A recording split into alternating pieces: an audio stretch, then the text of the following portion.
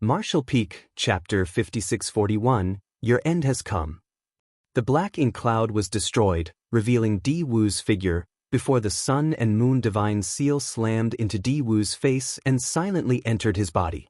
Di Wu instantly felt like he had been struck by lightning, and his body visibly shook. When the profound space-time strength exploded, it was like a million tiny millstones began grinding inside him, causing his pseudo-royal lord aura to weaken at breakneck speed. At the same time, Di Wu could feel his vitality rapidly draining away. The strange strength inside him felt like innumerable sharp daggers slicing into his 5 viscera and 6 organs. What is this divine ability? Di Wu was absolutely terrified. The newly formed Sun and Moon Divine Seal wasn't as imposing or overbearing as the Sun and Moon Divine Wheel, but it was far more deadly. After all, the seal was the result of Yang Kai's comprehension after balancing the Tao of time and Tao of space, so it was impossible for it not to have improved. The power of this new divine ability didn't disappoint Yang Kai. Di Wu's aura constantly weakening was the best evidence of its efficacy. At first, the ancestral land already had a trace of suppression on Di Wu's strength, and after being bathed in rich purifying light, Di Wu lost a huge amount of his strength, affecting his foundation. He was not a real royal lord, but a pseudo-royal lord that was created through the source fusion technique. Previously, at the No Return Pass, the royal lord had been struck by a similar blast of purifying light, and although he was injured seriously and had 10% of his heritage wiped away, his foundation remained stable. It was a different case for Di Wu because once his pseudo-royal lord foundation, which was already unstable, was affected, there was a huge possibility that he would fall back into the innate territory lord realm. He couldn't accept that, and the royal lord wouldn't forgive him if that happened. The Black Ink clan had paid an enormous price to create a pseudo-royal lord, which was why Di Wu chose to escape in the end. Unfortunately, Yang Kai had blocked his escape. Now that he was struck with the Sun and Moon Divine Seal, Di Wu's already weakened pseudo-royal lord foundation finally reached the point of rupturing. At that moment, dense and viscous black ink strength began pouring out of his body, but it wasn't by his own doing. Instead, it was a sign of his inability to control his own strength. Di Wu's expression became extremely pained.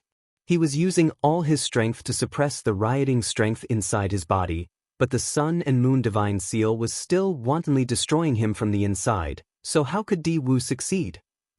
When Yang Kai noticed Di Wu's state, he was puzzled but didn't think too much of it. He summoned the Azure Dragon Spear again and stared coldly at Di Wu. "Sir Royal Lord, your end has come. Suffer death." Those words Di Wu had spoken before were returned to him. Who would have thought that their situations would make a complete turnaround after just a few days?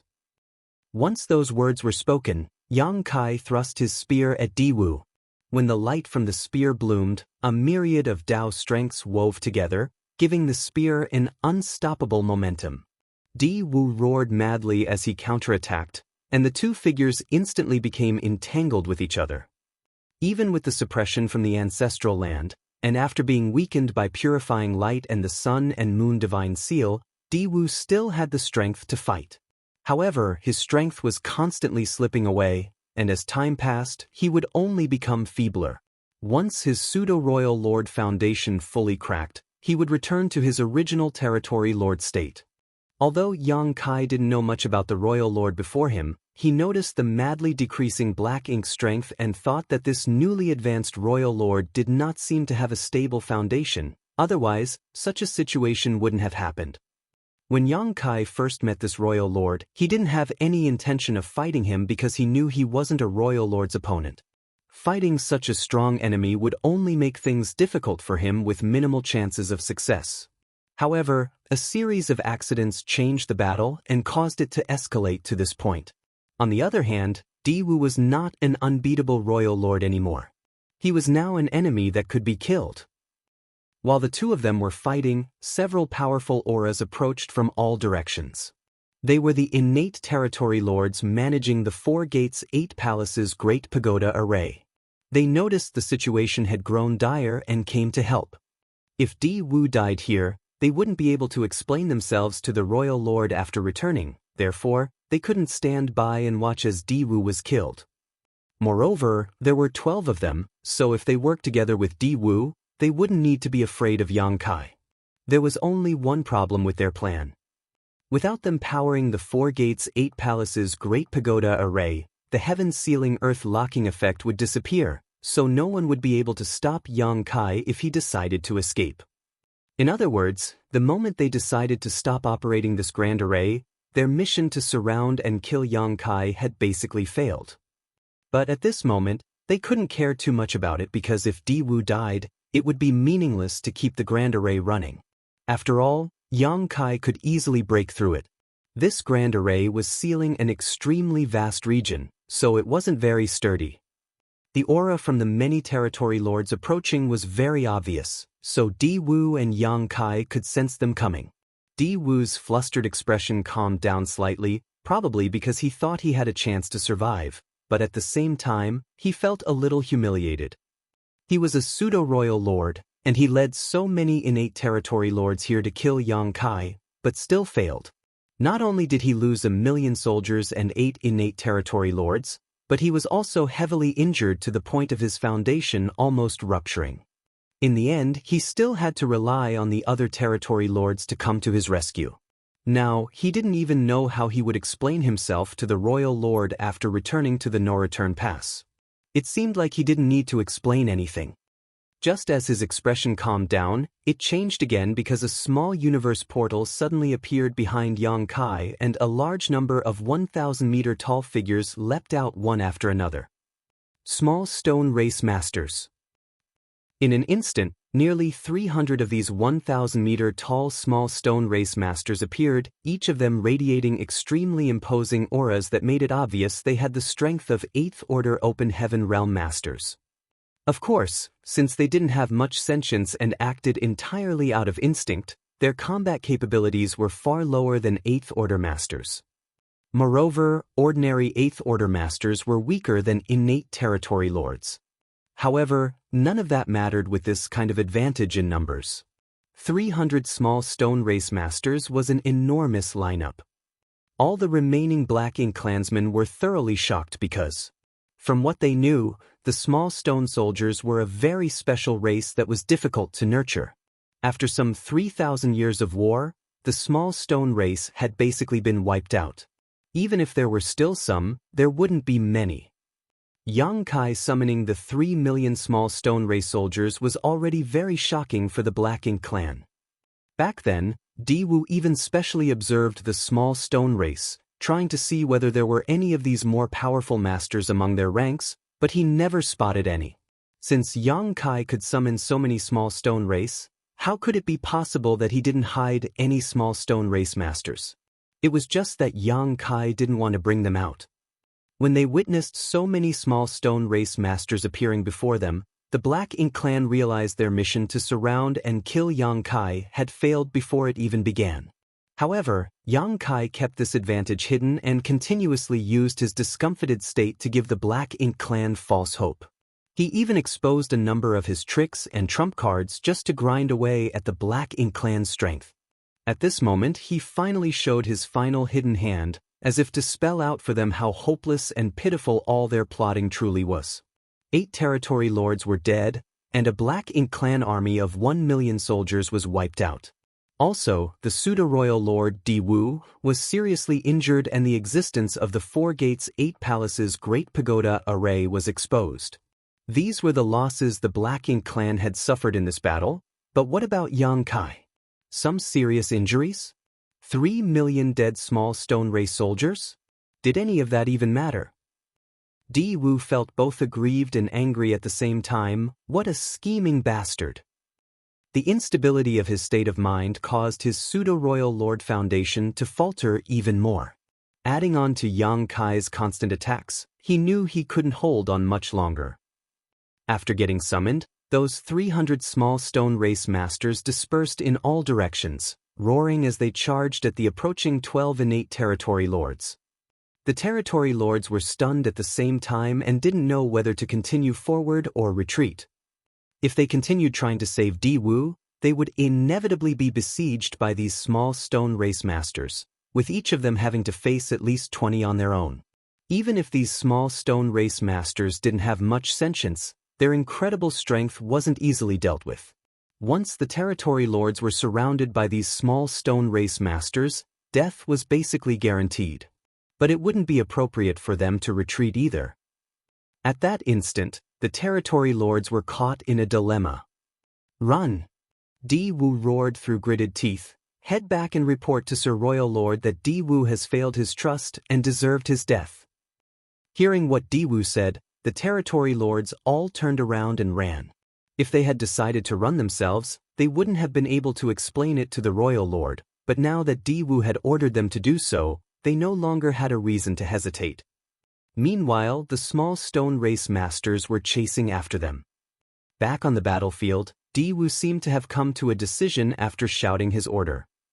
At first, he thought that though he was in a critical situation, he still stood a chance to escape, but after the appearance of those small stone race masters, that last hope was thoroughly destroyed.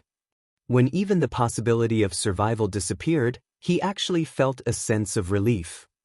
The surging black ink strength inside his body that he was trying hard to suppress was now free of restraints as he roared, "Yang Kai, so what if you win against me today? This universe belongs to the Black Ink clan." At that instant, black filled the sky as the dense and fierce black ink strength turned into a huge tornado that was madly spinning with Di Wu in the center. Yang Kai suddenly felt pressured.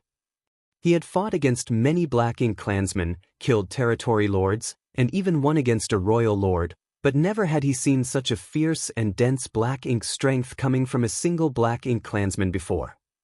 This isn't normal. At a glance, Yang Kai could see that Di Wu was about to suffer a fatal backlash from his own strength. The best choice now would be for him to escape the battlefield because it was impossible for Di Wu to maintain this state for long. However, Di Wu seemed to have noticed Yang Kai's plan. Since Di Wu had decided to use his death to show his loyalty and resolve, how could he let Yang Kai escape that easily? Since he had to die here, he would at least bring Yang Kai with him. Enough nonsense. Today either you die or I perish. Yang Kai roared while madly gathering the strength in his small universe before channeling it to his spear.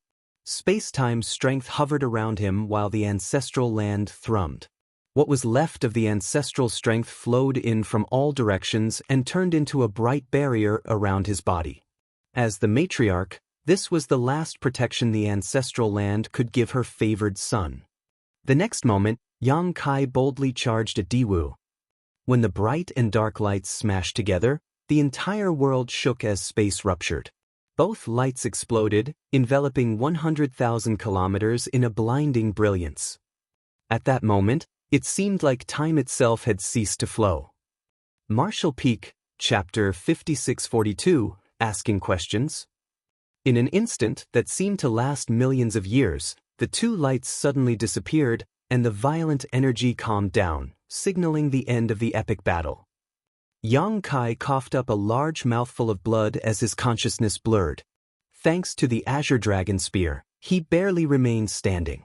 Despite doing his best to seal the gaping hole in his chest by tightening his muscles, the wound was reopened and blood was now pouring out. Not far before him, Di Wu was standing with his head held high, but his body was completely battered and full of wounds. Black ink strength would occasionally spurt from his wounds, but even that had lost the powerful momentum it used to have and seemed quite weak.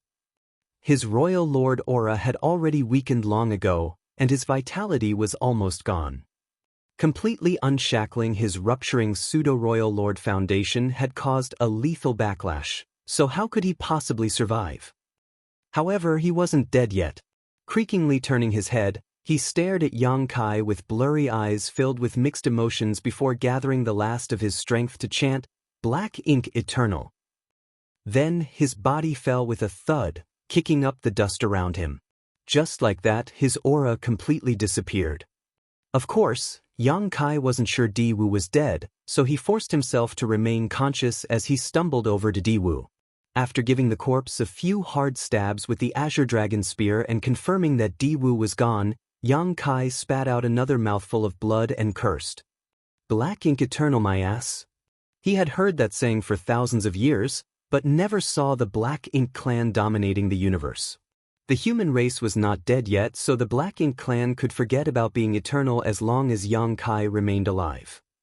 While supporting himself with the Azure Dragon Spear, Yang Kai slowly sat down on the ground, regulating his obviously disordered power and activating the power of his dragon vein to heal his injuries. His gaze was still slightly unfocused.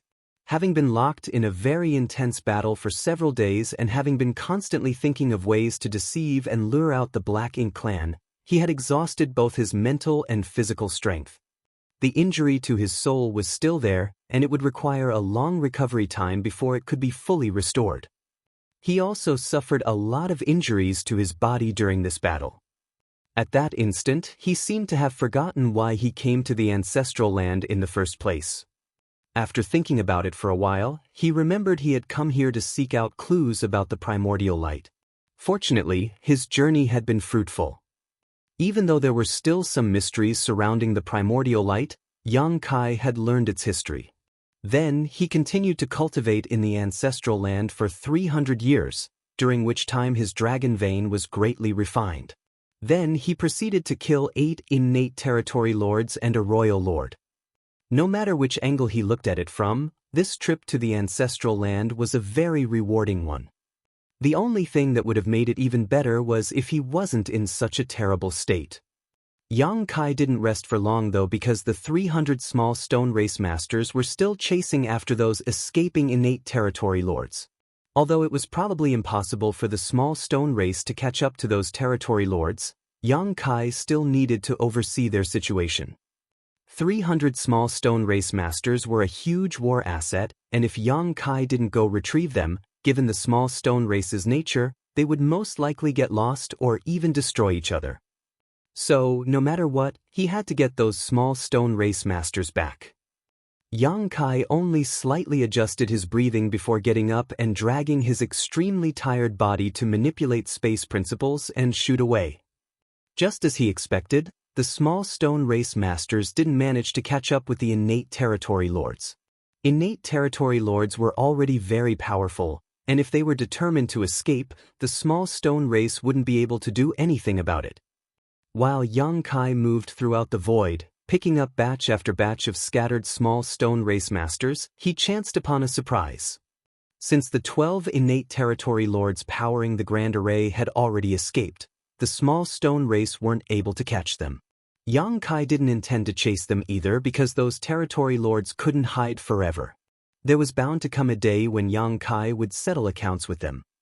On the other hand, the few 7th Order Black Ink disciples that came with the Black Ink clan weren't able to escape as quickly because their strength was far lower, therefore, they were still being chased by the small stone race masters. When Yang Kai arrived at the scene, those 7th Order Black Ink disciples were badly beaten up. If Yang Kai had come any later, the small stone race would have killed them. The moment those Black Ink disciples saw Yang Kai, they began calling for help as if they saw their savior. To the Black Ink clan, Black Ink disciples would forever be slaves, but there were also times when the Black Ink clan needed these Black Ink disciples to do something for them that they weren't capable of. Therefore, they wouldn't kill Black Ink disciples at will. To the humans, if they encountered Black Ink disciples, those capable of taking them on would do their best to capture them alive rather than kill them. That was because the humans now had a method to save these Black Ink disciples. In other words, Black Ink disciples could survive among both races. The 7th Order Black Ink disciples could not escape from the small stone race master's pursuit, but there was little they could do other than go all out, as their loyalty was currently to the Black Ink clan. Yang Kai naturally didn't make things difficult for them and summoned the great sun and moon marks to retrieve the small stone race masters. After that, he used purifying light to dispel the Black Ink strength from within those Black Ink disciples. Without Black Ink strength affecting their minds, the Black Ink disciples regained their true nature and hung their heads in shame. The leader among the 7th Order Black Ink disciples, the old man, cupped his fist at Yang Kai while sweating. This old man and his companions have committed a great crime. Please punish us, sir. Every Black Ink disciple who was freed from the influence of Black Ink strength would have such thoughts. When they recalled their actions while being Black Ink disciples, It all seemed like a nightmare that they couldn't understand or accept. With a wave of his hand, Xianxia assured them, "You didn't act willingly, so you don't have to blame yourselves. If you still feel ashamed, return to the battlefield and kill more enemies." The several Seventh Order Open Heaven Masters nodded and agreed. "Wait for me at the border of the ancestral land. I have some questions I want to ask you," Xianxia ordered. The old man replied, "Yes, sir." After saying that, the Seventh Order Masters shot towards the ancestral land while Xianxia continued searching for the small stone race masters. Xianxia spent more than 10 days scouring the entire shattered heaven but still couldn't find all the small stone race masters he summoned, but in the end, he did a count and found that about 10 were missing. He had no idea whether the innate territory lords killed them or if they had simply gotten lost. That was a regretful discovery because each small stone race master was equivalent to an 8th Order Open Heaven Realm Master. It was a pity to lose 10 of them. But Xianxia could do nothing about it because that was how the small stone race was. They had simple sentience and acted according to their instincts. Xianxia didn't have any other choice but to summon those small stone race masters before he could tame or refine them because he needed them to block the incoming innate territory lords. In conclusion, if he hadn't gone to visit Big Brother Huang and Big Sister Lan and gotten so many small stone race soldiers before coming here, he would have been in a dangerous situation. When Xianxia returned to the ancestral land, his face still looked pale and the throbbing pain in his soul was still evident. The several Seventh Order Open Heaven Realm Masters were waiting for him and came over as soon as they sensed his return. Raising his hand, Xianxia skipped the formalities with them and got straight to the point. "Have you all been staying at the no-return pass?" The eldest Seventh Order Master, the old man, nodded. "Yes. We all had some talent in the Tao of Spirit Arrays, so we were specially sent to the no-return pass after being corrupted. The Black Ink clan there seemed to be particularly interested in humans like us." After a short pause, the old man elaborated shamefully, "The heaven-sealing earth-locking 4 gates 8 palaces Great Pagoda Array was also created by us. After Sir made a name for yourself on the profound Nether Territory battlefield back then, the Royal Lord ordered us to come up with a heaven-sealing earth-locking grand array that could be used to deal with you.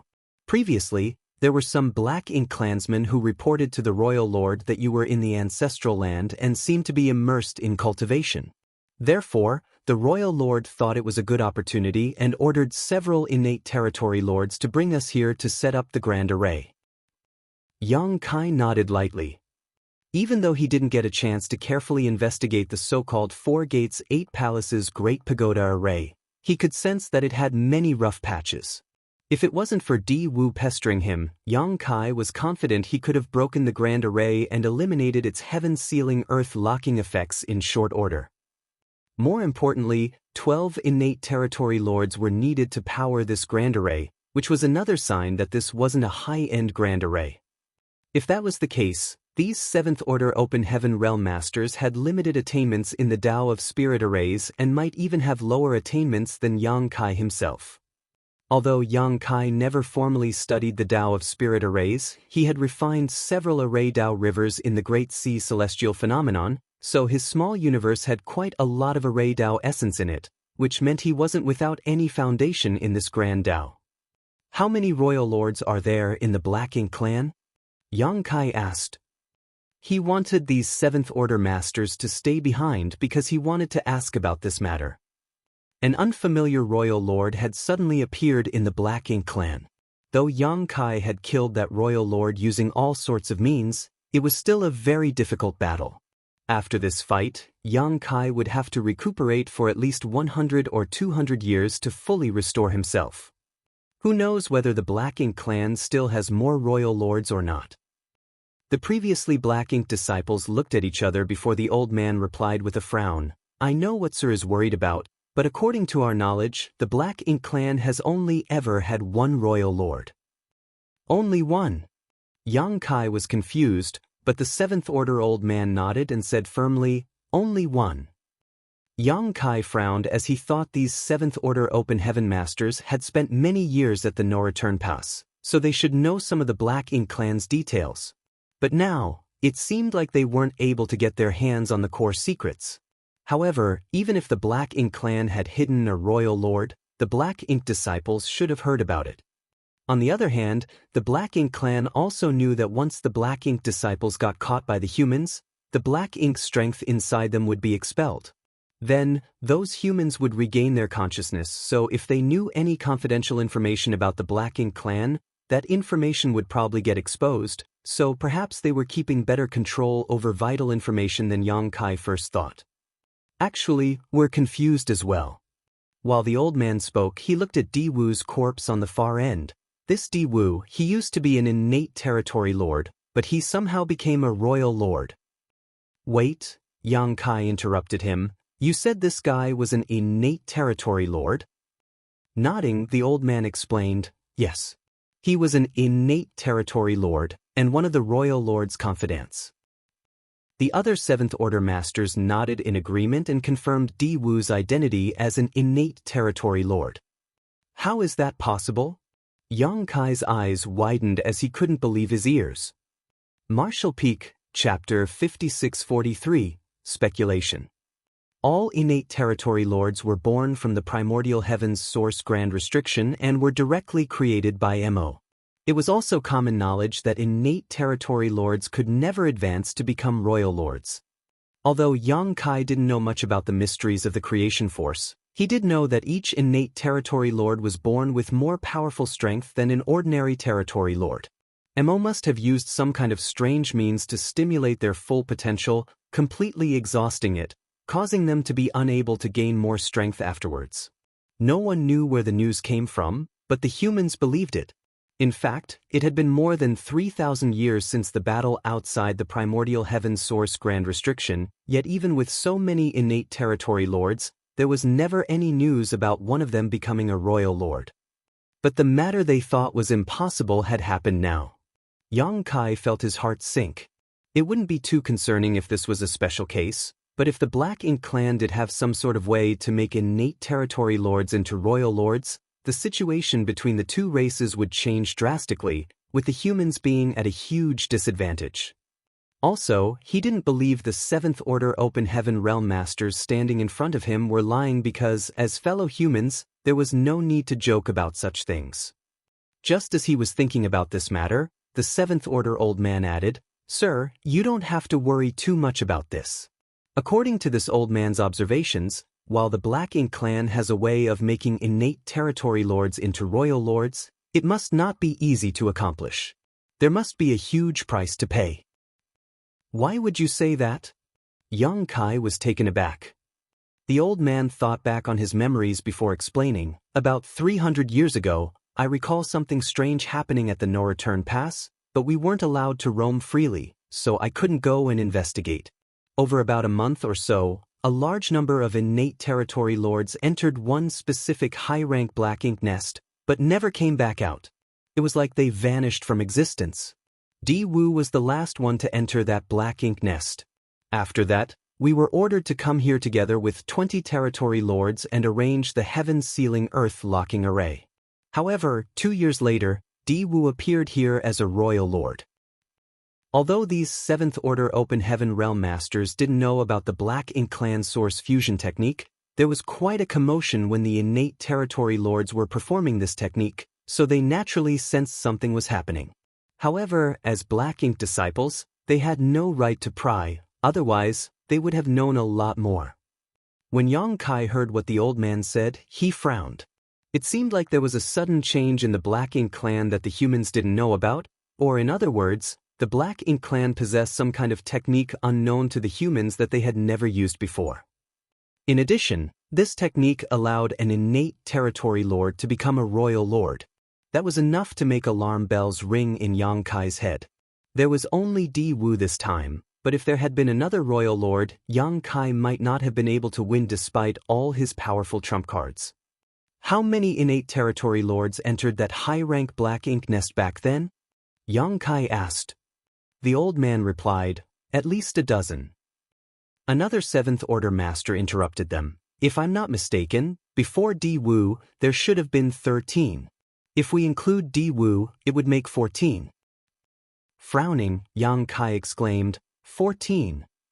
Calming down, Yang Kai began thinking about the situation more carefully.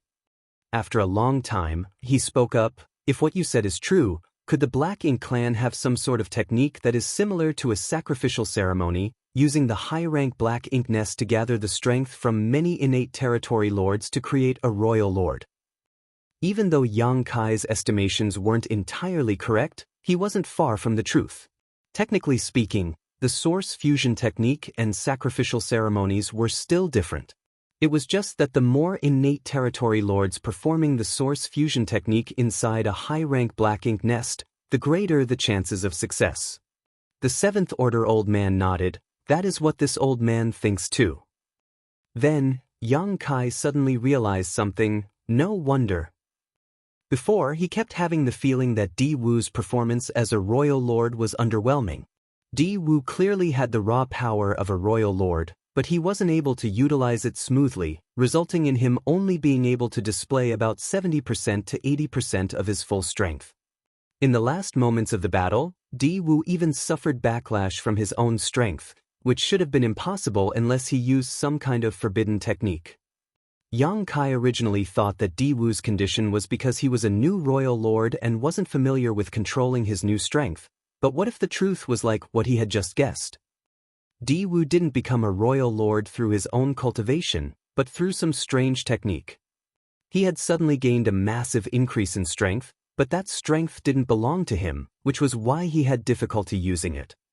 If that were true, the situation might not be as bad as Yang Kai feared. Though it wasn't clear whether sacrificing 14 territory lords to create a royal lord like Di Wu was a loss or gain for the Black Ink clan, it did give hope to the Black Ink clan in killing him while he was cultivating in the ancestral land. That was why the royal lord decided to use this hidden technique. If the Black Ink clan could kill Yang Kai, that sacrifice would be worth it. Sending out one royal lord, 20 territory lords, a few Black Ink disciples, and a 1,000,000-soldier Black Ink clan army clearly showed how determined the Black Ink clan was, but how could they have expected that Yang Kai alone could force the Black Ink clan to abandon everything and flee? Also, even the new royal lord, Di Wu, had also lost his life in the Divine Spirit ancestral land. The Black Ink clan had a lot of innate territory lords at the start of the war, but there wouldn't be many of them left now. Innate territory lords were very powerful, and ordinary Eighth Order masters couldn't easily deal with them. Therefore, the utility of a dozen or so innate territory lords on the battlefield was definitely higher than one defective royal lord. While thinking so, Yang Kai felt more relieved. Even if the Black Ink clan used that technique to make another royal lord, it wouldn't affect the overall situation too much. At the very least, it wouldn't reach the point of suppressing the humans. Then, Yang Kai suddenly thought of something and said, "This matter is quite important, so I need you all to head over to the Supreme Headquarters and provide them with a full report." Even though this matter didn't change the overall situation much, the humans still had to take precautions. What if a few royal lords suddenly appeared on one of the battlefields? If that happened, the humans would definitely suffer a huge loss. Therefore, it was necessary to report this matter to the Supreme Headquarters as soon as possible. "We would be glad to do so." The Seventh Order old man cupped his fist and moved to leave. "Wait, there's no hurry to leave." Yang Kai stopped them. "It's a long journey there, and there will be dangers along the way. Although the two races are still abiding by the peace agreement, there's no telling whether the Black Ink clan will make a move after this incident. If they do decide to break the treaty, there would be nothing restricting them. I'll give you all a small stone race master each so that you can refine them and use them for protection." While saying so, he waved his hand and summoned a few small stone race masters. Since the great sun and moon marks were inhibiting them, the few small stone race masters remained docile for the moment. The Seventh Order Open Heaven Realm masters were ecstatic and thanked Yang Kai. Then, they each found one small stone race master and began taming them. With these small stone race masters protecting them, they wouldn't be vulnerable even if they encountered a couple of territory lords. Actually, Yang Kai could personally make the trip to the Supreme Headquarters and bring the Seventh Order masters with him, but his injuries hadn't recovered yet, therefore he had to treat them immediately. Moreover, he suffered a huge loss after being ambushed by the Black Ink clan, so how could he be willing to let this matter slide? Even though the Black Ink clan suffered a huge loss in the end, that was because Yang Kai had many trump cards. If Yang Kai was unlucky this time, he might already be dead. Since the Black Ink clan dared to offend him, they should be ready for his retaliation. While the 7th Order Open Heaven Realm Masters tamed the small stone race masters, Yang Kai adjusted his breathing and began healing his injuries. After the battle, the ancestral land had returned to its former peaceful state. However, Yang Kai could sense that the heritage accumulated by the ancestral land over many millennia was almost depleted because of him.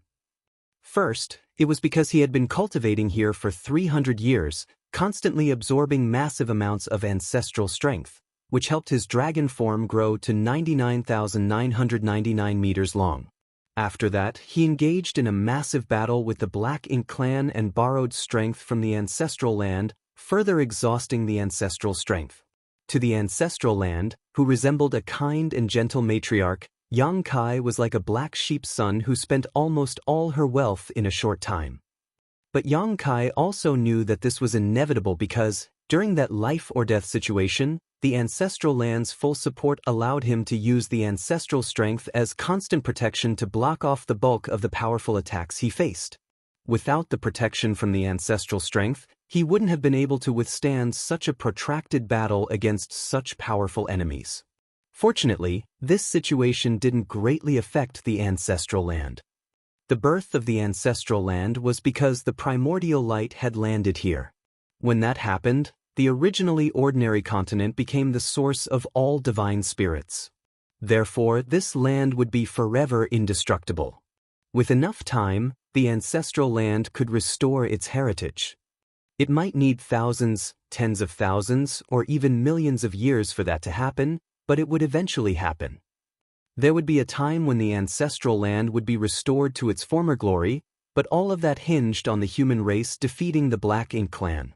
If the humans failed, the ancestral land would no longer exist.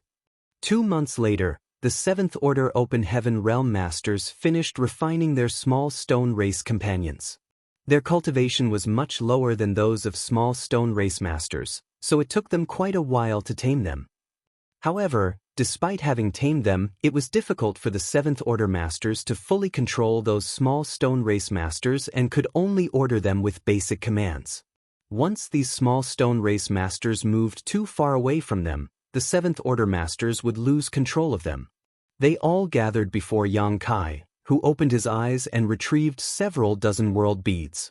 These world beads were made by Yang Kai sacrificing small parts of his small universe to refine. Although it affected him somewhat, the damage wasn't too substantial. Moreover, with the World Tree clone assisting him, the damage would gradually be repaired. After giving those world beads to the 7th Order Masters, he exhorted, "Every bead contains a sealed world with 4 1,000-meter tall small stone race masters and 500,000 small stone race soldiers." The 7th Order Masters drew in a sharp breath after hearing this. It didn't matter if it was 1 or 2 beads containing such an army, as they had already witnessed Yang Kai summoning some 300 small stone race masters earlier while operating the Grand Array. The point was that every bead also included 500,000 small stone race soldiers. That number was terrifying because Yang Kai had given them about 50 world beads. Wouldn't that mean there were 25 million small stone race soldiers? That was a huge force. And if they introduced all of them to the various Great Territory battlefields, it could shift the balance between the humans and Black Ink clan.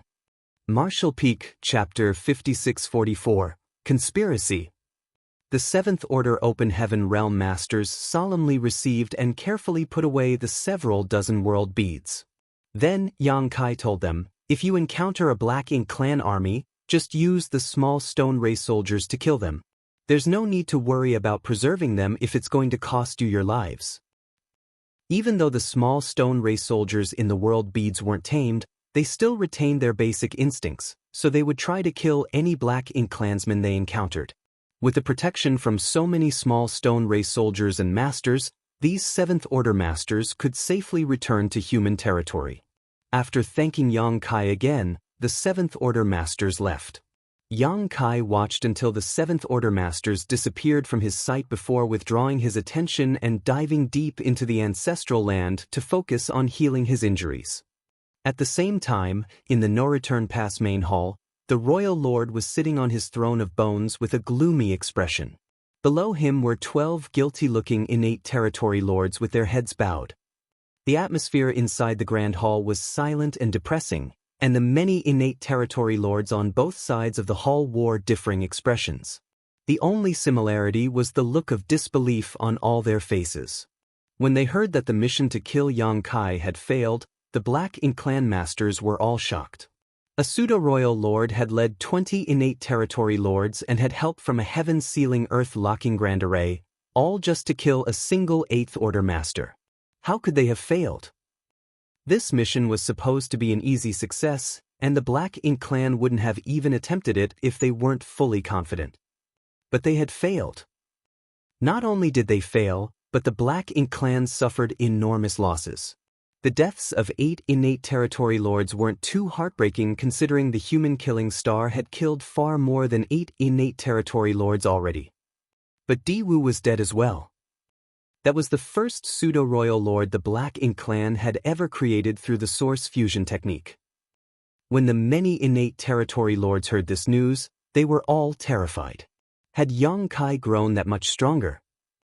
At that moment, the territory lords were worried as they wondered if even a pseudo-royal lord wasn't enough to deal with Yang Kai anymore. If that was true, did it mean that the royal lord would have to take action personally for there to even be a chance at success? The depressing atmosphere was like an approaching storm, causing the territory lords to feel suffocated. Meanwhile, the silent glare from the royal lord on his throne made the few territory lords below feel like they were sitting on pins and needles. "Waste, all of you!" the royal lord roared. "Diwu, that stupid piece of shit. I trusted him so much, yet he went and got himself killed by an Eighth Order human. How could he be so useless?" In the meantime, the territory lords maintained their silence because they didn't dare to interrupt while the royal lord was raging. Above them, the royal lord had risen to his feet and continuously cursed and reprimanded the 12 territory lords that had just returned and the dead Diwu. His aggressive aura was like a huge mountain pressing down on the territory lords to the point that they couldn't breathe. Only after a long tirade did the royal lord calm down and through gritted teeth snarl, "Report every detail of what had happened to me." Even though it pained him to suffer such a huge loss, and he hated Diwu for being useless, this incident had already happened. At the very least, he should know what went wrong during this plan and how Yang Kai, a mere Eighth Order master, was able to kill a pseudo-royal lord. Immediately, the 12 territory lords began talking one after another as they told the royal lord what happened after Diwu arrived at the ancestral land. Of course, they skipped over the 300 years they were waiting for Yang Kai to come out because nothing worth mentioning happened during that time. When the territory lords on both sides of the Grand Hall heard that Yang Kai could now use his mysterious soul secret technique to hit 5 targets, and even kill 4 territory lords in rapid succession while being trapped inside the Grand Array, their expressions immediately changed. It seems like the killing star's strength has indeed grown. He wasn't capable of this 2,000 years ago. Meanwhile, the royal lord could roughly guess the rest of the story after hearing that Yang Kai summoned a massive batch of small stone race soldiers. Back when Yang Kai came to the no-return pass, he had also summoned a large small stone race army to deal with him. Diwu should also have known about this, but this was the first time the Black Ink clan learned that even after those small stone race soldiers died, they could still be used by Yang Kai. As a result, all the surviving Black Ink clansmen, including Diwu, were enveloped in an intense burst of purifying light that dramatically diminished their strength. The Black Ink clan fell into an irreversible disadvantage in the battle after that. After listening to the full story, the royal lord's expression was dark as a storm cloud, while the uninvolved territory lords felt slightly relieved. The territory lords thought that Yang Kai was now strong enough to kill a pseudo-royal lord, but now it seemed like the main reason Diwu failed was that Yang Kai had many coincidental advantages on his side, especially when it came to the battlefield. The divine spirit ancestral land could suppress the Black Ink clan's strength and even offered its strength and protection to Yang Kai. Such a situation greatly reduced the difference in strength between the two sides. In addition, Yang Kai was a scheming fellow who used purifying light to weaken the Black Ink clan masters and deal a crippling blow to Diwu. Now it seemed like though Yang Kai was strong, he still had obvious limits.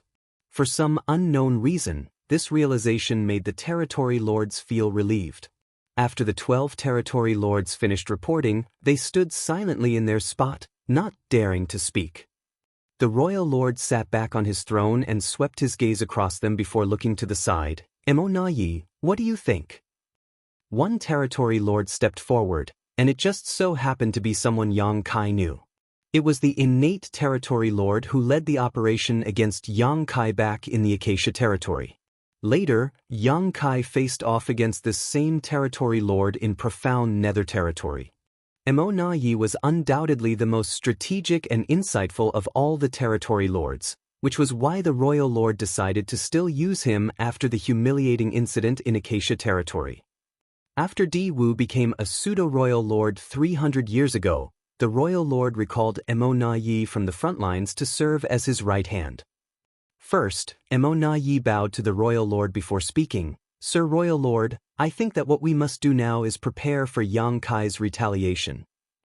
The royal lord frowned. "You think that fellow would come to the no-return pass and try to raise chaos?" Mo Na Yi nodded heavily. "He definitely will. Although I haven't encountered him many times, everything I have observed and learned of him indicates that he is not one to simply suffer a loss. The Black Ink clan planned to deal with him in the divine spirit ancestral land while the agreement between our two races was still in effect, so he definitely won't let this matter slide.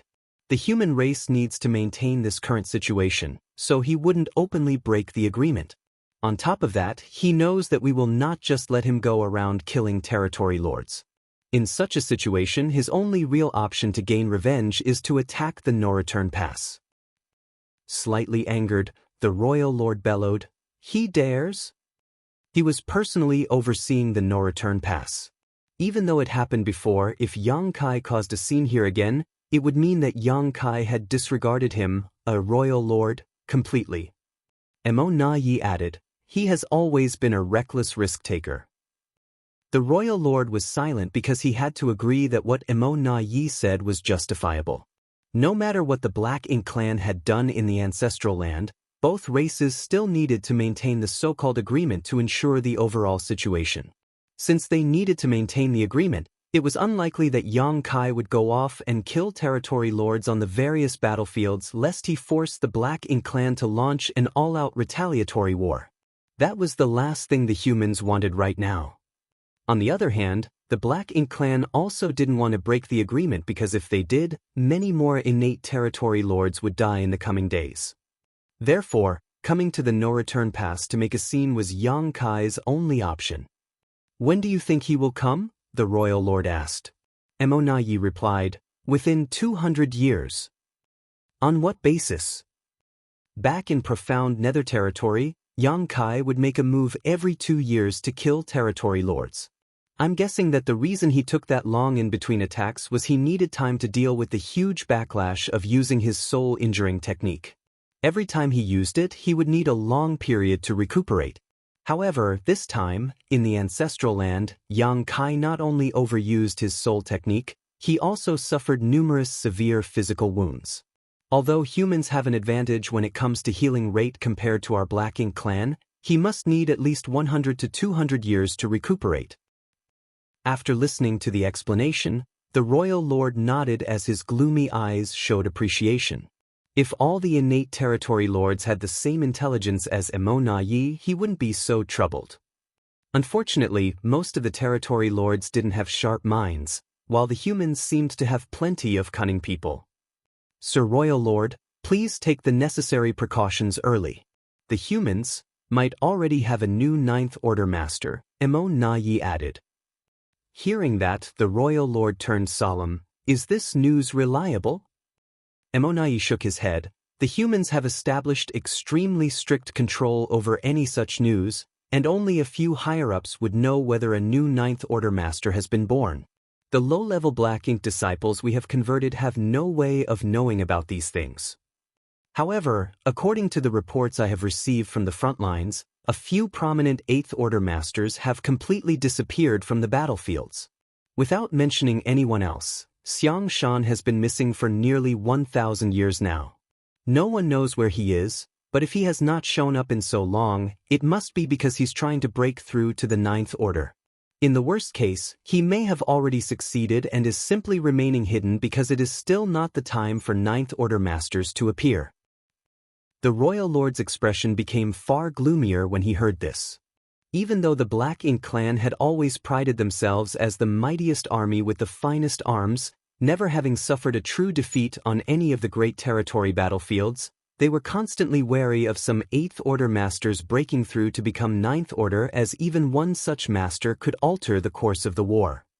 Among those humans, the one they were most wary of was Xianxia. Even their worries about Yang Kai were dwarfed in comparison. After all, Yang Kai's limit was the 8th Order Open Heaven realm. Yang Kai was destined to come to the No Return Pass and cause a ruckus, and Yi just happened to mention a possible new 9th Order master. All of that made the Royal Lord think about a lot of things. Many years ago, Yang Kai had come to the No Return Pass alone, and though the Black Ink clan injured and repelled him, he still managed to kill a number of territory lords and destroy several high-rank Black Ink nests, which made the Royal Lord fly into a rage. In fact, the Royal Lord was still secretly frustrated about this incident even after so many years. 2,000 years later, Yang Kai had definitely become much stronger than before, and even managed to kill a pseudo-royal lord while borrowing some external aids. Yang Kai alone would be tricky to deal with, but if a new 9th Order master came along with him, how could the No Return Pass stop them? If the Black Ink clan lost a few more Black Ink nests, they would quickly find themselves at a huge disadvantage. The Royal Lord soon realized that he alone was not enough. He needed a helping hand. Di Wu was a good adjutant, one who was loyal and listened to orders, but unfortunately a dead helper was worthless. The Royal Lord slowly turned to look at Yi before gazing at the 12 territory lords that returned from the ancestral lord before making up his mind. All of you, go and perform the source fusion. The 12 territory lords all showed shocked expressions. They didn't escape all the way back to be source fusioned into a Black Ink nest. Meanwhile, Yi lowered his head as his lips undetectably curled into a slight smile. All according to plan. Martial Peak, Chapter 5645, Returning to the Barren Territory. Once bitten, twice shy. Yang Kai had already caused a huge scene in the No Return Pass once. Thus, the Royal Lord would definitely be worried about Yang Kai coming back. He would not be able to protect the numerous Black Ink nests in the No Return Pass on his own. This was not a solo life-and-death battle. Considering the strength of a Royal Lord, he was naturally not afraid of an 8th Order master, even if that 8th Order master had killed a pseudo-Royal Lord. However, if Yang Kai really appeared at the No Return Pass, then his purpose would not be to fight with the Royal Lord nor the Territory Lords, but to destroy high-rank Black Ink nests. High-rank nests were the root of the Black Ink clan right now. The Black Ink clan army was created through the various Black Ink nests, and all mid- and low-rank nests shared an intrinsic link to the high-rank Black Ink nest which spawned them. The source fusion technique also required a high-rank Black Ink nest to be sacrificed. Once the high-rank Black Ink nests were all gone, the Black Ink clan would not be able to replenish their numbers and would not be able to grow stronger. Eventually, they would die out. Thus, even if the Royal Lord was strong, if Yang Kai avoided fighting him and instead targeted the Black Ink nests, it would be impossible to stop him on his own. It wasn't just that though, there was also a possible new 9th Order Open Heaven Realm Master the Royal Lord needed to be wary of. Therefore, he needed assistance. He could not count on the innate territory lords and could only hope for help from a pseudo-Royal Lord. However, in all these years, the Black Ink clan had only ever created a single pseudo-Royal Lord, Di Wu. Which innate territory lord did not aspire to become a pseudo-Royal Lord. In the anticipated final confrontation, the role innate territory lords could play would diminish significantly. Perhaps they would one day encounter a Ninth Order Open Heaven Realm Master and be killed by them. Mo Na Yi also wanted to become a pseudo-royal lord, but he was not one of the royal lord's favorites. How could he receive such benefits for no rhyme or reason? If he had such an opportunity, then it would have been him and not Di Wu who was selected in the first place. Now, he had an opportunity. The other territory lords were still shocked by Yang Kai's terrifying powers, which highlighted Di Wu's incompetence. They were all intimidated by the royal lord's anger. However, through this crisis, Mo Na Yi was able to spot a light. The 12 territory lords who had escaped were how he could potentially make a breakthrough. These 12 territory lords were now considered to be guilty of serious crimes. If nothing was done, they would probably be sent to the 6 great territory battlefields by the royal lord to fight against the 8th Order humans for an extended time as punishment for their crimes. However, this was not what Mo Na Yi wanted to see. With just a few words, he was able to influence the royal lord's decision on the fate of these 12 territory lords.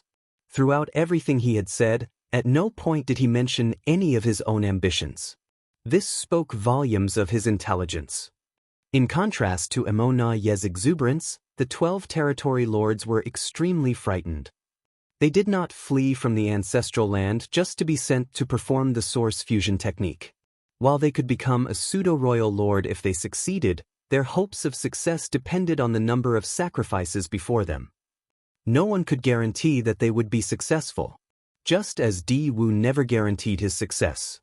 Di Wu simply had better luck, and the accumulation from the source fusion technique was sufficient by the time it was his turn. However, the royal lord had already given the order, so they could not refuse. Don't say this king isn't giving you a chance. All of you enter the black ink nest together. Who succeeds or fails will depend on your own abilities, the royal lord said indifferently. The 12 territory lords all replied bitterly, yes. The last time the source fusion technique was performed, their 13 territory lords were sacrificed in a row before Di Wu succeeded. This time when all 12 of them entered the black ink nest together, if one territory lord had enough luck, he might be able to succeed. At least, this was better than having no hope at all. The 12 territory lords left the Grand Hall together and found a high-rank black ink nest and entered it. Soon, many auras merged and a lot of commotion came from within the black ink nest. Half a day later, the auras began to disappear one by one until finally, 22 days later, the last one faded away. Many territory lords in the Grand Hall now appeared excited. If the 12 territory lords were all sacrificed, then the chances of success for the next one who entered would increase significantly. However, the territory lords knew that this opportunity would not be given to them. Many pairs of eyes looked towards Mo Na Yi, who had gained the royal lord's favor. It was most likely that the royal lord would choose him. As expected, the royal lord turned his head towards him and said, Mo Na Yi. Mo Na Yi stepped forward as he suppressed the excitement within him and replied calmly, Sir. If you were to perform the source fusion technique next, what do you think are your chances of success? Mo Na Yi pretended to ponder for a moment and then replied, 70%. The royal lord frowned slightly. Although 70% was fairly good, there were still some risks. Such a wise and resourceful territory lord like Mo Na Yi was incredibly rare. It would be a pity if he died trying to execute the source fusion technique. As such, the royal lord called out, Who is willing to perform the source fusion technique? As soon as he said that, a group of territory lords became excited and all of their eyes lit up and were about to answer, but Mo Na Yi did not give them a chance as he quickly cupped his fist and said, Sir Royal Lord, please allow me to try. The royal lord frowned and said, But there is still some risk. If you die from the source fusion technique. Mo Na Yi interrupted the royal lord and quickly said, If I am too afraid to try when I have a 70% chance, then what use could I possibly be to Sir Royal Lord in the future? Even if I were to fail, I can still lay the foundation for my other comrades to succeed, so I will die with no regrets. Sir, please give me a chance. This was a tactful statement. Originally, the other territory lords were upset with Mo Na Yi for not letting them speak out. However, after hearing this and seeing Emo Ye's sincerity, their resentment quickly dissipated. They now felt that Emo Ye's dedication to the Black Ink clan's great cause was both respectable and admirable. "Please allow me, sir," Emo Ye pleaded again. He would not give up this opportunity to the other territory lords no matter what happened. After all, he had meticulously planned for this moment.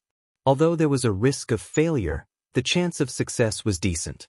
If the other territory lords managed to grab this opportunity, then it would be a case of desperate to cry but unable to shed any tears.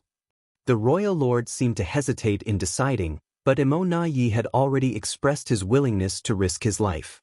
If the royal lord still refused now, then he would seem very biased against Emo Ye. He had no choice but to nod and agree. "In that case, go ahead." Emo Ye's eyes lit up with joy. "Many thanks, sir." He turned around immediately, walked out of the grand hall and entered the high-rank Black Ink nest. His aura began to fluctuate. The divine spirit ancestral land remained undisturbed for nearly 100 years before a figure finally emerged from its depths. It was Xianxia. After 100 years of recuperating, his wounds had now completely healed. With the soul-warming lotus, even the most serious injuries to his soul could be restored, though this time it had taken quite a bit longer as the damage resulting from using 5 soul-rending thorns at once had been quite serious. Xianxia was not only healing during the past 100 years though. He had also been reviewing his new comprehension of the grand Daos of time and space, which he benefited a lot from. If he performed the Sun and Moon Divine Seal again right now, it would be much more powerful than his previous attempt. Although he was here for more than 100 years, Xianxia quickly realized that the ancestral land situation had not changed much and its ancestral strength was still very weak. In such an environment, even if a divine spirit was cultivating in the ancestral land, they would not benefit much. It would take a long time for this world to fully recover. Xianxia bowed and gave a respectful salute to this world. If the ancestral land really had a will, then it must be able to feel his heartfelt gratitude. He then straightened up and took off into the sky. Xianxia left the ancestral land, traveled across the divine ability sea, passed through the shattered heaven, entered a territory gate, and arrived at the barren territory. He did not come here to enter the no-return pass from the barren territory though. Although this route was the fastest, it was also the most dangerous. The no-return pass was now in the hands of the Black Ink clan, and not only was there a royal lord stationed there was also a large number of territory lords.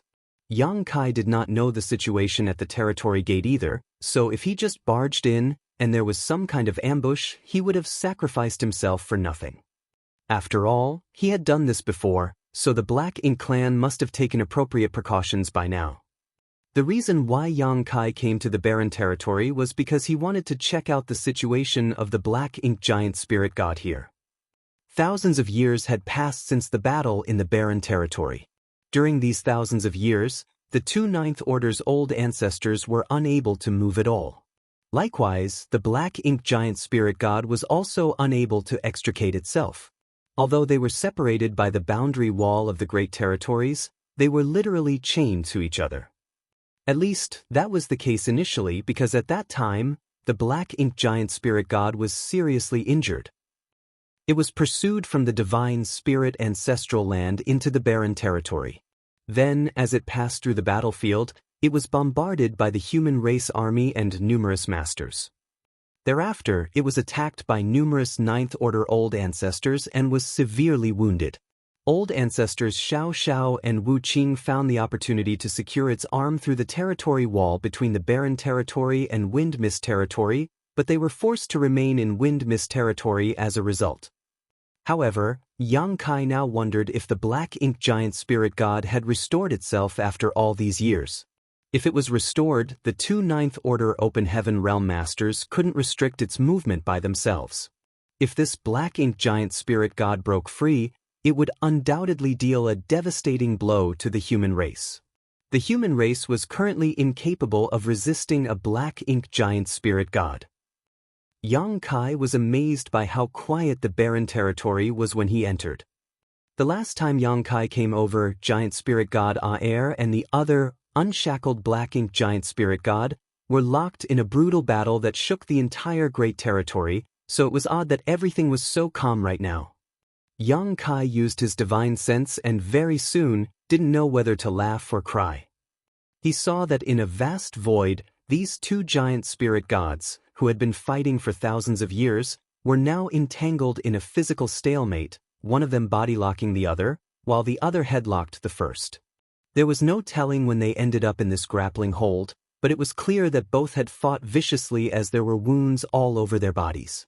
There were even big chunks of their flesh drifting about, looking like asteroids in the void.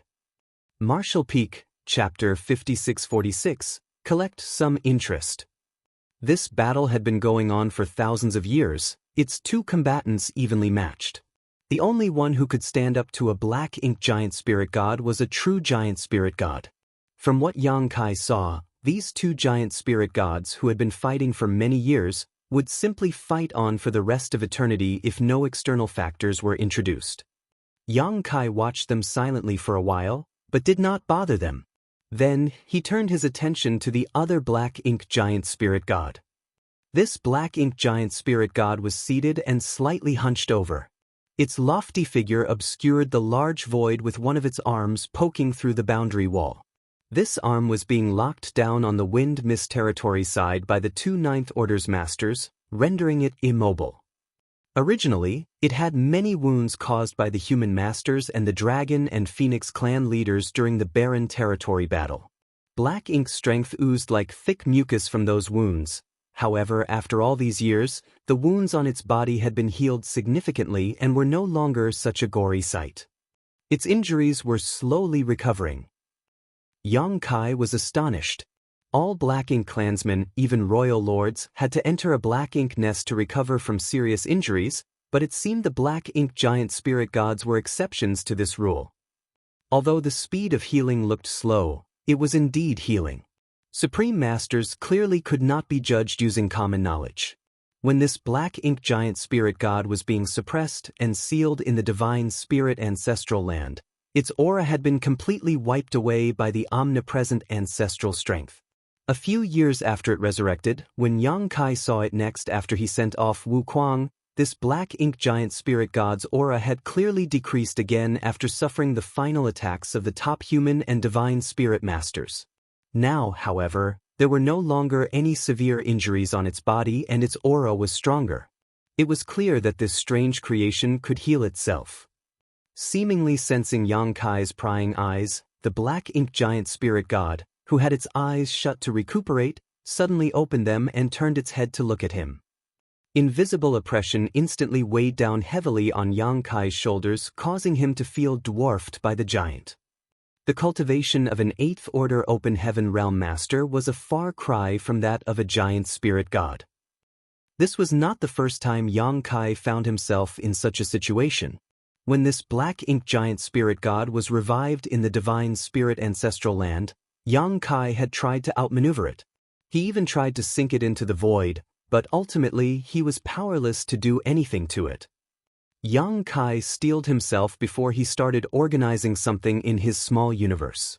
In the distant void, the black ink giant spirit god seemed to snicker lightly before it stopped paying attention to him. To it, this insect was no more dangerous than a common fly. There was no need to pay any attention to it. What was an Eighth Order master? It did not even bat an eyelid about Ninth Order old ancestors and could only be restrained by 20 such masters. Yang Kai slowly closed his eyes. Moments later, they opened again and he shouted loudly, "Greetings, old ancestors." His voice reached old ancestor Xiao and Wu Qing, who were sitting in Wind Mist Territory, the arm of the black ink giant spirit god trapped between them like a wall.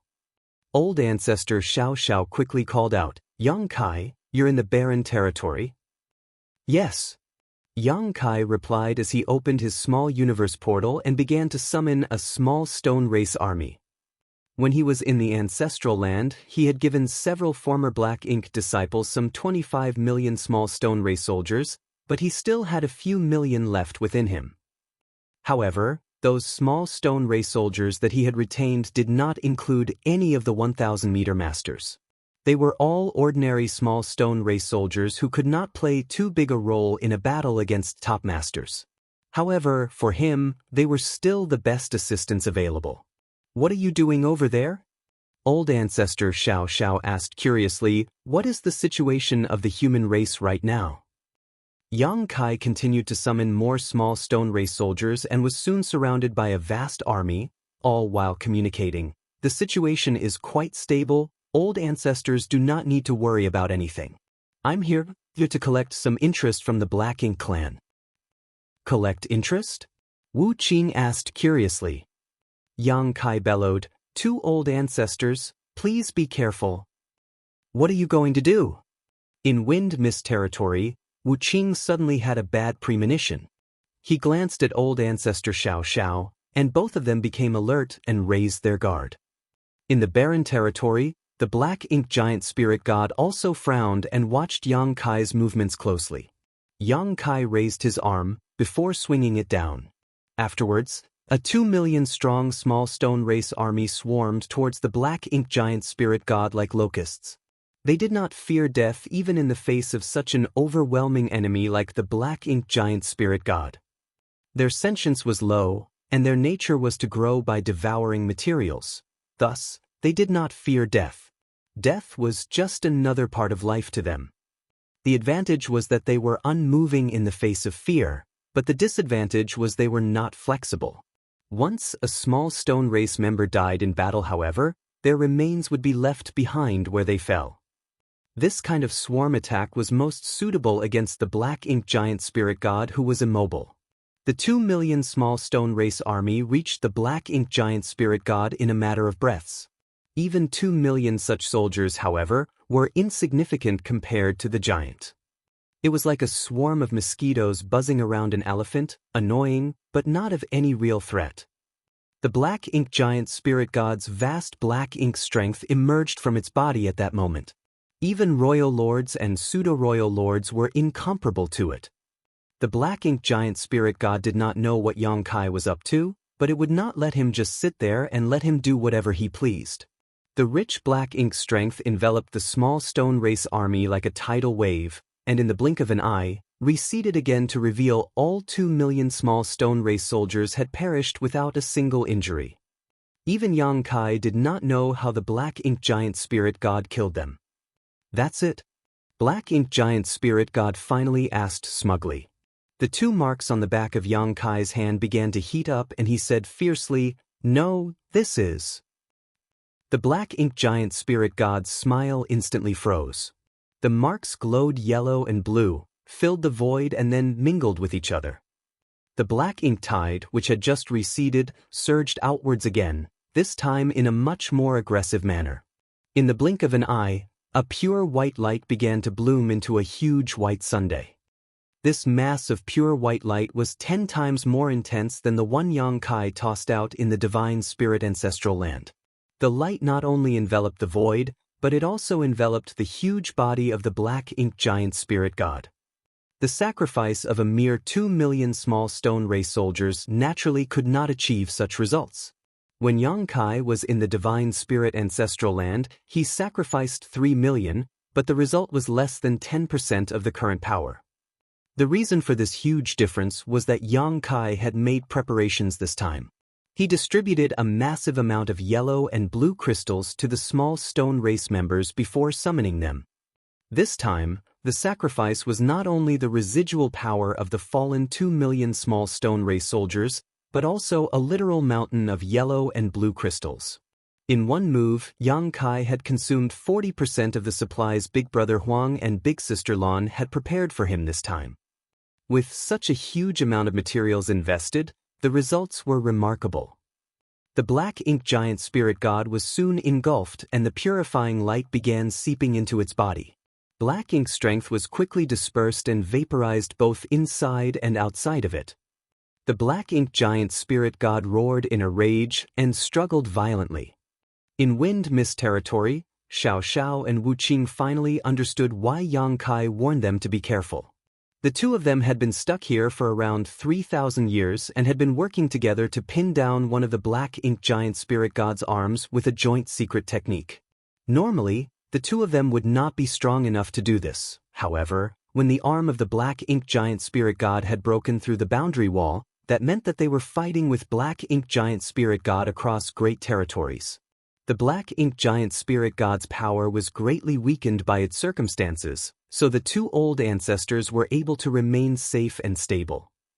However, at this moment, the Black Ink Giant Spirit God began to struggle madly as it was suffering in agony due to the purifying light.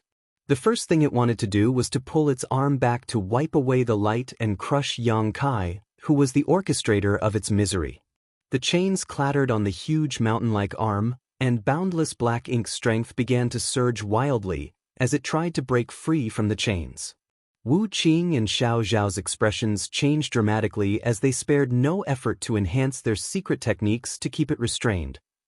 Over these years, the two old ancestors had constantly been reinforcing their secret technique, otherwise, the Black Ink Giant Spirit God could have broken out of it long ago. Even so, the two were under a lot of pressure to ensure that the Black Ink Giant Spirit God did not escape, so they were now surprised and relieved by what Yang Kai was doing. They were surprised at how Yang Kai was able to cause the Black Ink Giant Spirit God so much agony, while they were relieved that the new generation of humans was so talented that an 8th Order Junior had the means to hurt a Black Ink Giant Spirit God to such an extent. The pure white star exploded after a dozen breaths of time before it slowly dissipated. To old ancestors Xiao Xiao and Wu Qing, it seemed like they had spent thousands of years engaged in a brutal battle. When everything calmed down, the two looked at each other and each saw the sweat and fear on the other's forehead when they realized part of the chains had broken into countless pieces. They panicked and quickly rushed to repair them. Of course, they knew that if Black Ink Giant Spirit God really wanted to get out of this trap, it could do so at any moment by sacrificing its arm.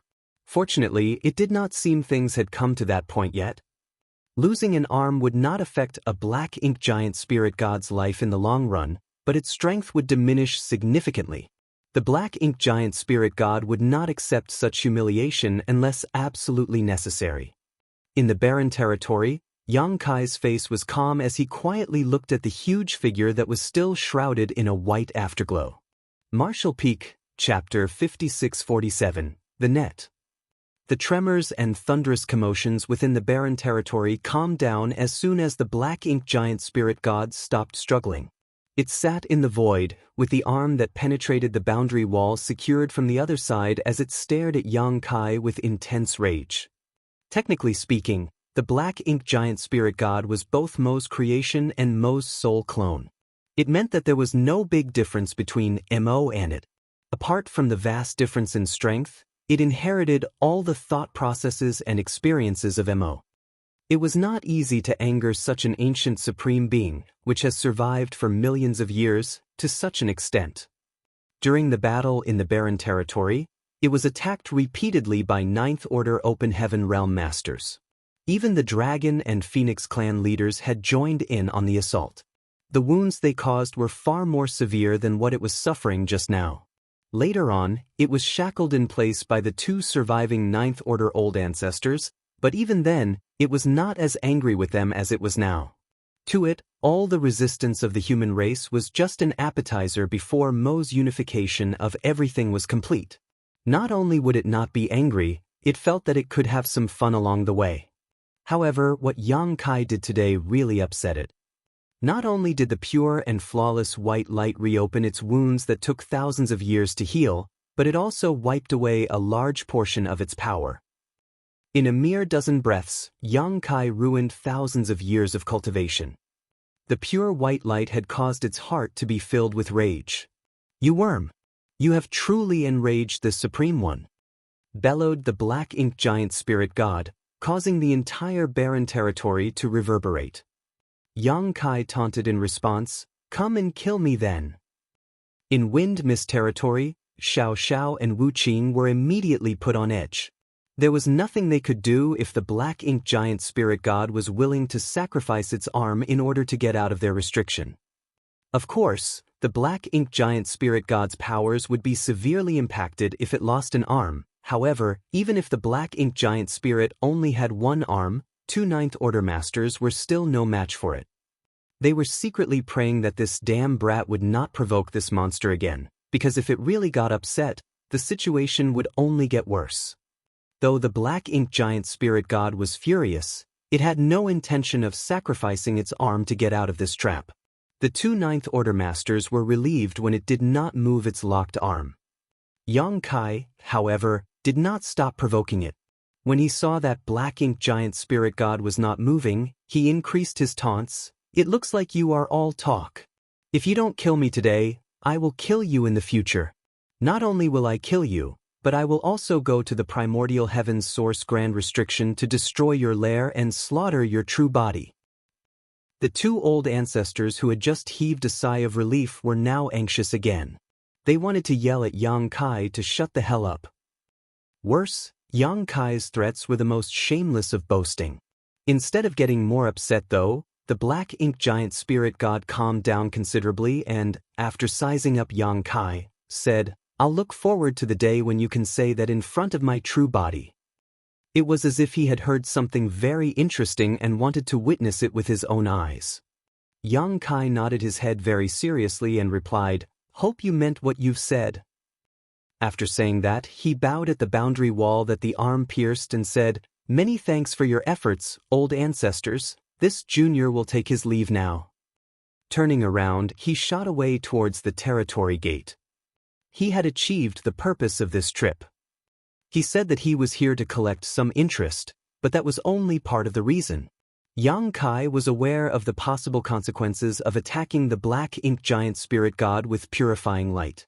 If he was just here to collect some interest, then how was it possible for him to do something so risky?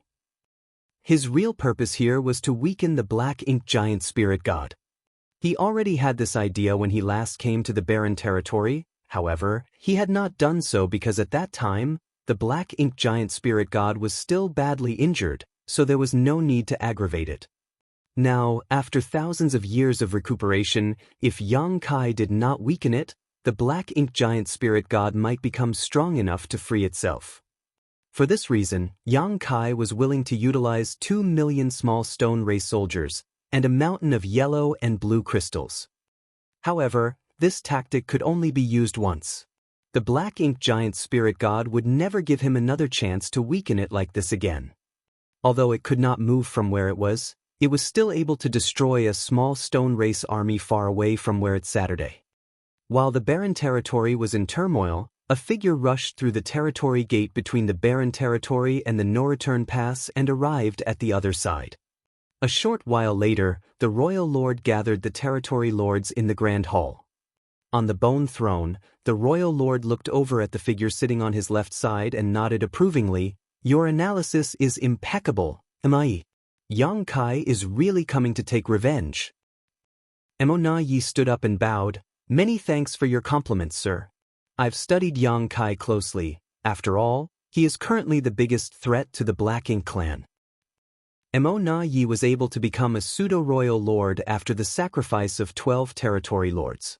He had been cultivating in retreat for the past 100 years or so and had now adapted to his new strength. However, his situation was essentially the same as that of Di Wu, who was killed by Xianxia. Although he had the power and might of a royal lord, he could not control or restrain it very well.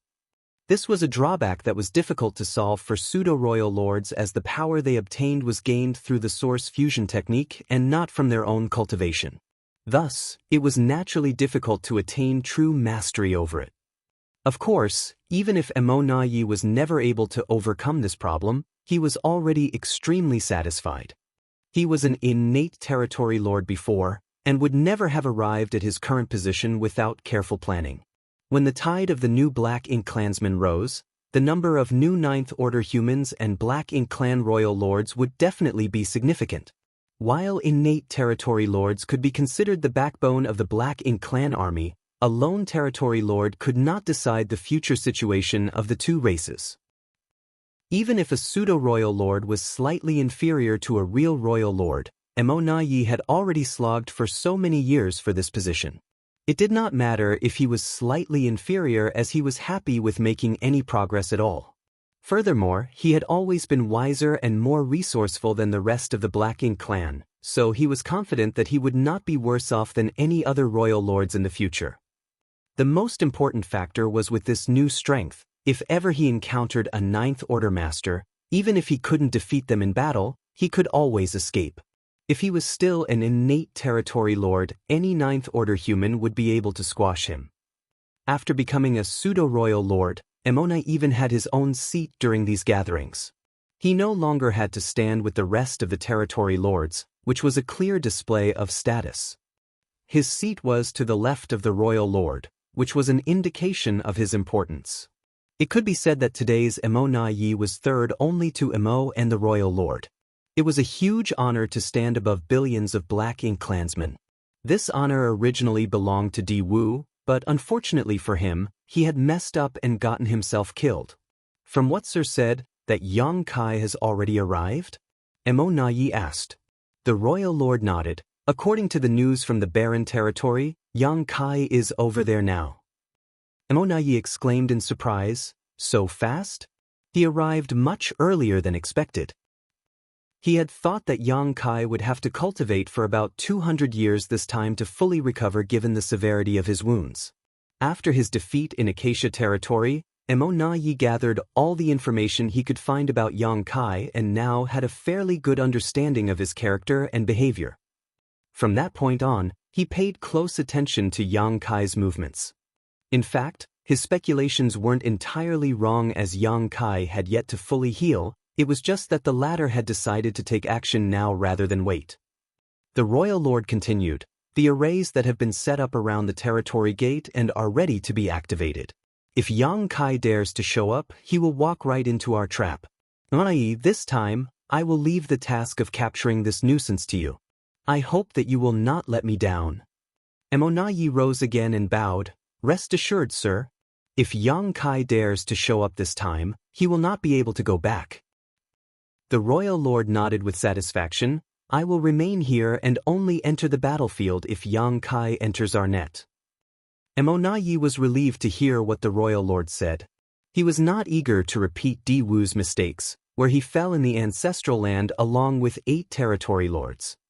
Although the results were unexpected, it was obvious that the Black Ink clan had severely underestimated Yang Kai's means. This time was different. The no-return pass was the base of the Black Ink clan with a true royal lord, a pseudo-royal lord, and 100 territory lords that could be mobilized.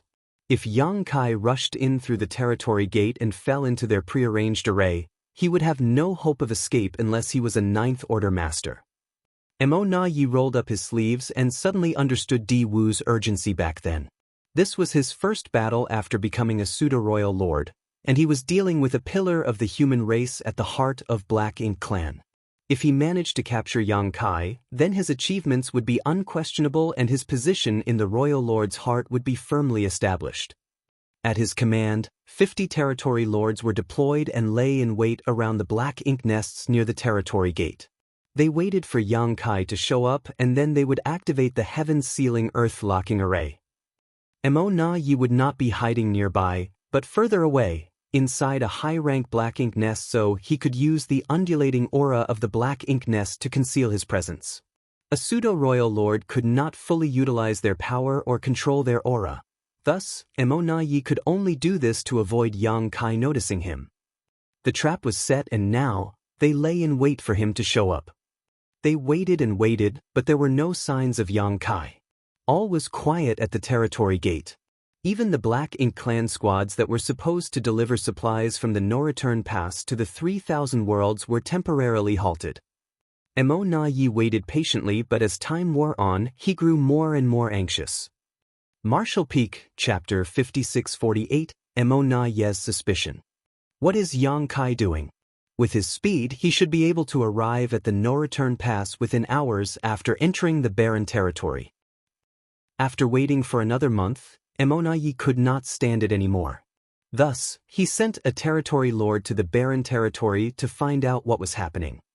He was surprised to hear that Yang Kai was no longer in the barren territory. He struck and wounded a Black Ink giant spirit god and then left. Yi was stunned for a long while when it was reported that Yang Kai was nowhere to be found. If Yang Kai had not entered the no-return pass and was not in the barren territory, then where could he be? Could he have been wrong and Yang Kai had no intentions to come to the no-return pass to retaliate? Inside the Grand Hall, Yi could feel a scrutinizing gaze coming from the bone throne, one which carried a slight hint of dissatisfaction. The dissatisfaction was not because Yi's speculation was wrong, but because his speculation had caused the royal lord to be determined to create another pseudo-royal lord. 13 territory lords were sacrificed to create the first pseudo-royal lord, only to have Di Wu die shortly after. 12 territory lords were sacrificed for the second pseudo-royal lord, Yi. On top of these, the creation of each pseudo-royal lord resulted in the loss of a high-rank black ink nest. This kind of consumption had a significant impact on the very foundation of the Black Ink clan. The Black Ink clan had new acquired territory lords being born frequently on the various battlefields, so even if all the innate territory lords died, the royal lord would not feel too distressed. In fact, acquired territory lords were even more valuable now because they had a chance to become royal lords in the future. However, the high-rank Black Ink nests couldn't regenerate. The number of high-rank nests they brought out from the primordial heaven's source grand restriction was the maximum number they would ever have. The loss of a high-rank Black Ink nest was permanent. Yi knew that he had to remedy the situation to soothe the royal Lord Sir's dissatisfaction with him. He quickly searched through his mind for clues and information about Yang Kai and soon said, "Sir, if Yang Kai has already left the barren territory, then perhaps his objective is not the no-return pass. He could be going after the other territory lords on the great territory battlefields, especially the 6 where our 2 races' masters are fighting." Royal Lord looked sternly at Yi and his dissatisfaction grew. This was the exact opposite of what Yi said 100 years ago. At that time, he said with conviction that Yang Kai would not risk breaking the peace treaty between the 2 races by showing up on the primary battlefields. Thus, he would come to the no-return pass to retaliate. Now, 100 years later, he sang a different tune. "Sir, please send an order to warn all parties and instruct the territory lords to be careful in the coming days," Yi said urgently. If Yang Kai really recklessly attacked the territory lords outside, there would be huge losses to the Black Ink clan. Yi's head ached as he thought of the consequences. Yang Kai was too frightening and unpredictable. It reminded him once again of the incident at the Acacia territory. Until now, they still could not figure out how Yang Kai escaped with over 10,000 human refugees without even creating a sound. As Yi considered that particular incident, however, he suddenly froze as if he just thought of something. Unfortunately, there seemed to be a layer of fog blocking his thoughts. Immediately, he sank into contemplation as his thoughts spun rapidly. At the same time, the royal lord had begun to pass down orders to instruct all territory lords of the great territories to be on alert for Yang Kai. Of course, the royal lord still felt some dissatisfaction towards Yi, but this pseudo-royal lord had already been created and was destined to become his right-hand man in the future. Thus, the royal lord could not be too harsh on him. In fact, Yi had objectively done a very good job. If not, he would not have called Yi back to the no-return pass to hear his opinion before he sent out his orders. The orders were sent down and soon were disseminated through the high-rank Black Ink nests to all parties. Down below, Yi's eyes suddenly lit up as he looked up and said, "Sir, when Yang Kai was harassing the no-return pass years ago, I heard that he attacked from the direction of the Black Ink battlefield." Although Yi did not experience it personally as he was in charge of some affairs in another great territory during Yang Kai's assault, he had heard some information about the incident from the other territory lords. However, most territory lords were secretive about that incident and were unwilling to mention too much about it. After all, it was a disgrace to the royal lord. Thus, who dared to keep talking about it? Over the years, the royal lord also never mentioned this matter and seemed to actively want to forget those unpleasant experiences. The territory lords in the Grand Hall instantly felt the ominous atmosphere and they all quickly lowered their heads even more. From above, the royal lord's gaze was much colder than before as he said indifferently, "That's right." As if unaware of the sensitivity of the situation, Emonayi continued to ask, "Before that attack, did he ever pass through the territory gate to enter the barren territory from the no-return pass?" "Are you questioning me?" As the royal lord leaned forward slightly, it felt as if a huge mountain had leaned down on those in the hall with boundless pressure. Emonayi was startled and bowed. "How could I dare question you? Sir, please don't be angry. I just want to clarify certain details which are very important." The royal lord stared sternly at Emonayi's eyes.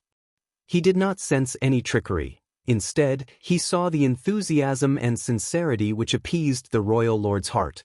If Emonayi thought that he could disrespect him after he became a pseudo-royal lord, then the royal lord did not mind putting him in his place. However, it really seemed that Emonayi was trying to figure something out. Thus, even though he was ashamed of that incident and was unwilling to revisit it, he swallowed his pride and answered, "No."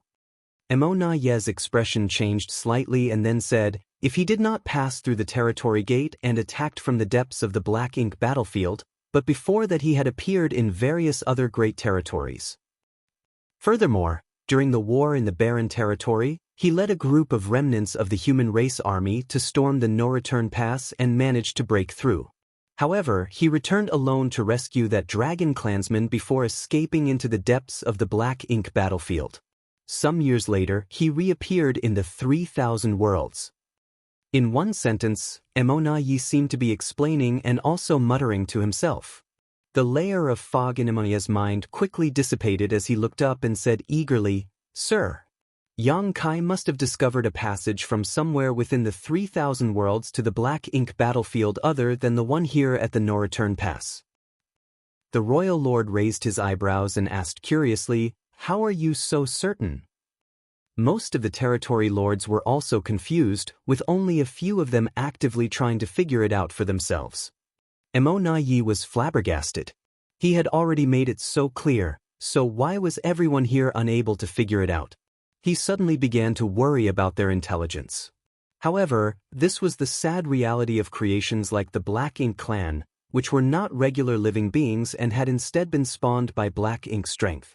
Black Ink strength was unparalleled when it came to the ability to corrupt things, and the Black Ink clan could reproduce at speeds unmatched by other races.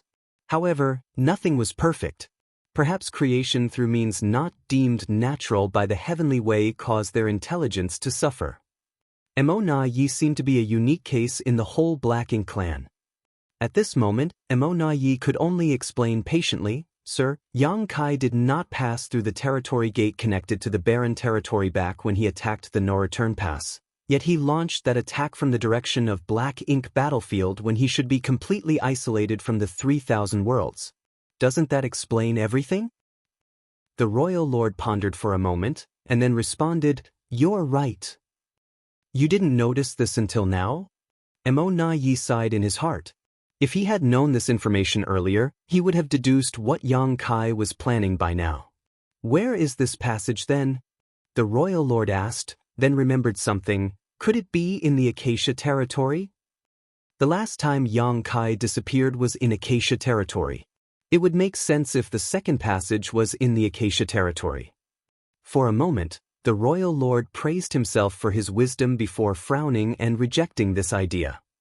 If the passage was in Acacia territory, he could have entered the Black Ink battlefield from Acacia territory, but how could he return without being spotted? According to the information reported by the Black Ink disciple, after he disappeared from the Acacia territory, he went straight back to High Heaven territory. At this time, a territory lord boldly interjected, "This human is proficient in the Tao of space, and not only do we have no understanding of the Tao of space, but the vast majority of human masters are also ignorant of it. Perhaps his mastery over the Tao of space has reached a height where he discovered some means that allow him to travel freely through the boundary walls?" Emonayi gave an approving look to that territory lord and replied, "It is possible." Both the human race and the Black Ink clan were able to speculate and imagine, like how Yang Kai managed to deduce the process of creating pseudo-royal lords. Although he did not know all the details, By analyzing the available facts, he could arrive at a hypothesis that was quite close to the truth. Likewise, the Black Ink clan might not be the most intelligent, but they weren't fools and could come up with reasonable theories once pushed hard enough. In truth, Yang Kai's mastery over the Tao of space, no matter how profound, was still far from allowing him to freely traverse through all of space under the heavens.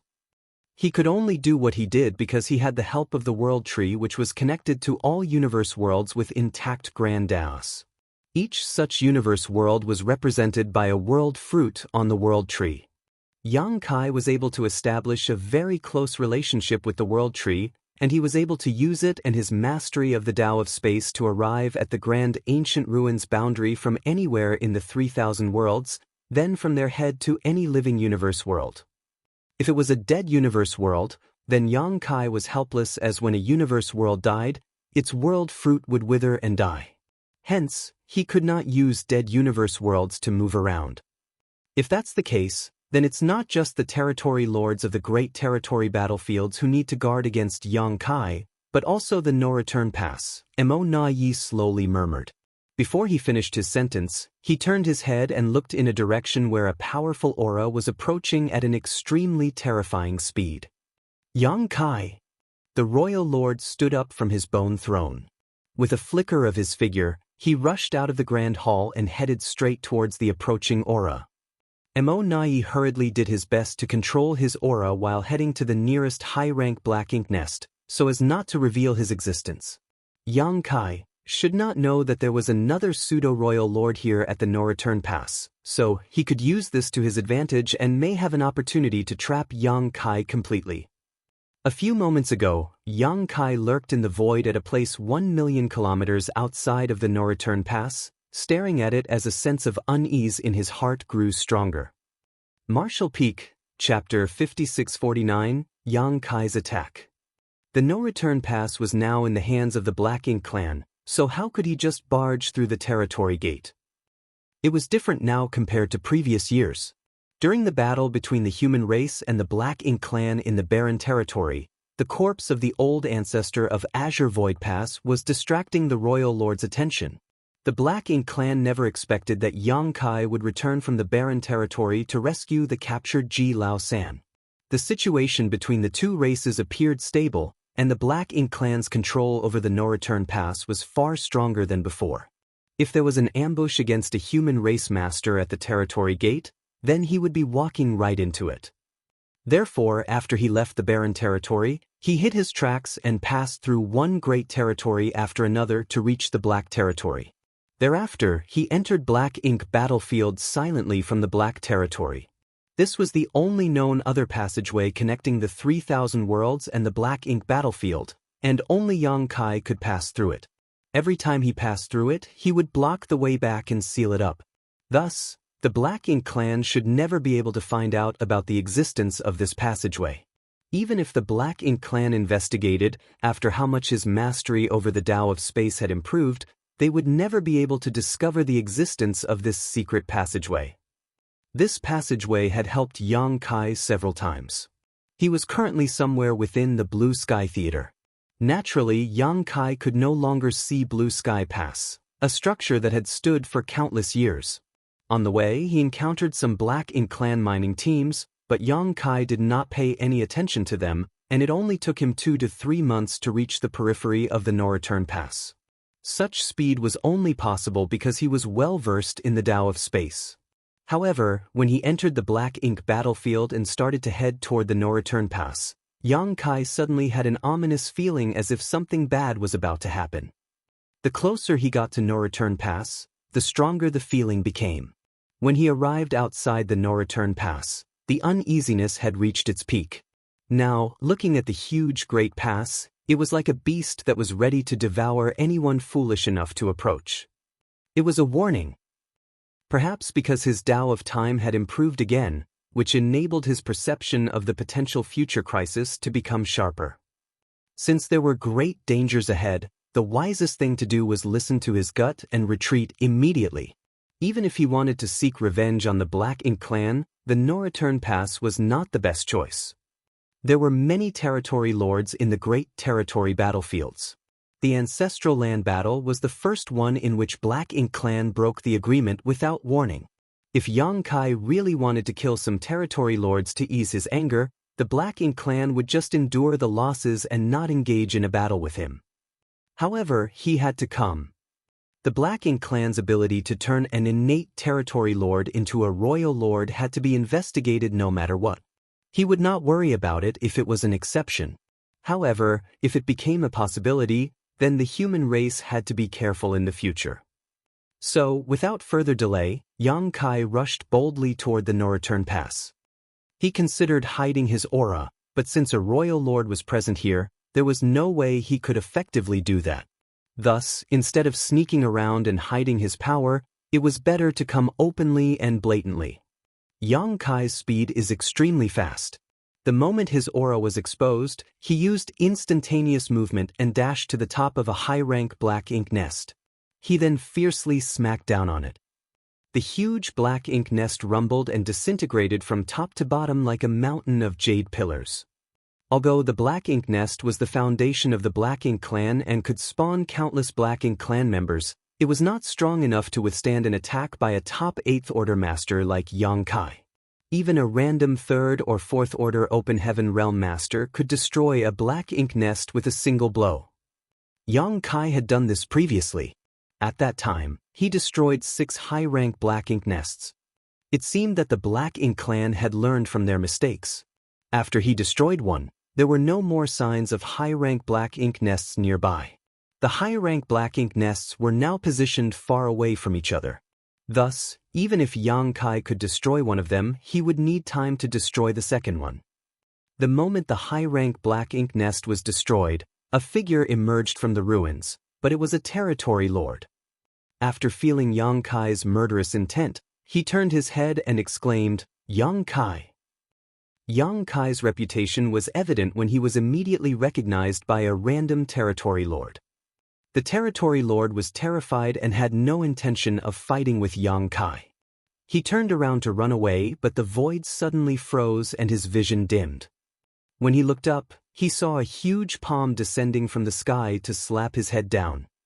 The territory lord was using black ink strength like mad, but it was difficult for him to resist the terrifying power of this palm, and was directly slapped. Yang Kai withdrew his hand. He was slightly stunned that this territory lord was far too weak. It soon dawned upon him that this was not an innate territory lord, but an acquired territory lord. He had been hiding in the Black Ink Nest to cultivate but had suffered an untimely death. Killing the innate territory lord or the acquired territory lord did not make much difference to Yang Kai. But if he had to choose, he would rather kill the acquired territory lord. This was not because the acquired territory lords were weaker and easier to kill, but because acquired territory lords had the potential to become royal lords. By killing more acquired territory lords, he could prevent them from ever becoming royal lords.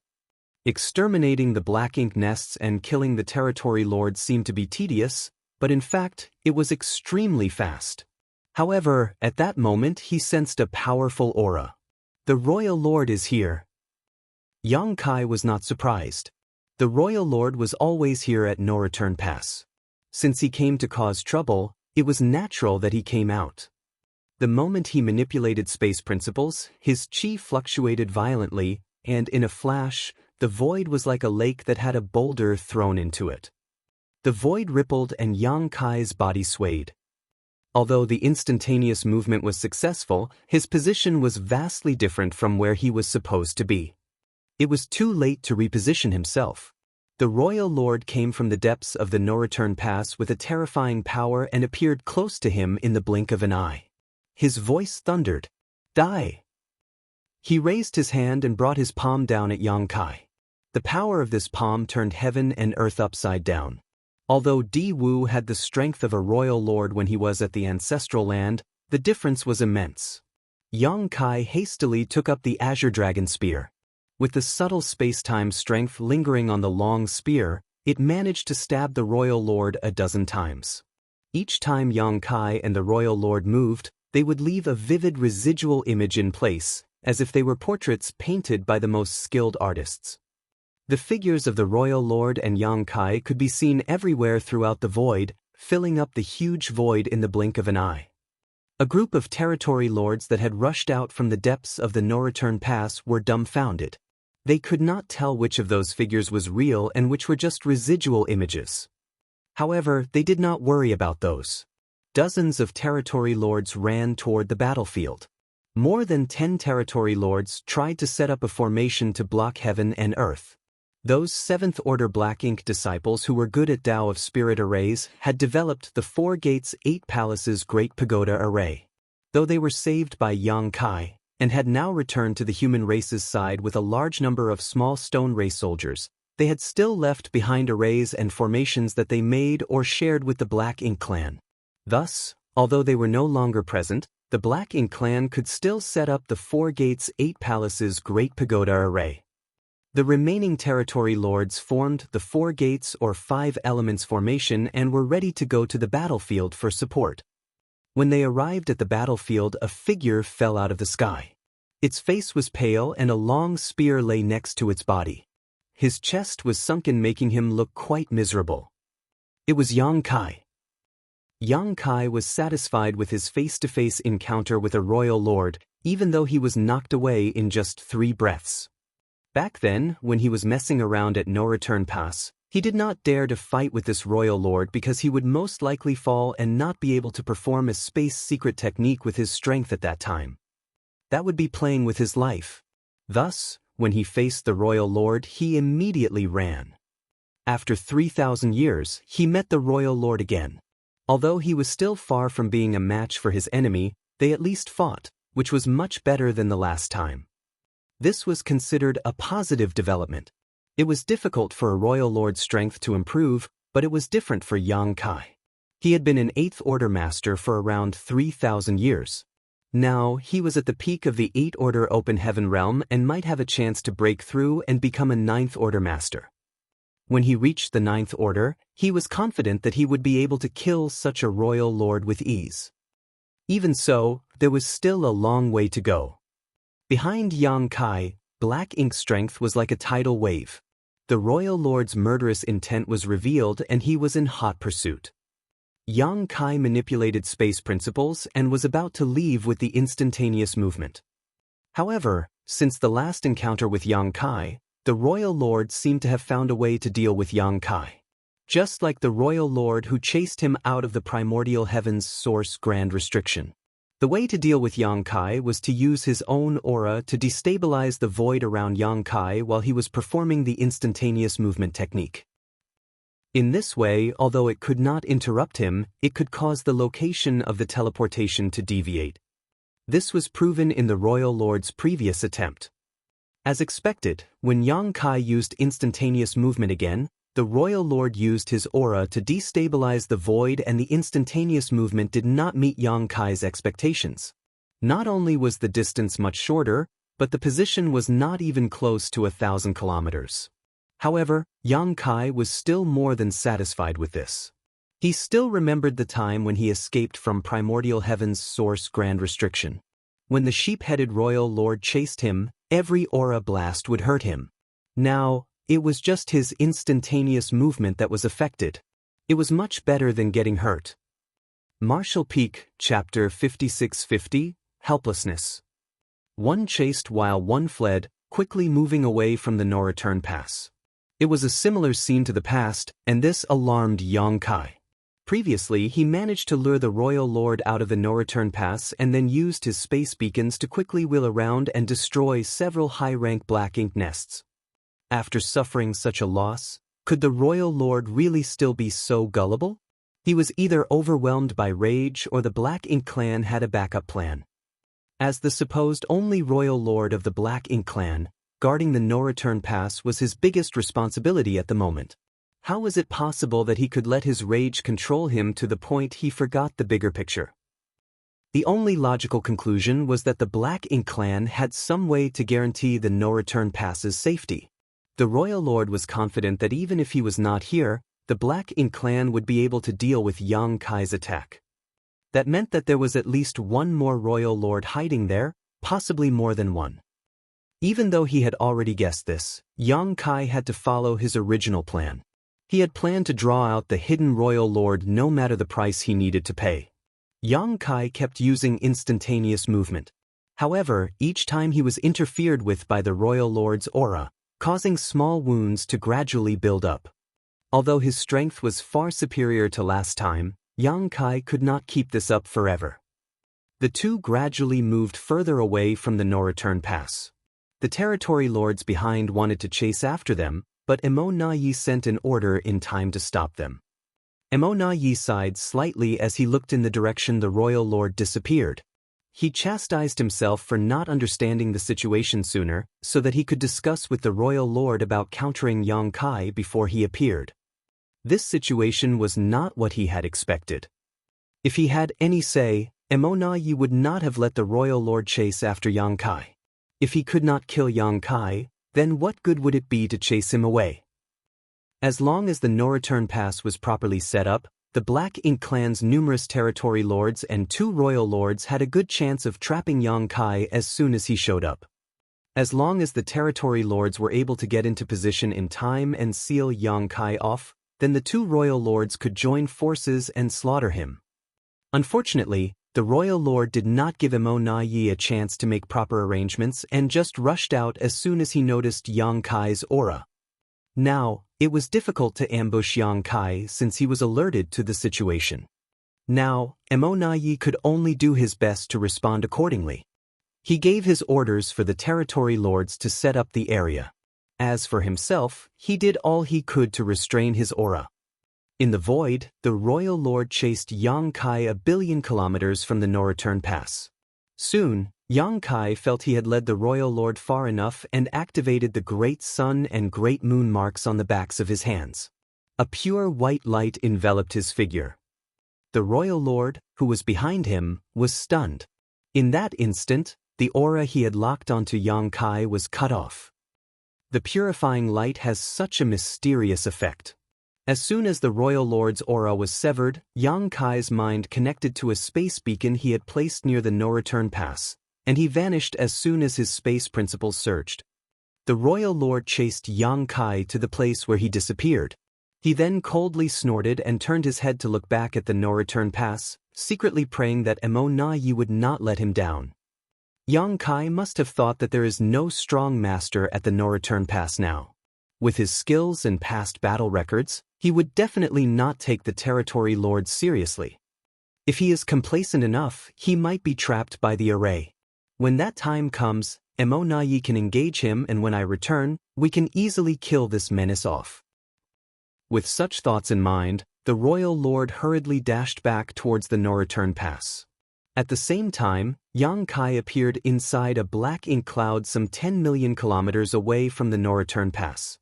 Without stopping and without hesitation, even though he knew that the no-return pass was a lion's den, he rushed out to attack. With his own aura surging openly, the territory lords guarding the no-return pass went on high alert as they awaited their greatest enemy. As his figure flickered forward, Xianxia pushed his time principles madly, trying to intuit where the future crisis might come from. He did not think that there would be much risk even if there was 1 or 2 royal lords hidden at the no-return pass. He could still run away if he was no match for them. The greatest danger was undoubtedly the heaven-sealing earth-locking 4 gates 8 palaces Great Pagoda array. If he was trapped in such an array, the royal lord would pose a fatal threat to him. Thus, Xianxia had to look out for the locations where this array might appear. The array needed a certain number of territory lords in order to be activated, so in fact, he only needed to take note of the location of those territory lords. It was a pity that there were too many black ink nests around.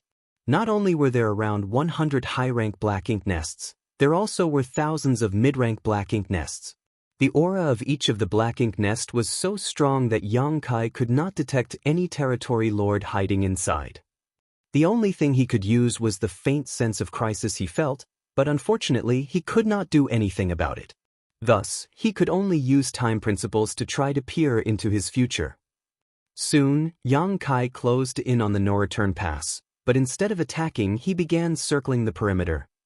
He could clearly sense the divine senses of numerous black ink clansmen probing him from the black ink nests below, which allowed him to determine which ones were occupied.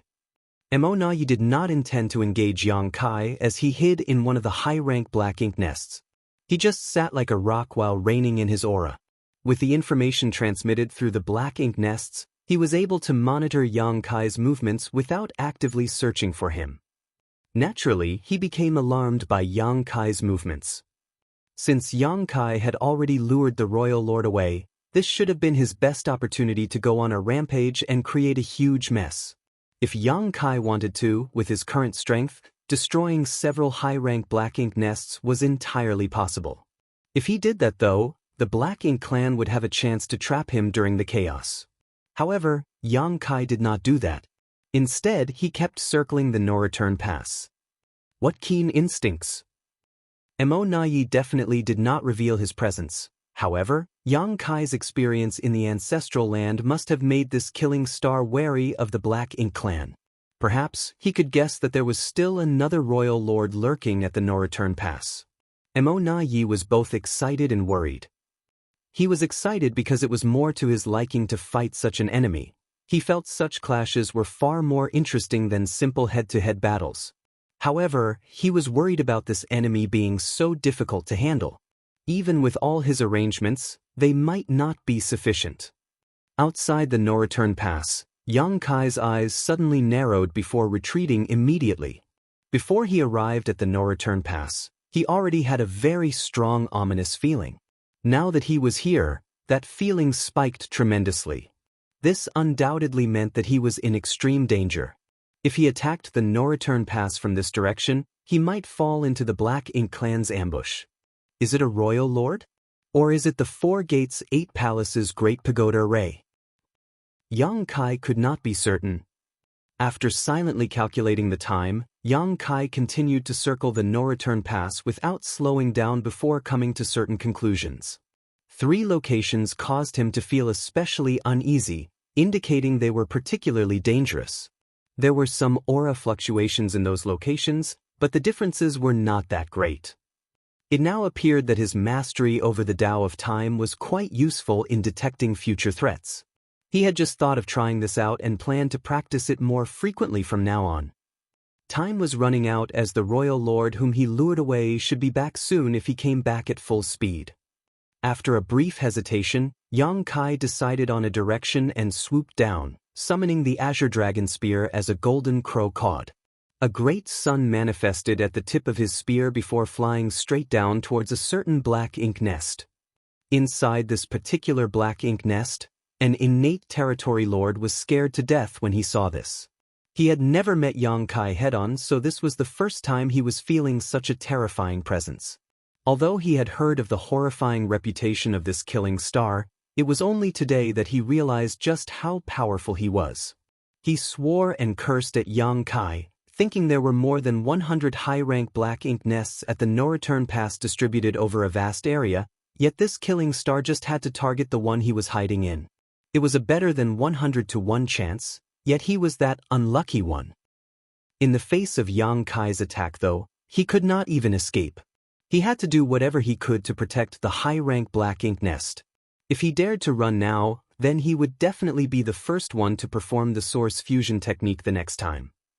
With a roar, the territory lord rushed out of the black ink nest and headed straight for the great sun with a defiant look on his face. In the face of death, this territory lord managed to summon his courage. At the moment the aura of one of the hidden territory lords was revealed, many nearby territory lords linked their auras to form a battle formation and shot towards Yang Kai. In the black ink nest where Mo Nayi was hiding, he could not help but sigh and had no choice but to lunge out. Yang Kai knew that danger was waiting for him at the no-return pass, and yet he still came.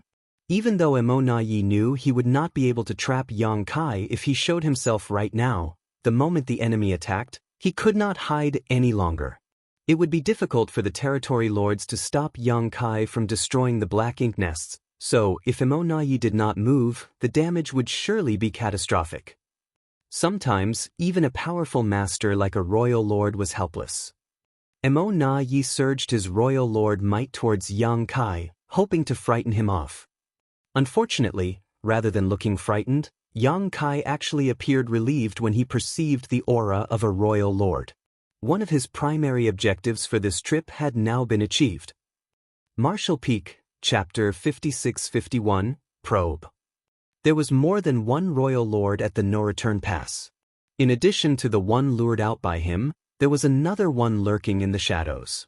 Yang Kai even felt that this royal lord's aura was somewhat familiar. It was as if they had met somewhere previously. Yang Kai did not have time to ponder over the issue as he poured even more strength into the great sun as he thrust his spear towards the territory lord. The huge black ink cloud instantly disintegrated as if the powerful innate territory lord was struck by lightning. He spurted black blood and flew out even faster than he emerged, his body completely charred. He was severely wounded in just one blow. He had heard about Yang Kai's ability to kill his fellow territory lords in just 3 moves but believed all that was hearsay and rumors. Now that he was on the receiving end of this killing star, he realized just how powerless he was. How could such a master be born among the human race? The only thing the territory lord was glad about at this moment was that Yang Kai did not cast his soul's secret technique, otherwise he was certain he would already be dead. The shockwave from the clash soon hit the high-rank Black Ink nest below, causing all the Black Ink clan's nerves to tense up. However, the impact was not too powerful, and the Black Ink nest remained unharmed. Nearby territory lords who had formed a 4 symbols formation rushed towards Yang Kai while the royal lord's aura was also approaching rapidly. He would be in grave danger if he was to engage 4 territory lords and a royal lord. Furthermore, the moment he attacked the Black Ink nest, he sensed that more than 10 territory lords were flying over from all directions, each holding an array banner in their hands. From the way they positioned themselves, it was obvious that they were going to set up the heaven-sealing earth-locking array. The Black Ink clan's response was truly swift, as if they had rehearsed it countless times. No matter which direction Yang Kai attacked from, he would be vulnerable to this trap. Yang Kai knew that this was no time to dwell on the territory lords who had formed a battle formation. He had no way to deal with them quickly unless he activated the soul-rending thorns. However, that would only damage his soul and force him to withdraw for an extended time. It would be suicidal if he lost control again like what happened back in the ancestral land. Thus, he made a quick decision and thrust his spear fiercely at the Black Ink nest below before immediately surging space principles to leave using instantaneous movement. The 4 territory lords who had formed the battle formation had already sprinted to the fight, but Yang Kai still disappeared right before their eyes. Mo Na Yi also stopped in place and stared in disbelief. The territory lords who were holding up the array banners were still getting into position as they had yet to notice Yang Kai had already escaped. Only the territory lord who was wounded by Yang Kai's golden crow casts the sun roared angrily. Disregarding his own serious injuries, he rammed himself at the spear shadow that Yang Kai left behind. This spear shadow would surely hit the high-rank Black Ink nest if he did not block it with his body. His heart was filled with grief and rage, but there was nothing more he could do. He barely managed to condense a Black Ink cloud before being run through. He had already absorbed a killing strike from Yang Kai, and now was forced to take a second. No territory lord was unluckier than him today, and he finally understood why it was said that innate territory lords could be killed by Yang Kai in just 3 moves. He might have lasted longer if he was in a direct fight with Yang Kai and there were no distractions, but the result would not have been much better. With such an injury, it would take him at least a few hundred years of hibernation and recuperation to recover. "Stop him!" Mo Na Yi suddenly roared in a certain direction. Though Yang Kai disappeared using instantaneous movement, he did not move too far away. Instead, he appeared on the opposite side of the no-return pass where another high-rank Black Ink nest lay and launched an attack. There were also territory lords guarding these nests, so when they heard Mo Na Yi's order and felt Yang Kai's aura, they did not hesitate, rushing out from their hiding place as their auras quickly linked together. Yang Kai did not even look at them, and just as he had previously done, he summoned a spear, raised the great sun as the golden crow shrieked, and blasted it towards the high-rank Black Ink nest. This time, no territory lord was rushing out of the black ink nest to block it. The great sun flew towards the black ink nest while Emo Na Yi, who was rushing over, instantly roared furiously, courting death. He ordered the 4 territory lords nearby, "Protect the nest." The 4 territory lords hastily activated their secret techniques to intercept the great sun and managed to land some impacts on the great sun, causing its light to dim and its course to be thrown off. It was just in time as the great sun broke apart and, though the black ink nest shook a few times, it remained safe and sound. All from the black ink clansmen heaved a sigh of relief as Emo Na Yi dashed towards Yang Kai as fast as he could. The 4 territory lords in formation had not reached Yang Kai and were trying to pin him down. They did not need to hold him for too long, just a few breaths would be enough for Emo Na Yi to arrive. Yang Kai would naturally not give them this opportunity and used space principles to disappear again, only to appear at a different location. A great sun rose into the sky as the golden crow reappeared. All the territory lords suddenly felt exhausted while Emo Na Yi felt overwhelmed. Facing such an unpredictable opponent, they found they could not restrict his movements and trap him regardless of how many experts they had. All the territory lords were basically like puppets that Yang Kai could manipulate at will. When Yang Kai went east, all of them headed east. When Yang Kai went west, all of them went west. Furthermore, Yang Kai was so strong that the territory lords had to form a 4 symbols formation before they even dared to take him on. Time and time again, Yang Kai flickered around the no-return pass, summoning one great sun after another and causing huge explosions wherever he went. Each time he tried to destroy a black ink nest though, his attack would be intercepted or disrupted by the nearby territory lords. This could not be helped as there were just too many territory lords in the no-return pass. No matter which direction he went, there were always territory lords to block him. Emo Na Yi also played a big role by coordinating them. However, Yang Kai's purpose had already been achieved. These multiple attempts to destroy high-rank black ink nests were not just about trying to cause damage but were also to check if there were other royal lords hidden here. The answer was no. If there really was a 3rd royal lord, he would not be able to resist coming out to fight Yang Kai after he repeatedly attacked so many black ink nests. If there was another royal lord, when supplemented by the many territory lords, they would have a far better chance to take him down. Thus, Yang Kai's previous assumptions about the Black Ink clan's creation of royal lords were not too far off. The Black Ink clan indeed had some means to create royal lords, but the price to pay was far too great, so, under normal circumstances, they would refrain from doing this unless absolutely necessary. Over the years, the Black Ink clan did not use such means and only created Di Wu as Yang Kai had been in a kind of trance as he cultivated in the ancestral land. Now, the Black Ink clan had created another one for some reason, perhaps to guard against Yang Kai causing trouble at the no-return pass. The royal lord he lured out should be returning soon, so there was no time for Yang Kai to dwell on the issue. This time, Yang Kai did not disappear immediately after launching his initial attack. Instead, he rushed towards a high-rank black ink nest with his spear. Emo Na Yi's pupils suddenly constricted and he yelled from afar, "Yang Kai, you dare?" Yang Kai laughed and roared, "Open your eyes and see if I dare."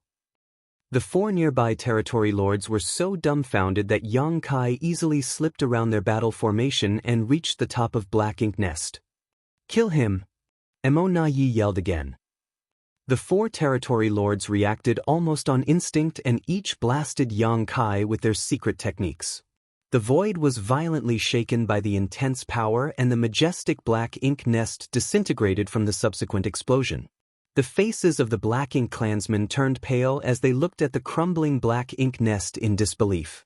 Emo Na Yi raged furiously until his eyes were bloodshot and he used a special technique to boost his speed. Yang Kai stood amid the collapsing black ink nest as blood trickled from the corner of his lips. He was injured by the 4 territory lords' attacks. Before he could steady himself though, a beam of black ink strength furiously shot at him from afar. Yang Kai's body was now covered with fine dragon scales, so he did not panic in the face of this terrifying attack. Drawing world force from his small universe to protect himself, He thrust out his spear. The explosion and shockwaves spread out. Yang Kai rode the shockwaves out as his fine dragon scales bristled in a golden light, though they quickly dimmed and he spat out a mouthful of golden blood. His defense was barely able to absorb the royal lord's angry blow. Yang Kai was lucky that his dragon form had become far more powerful than before and was just a step away from becoming a divine dragon. His physique was far more resistant to such attacks than previously. The aura of the royal lord who had been lured away by Yang Kai appeared in the distance at that moment and was approaching rapidly. Just in time.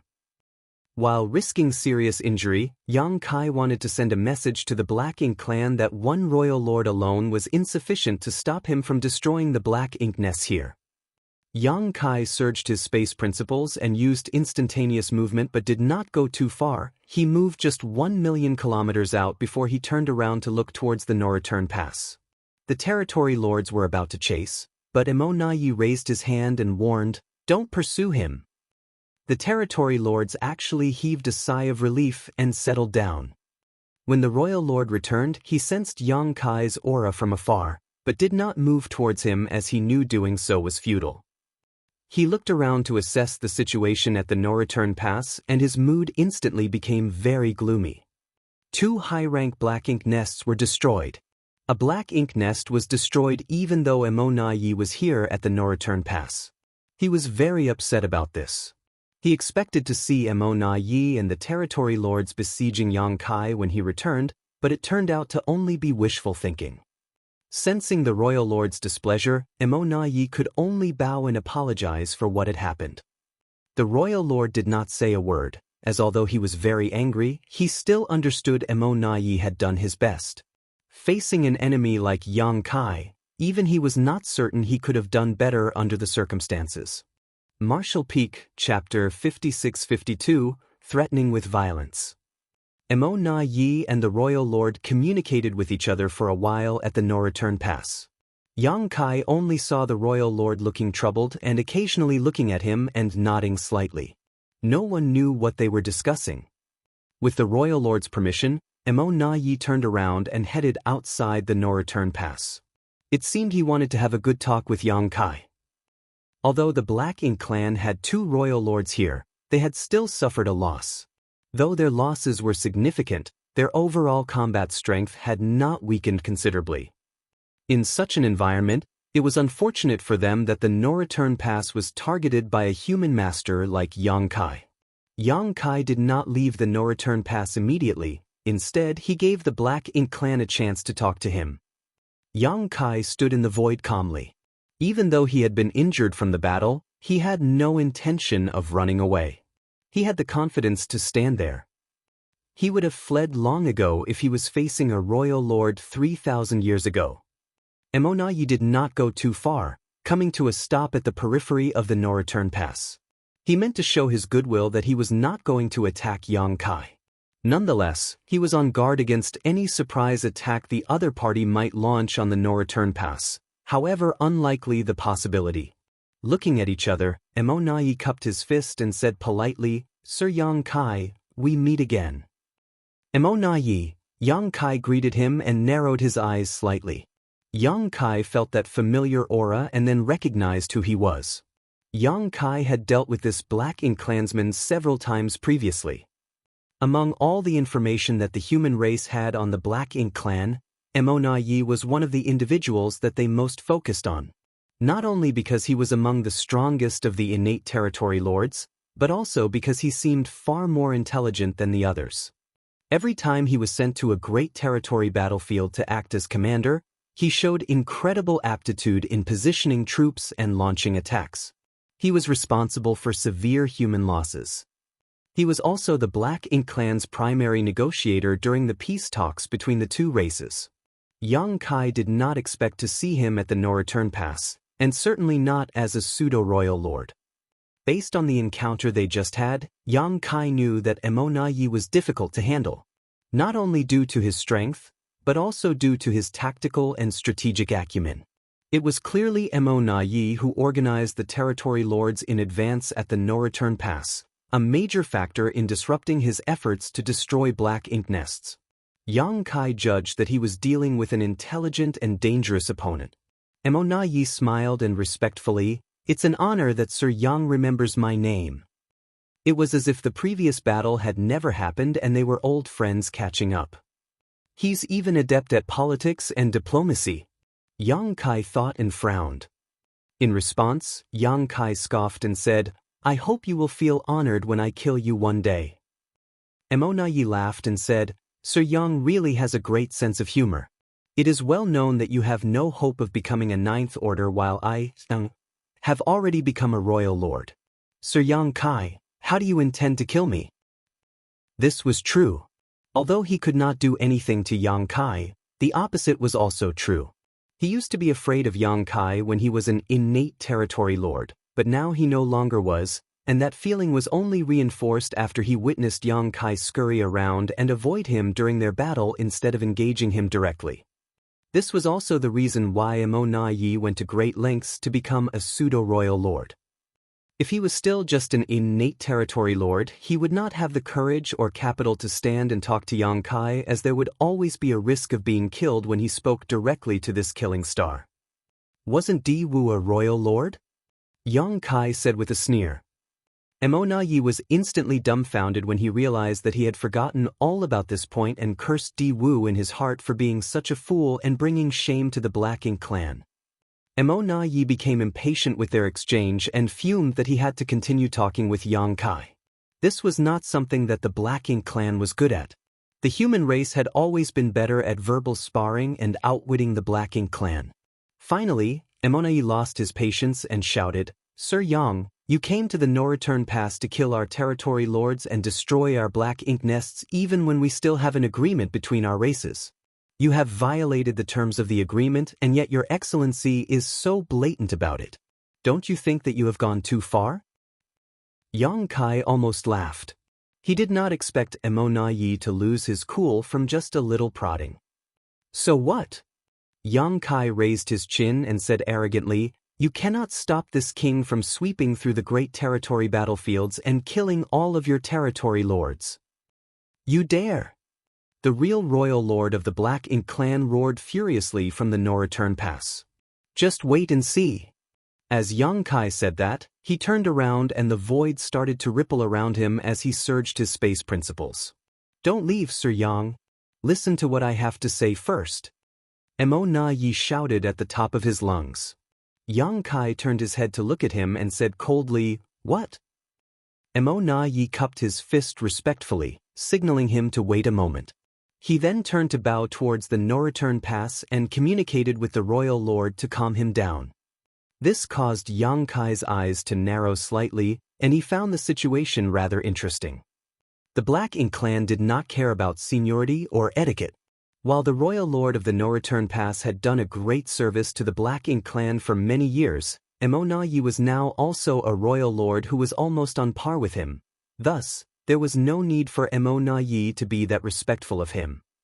Looking at Mo Yi's actions though, he still seemed to be a subordinate to the royal lord. Thus, it must be related to their strength.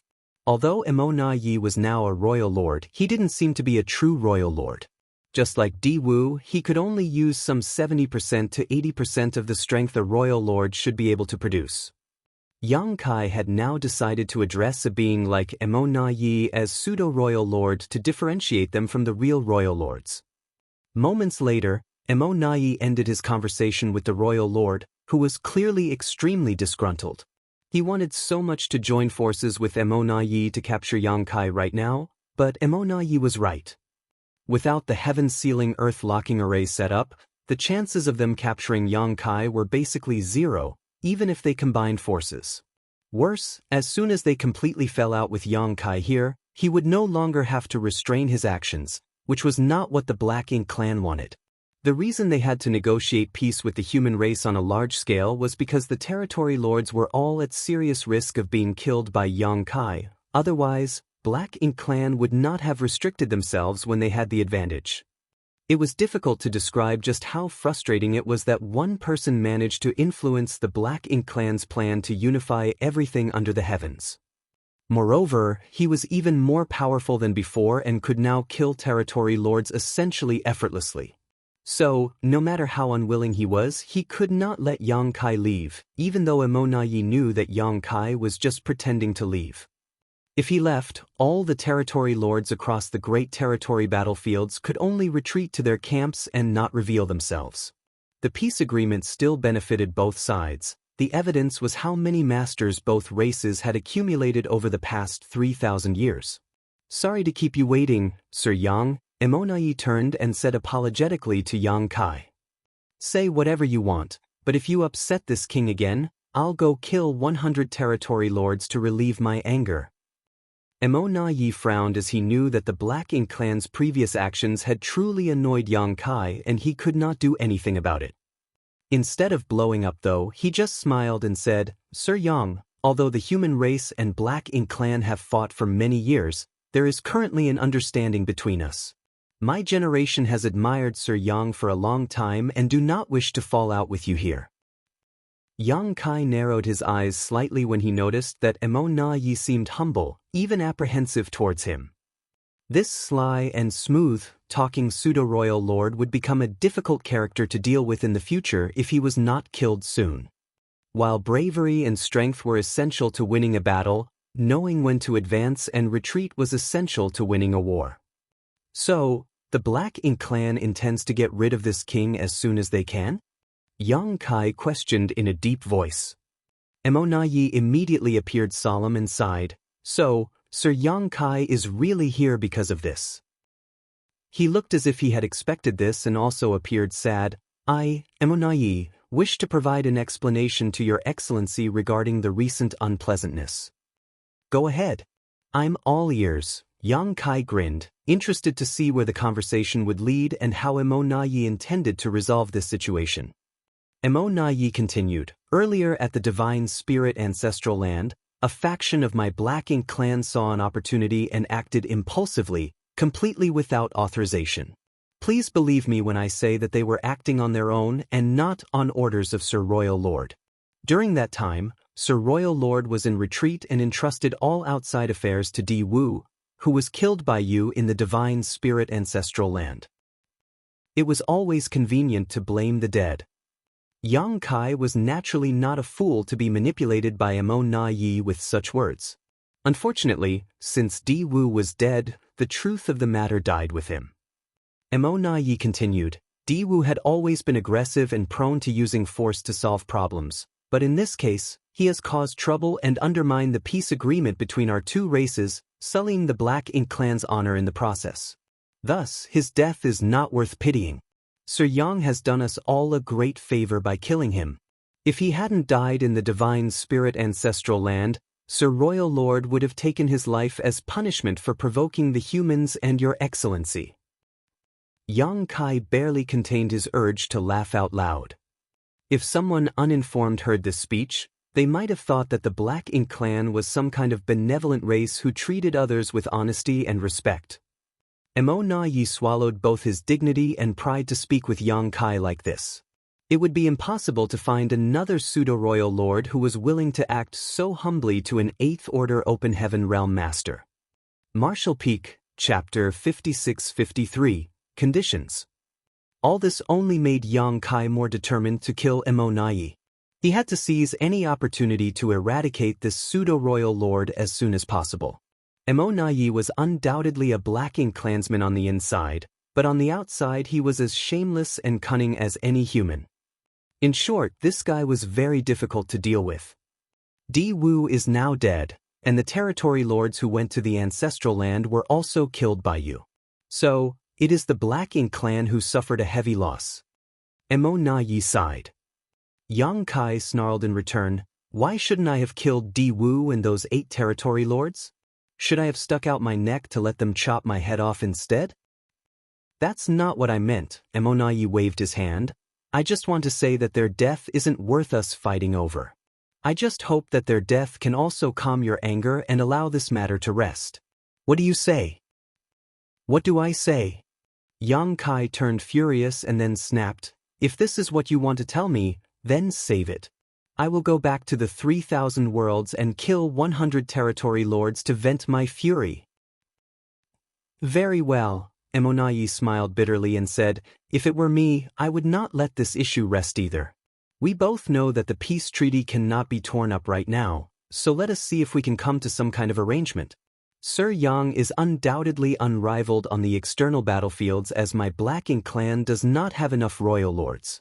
Many territory lords would indeed die at your hands. However, once an all-out war breaks out, the future of your Eighth Order masters will be equally perilous.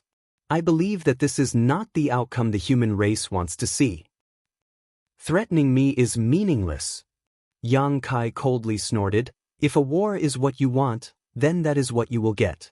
We'll see whether your territory lords or our Eighth Order masters are wiped out first. Regardless of the outcome, I know I won't be the one to die." Emonai was dumbfounded.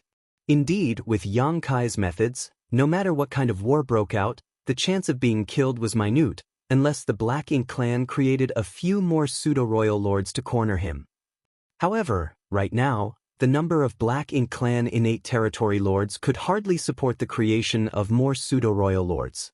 The acquired territory lords could certainly perform the source fusion techniques, but these seedlings were the future hope of the Black Ink clan to produce true royal lords, so how could they be willing to sacrifice them?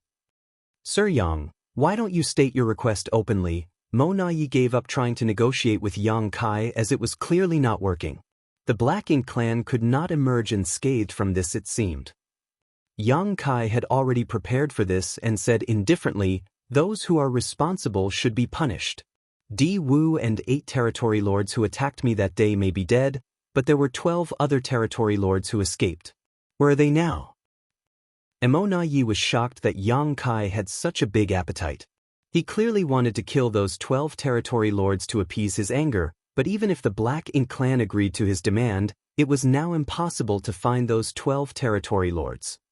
"Sir Yang Kai, if you want those 12 territory lords' heads, I'm afraid you'll be disappointed." Emonai sighed. After they escaped, Sir Royal Lord ordered them to be executed as a sign of his determination to uphold the agreement between the two races. Executed? Yang Kai was a bit stunned, but when he thought back on the earlier battle, he realized that he had not detected any of those 12 territory lords' auras.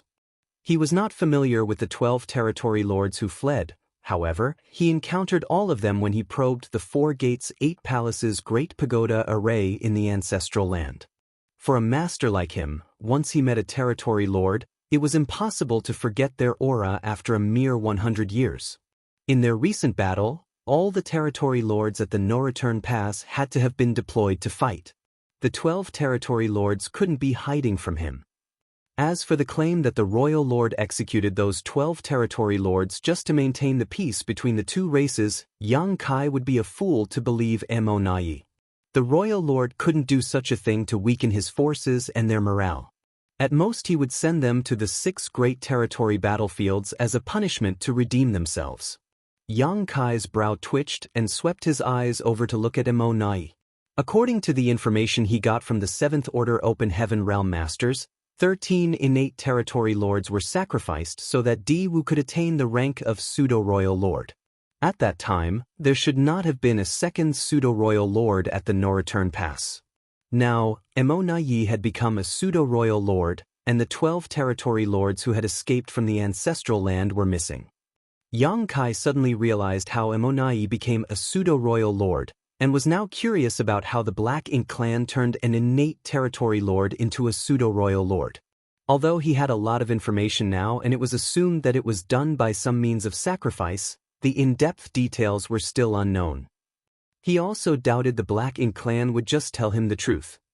"Perhaps I can try? What if I get something out of it?" Yang Kai thought. While Yang Kai was thinking, Emonai nodded his head and replied, "It's true that they were executed.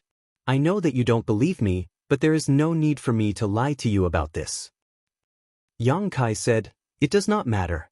If they are dead, then let other territory lords take their place. 12 territory lords, I don't care who they are. I'll behead 12 and be on my way. If you can't bear to lose 12 territory lords, then let me destroy 12 high-rank Black Ink nests. That's right, I've already destroyed 2. Just give me 10. After all, you were the one who asked me to state my demands," Yang Kai sneered. Emonayi was barely able to maintain his smile as he replied, Your Excellency, your demands are rather unrealistic. I'm afraid they could not be met. Whether it was territory lords or high-rank Black Ink nests, they were not assets the Black Ink clan could afford to sacrifice. If Yang Kai insisted on these, then there was no point in continuing the conversation. It was you, the Black Ink clan, who attacked me first, Yang Kai said frostily. Emonayi could not help but sigh as that was an indisputable fact. If this was a negotiation between two equal parties, logic and reason would allow them to reach a compromise. However, Yang Kai was currently a nightmare to all territory lords and had no reason to be reasonable. Emonayi silently cursed the dead Diwu. If he had gone to the ancestral land to preside over that incident, things would not have deteriorated to this extent. Diwu and the others were indeed at fault, but they were either killed by you or executed by Sir Royal Lord. Isn't that enough to quell your anger? 10 high-rank Black Ink nests or 12 territory lords? No bargaining. Yang Kai's was relentless. Emonayi frowned and said, You know that this is impossible. If you insist, then I can only assume that you have no intention of maintaining the peace agreement between our two sides. It will not be beneficial to either of our races for things to collapse here. I would like to suggest resolving this matter. Are you willing to consider it? Go ahead. It is true that you were attacked and have suffered losses, Emonayi said, but then paused. When he thought about it, it was the Black Ink clan who had suffered losses. Yang Kai killed a pseudo-royal lord, 8 territory lords, and his rampage at the no-return pass had destroyed 2 high-rank Black Ink nests. These losses were extreme, and yet Yang Kai refused to let the matter rest.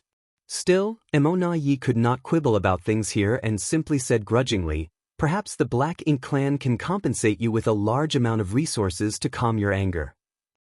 How much is a large amount? Yang Kai raised an eyebrow.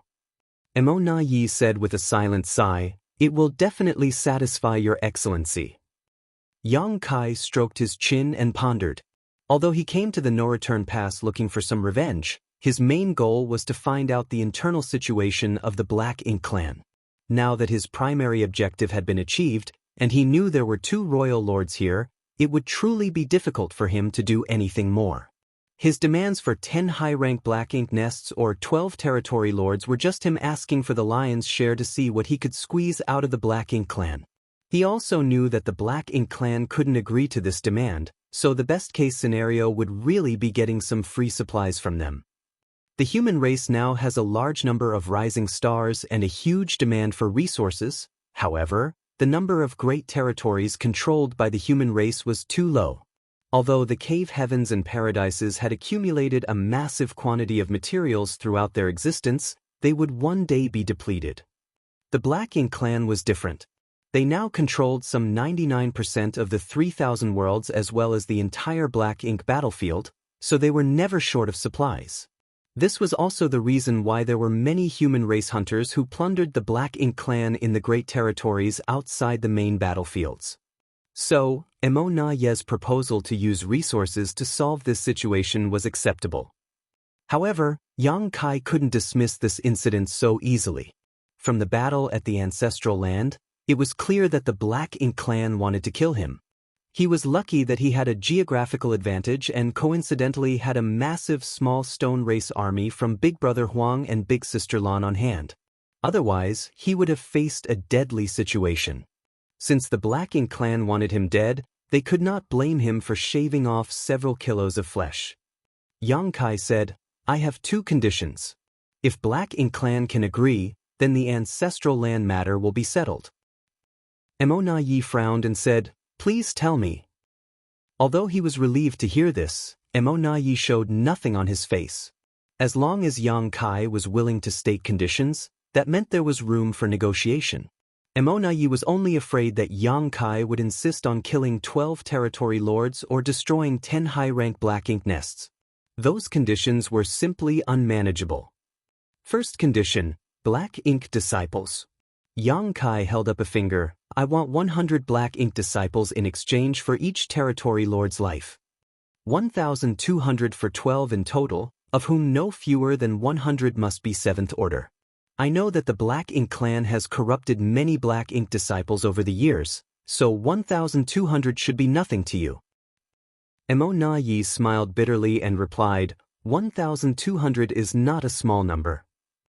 Yang Kai said, 100 Black Ink disciples for the life of a territory lord. I think I am being very generous to the Black Ink clan. I won't force you if you don't want to accept. Mo Na Yi reached up and rubbed his forehead as if he was having a headache. However, Yang Kai noticed that he was actually using his divine sense to communicate with the royal lord at the No Return Pass. Martial Peak, Chapter 56-54, Spying. Yang Kai decided to wait patiently since Mo Na Yi was consulting with the true royal lord. However, he kept his guard up for any possible sudden turn of affairs. From this incident, he could see that the Black Ink clan would seize on any chance to kill him. He just had an encounter with them at the Divine Spirit Ancestral Land, and now, the Black Ink clan gathered territory lords to set up a heaven-sealing earth-locking array to trap and exterminate him. Although there were currently many human race masters, the Black Ink clan was only really wary of Yang Kai at the moment. The Black Ink clan would no longer be constrained if he was to die. However, Yang Kai emerged unscathed from the battle in the Ancestral Land. The Black Ink clan was humiliated and had to negotiate for peace again, just like all those years ago when Yang Kai was terrorizing them. At that time, the Black Ink clan was forced into a peace agreement with the humans in certain great territories because Yang Kai had been killing innate territory lords time and time again. The losses were too heavy for the Black Ink clan to bear. Even now, the Black Ink clan was clear that Yang Kai was raising a huge fuss and making unreasonable demands, but there was still nothing they could do about it. A few moments later, Mo Na Yi nodded at Yang Kai and said, "We agree to your demands for 1,200 Black Ink disciples." Yang Kai reiterated, "No less than 100 in the 7th Order Open Heaven realm." Mo Na Yi said with a straight face, "Of course." Since the Black Ink clan had already agreed to this request, how could he haggle over the details? There were many Black Ink disciples who were corrupted by the Black Ink clan over the years. These Black Ink disciples would eventually grow into 7th Order or even 8th Order Black Ink disciples, of which Black Ink clan had a few. Originally, the Black Ink clan wanted to use these 8th Order Black Ink disciples to infiltrate the human great territories as spies to obtain critical information or perform sabotage. However, there was now an abundance of purifying light within the human race's side, and in order to enter any rear facility or territory, one had to enter a purifying Black Ink battleship. Under the purifying light, the Black Ink disciples would not be able to hide. Thus, those 8th Order Black Ink disciples were useless unless they were used to fight the human race masters on the battlefield. As Yang Kai said, 100 Black Ink disciples in exchange for the life of a territory lord was actually very reasonable.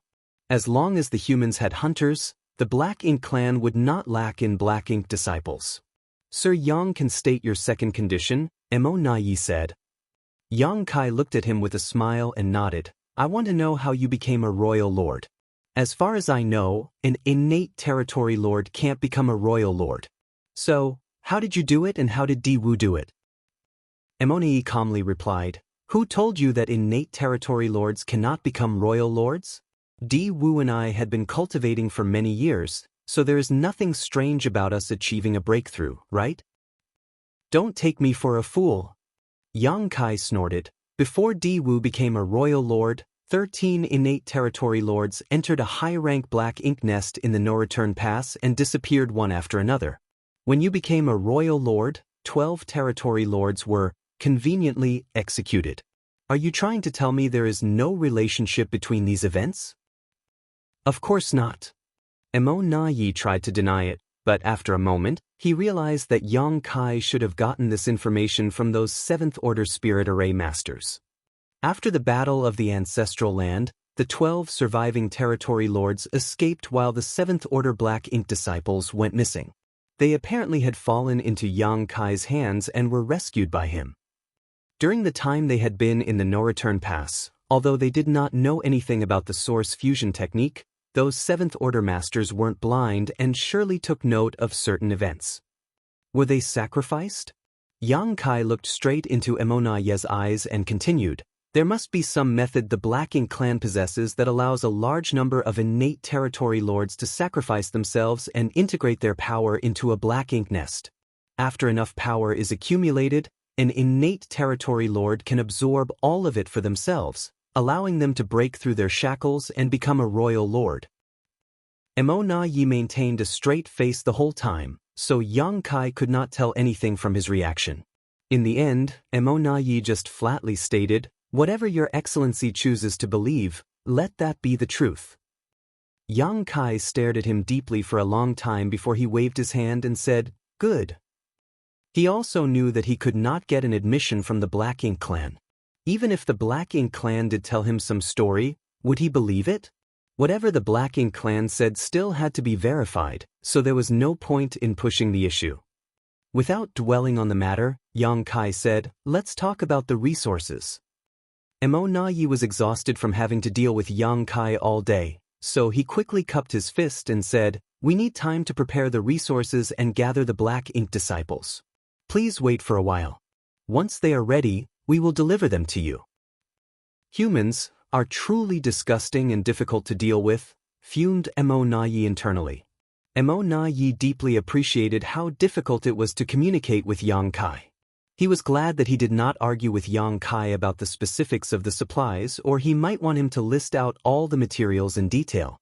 He was just relieved that the negotiations were finally over. Yang Kai nodded lightly and tossed a communication bead to him and said, take your time to prepare. Send me a message when they are ready and I will come. Emona Ye took the communication bead, but when he looked up, Yang Kai had already disappeared. He did not seem to worry that the Black Ink clan would renege on the agreement and did not even give a time limit. Yang Kai figured he did not need to give a deadline, for if the Black Ink clan dared to renege, the territory lords in the great territory battlefields would be in imminent danger. Yang Kai would surely kill 100 territory lords just as he promised. As for now, the Black Ink clan wanted him to be as far away as possible. They had nothing to gain by having him lingering around. Although the two royal lords were indifferent to having such a human master nearby, the territory lords couldn't help feeling nervous. Emona Ye turned around and flew towards the no-return pass. When he reached the royal lord, he bowed low and said, Sir, we subordinates failed in our responsibilities and caused a huge loss to our Black Ink clan. Please punish us, sir. To this declaration, the royal lord just waved his hand and said, it's not your fault.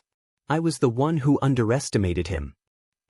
He originally thought that everything would be safe with Emona Ye guarding the no-return pass, but the growth of this human had vastly exceeded his expectations and caught him off guard. Clearly, Yang Kai's strength had increased several times since 3,000 years ago, to the point where even facing Emona Ye and many territory lords, he could still destroy 2 Black Ink nests and make his escape. Back then, Yang Kai did not have such strength. After calming down, the royal lord concluded that even if he was also here at the no-return pass, he might not be able to protect the high-rank Black Ink nests unless he could find a way to kill Yang Kai in one blow. I'll leave the preparation of the supplies and gathering of the Black Ink disciples to you. Just get rid of him as soon as possible. The royal lord glanced at the depths of the void with obvious disgust, as if Yang Kai was a dirty beggar who kept clinging on to him, refusing to let go. Yes. Emona Ye replied respectfully. As orders were passed down through the Black Ink nests, teams with supplies and Black Ink disciples from the various great territories began to converge at the no-return pass. Some 50 million kilometers away from the no-return pass, Yang Kai retracted his aura while hiding inside a small universe fragment while he began adjusting his breathing and healing his wounds. Fortunately, he did not sustain any serious injuries this time, so it did not take much time to recover. Yang Kai had not received any contact from Emona Ye, but he was not in a hurry. He just silently studied the grand Taos of time and space. With the recent refinement of his dragon vein, his attainments in the Tao of time had grown to the same level of mastery as his Tao of space. Yang Kai's understanding of the space-time strength was also much clearer and more intuitive than before. Even so, he still had a long way to go. At least, in his own assessment of the Grand Tao mastery, whether it was the Tao of time or the Tao of space, he had yet to reach the highest level, shocking history and dazzling the present. Yang Kai had a feeling that if his two grand Taos reached the highest level one day, his space-time strength would experience a dramatic change. Additionally, it was just about time for him to make a trip to the primordial heaven's source grand restriction. Wu Kuang agreed to guard the primordial heaven's source grand restriction, while Yang Kai promised to check in on him after 3,000 years. It was about time. Wu Kuang made a bold statement that 3,000 years would be enough for him to become a Ninth Order Master. Yang Kai did not know if he succeeded, but still, Wu Kuang was the reincarnation of Shi, the original creator of the heaven-devouring battle law, and the possessor of the flawless purifying golden lotus. As long as there was enough power for him to devour, Wu Kuang would grow at a speed that no one could match. Inside the primordial heaven's source grand restriction was the true body of Mo, whose black ink strength was immense. To cultivate the heaven-devouring battle law, Wu Kuang was practically devouring black ink strength without any limit. Guarding the primordial heaven's source grand restriction might have been a chore for others, even for the original Tsang and his compatriots, but it was actually a joy for Wu Kuang. It had been more than 3,000 years since the primordial heaven's source grand restriction war and the collapse of the human race grand army. Mo was struck by Mu's secret technique at the last moment and fell into a deep sleep, with no one knowing when it would wake up.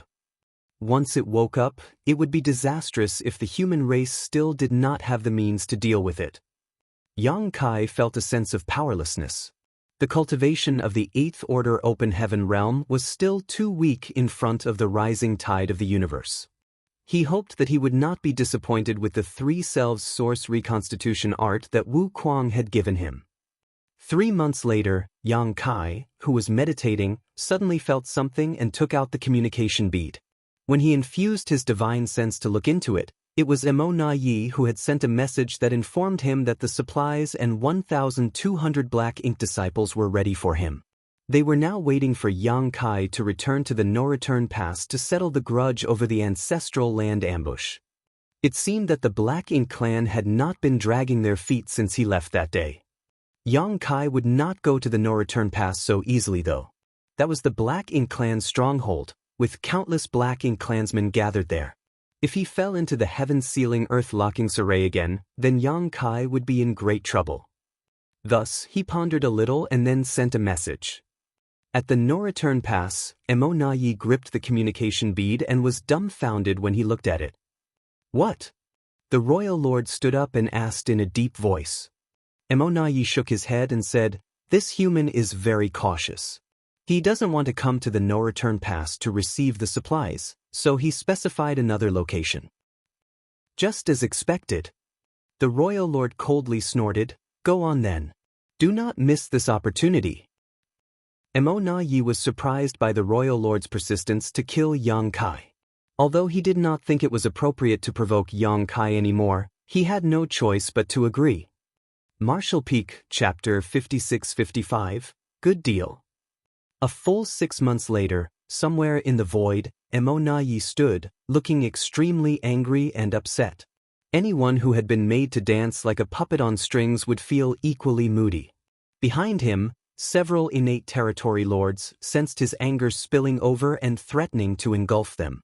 In order not to incur his wrath, they kept silent and stayed as far from him as possible. Behind them were 1,200 Black Ink disciples gathered in various scattered groups and areas, looking confused and disorganized. It had been half a year since Mo Na Yi set off from the no-return pass with the 1,200 Black Ink disciples and the supplies he had prepared. In this half a year, Yang Kai repeatedly changed the location for the transaction 8 times. Furthermore, there were times that he made Mo Na Yi wait for dozens of days without any updates. Mo Na Yi was furious, but could not do anything about it. He could understand Yang Kai being cautious and suspicious as the royal lord had already instructed Mo Na Yi to seize any opportunity to kill this pest. However, with Yang Kai being so cautious, how could Black Ink clan have any chance to do anything? If Mo Na Yi wanted to take action against Yang Kai, he had to first set up the 4 gates 8 palaces Great Pagoda array so that he could trap him in place. The Black Ink clan had no way to arrange anything in advance, though, as Xianxia repeatedly changed the meeting location. Thus, Emonai no longer held any hope of taking Xianxia down. The Black Ink clan was being sincere to Xianxia, but he still treated them like vicious bandits, which frustrated Emonai. He decided that if Xianxia changed the meeting location again, he would return to the no-return pass with the Black Ink disciples and supplies. Suddenly, ripples appeared in the void and Xianxia appeared like a ghost. Before he appeared, neither the innate territory lords nor Emonai felt Xianxia's aura. This space secret technique alone rendered the Black Ink clan somewhat powerless to deal with him. "It's been a long time," Xianxia said as soon as he appeared. He had randomly and hastily decided to meet here, so the Black Ink clan couldn't set up the traps in advance.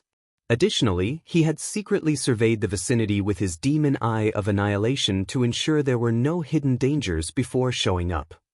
"Sir Yang is quite cautious," Emonai replied grouchily. He could be considered mild-tempered among the Black Ink clan, but now he was thoroughly incensed by Xianxia's behavior. Xianxia said frostily, "What's wrong with being cautious? Enough nonsense. Where are the supplies?" Emonai kept a straight face and threw out a few space rings.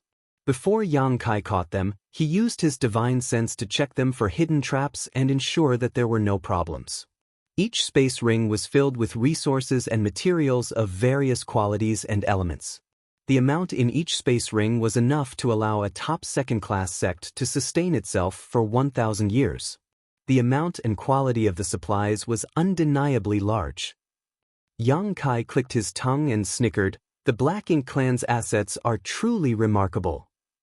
This wasn't a surprise, though, as the human race were stuck in just over a dozen great territories while everywhere else was fully controlled by the Black Ink clan. What's more, the Black Ink clan did not care how they mined for resources, as even destroying universe worlds meant nothing to them. The 3,000 worlds of today was being fully exploited for its resources. After mining whatever they could, the Black Ink clan simply allowed the various universe worlds to crumble into universe fragments. Here are the 1,200 Black Ink disciples. "Sir Yang, please inspect them. If these are acceptable, we will leave now." Emonai urged him to accept the compensation so that he could leave and not have to deal with Xianxia any further. "They will do." Xianxia did not bother to check, not because he trusted the Black Ink clan, but rather because he had already inspected these 1,200 Black Ink disciples before showing up. There were exactly 100 7th-order Black Ink disciples as agreed upon, while the rest were of various orders and strengths. "In that case, goodbye." Emonai cupped his fist and led the territory lords, who had constantly been on guard, to leave. Xianxia saw them off warmly. "This has been a happy cooperation. I hope there will be more such cooperation in the future." Emonai paused momentarily and could not help but curse to himself. "There will never be another time. If there is a next time, it will be you delivering your head to me." After Xianxia watched the Black Ink clan masters fade into the distance, he turned to look at the 1,200 Black Ink disciples, but as soon as he did, someone shouted, "Disperse!" 1,200 people turned into 1,200 streams of light in an instant, scattering in all directions. Xianxia entirely failed to stifle his laughter, as he knew that the Black Ink clan would not be so honest. It turned out that this was what they were up to. If he were a regular 8th Order Open Heaven Realm Master, there would be nothing he could do in the face of such a situation. At best, some of these Black Ink disciples would be captured, but probably 90% of them would be able to escape. However, with Xianxia being here, what the Black Ink clan did was pointless and doomed to fail. The moment the 1,200 streams of light shot in all directions, the void suddenly thrummed and solidified. The streams of light all faded to reveal the Black Ink disciples, who were now frozen in place, none of them able to move, each with a different expression on their face. Xianxia stepped forward, and as soon as he walked past each of the Black Ink disciples, they would disappear. Each of the Black Ink disciples reappeared in Xianxia's small universe and was immediately enveloped by a mass of purifying light which began to dispel the Black Ink's strength in their bodies and return them to their original selves. In a short time, all 1,200 black ink disciples were taken in.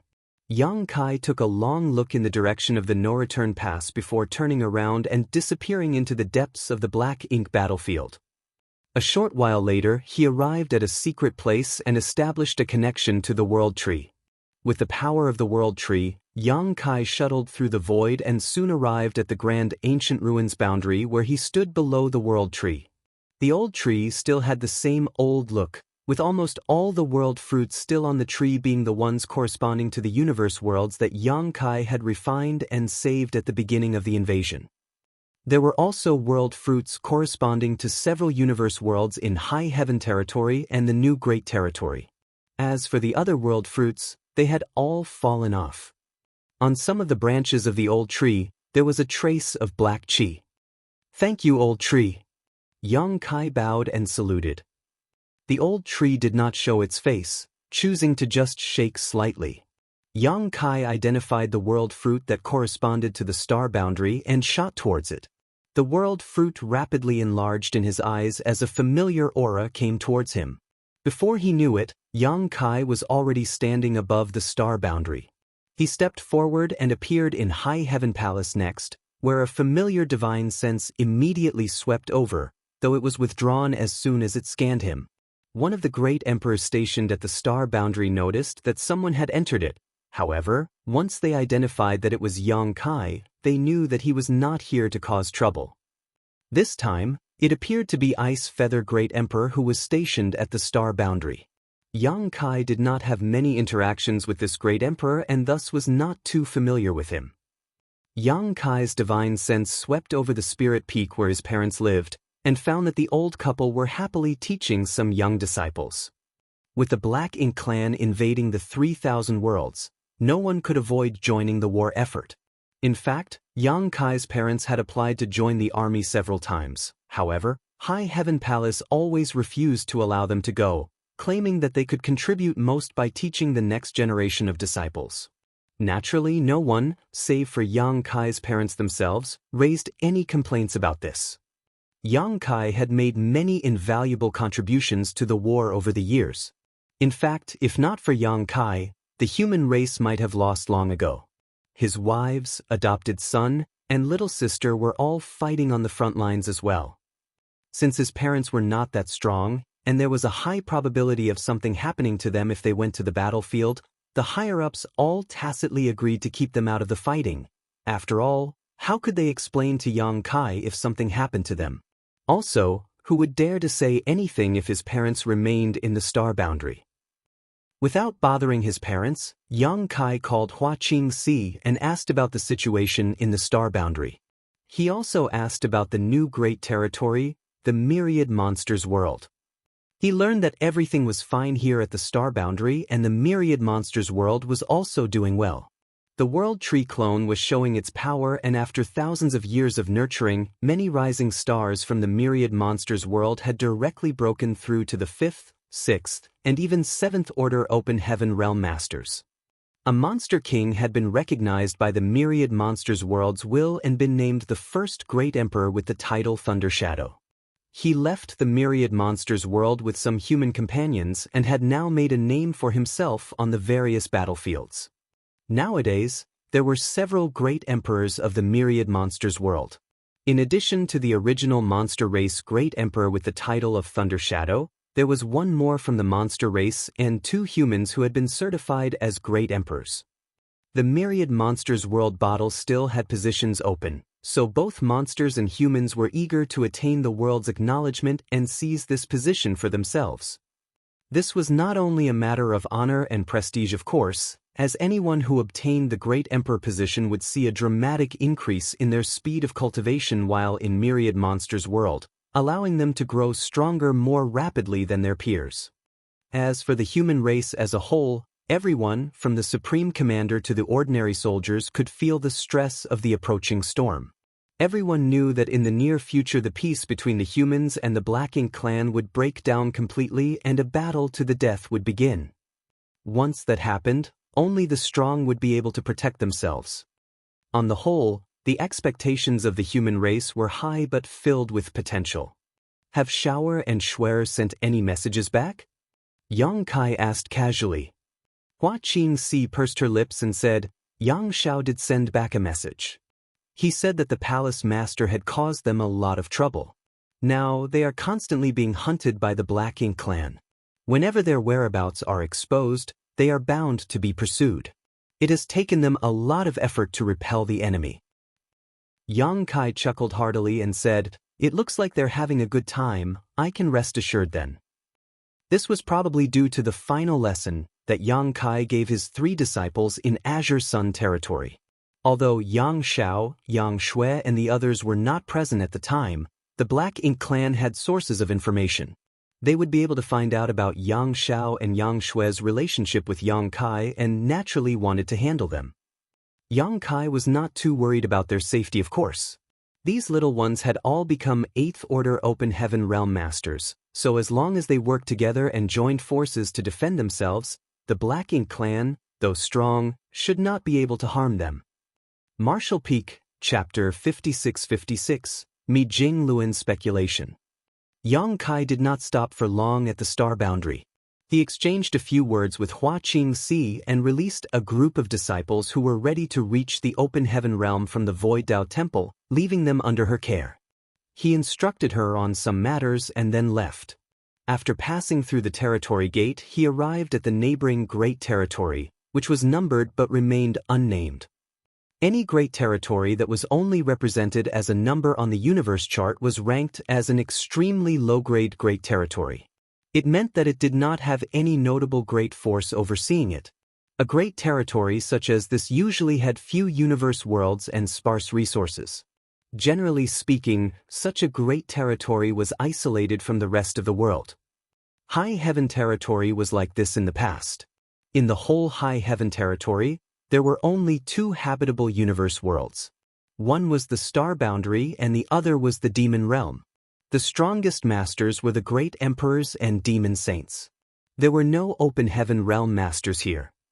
However, since the rise of the star boundary as an open heaven realm cradle, High Heaven territory made a name for itself. The neighboring great territory was not so fortunate, but it was the place where the supreme headquarters of the human race was located. Although the great territory was previously unknown and even deserted, it was now vital to the human race. Not only because it was the great territory that led directly to the star boundary, but also because it connected to more than 10 great territory battlefields. Just as the barren territory was the last barrier to the 3,000 worlds, this unnamed great territory was also the last bulwark for the human race today. If the Black Ink clan breached this place, they would be able to push straight into the heart of human territory. When that happened, the human race would have no choice but to completely fall back to High Heaven territory and the new Great Territory. With the supreme headquarters located here, this great territory was extremely bustling. No matter which battlefield the soldiers headed to or retreated from, they would transit through this place to rest and repair their equipment. Armies would be assembled here and be dispatched by the supreme headquarters as reinforcements to the great territory battlefields on a regular basis. Looking from afar, there were many human race soldiers coming and going in the void, and the glimmer of light from their bodies was as bright as stars. Yang Kai suppressed his aura and rushed to the universe fragment where the supreme headquarters was located. Without informing anyone, he flew straight to the main hall. Inside the main hall, Mi Jinglun was busy pointing at a territory map, and a few 7th Order Open Heaven Realm Masters who were in charge of transmitting orders nodded as they took careful notes. Yang Kai took a look and found the territory map was of Twin Poles territory. Noticing Yang Kai's arrival, Mi Jinglun looked up and gave him a light nod, signaling him to wait for a moment. Yang Kai made himself at home, found a seat, poured himself a cup of tea, and leisurely sipped it. After a little more than half an hour, the 7th Order Masters were sent away. Mi Jinglun stood in place in contemplation for several moments before rubbing his forehead. He then walked over to Yang Kai, sat down, and pushed an empty teacup towards him. Yang Kai picked up the teapot and poured him a cup. Mi Jinglun heaved a long sigh and downed the tea like he was draining a bottle of wine. Yang Kai asked, "Things aren't going well in Twin Poles territory." Mi Jinglun replied, "The Black Ink clan has intensified their attack on Twin Poles territory." They've recently gained more territory lords and deployed them there, so we are facing some difficulties. Turning his head to look at Yang Kai, he asked with a smile, "Why don't you take a trip there?" "Impossible." Yang Kai waved his hand. "I just got back from harassing the Black Ink clan at the no-return pass.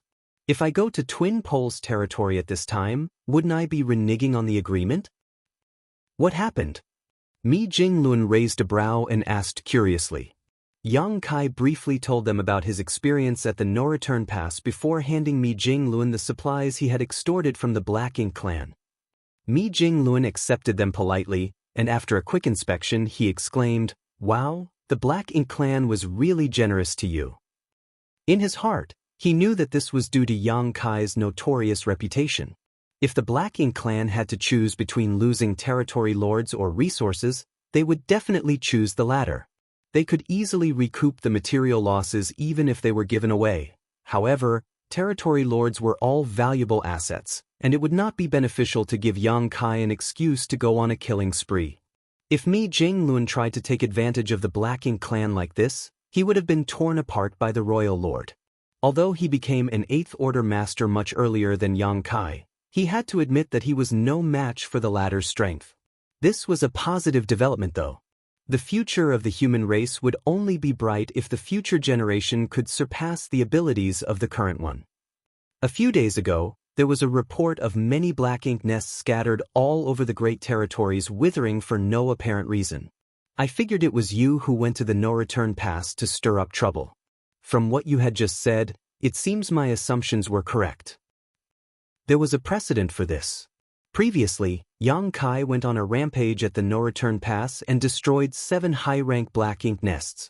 This naturally disrupted the flow of reinforcements to the Black Ink clan as all the mid-rank and low-rank Black Ink nests spawned from those high-rank nests were destroyed. The human race was not sure what had happened at the time, but later found out that it was Yang Kai's doing. So, when a similar event happened, it was easy for Mi Jinglun to make a guess.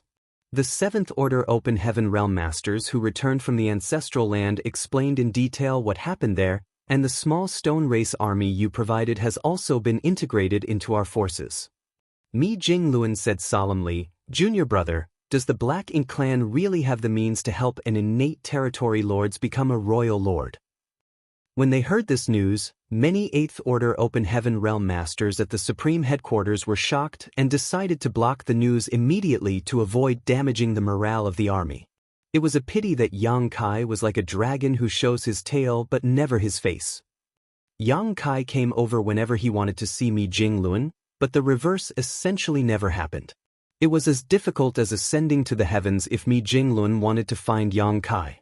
Yang Kai drank another cup of tea and nodded. Indeed, the pseudo-royal lord I encountered at the Ancestral Land named Di Wu was created in such a manner. Unfortunately for him, he was too careless and was killed by me. Pseudo-royal lord? Mi Jinglun exclaimed with his eyebrows raised. It seems senior brother isn't aware of this point. Although the Black Ink clan has the ability to forcibly raise an innate territory lord into a royal lord, there are clear flaws with the process. Such a created royal lord may have the raw power of a royal lord, but they are unable to utilize it properly. I clearly felt this when I fought Di Wu. He could only exert about 70% to 80% of what a royal lord should be able to do. Thus, I regard them as pseudo-royal lords. Mi Jinglun heaved a sigh of relief and said, "If that's the case, then there's no need to be too concerned." A pseudo-royal lord who could only exert an average of 75% of his power was not nearly as threatening to 8th Order masters as a true royal lord. It might only take a few 8th Order masters in a battle formation to resist such an enemy, though killing one was probably impossible. But there is another pseudo-royal lord at the no-return pass right now. Mi Jinglun's eyes narrowed and asked, "Who?" "Senior brother. Do you remember that innate territory lord named Mo Na Yi?" "Him? How could Mi Jinglun not know who Mo Na Yi was?" Mo Na Yi was one of the innate territory lords that the human race was highly focused on. This guy was far more intelligent and cunning than other territory lords. It was definitely not a good development for the human race for this Black Ink clansman to become a pseudo-royal lord. Mi Jingluan thought about it momentarily but decided not to dwell on it any further. Now that Mo Na Yi had become a pseudo-royal lord, it was useless to brood over it. If they really encountered him, they could only directly take him on. Junior brother, have you found out how the Black Ink clan creates these pseudo-royal lords? Yang Kai shook his head and replied, Mo Na Yi was already a pseudo-royal lord when I arrived at the No Return Pass. I tried to probe them about it, and it seemed like the information those 7th Order Open Heaven Realm Masters gathered at the No Return Pass was accurate. Even if the Black Ink clan has a method to create pseudo-royal lords, they have to pay a huge price. At the very least, they should have to sacrifice a large number of innate territory lords. When Di Wu transformed into a pseudo-royal lord, 13 innate territory lords were sacrificed. In Mo Na Yi's case, there were at least 12. Hearing this, Mi Jinglun seemed to have suddenly thought of something before snapping his feather fan closed. He gently tapped the fan against his palm and said, perhaps, it also involves the sacrifice of a high-rank Black Ink nest. Yang Kai wondered and asked, why do you think so? Perhaps junior brother isn't aware of this. About 400 years ago, some low-rank and mid-rank Black Ink nests suddenly withered. When the numbers were tabulated, the headquarters estimated that a single high-rank Black Ink nest had been destroyed somehow. About 100 years ago, a similar situation occurred. Initially, I thought that it was junior brother who went on a rampage at the No Return Pass and destroyed these high-rank Black Ink nests, but from your story just now, that seems to not be the case. 400 years ago, after a little calculating, Yang Kai realized that was the time that he had just arrived at the ancestral land to cultivate. He also killed Di Wu just over 100 years ago. For the Black Ink clan, Black Ink nests were their foundation, so they would not be given up easily. There could only be one reason for those low-rank and mid-rank Black Ink nests to die all of a sudden. The high-rank Black Ink nest that produced them was destroyed. The timing was too coincidental, and the anomaly was equally obvious. The Black Ink clan was smart enough to hide the truth from him, but there were enough clues for the human race to make the necessary deduction. Yang Kai kept nodding his head.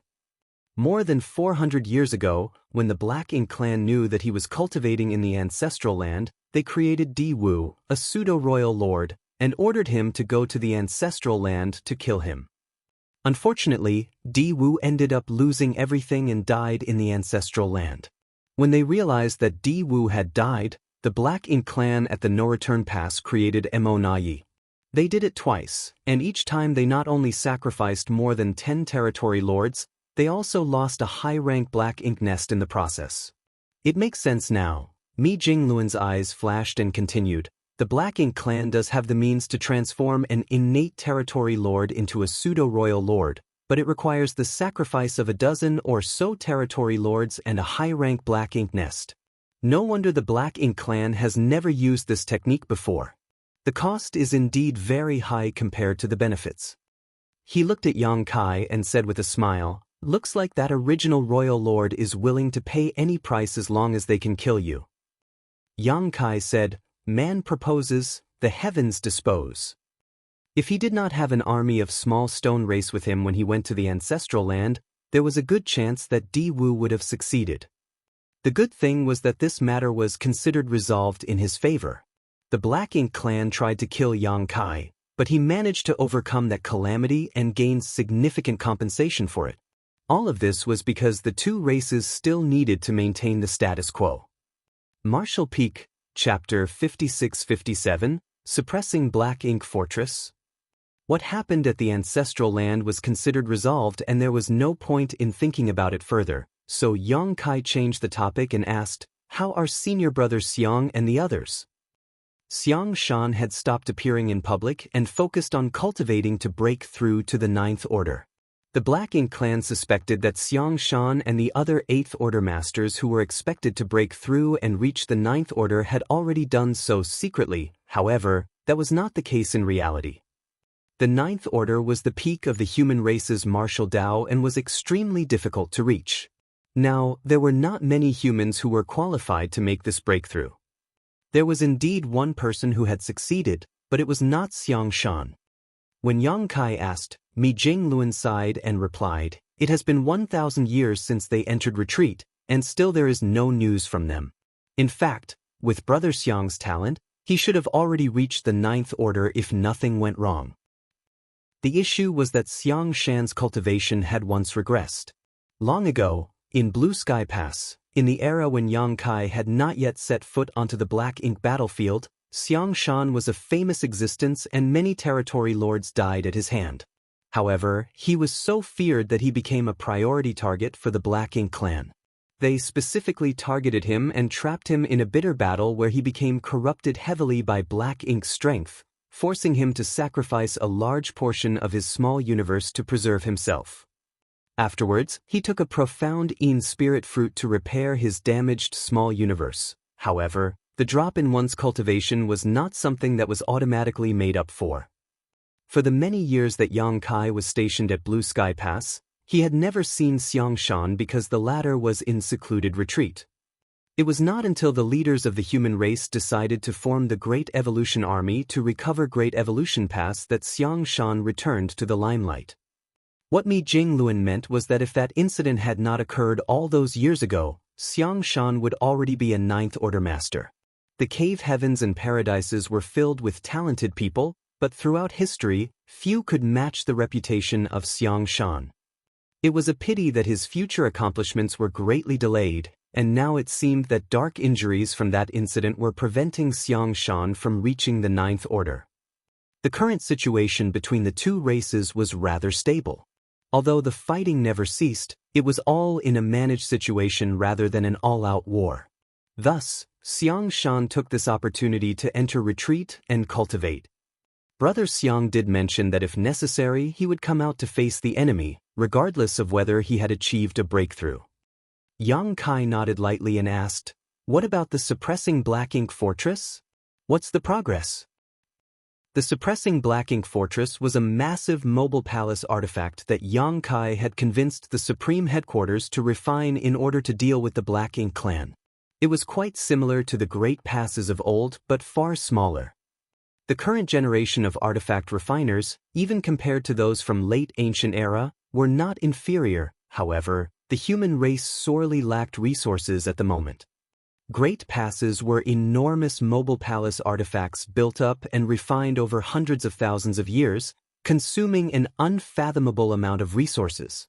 The human race could not afford to spend so lavishly in their current situation.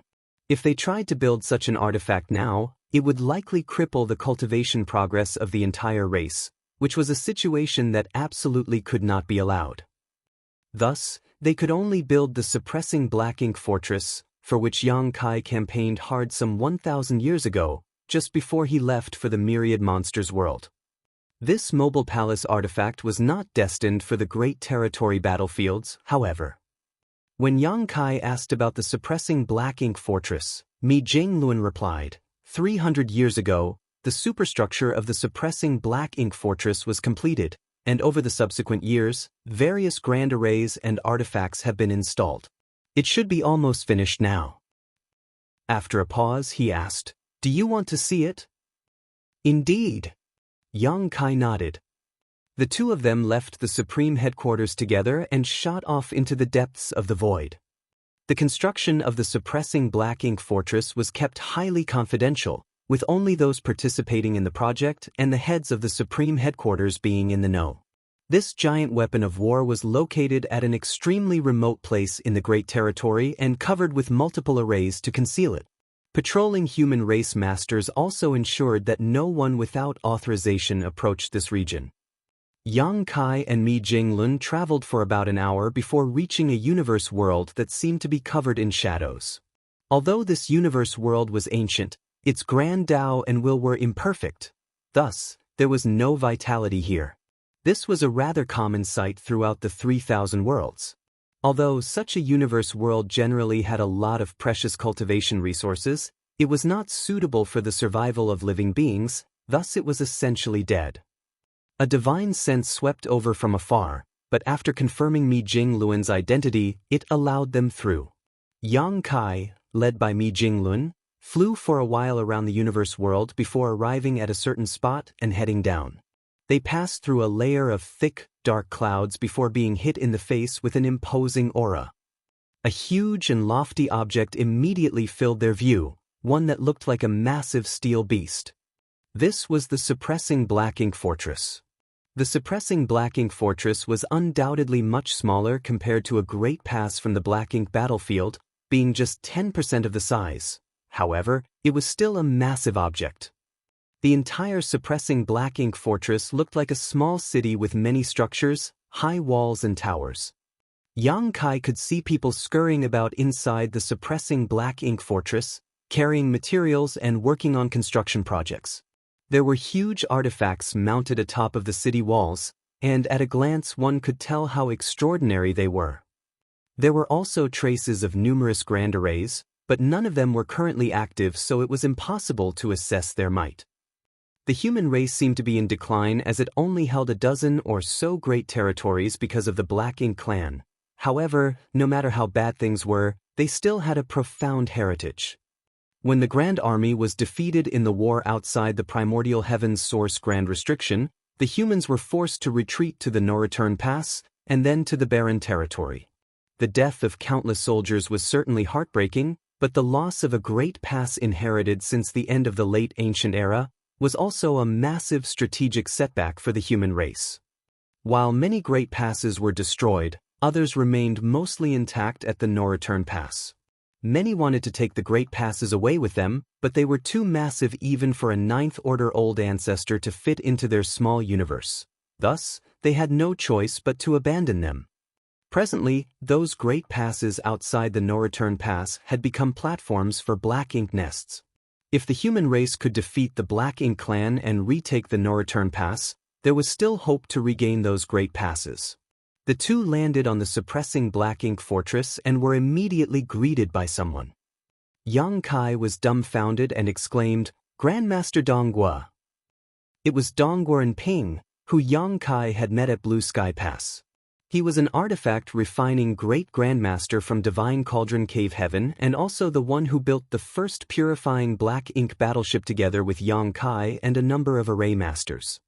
However, since Yang Kai left Blue Sky Pass, they had not seen each other again, mainly because Dongguan Ping was in charge of artifact refining while Yang Kai's job was to kill the enemy.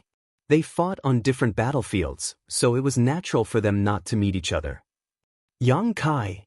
Dongguan Ping also recognized Yang Kai immediately and reached out his hand to slap his shoulder as he happily declared, "I should call you Junior Brother Yang now." Yang Kai returned the greeting, "Senior Brother Donghua." He was happy to see him. Although Yang Kai had met many people on the Black Ink battlefield, few survived until today. Dongguan Ping was also a bit emotional. When he first met Yang Kai, the latter was just an unknown sixth-order brat. He was only valued by Blue Sky Pass leaders at the time because he brought purifying light to the human race. Now, when Dongguan Ping saw him again, Yang Kai was already the powerful, profound Nether Army commander and a perpetual thorn in the Black Ink clan side. Such growth was truly immense as only 3,000 years had passed since then. Mi Jingluan said with a smile, "Senior Brother Donghua is one of the chief artifact refiners on the Suppressing Black Ink Fortress project. Junior Brother Yang, if you want to know more about the Suppressing Black Ink Fortress, please feel free to ask Senior Brother Donghua." "Many thanks, Senior Brother." Dongguan Ping simply waved his hand. "Artifact refining is the job of this old master. It's not a big deal. However, can Junior Brother Yang tell me what this Suppressing Black Ink Fortress is going to be used for? This artifact is massive and took no less than 1,000 artifact refiners almost 1,000 years to construct. Although it is powerful, it is not suitable for the current war. Even if it is for a counteroffensive, one Suppressing Black Ink Fortress won't make much of a difference. If it weren't for Supreme Headquarters special orders, this old master would not have agreed to squander so many resources and so much manpower on this. The amount of resources poured into the thing could have benefited the Great Army in many other ways. It was clear that Dongguan Ping had strong opinions about the Suppressing Black Ink Fortress. As he said, this thing was not very useful for the situation the human race was currently in. Unless more Suppressing Black Ink Fortresses were built, They could not be used to attack the enemy. This was certainly a very sharp weapon of war. However, its disadvantages were also very obvious. It took far too many resources and too much time to build just one, so if it did not achieve its intended purpose, then it was all just a huge waste of time and money. Didn't senior brother Mi explain the situation? Yang Kai was stunned. Mi Jingluan said in return, "It's better that fewer people know about this matter." Dong Guanping glared at Mi Jinglun and snorted, "What nonsense is this guy sprouting? He just said that it was a secret. What can this old master do to him if he refuses to say anything?" Yang Kai smiled before quietly whispering something to Dong Guanping. Dong Guanping immediately turned solemn and remarked, "I see." He had his suspicions considering the situation. However, Yang Kai just confirmed his guesses. He was a veteran from Blue Sky Pass who had experienced thousands of years of war on the Black Ink battlefield. If the suppressing Black Ink fortress was used in that place, it was indeed the perfect tool for the job. "What are the chances of that happening?" Dong Guanping asked. Yang Kai replied, "It's bound to happen, it's just a matter of time." Dong Guanping replied, "Fortunately, this old master did not cut corners when I built the suppressing Black Ink fortress. Otherwise, it would have been a big mistake." Yang Kai laughed and said, "Senior brother, please take us to look around." Dong Guanping was immediately reinvigorated. Although he had some reservations about building the suppressing Black Ink fortress, it was also the greatest masterpiece of his life. Now that he had succeeded in building it, he naturally wanted to show it off to others. It was pointless for him to brag about it to the builders. Thus, when Mi Jingluan and Yang Kai came, he finally had an audience to lead around and introduce all the wondrous features of his creation. Martial Peak, Chapter 5658, Tiger Roar Cannon. When the Supreme Headquarters gave the order 1,000 years ago, Dong Guanping led several artifact refining great grandmasters and brought over 1,000 artifact refiners to this place to work. Those artifact refiners had put their all into the suppressing Black Ink fortress, and it represented their proudest achievement. Divine Cauldron Cave Heaven contributed a huge amount of resources to create this artifact.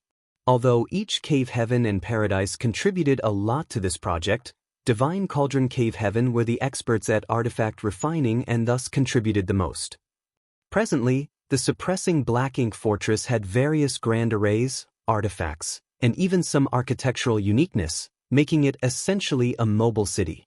All of this was influenced by Dong Guanping, so he was intimately familiar with all aspects of the suppressing Black Ink fortress, making his introductions detailed and descriptive. Yang Kai soon began to appreciate the might of the suppressing Black Ink fortress. He was very satisfied with what he was hearing. Although the suppressing Black Ink fortress was only 10% the size of a great pass, its armaments and capabilities were basically on par with one. They paused for explanations and then resumed along the route. When the three of them arrived near a section of the city wall, Dong Guanping pointed to a huge artifact mounted up ahead. The shape of the artifact looked like a crouching tiger with an elongated neck gazing forward. There were several artifact refiners nearby who were busy working on it.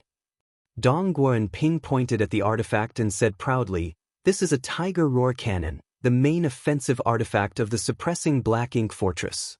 Over all four walls, there are a total of 1,200 of these. They were specially designed for the suppressing Black Ink fortress." Mi Jingluan looked at it for a while and asked, "How powerful is it?" Dong Guanping stroked his beard and smiled. When tested, 3 sixth-order masters working together were able to unleash a strike equivalent to a 7th-order Open Heaven Realm master's full strength. If 3 7th-order masters worked together, the power unleashed would be similar to an 8th-order Open Heaven Realm master's attack. Mi Jingluan raised an eyebrow and remarked, "Impressive, but creating such an artifact must have been expensive, right?" Dong Guanping replied with a solemn nod. Didn't Supreme Headquarters say not to skimp on the cost? Creating a single Tiger Roar cannon consumes resources equivalent to building a standard warship. Mi Jingluan winced at the thought of the cost. With 1,200 Tiger Roar cannons, It was like having 1,200 standard warships, and that was just for the main armaments of the suppressing black ink fortress. There were other various supplementary artifacts, as well as the grand arrays within the fortress, which also required a lot of resources. The entire suppressing black ink fortress was practically a weapon of war built from several generations of stockpiled wealth. It was fortunate that Yang Kai went to the no-return pass to pick a fight with the Black Ink clan and managed to get them to compensate him with so many materials. At least, that could help to replenish a good portion of the stock used in the production of the suppressing black ink fortress. Otherwise, the human race would have to tighten their belts for a few years just to get by.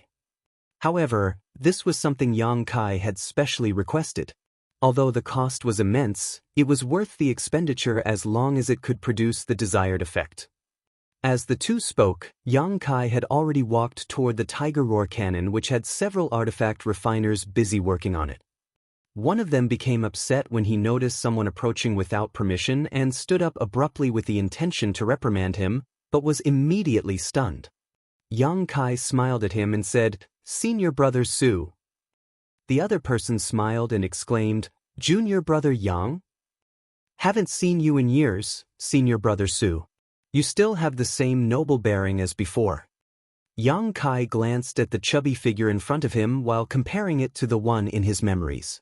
In fact, there were no significant changes to Fatty Su Zhen except for the traces of aging after all these years. Furthermore, Su Zhen was already an 8th Order Open Heaven Realm Master.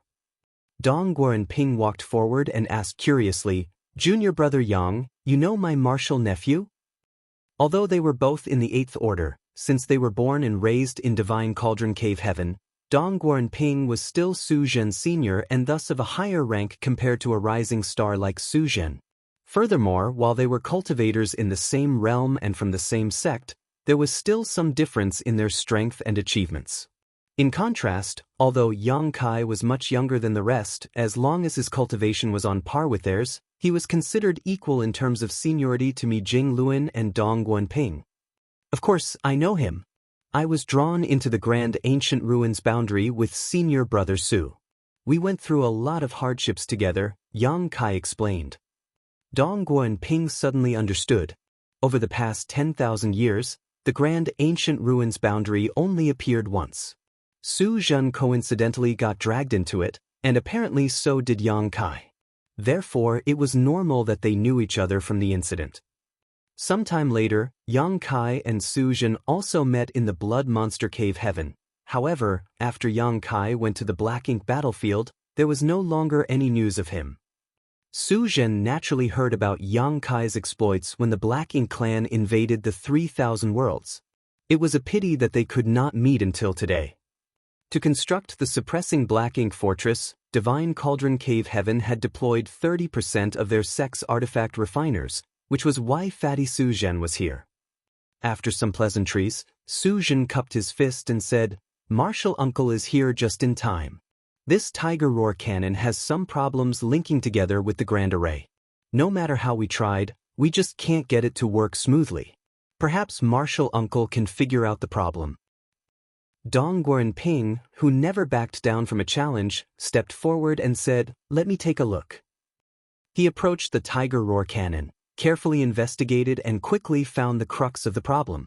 He did not personally resolve it though, and instead carefully instructed Su Zhen and the others and let them do it. This was also a kind of on-the-spot education. The few artifact refiners soon became busy working on the cannon and forgot all about Yang Kai and Mi Jinglun who were standing beside them. Yang Kai also knew something about the Tao of artifact refining, and although it was not as good as his mastery over the Taos of time, space, and spear, he was still an artifact refining grandmaster, so he could more or less understand what they were discussing and was also interested in it. On the contrary, Mi Jinglun, who knew nothing about the subject, stood by the side, bored to tears. Upon realizing this, Yang Kai said, "Senior brother Mi, we have basically finished with the tour of the suppressing black ink fortress, but I would like to remain here and see the rest of the artifacts and spirit arrays. You should go on ahead first." Mi Jinglun nodded and said, "Good. I will make the rest of the arrangements at the Supreme Headquarters." Yang Kai made his requests without holding back. I estimate it will take a minimum of 5,000 and up to 8,000 soldiers to fully mobilize the power of the suppressing Black Ink Fortress. I will have to trouble Senior Brother Mi to prepare them as soon as possible. Additionally, please send the divine spirits that I brought back from the Grand Ancient Ruins boundary over here. Although they have been obedient over the years, the agreement I made with them was only for 3,000 years and will soon be up. It will be difficult for me to extend the pact, but there just so happens to be someone over on that side who can handle them. Mi Jingluan immediately understood and replied with a smile. That's right, under that person's watchful eye, these divine spirits have no choice but to behave obediently. Naturally, the suppressing Black Ink Fortress needs a divine spirit with great sun and moon marks to be able to create purifying light to protect against the encroachment of Black Ink strength. I'll make sure everything is prepared appropriately. Mi Jingluan quickly left and went back to the Supreme Headquarters to organize the troops while Yang Kai stayed. Once the suppressing Black Ink Fortress was ready for action, Yang Kai would be responsible for sending it to that place. Dong Guoranping was still instructing Su Zhen and the others to solve the problem of the Tiger Roar cannon, when Yang Kai heard a soft voice in his ear. He was surprised and decided to follow the voice, leaving the suppressing Black Ink Fortress and heading towards a mountain valley some 3,000 kilometers to the west. He approached it and was stunned by what he saw within it. The entire surrounding land was barren and silent, but this mountain valley was full of vitality, with an abundance of fragrant flowers and vegetation. However, under careful observation and inspection, he realized that all the greenery was nothing but an illusion. This was obviously an extremely profound manifestation of power. He then noticed a delicate figure sitting quietly in the middle of the sea of flowers. As Yang Kai waded through the sea of flowers, the flowers were disturbed, detached from their stems, and flew away from the branches. The flowers turned into yellow, red, and green butterflies dancing among other flowers. At that moment, the world was colorful and beautiful.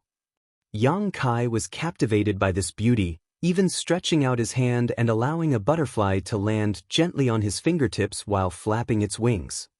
A few moments later, he approached the figure, bowed, and greeted, "Old Ancestor." This was the only human who had advanced to become a 9th Order Old Ancestor since the invasion of the 3,000 worlds. Only a select few of the upper ranks knew about this. Yang Kai was curious about where she was after she had reached the 9th Order, and it was only when he heard her voice that he realized that she had been here the whole time, guarding the suppressing Black Ink Fortress.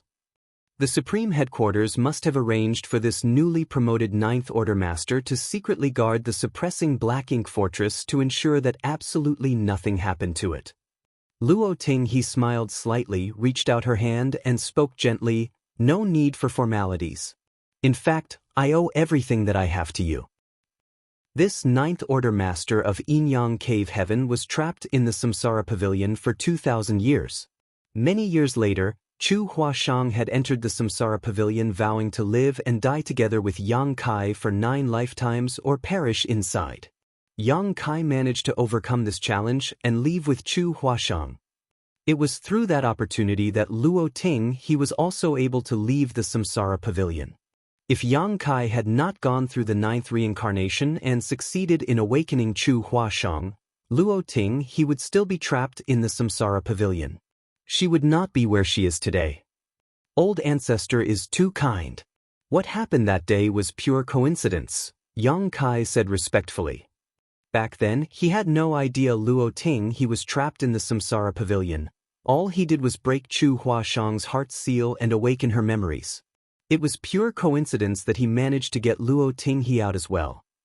Coincidence or not, I still owe you a favor, Luo Ting he insisted. Yang Kai could not say anything else. Luo Ting he tilted her head and smiled as she said, "I've been thinking about how to repay you for that. I originally thought of giving you some benefits after I reached the 9th Order. However, your cultivation speed is so fast that the benefits I can give you now related to that are far too limited." Martial Peak, Chapter 56-59, Butterfly. Luo Ting he would not be in such a tight spot if Yang Kai was only in the 6th or 7th Order. All she needed to do was to give him some gifts and give him some pointers for his cultivation, which would not be difficult. However, Yang Kai's cultivation had been increasing rapidly over the years, leading to him reach the peak of the 8th order. In terms of strength as an 8th order master, Yang Kai was definitely the strongest. Even Xianxia was incomparable to him. This made it difficult for Luo Ting to figure out what she could give him in return. Since she successfully advanced to the 9th order and was stationed here to guard the suppressing Black Ink Fortress, she had been thinking long and hard about this. I pondered a lot on this. Since you are always out and about, you should be constantly in danger, so why don't I give you something to protect yourself? It might come in handy one day. Upon saying so, she did not allow Yang Kai to refuse. Her slender jade finger gently lifted and the sea of flowers that blanketed the mountain valley started to detach and turned into balls of light that converged at her fingertip. The flowing lights lingered and gathered, slowly converging into one and reconstituted into a colorful butterfly which gently flapped its wings. When the glow waned, the butterfly completely materialized. She was not finished yet though, as Yang Kai clearly felt Luo Ting's world force surging madly and pour into the butterfly. The little butterfly, which was the size of a baby's palm, was like a bottomless pit, constantly swallowing world force from the 9th order open heaven realm master. Yang Kai was immediately dumbfounded. Although he did not know what mysterious secret technique Luo Ting had performed, he could tell that this senior, who came from Yin Yang Cave Heaven, was injecting the heritage from her own small universe into this butterfly. This was undoubtedly a huge loss to her. When this butterfly was activated, it would be as if Luo Ting was present to take action. It was truly a treasure. Just as Luo Ting said, Yang Kai traveled around regularly as he no longer needed to cultivate in retreat. Previously in the ancestral land, he was surrounded by powerful Black Ink clan masters, and when he went to the No Return Pass, he faced 2 royal lords and countless territory lords. He really did encounter a lot of danger, so such a defensive treasure could be a life-saving token in certain critical moments. Setting other incidents aside, if he had this butterfly when he was at the ancestral land, would Diwu have even been a threat to him? With the infusion of a 9th order open heaven realm master's small universe heritage, the secret technique butterfly became increasingly dynamic, as if it really came alive and was ready to fly. Luo Ting soon began to look fatigued. It was only after half an hour that Luo Ting exhaled a long breath and severed the connection between her small universe and the secret technique butterfly. With a flick of her fingertip, the butterfly flew towards Yang Kai. Yang Kai opened his palm and the butterfly landed on it. The gorgeous light then dissipated and turned into a butterfly-shaped crystal. If you encounter a dangerous situation that you can't get out of, activating this will certainly help. It contains my full power, but remember that it can only last for 30 breaths. Luo Ting warned. Although the butterfly felt light, Yang Kai's heart was heavy. He estimated that to create this secret technique butterfly, Luo Ting had sacrificed at least 500 years of hard cultivation. In other words, several centuries of effort had been used up to create this butterfly, which only lasted 30 breaths of time. In some sense, while such a secret technique was extremely damaging to Luo Ting, it was a potentially life-saving treasure to Yang Kai. Yang Kai put the secret technique butterfly away, bowed, and solemnly said, "Many thanks for old ancestors' generosity." Luo Ting smiled lightly and said, "You are now a pillar of the human race. We cannot afford any mistakes with your life." After a pause, she continued, "You have been out and about a lot, and understand far more than others about the situation between the 2 races today.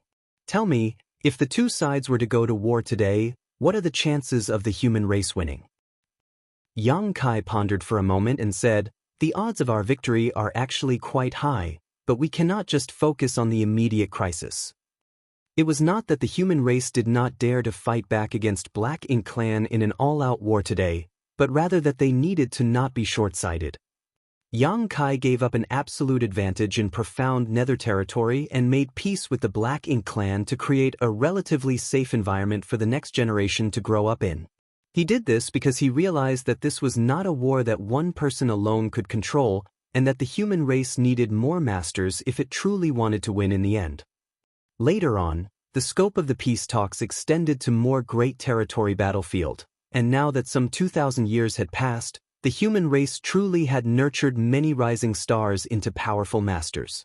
The star boundary, the myriad monsters world, and even his small universe continued to witness the birth of such talents. Now, the human race had one more Ninth Order Open Heaven Realm Master, so it could be said that their situation was much better than 3,000 years ago. If a full-blown war started today, the human race would likely win. Yang Kai alone would have a huge impact as he would be unshackled, able to slaughter acquired and innate territory lords freely. Although the Black Ink clan could create pseudo-royal lords, they would have to sacrifice a lot of territory lords to do so, which would not be worth it as a dozen territory lords were actually more useful than one pseudo-royal lord. So, if a full-scale war broke out, the human race's chances of winning were more than 70%, though they would have to pay a terrible price to achieve victory. Such a war would likely result in 50% losses on the human side. The problem was what came after. The root cause of the Black Ink clan was slumbering inside the primordial heaven's source grand restriction. Even if the Black Ink clan that invaded the 3,000 worlds was ruthlessly wiped out tomorrow, the problem would not be resolved until MO was completely eliminated. The human race needed to be much stronger to deal with what was to come. The suppressing Black Ink fortress was one such preparation for that future. For the time being, delaying was the human race's best option. The longer they could delay, the greater their advantage would become. However, there was a limit to this. If Mo's true body completely awakened, the human race would have to deal with it, regardless of whether they were prepared or not. Thus, Yang Kai was willing to accept 1,200 Black Ink disciples and a multitude of resources to resolve his confrontation with the Black Ink clan at the no-return pass. It was not because he turned soft to them, but that now was not the time to confront the enemy directly. Speaking of the 1,200 Black Ink disciples, Yang Kai suddenly remembered that they were still suppressed in his small universe. He had forgotten to release them back at Supreme Headquarters when he was there. There was no hurry though. Furthermore, they posed no danger as they remained in his small universe for the moment. Yang Kai had a long chat with Luo Tinghe, describing the situation of the two races while she listened intently. Although she was a Ninth Order Master, after leaving Azure Sun territory some 1,000 years ago, she had been stationed here the whole time. Thus, she really did not know much about the situation in the outside world. Yang Kai only knew so much because he was able to move around freely while the others could not. I understand now. Luo Tinghe nodded lightly, then smiled and said, "You are so certain of victory? Have you found a way to deal with that Black Ink giant spirit god?" If the two sides were go to war, the Black Ink clan's biggest advantage was not the huge number of troops they had, or that the number of territory lords exceeded the numbers of Eighth Order Masters. It was the Black Ink giant spirit god who was pinned down by the two veteran Ninth Order Open Heaven Realm Masters in the barren territory. That was the true existence that could single-handedly tip the balance of power between the two sides. The Black Ink clan now had two Black Ink giant spirit gods. One was held in check by Air, so they did not need to worry too much about it. Those two had been fighting each other for several thousands of years and neither side had gained any kind of advantage. It was the Black Ink giant spirit god that had once been subdued by the divine spirits in the ancestral land that they had to worry about. Once it freed itself from the old ancestors' restraint, it would be an absolute disaster for the human race. Before, while it was seriously injured, it was locked in place by the two Ninth Order Masters using their secret techniques. However, after so many years had passed, most of its injuries should have been healed by now. Nevertheless, that alone would not be enough of a reason for Yang Kai to personally go to the barren territory to torment it. If the Black Ink clan was in a life-or-death struggle, the Black Ink giant spirit god would not stand idly by. In that situation, it would likely sacrifice its arm to fight back. If it broke free, then it would be difficult for the human race to counter it. However, from what Luo Tinghe had heard so far, Yang Kai did not seem concerned about it, so he obviously had a way to deal with it. Yang Kai failed to stifle his laughter and said, "Old ancestor is truly sharp." While Luo Ting he mentioned this, she did not ask any more questions about it. Yang Kai left after some more small talk, and Luo Ting he continued to meditate to make up for the heritage that she had just used up.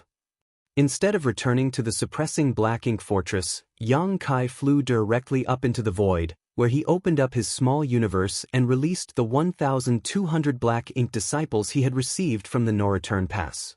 The black ink strength in their bodies had already been purged by purifying light, and they were now ashamed to face Yang Kai. If Yang Kai had not got them back from the Black Ink clan, they would still be working for the enemy. Yang Kai was not surprised by this and did not say much to them. He only gave them instructions and then provided them in the direction of the Supreme Headquarters. The 1,200 saluted in unison, turned into a stream of light, and disappeared. The Supreme Headquarters spent months mobilizing the necessary troops. It was not an easy task to gather so many Open Heaven Realm Masters. They could not draw too many from any single battlefield, otherwise it may affect the situation on the front lines. They also needed to balance the personnel appropriately, which was no easy task. Before the arrival of the soldiers, a group of divine spirits came to Yang Kai to report. They were the divine spirits that he brought out from the Grand Ancient Ruins boundary. Since Yang Kai killed Tao Wu in profound nether territory, these divine spirits had been performing much better on the battlefield because they were afraid of Yang Kai's ferocious methods. Tao Wu, who was comparable to an 8th Order Open Heaven Realm Master at the time, was beheaded by Yang Kai without being able to resist. None of the divine spirits wanted to be the next Tao Wu, so over the years, whatever the humans requested, they would do their best to complete. The divine spirits all stood in a field near to the suppressing Black Ink fortress, but when Yang Kai looked out at them, he suddenly felt rather saddened. Martial Peak, Chapter 5660, Riding a Pirate Ship. Yang Kai brought just over 100 divine spirits from the Grand Ancient Ruins boundary. However, there were only about 60 of them standing in front of him today. A 40% casualty rate over 3,000 years of fierce battles was by no means small. Each of the divine spirits was more powerful than the average human race master in the same equivalent order, so one could imagine how perilous the war had been. Although there were not many of them, these divine spirits had already constituted an extremely powerful force, as many were comparable to an 8th Order Open Heaven Realm Master. Their ancestors were imprisoned for various reasons in the Grand Ancient Ruins boundary by the Old Tree. In the special environment of the Grand Ancient Ruins boundary, it was difficult for their bloodline to grow as powerful as it could be, even if their bloodline was pure. For example, Zhu Jiuyin, who Yang Kai brought out of the Grand Ancient Ruins boundary all those years ago, was as strong, if not stronger, than any 8th Order human master, but due to the suppression in the Grand Ancient Ruins boundary, she had only been able to exert the strength of a low-rank Open Heaven Realm Master while trapped there. It was not until she left the Grand Ancient Ruins boundary that she began to restore her true strength in the Void Land. These dozens of divine spirits had left the Grand Ancient Ruins boundary for almost 3,000 years and had already adapted naturally to the world principles of the outside world. Almost 80% of them were 8th Order, while the remaining 20% were 7th Order. Among the 8th Order divine spirits, there were several whose aura was particularly strong, indicating that if there was enough opportunity for them, they could reach the 9th Order in the future, which was the peak of the universe. After so many years of constant battling, these divine spirits were very intimidating, with their cold, murderous intent lingering about their bodies, mixed with the innate might of divine spirits. As they stood here, the artifact refiners and array masters who were busy working on the suppressing Black Ink fortress tried their best to keep their distances. Unfortunately for these divine spirits, the refinement of their bloodline became increasingly difficult the higher they climbed. It was no longer like during the primordial era when the heavenly way favored the divine spirits, resulting in fewer of them being able to ever advance to the 9th Order. Dragon Clan's Fu Guang had been cultivating in the dragon pool for so many years, but in the end, it was only with Yang Kai's help that he could become a divine dragon. As for the Phoenix clan, none of them had risen to the divine rank since the fall of the previous Phoenix clan leader during the Barren Territory War. The refinement of one's bloodline was not just a matter of dedication and effort, but also highly dependent on personal inheritance. No matter how long one lived, if their inheritance was insufficient, it would be useless. Yang Kai glanced at all the divine spirits and suddenly cupped his fist and bowed appreciatively. Many thanks for all your hard work and sacrifice. The solemn atmosphere suddenly eased, and a divine spirit smiled and said, "This is our duty, sir." Yang Kai glanced at the divine spirit who spoke, nodded lightly, and said with a smile, "When I brought you all out of the grand ancient ruins boundary, I made a bloodline oath with you for 3,000 years, and now that time has basically passed." Upon saying so, Yang Kai reached up his fingers and began to count. A voice from below softly said, "There are 79 years to go before the full 3,000 is up." A chorus of voices said, "Yes, yes, yes." Yang Kai looked up and chuckled, "All of you remember so clearly." The divine spirit smiled. How could they not remember this, as it was related to their freedom? Yang Kai put his hands behind his back and said, "When I asked you to make that great oath, I said that I would set you free after the expiration of the agreement 3,000 years later. I have no intention of breaking my word. However, all of you must know the situation that we are in, so I would like to ask all of you now. After the expiration of the 3,000-year great oath, where do you intend to go?" The divine spirits exchanged looks with each other, and every one of them could see the indecision in each other's eyes. When they came out of the grand ancient ruins boundary, they did not know the situation in the outside world was like this, but they were no longer ignorant like back then. Now, when the 3,000-year agreement was ending, where could they go even when they were free? A divine spirit with an ox head said, "Sir, now that all life is under threat by the Black Ink clan, we have nowhere else to go. I'm afraid we can only fight alongside the human race to drive out the enemy." Yang Kai looked at the divine spirit and was surprised that it was Zhu Jian. He thought that these divine spirits could not wait to get far away from the battlefields after they regained their freedom. He did not expect them to be so righteous. He was relieved and asked, "Do all of you feel the same way?" A divine spirit yelled, "We're already riding this pirate ship, how can we get off now?" This caused many divine spirits to roar in laughter. Yang Kai nodded and said, "It is a blessing for my people and all people that you think this way. I, Yang Kai, hereby swear by my source and bloodline that in my lifetime, I will ruthlessly kill the Black Ink clan and eliminate them from this universe. When peace is finally restored, I will drink and celebrate with all of you.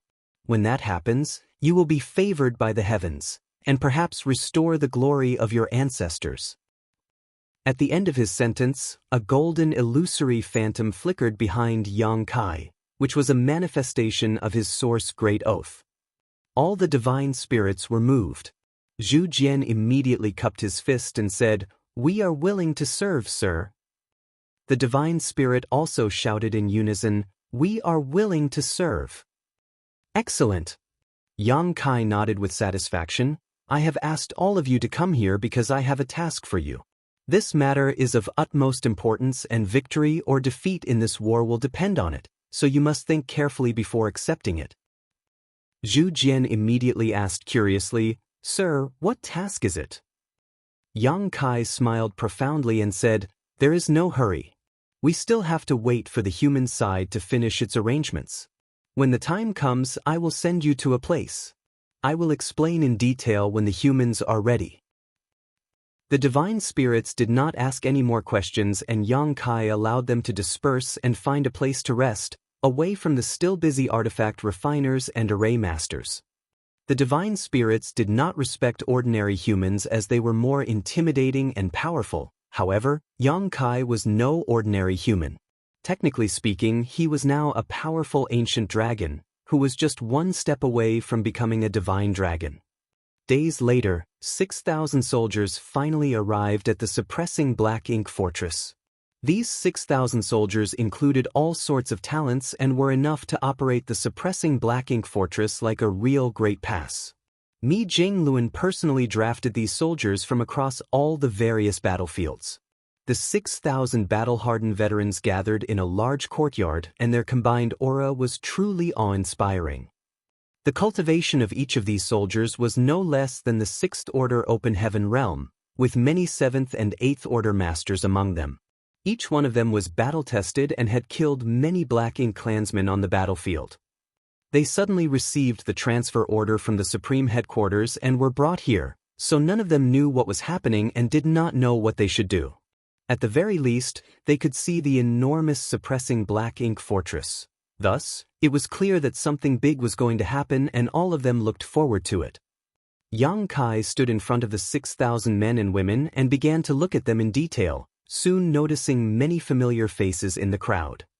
Yuru Meng, Su Yen, Shanqing Luo, Shuiyu Jiao. His wives were all here except for Xia Ningchang, who had been stationed at the rear because of her mastery over the Tao of alchemy. Yang Xiaoyang Shui, Zhao Yi Bai, Zhaoya, Su, all of whom were close to him, were also there. Yang Kai even saw Gu Pan, whom he had not seen for many years, and Zhang Ruoxi beside her, staring back at him with glittering eyes. The moment he saw Zhang Ruoxi, Yang Kai's heart suddenly began to race. He felt a strange impulse but was not sure what it was about. Yang Kai did not think much about it though and just quietly said to Mi Jinglun, "Many thanks, senior brother Mi." It was obviously Mi Jinglun's idea to transfer his wives, Yang Xiao and his sister here. It was not so much as to take care of the people close to Yang Kai, but rather because the Black Ink clan was now targeting them. Once they appeared on the battlefield, they were always swarmed by the Black Ink clan. If it was not for the fact that some of them were proficient in the Tao of space, they would have been in deep trouble. There is no need to thank me. Mi Jinglun, whose insight was exceptionally keen, knew what Yang Kai meant. They are all heroes and this is the right time for them to contribute. Besides, the situation there might be even more dangerous than on the battlefield here. While the two of them were talking, somewhere below within the crowd, Yang Xiao said to Yang Shui, "Little ant, what's wrong with that big head me? Our whole squad has been transferred over, so why did he leave Old Fong out? Although Old Fong is a bit laid back, he is very powerful. Hey, why don't you ask adoptive father to transfer Old Fong over?" Over the years, Yang Xiao and the others had made a big name for themselves. Since the Black Ink clan knew about his relationship with Yang Shui and Yang Kai, they had targeted them repeatedly. It was Fong Tianci who used his mastery over the Tao of space to lead them out of danger many times. The years of working together resulted in them bonding strongly with each other.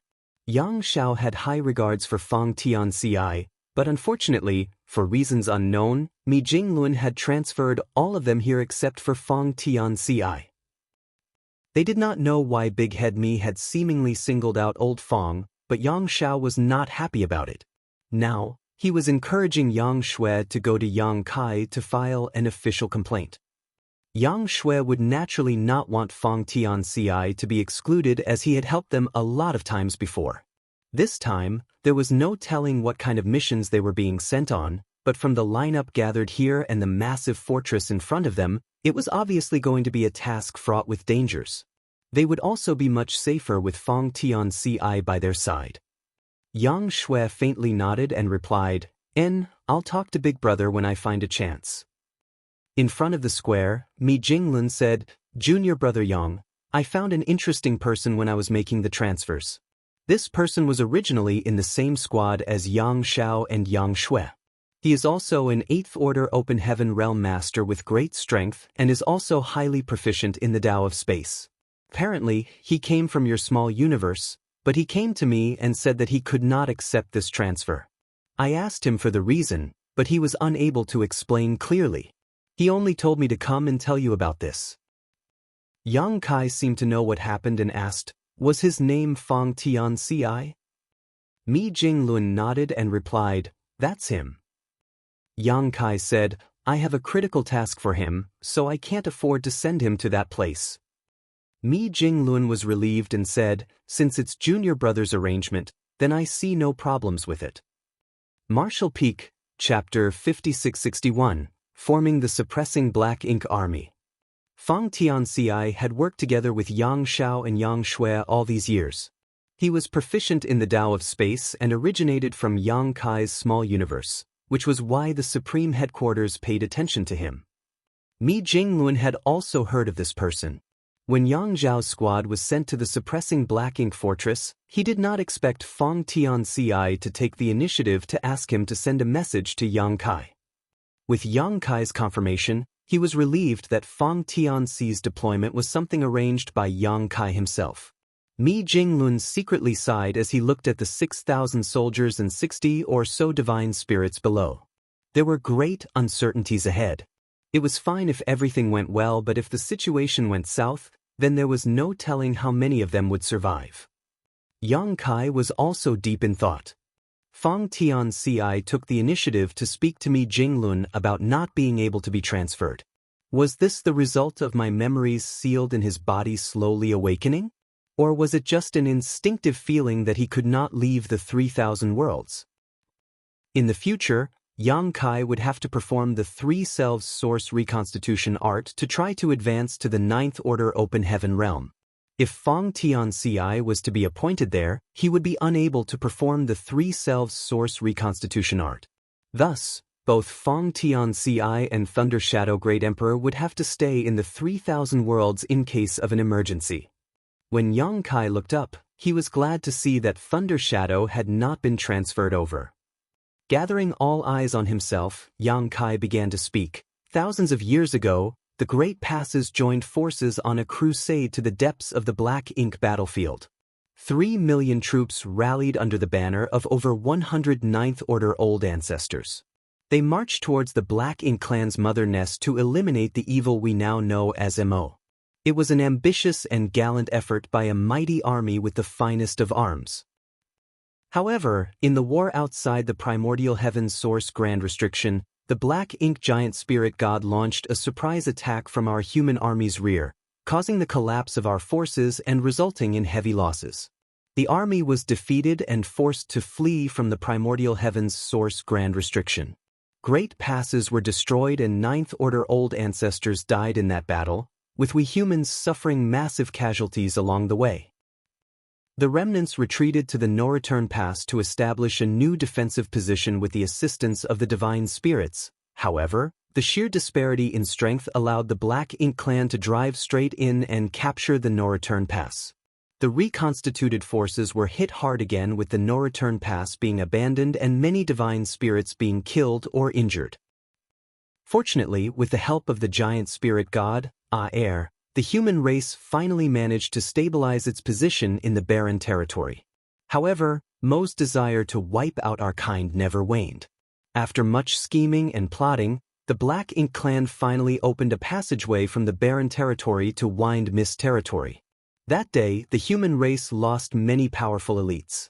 All but 2 of the surviving Ninth Order Old Ancestors, and both the Dragon and Phoenix clan leaders sacrificed themselves in the final moments of that battle, taking with them all but 1 royal lord and severely injuring the Black Ink giant spirit god. Their sacrifice allowed the rest of the army to retreat to safety.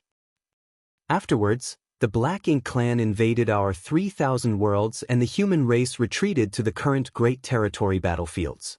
So far, we have been guarding High Heaven territory as the last pure land for more than 3,000 years. Since the late ancient era, our people have always been the heavenly ways favored, but now, we have been forced by Black Ink clan into such a desperate state. We have failed to live up to the favor shown us by the heavenly way. Most of the 6,000 soldiers present had never experienced these great battles, but as they listened to Yang Kai's words, the tragic scenes from the past seemed to flash in their minds, and their hearts swelled with rage. It is undeniable that the Black Ink clan is strong and our human race is weak. In those battles, the Black Ink clan managed to break our hands and feet, but they could not break our backbone. The human race will never compromise with the Black Ink clan and will never surrender. Yang Xiao fumed as his dragon blood boiled. He could not help but yell with a high-pitched dragon roar, "The human race will never surrender." Several dozen divine spirits who stood beside him looked at him strangely. They all felt a bit strange that a pure-blood dragon clansman would shout such words. Although they were willing to fight alongside the human race to drive away the Black Ink clan so that they could find a place to live in the future, they never shouted such words as it was inconsistent with their identity. However, the eager fighting spirit of the 6,000 soldiers was completely ignited by Yang Zhao's roar. A loud, thunderous roar shook the entire world. The human race will never surrender. The battle spirit was raging and every soldier thirsted for revenge. Their ferocious auras shot to the sky and seemed to penetrate the heavens, shaking the world itself. Thousands of years ago, when the old ancestors died in the last battle on the barren territory, the same earth-shattering cries could be heard. Yang Kai nodded lightly, waited for the chance to die down before continuing. All of you must be curious why you were transferred here. You are all heroes with great merits who have killed countless enemies in the past. All of you can be regarded as the elites of the army. Since you are all elites though, the duties entrusted to you will also be beyond normal.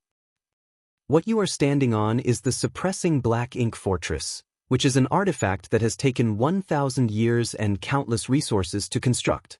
It is designed specifically to defend against the Black Ink clan, and you have all been transferred here to operate it and resist the coming crisis. Thousands of years ago, the human race army was defeated outside the primordial heaven's source Grand Restriction. The true body of Mo fell into a deep sleep and there is no telling when it will awaken. Although some arrangements have already been prepared and are in place, nothing is certain. We need you all to head to the primordial heaven's source Grand Restriction to guard the place. The humans roared while even the divine spirits were moved.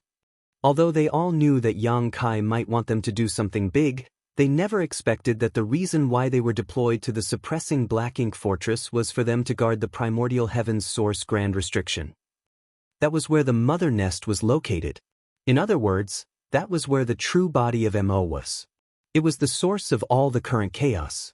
Those survivors of the primordial heaven's source Grand Restriction War looked grave as they could not help but recall the tragedy that occurred there. It could be said that the battlefield over there marked the first defeat of the human race which precipitated all the tragedies that followed. It was a traumatic experience for all those who lived through it. Thousands of years ago, they carried this great humiliation when they escaped from the primordial heaven's source Grand Restriction. Now, after thousands of years, they finally got a chance to go back and seek revenge. The fighting spirits in their hearts had never been higher. They would never retreat again. Yang Kai continued, that place is cut off from the world, so you will not be able to receive any assistance from this side. You can only rely on yourselves and the compatriots standing beside you. You may encounter far more dangers than anywhere else in the Great Territories. This mission may very well be your last, so if any here are unwilling to go, leave now and no one will blame you. Yang Kai raised his eyes and glanced around, but no one moved. After waiting for more than 10 breaths, all 6,000 soldiers still stood straight, none of them wavering in the slightest. Yang Kai was greatly relieved and nodded, good. With such determination, there is no longer any need to worry about Mo. Today, I, Yang Kai, and Mi Jinglun are here to form the suppressing Black Ink Army on behalf of the supreme headquarters of the human race. I wish you all a speedy and triumphant return. When the Great Evolution Army was first established, Yang Kai was just a 7th Order squad leader, like these 6,000 soldiers in front of him. Now, he stood there looking at them with the majesty of an 8th Order army commander. He could not help but feel proud. Now, times had changed, and the younger generation had also begun to carry the banner of the human race, shouldering their share of responsibilities.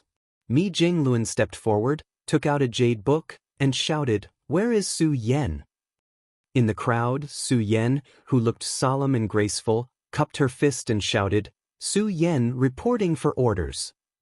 Mi Jinglun looked at her and punched out the jade book. Today you are appointed as the division commander of Suppressing Black Ink Army's 1st Division.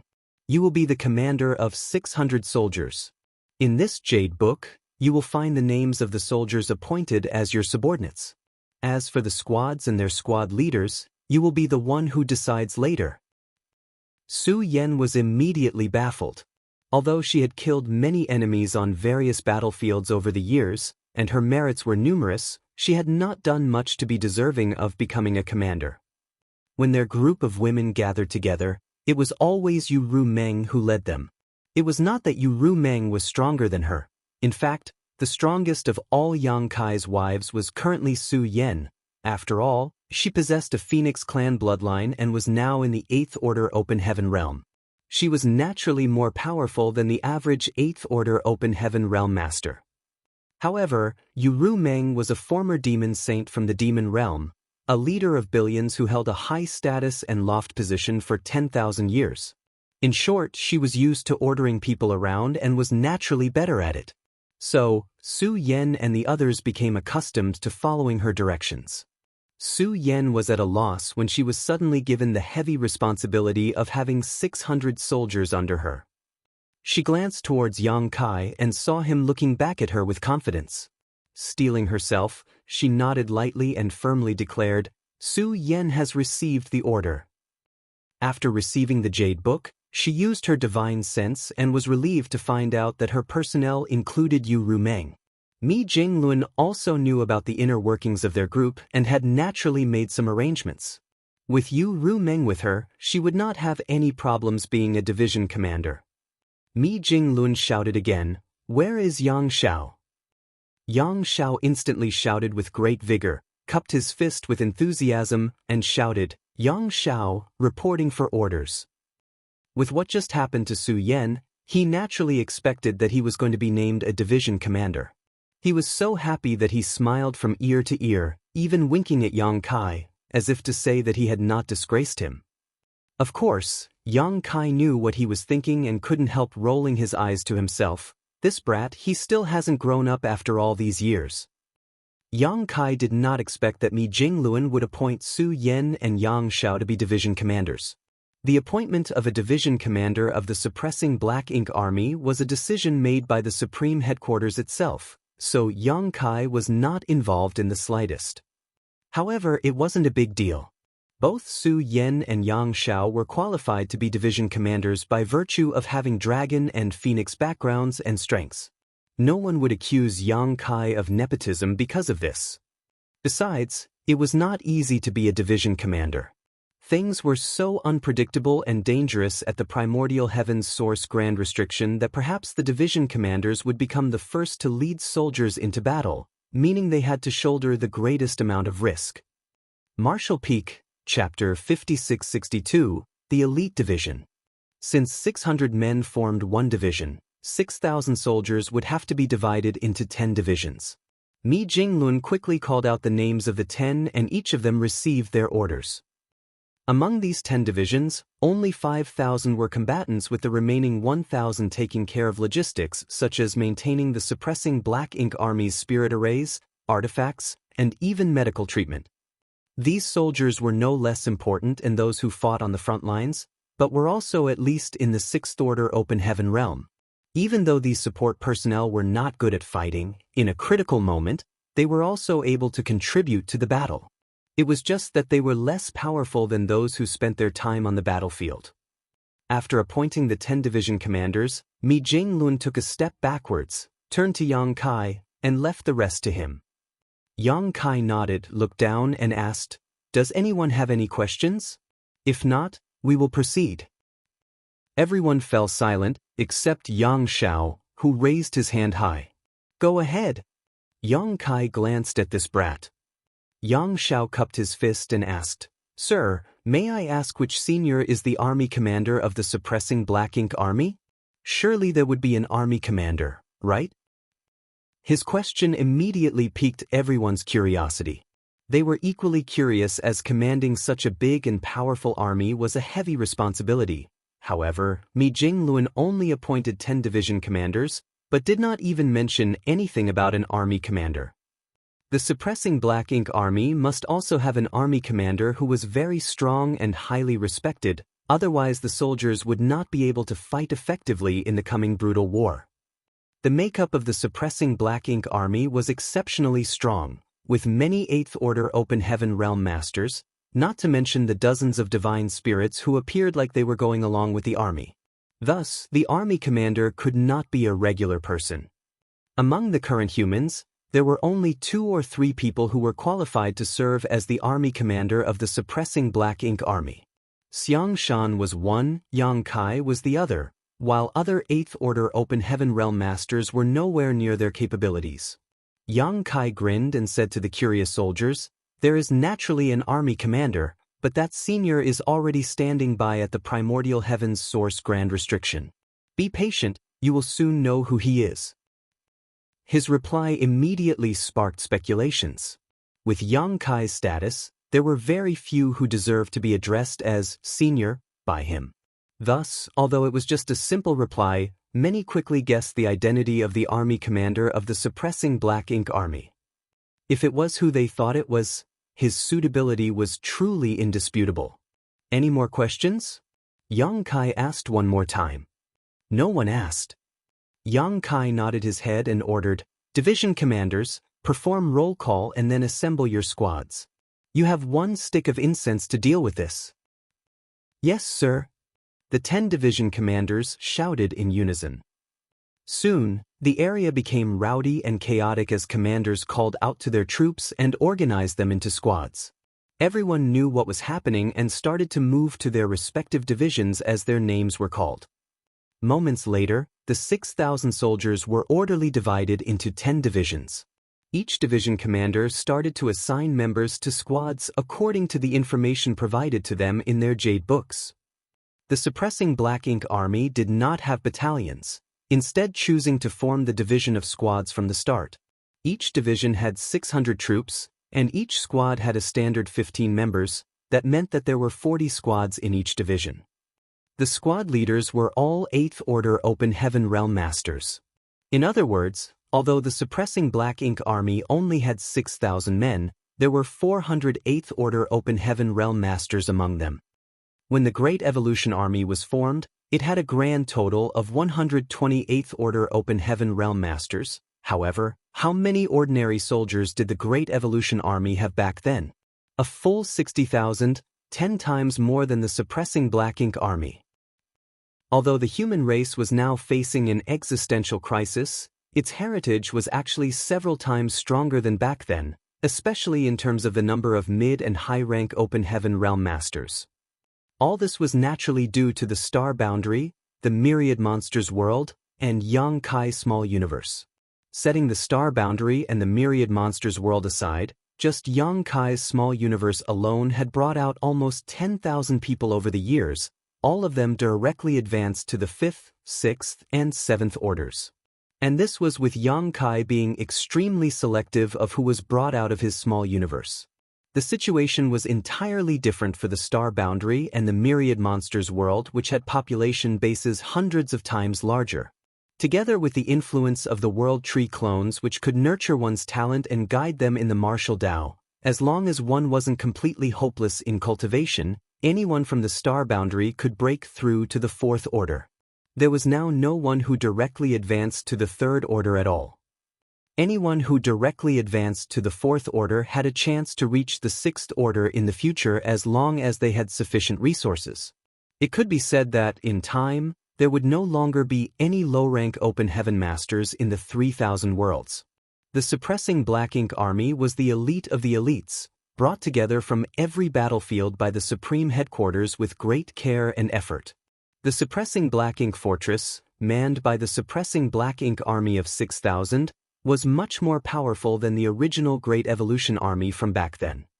Under Su Yan's command, Yu Ru Meng and the others were assigned as squad leaders, while Yang Xiao assigned Zhao Yibai and the others as squad leaders. While the suppressing Black Ink Army was organizing itself, Yang Kai had already connected with the World Tree and communicated with it. He planned to use the power of the World Tree to travel through the void and directly reach the Primordial Heaven's Source Grand Restriction, which would not only be incredibly convenient but also save a massive amount of time. 3,000 years ago, when he sent Wu Kuang to the Primordial Heaven's Source Grand Restriction, Yang Kai deliberately left a sealed universe world nearby so that he could go to the Primordial Heaven's Source Grand Restriction at any time and from anywhere. However, after communicating with the Old Tree, Yang Kai realized that its current state was not optimistic. The world tree was greatly affected by the destruction of the universe worlds of the 3,000 worlds, so the vast majority of its world fruits had withered and fallen, making the entire tree look old and sickly. To move outsiders from the 3,000 worlds to the grand ancient ruins boundary required the old tree to expend its energy.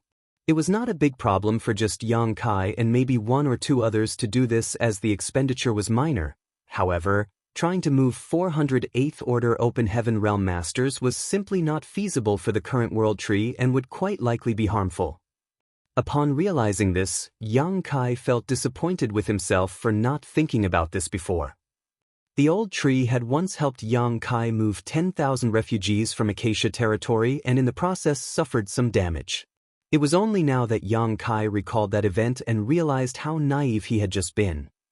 There was no way for Yang Kai to borrow the old tree's strength for this endeavor, so Yang Kai could only adjust his plan. It was a good thing that there were other means of getting to the Black Ink battlefield.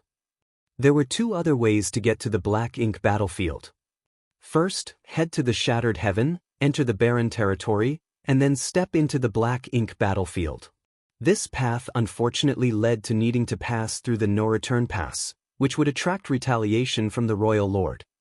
If they did not go via this main route, then they would have to take the secret passageway in Black territory. However, there were also problems with this second plan, as the secret passage was a highly dangerous void corridor. It was harmless for Yang Kai to go through this void corridor alone, and even taking several people with him should be alright. However, 400 8th Order Masters all at once. Yang Kai would have to monitor and control all 400 at once. After all, in order for him to avoid the 8th Order Open Heaven Realm Masters getting lost in the void, he would also need to use space principles to keep them together. Even for Zhao Yibai and the others who practiced the Tao of Space, their safety was not guaranteed. Thinking it over, it seemed they could only travel via the No-Return Pass.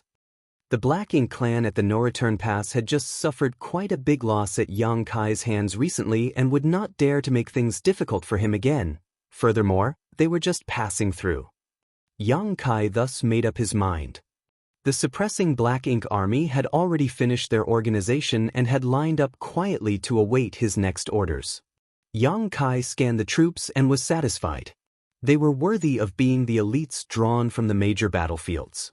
He then shouted, "All 8th Order Open Heaven Realm Masters, open your small universes and take in the soldiers of your respective squads." All the 8th Orders received the order, and the aura of world force instantly surged as portals to their small universes were opened. Those in the 7th Order and below soon poured inside. An 8th Order Master's small universe was large enough to accommodate a squad of 15 people. However, it would undoubtedly affect the utilization of their strength. In an instant, there were only around 400 8th Order Masters left out of the original 6,000 soldiers. If possible, Yang Kai would rather take these 8th Order Open Heaven Realm Masters into his small universe. However, he was only an 8th Order Open Heaven Realm Master, and although his small universe was different from normal, it was difficult to break the shackles and take in other 8th Order Masters. Regardless, he needed to reach the 9th Order Open Heaven Realm as soon as possible, otherwise, traveling around would be extremely troublesome. He could ask Luo Tinghe, who was not too far away, for help. However, she had just reached the 9th Order Open Heaven Realm and could not accommodate so many 8th Order Open Heaven Realm Masters. Furthermore, she was one of the hidden trump cards of the human race, and it was not the time to reveal her existence.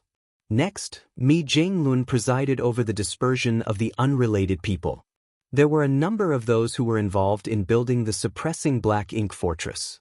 The artifact refiners and array masters numbered quite a lot. Only a small number of them went with the army, while the rest returned to the major armies on the various battlefields.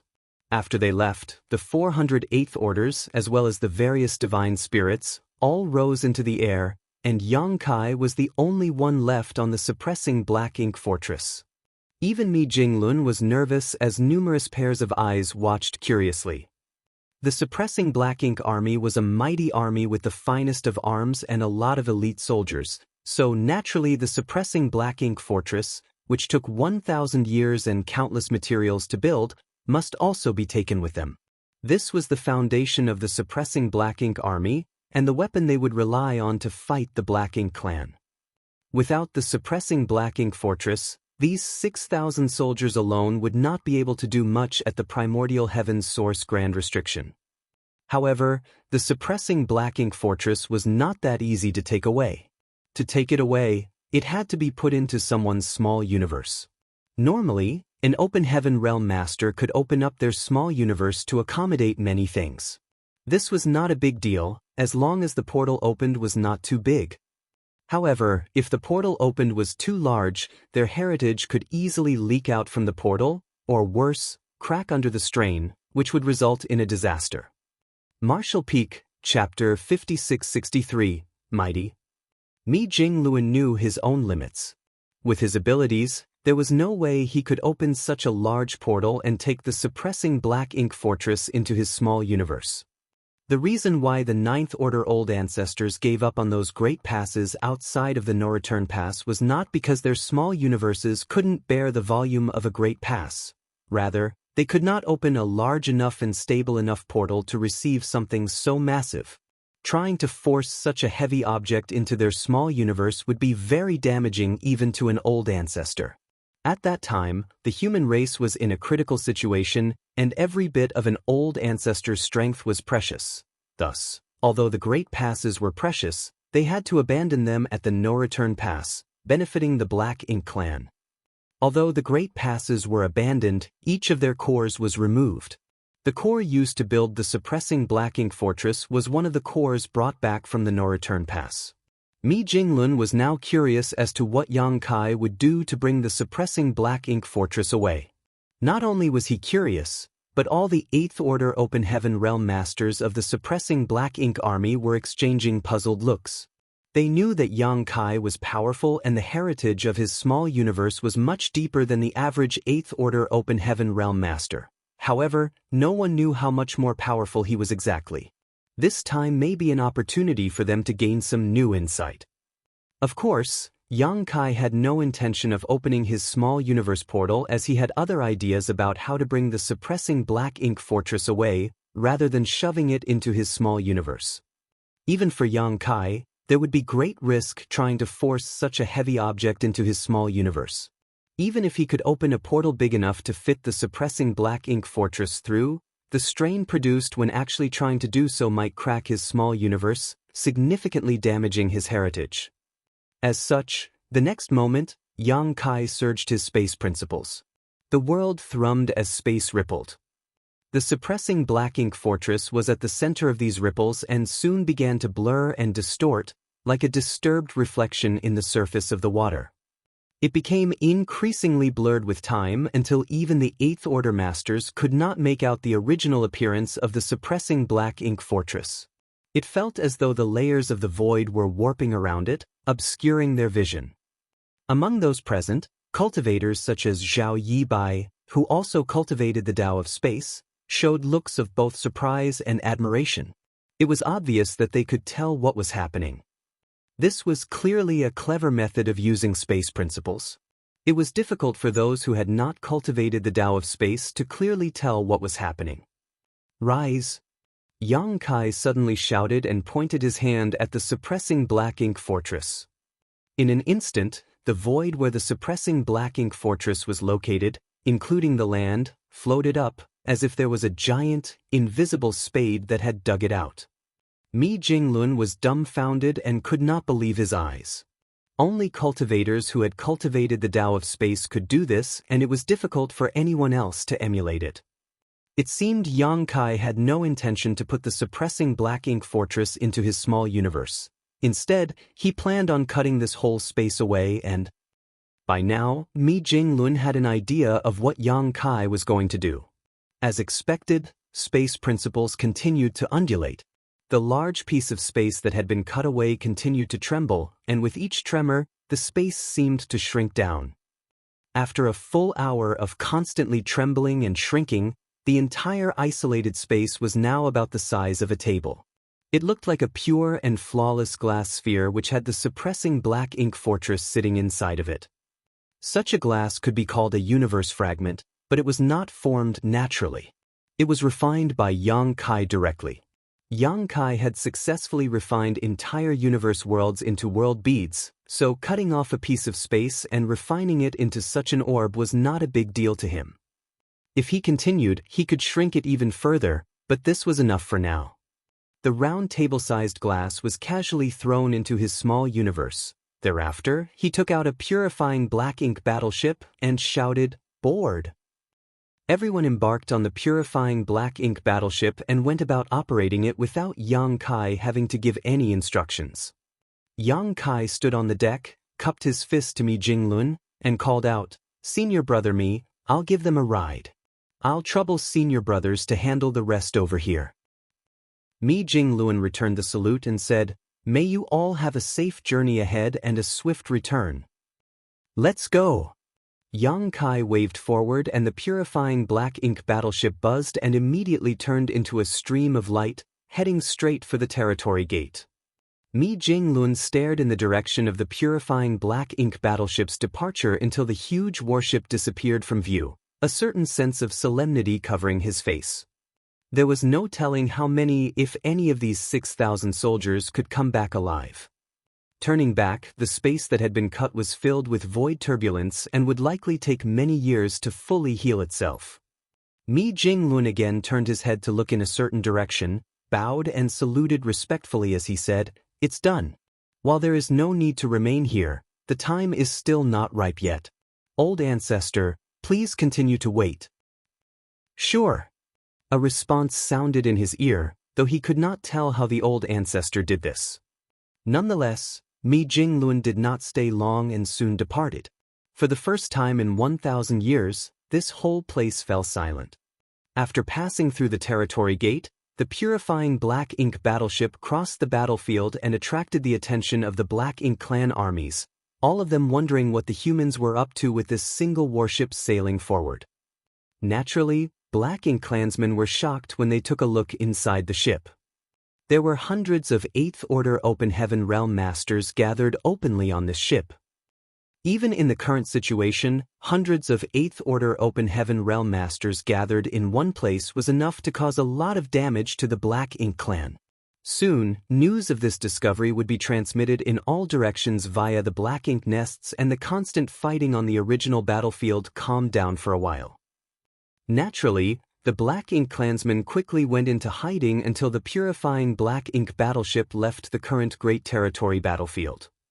Yang Kai had already informed everyone of the goal of their trip, thus, the 8th Order Masters were excited that they would be crossing the no-return pass this time.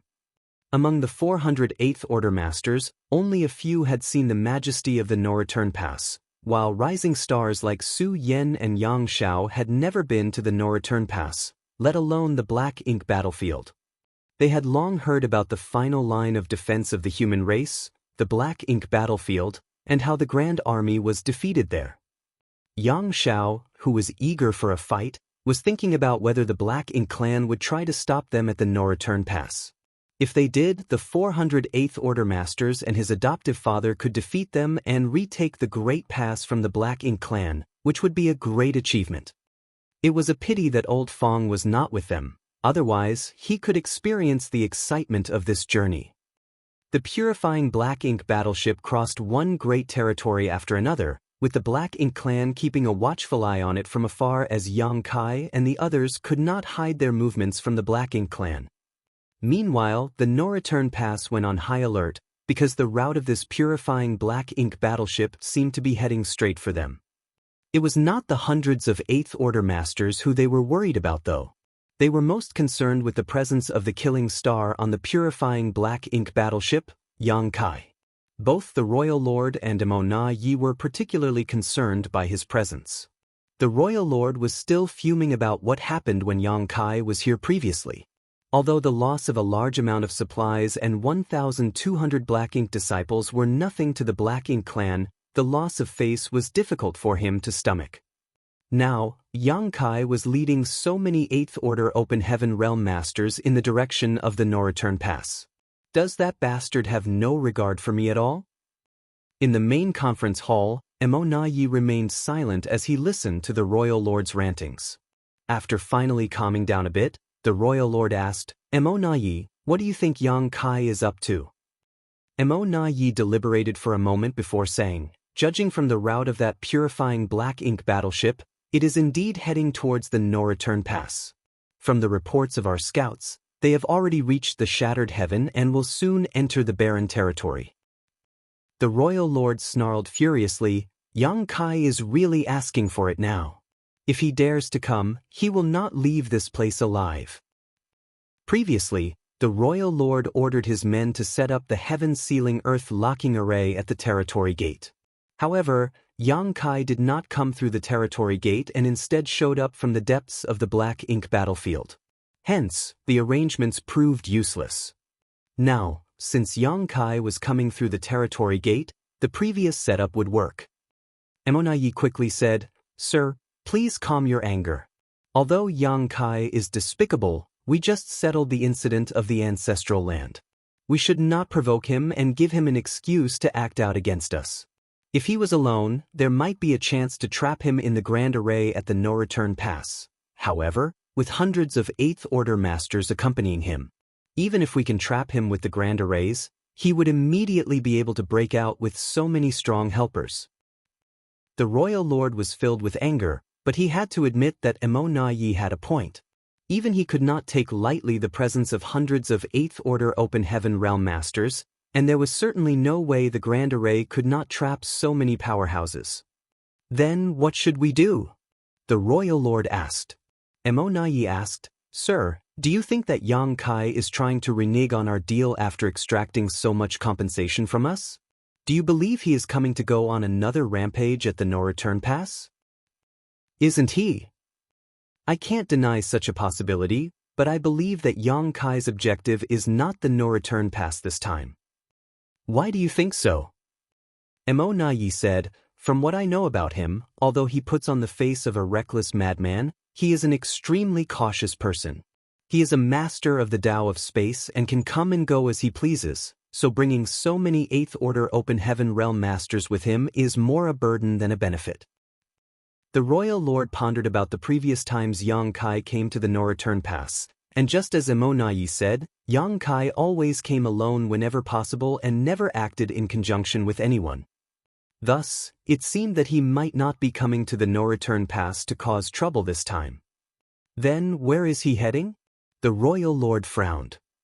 Martial Peak, Chapter 5664, famous from killing rampages. Sir, do you remember the White Divine Dragon from 1,000 years ago? Emonayi mentioned. The royal lord pondered for a while and then it suddenly dawned on him, You mean? Emonayi said, If I'm not mistaken, their destination should be the source domain. How dare he?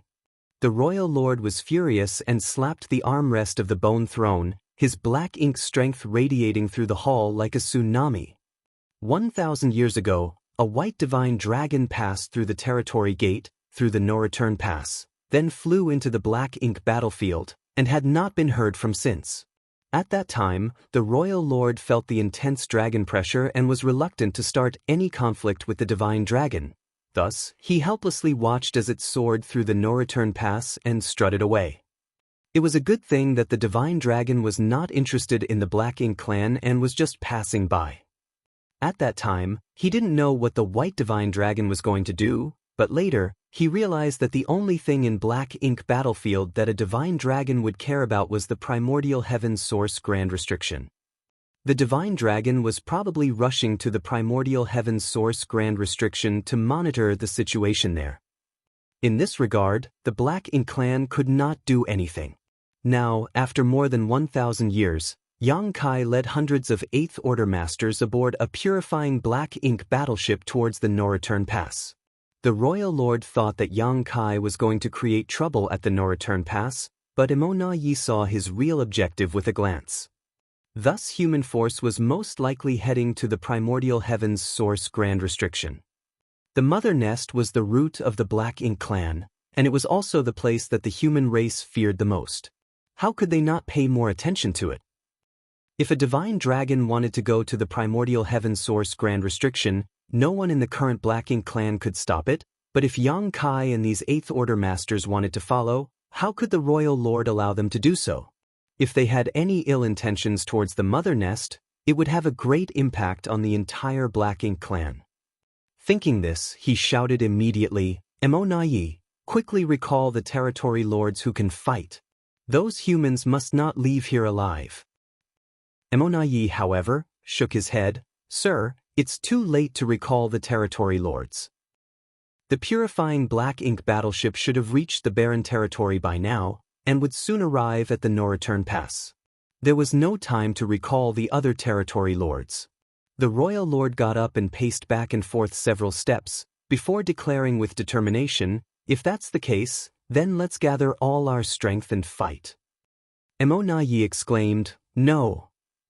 The Royal Lord turned and glared at Emonayi angrily, as he was displeased that he had opposed his order.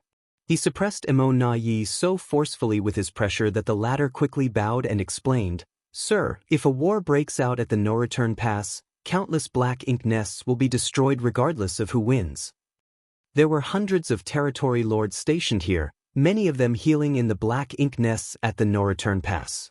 Together with a true Royal Lord, a pseudo-Royal Lord, advantageous terrain, and a huge Black Ink clan army, they could certainly put up a good fight with the incoming humans. However, as Emonayi said, once the fighting started, the Black Ink clan would incur enormous losses. Furthermore, many Black Ink nests would be lost. The Black Ink nests were critical to the Black Ink clan, as without them, they could sustain themselves. What Emonayi said immediately dampened the Royal Lord's anger. He took a deep breath, sighed and frowned for several moments, before sitting back down on the bone throne. He then said with some resignation, "Yes, there is a need to guard the Black Ink nests. Emonayi, you are right." Emonayi understood the Royal Lord's near depression well. In some sense, it was torture for a powerful being like the Royal Lord to be sitting here at the no-return pass for thousands of years, unable to do anything. The Black Ink nests were the foundation of the Black Ink clan, but they were also an invisible shackle that bound the only Royal Lord here. In the battle at the barren territory, almost all of the 9th Order Open Heaven Realm Masters were killed, including the Dragon and Phoenix clan leaders.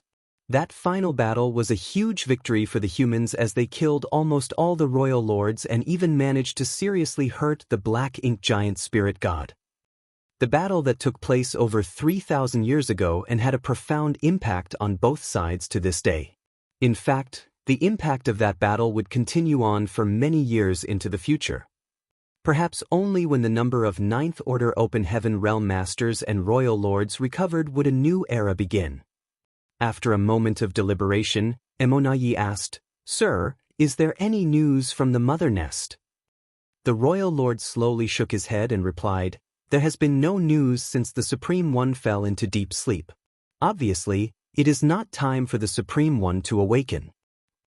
Emonayi nodded and said, "Sir, there is no need to worry too much about the Mother Nest and the Supreme One situation.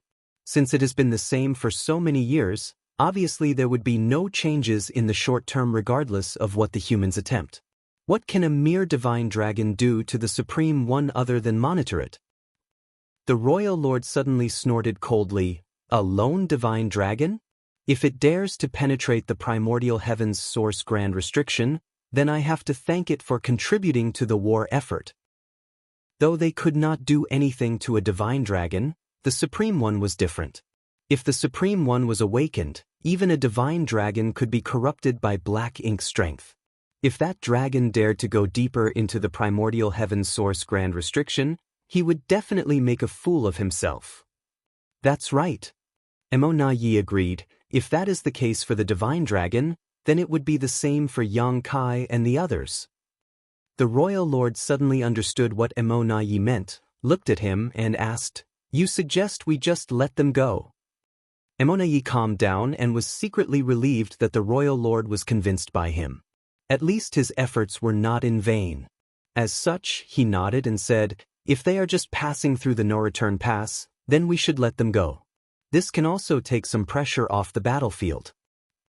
The intel mentioned that the number of 8th Order Masters with Yang Kai numbered in the hundreds. If so many 8th Order Open Heaven Realm Masters went to the Primordial Heaven Source Grand Restriction, that would mean that the Great Territory battlefields would have less of them and the pressure on the Black Ink clan would be reduced significantly. But we can't let our guard down. Mo Na Yi added, we should still make some preparations in case Yang Kai decides to attack the no return pass. If that happens, we will need Sir to deal with him personally. The royal lord nodded and said, if that is the case, he will not be spared. Sir is the only royal lord left and represents the face of the Black Ink clan. Before Mo Na Yi could finish his sentence, the royal lord responded, I know, I will enter a black ink nest later to heal my old wounds. Mo Na Yi shouted, Sir is wise. The purifying black ink battleship swiftly flew across the barren territory. Powerful divine senses spread out from inside the ship. They could see 2 giant spirit gods from afar, continuing their 3,000-year-long battle. In another direction of the void, another black ink giant spirit god was sitting cross-legged with one of his arms stuck through the boundary wall. The rising stars who saw the giant spirit gods for the first time were awed by their sheer size. Even those who had encountered the giant spirit gods before were just as unsettled as when they first saw them. No one could help but wonder how there could be such huge beings in this universe. If such a huge being was to sneeze in their direction, the ship full of 8th Order Open Heaven Realm Masters would be smashed and many would undoubtedly die.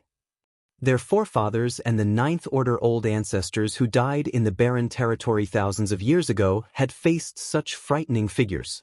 To think that they had launched such a brave attack on such a powerful foe and managed to seriously wound it.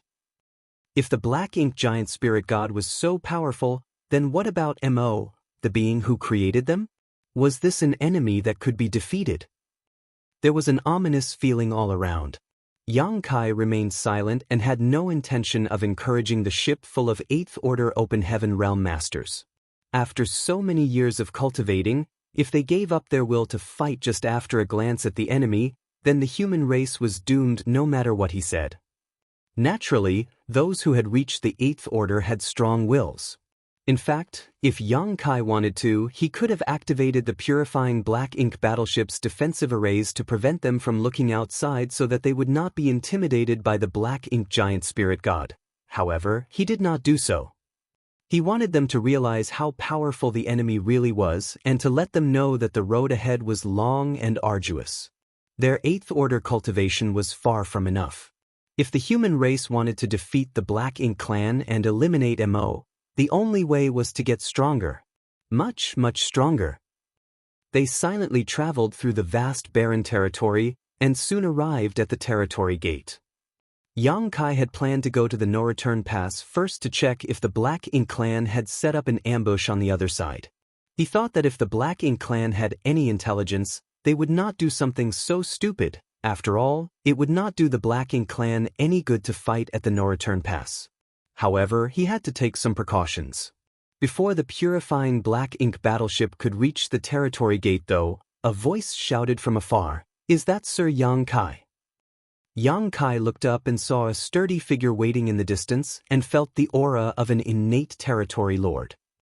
Interesting, did the Black Ink clan arrange for someone to welcome us? Aboard the warship, the group of 8th Order Master had a change in expression. Most of them had already fought against territory lords on the battlefields, but they hardly spoke with one another and instead just fought to the death. It was also the first time they heard a human addressed as Sir by a territory lord. Yang Xiao whispered to Yang Shui, "Little aunt, adoptive father is so powerful. Even before we arrived, a territory lord came from afar to welcome him. His fame from all his killing rampages must be truly remarkable." Yang Shui lightly pursed her lips and smiled. "There is no need to envy him. The Dragon Clan is not bad, either." Yang Xiao sighed and said, "It's not the same. I'm afraid I can only look up to my adoptive father in my entire life. However, Old Fong still has some hope." Old Fong had also made a name for himself amongst the Black Ink clan over the years and was widely known as Little Yang Kai. Not only was he proficient in the Tao of Space, but he was also extremely powerful and had a deep heritage. He was much stronger than average 8th Order masters, but although that was the case, he remained calm and honest. Martial Peak, Chapter 5665, One Day. Xianxia felt sorry for old Feng as he knew that the latter had always regarded his adoptive father as his role model. If old Feng was here and saw this scene, he would surely have been proud of Yang Kai. He had complained about Mi Jingluan's decision that the entire squad was transferred to the suppressing Black Ink Army, but old Feng was left behind. While Xianxia was sulking, Yang Kai shouted a response from the front of the deck, "It is this Yang." In fact, there was no need to respond. The territory lord had already seen his figure from afar. To all the Black Ink clansmen, they need not remember any human except for Yang Kai. His image and features had been sent across the entire Black Ink clan for all of them to study him closely. Everyone in the Black Ink clan was very familiar with this face. The purifying Black Ink battleship stopped not far from the front of the territory gate. The territory lord who shouted the greeting was clearly tense, his Black Ink strength involuntarily undulating. He never expected to be placed in such a position before, staring down a warship with Yang Kai at the front.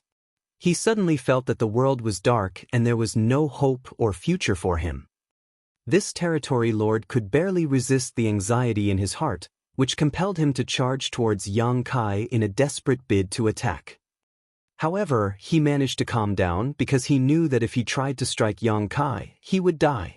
Yang Kai had already proven his ability and skill with countless of his dead comrades. He cursed Emo Na Yi in his heart.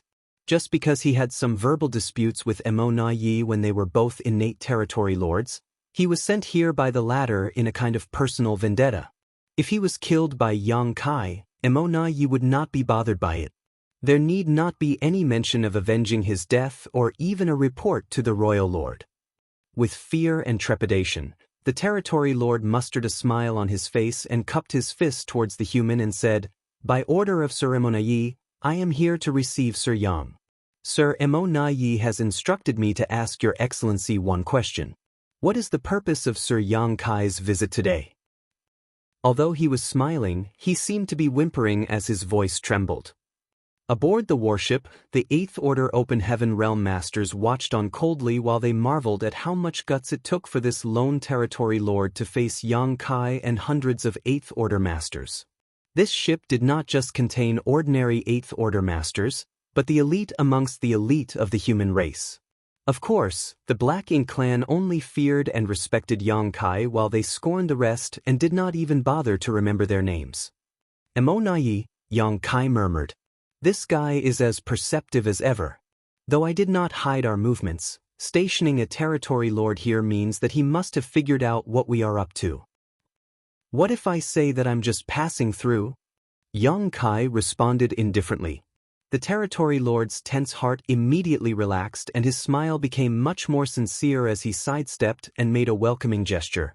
Sir Emo Na Yi said that if the humans are only passing through, then go ahead. Please. Interesting. Yang Kai grinned and did not want to waste any time on this territory lord, so he ordered, "Defensive positions." Although Yang Kai believed the Black Ink clan would not risk starting a fight here, they still had to be on guard.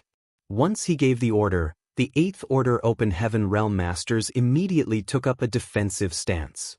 Yang Kai waved his hand forward and the purifying Black Ink battleship sailed into the territory gate and disappeared.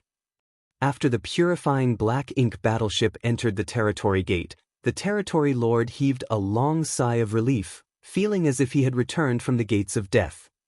At the no-return pass, the purifying Black Ink battleship emerged from the territory gate. Yang Kai stood alone at the front of the deck, straight as a post, and saw a gathering of powerful foes ahead.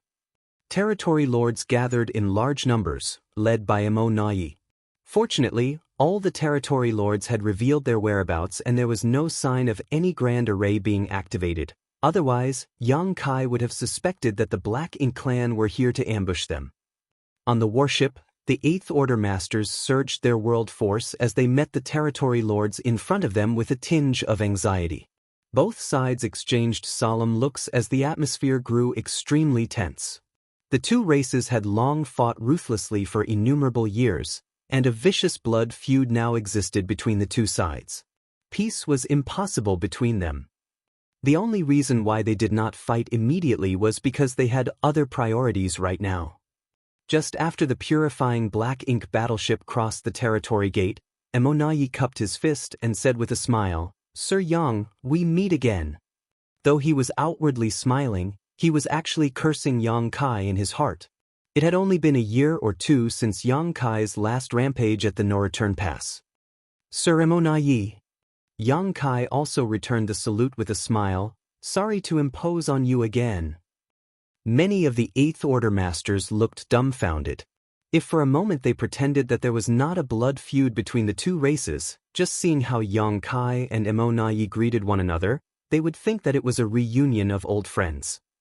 However, this seemingly warm reunion was accompanied by many secret divine sense probes between the two sides, which would be extremely strange. "No worries, you're always welcome." Emonayi smiled eagerly and continued, "This was once a place for the humans, there's no imposition at all." Yang Kai's eyes slightly narrowed as he heard the double speak in his words. But Yang Kai was no pushover and simply laughed as he said, "Indeed, one day, we will have to play hosts to you here." Emonayi smiled and replied, "I hope that I'll be around to see that day." Yang Kai nodded and said firmly, "You will be." Emonayi's smile froze as he was slightly off-put by this subtle threat. Still, he quickly composed himself and asked, "Sir Yang Kai's purpose for coming here is?" "Rest assured, I'm not here to stir up trouble with the Black Ink clan. I just want to take a trip to the depths of the Black Ink battlefield." "So that's how it is." Emonayi appeared as if his suppositions were correct. The two sides seemed to be constantly fighting recently. Since Sir Yang Kai is leading so many human masters, obviously it must be something important. "In that case, I won't delay you any longer." Extending his hand, he gestured, "Please." "Many thanks." Yang Kai replied courteously and took a step out of the purifying black ink battleship. The next moment, Emonayi realized that Yang Kai was standing side by side with him. Emonayi was surprised by this move and could not resist as he turned to look at Yang Kai for a moment. He would not have thought of anything if Yang Kai had stayed aboard the purifying black ink battleship, but now that he suddenly came so close to him, things were different. Was Yang Kai not afraid of being attacked? With his strength as a pseudo-royal lord, if Emonayi struck, Yang Kai might not be able to retreat even with his space secret techniques. If the royal lord came out from the black ink nests, they might very well have the chance to trap Yang Kai. No, it is impossible for him to be that foolish. If he was, then he would have died many times over. But what does he want to do? What the hell is he up to? Emonayi nervously thought. Yang Kai grinned at him and casually asked, "Where is Sir Royal Lord? Why haven't I seen him?" If it was before, he really would have kept his distance from Emonayi. A pseudo-royal lord was also a royal lord and not someone he should take lightly, but now that he had a life-saving trump card, he was not afraid of Emonayi. Acting in a way that seemingly disadvantaged oneself was a good way to confuse one's opponents. When dealing with a smart guy like Emonayi, Yang Kai could not just force his way through things. He should act with a certain degree of eccentricity to keep the other side off balance. The fact that Yang Kai asked him about the royal lord made Emonayi even more wary. It was one thing standing so close to him, but Yang Kai was now even casually inquiring about the royal lord. What the hell is this bastard up to? Many thoughts flashed through Emonayi's mind, before in the end he still casually answered, "Sir Royal Lord has minor injuries to deal with and is now resting in the black ink nest." Sir Royal Lord's injuries were caused by me years ago, weren't they? Emonayi was dumbfounded by this question. A rather odd scene was now playing out at the No Return Pass. Yang Kai and Emonayi were chatting casually as they walked side by side, the purifying black ink battleship following closely behind, and a mass of territory lords lining up on either side. The atmosphere was tense but peaceful. The two sides continued to walk further and further away. Only after sending them 1,000,000 kilometers away from the No Return Pass, did Emonayi stop and say, "I believe this is far enough, Sir Yang." Xianxia said with a smile, "Good, I will return to the no-return pass to enjoy a drink with you soon, when I have time. The fine wine of the human race cannot be missed." Yi immediately declared, "I never drink wine." "All the more reason to try it." Xianxia laughed and said, "It has been decided." After saying that, he did not care how Yi reacted and just dashed back to the purifying black ink battleship before giving the order. The purifying black ink battleship immediately turned into a stream of light and shot off into the black ink battlefield. Looking at the direction where the light disappeared, Yi felt a headache setting in. Xianxia was leading so many 8th Order Masters to the Primordial Heaven Source Grand Restriction and certainly would not be back soon. Nonetheless, he would soon return to the front lines of the battlefield. As for how long soon was, that could not be determined. In other words, Xianxia had hit the final nail with that one statement. The no-return pass currently had Yi and the Royal Lord jointly stationed here so that they could keep the black ink nests safe. If Yi left and the Royal Lord was alone, he might not be able to stop Xianxia from causing trouble. While Yi could freely roam the battlefields, Xianxia could then freely destroy the black ink nests at the no-return pass. He sure is a tough nut to crack.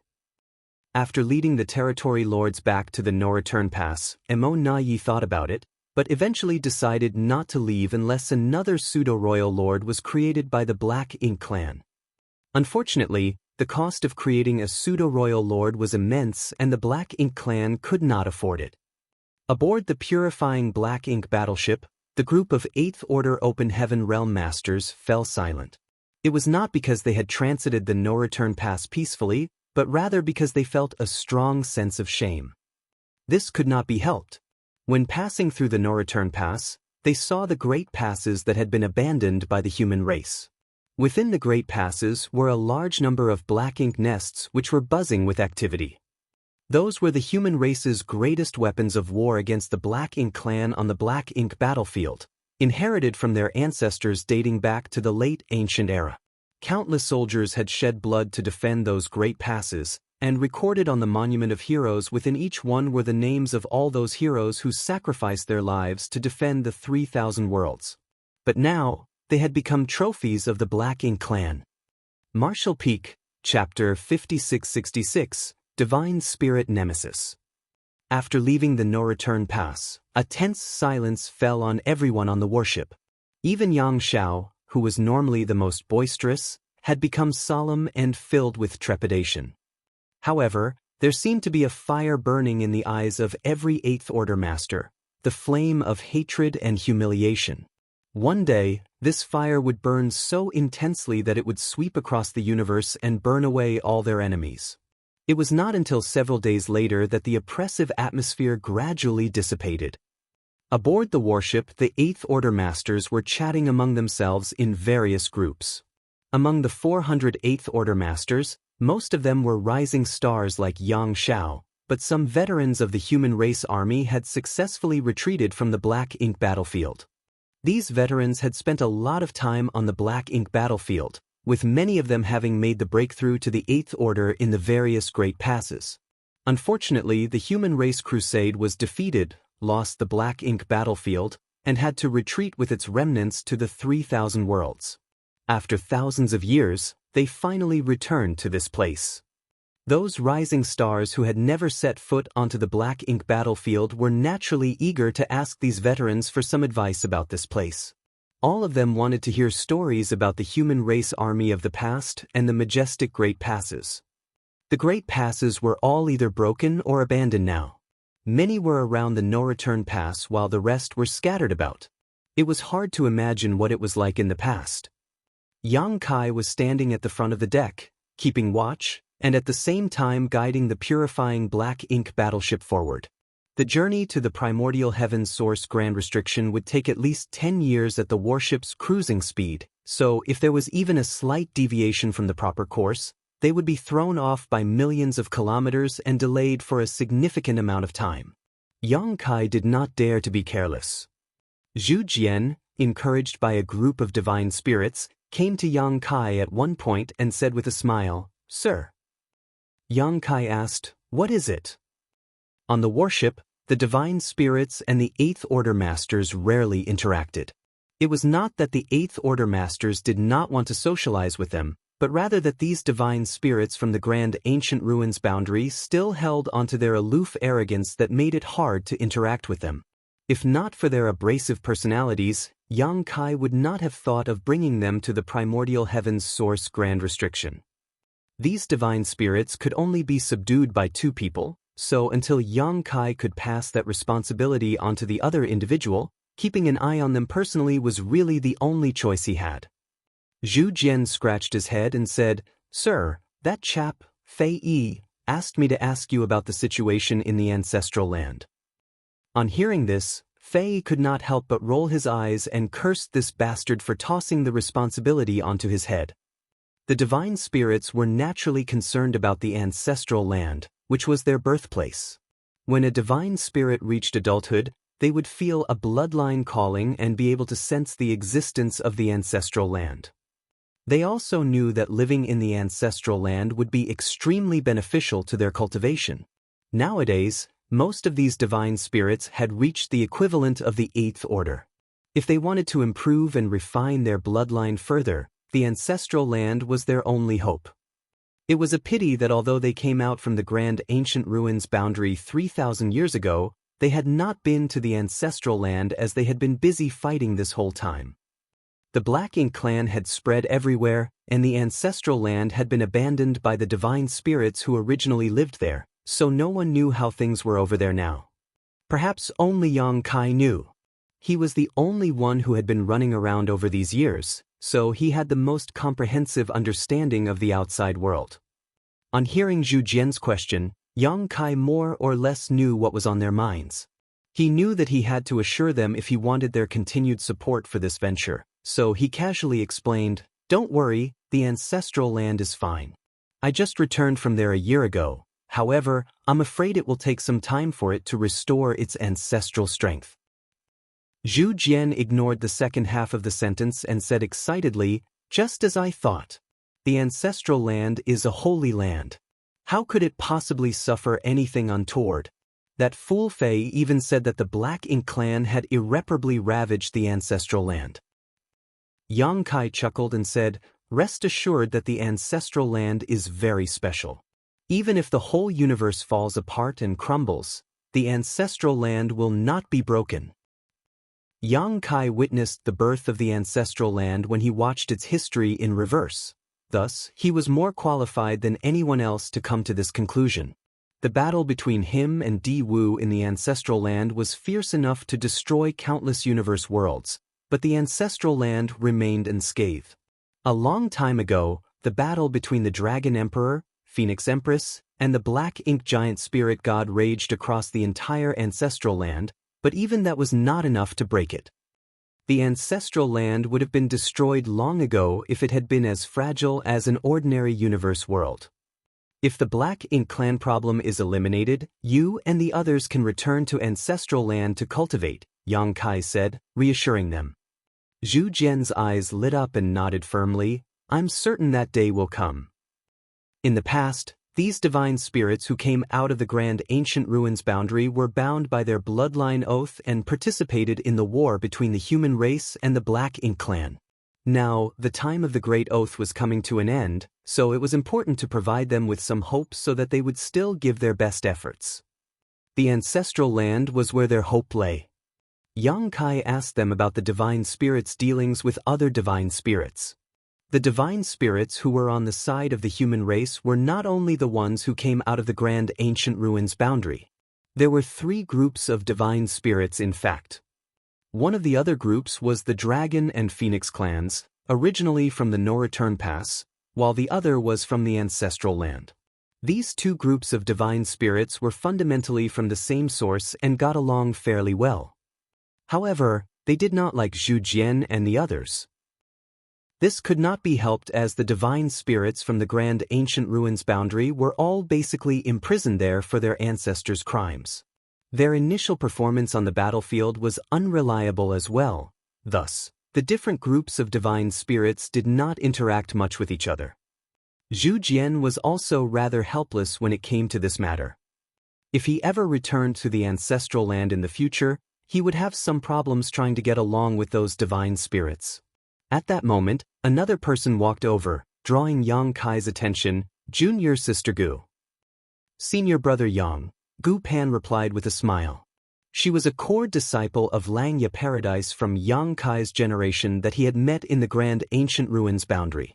After thousands of years of cultivation, she had also reached the 8th Order Open Heaven realm and became one of the pillars of the human race. Zhu Jian also knew Gu Pan and nodded to her. It was not surprising that they knew each other, as Gu Pan was chosen as a bearer by Kuei Niu in the grand ancient ruins boundary and had gained some benefits from the latter.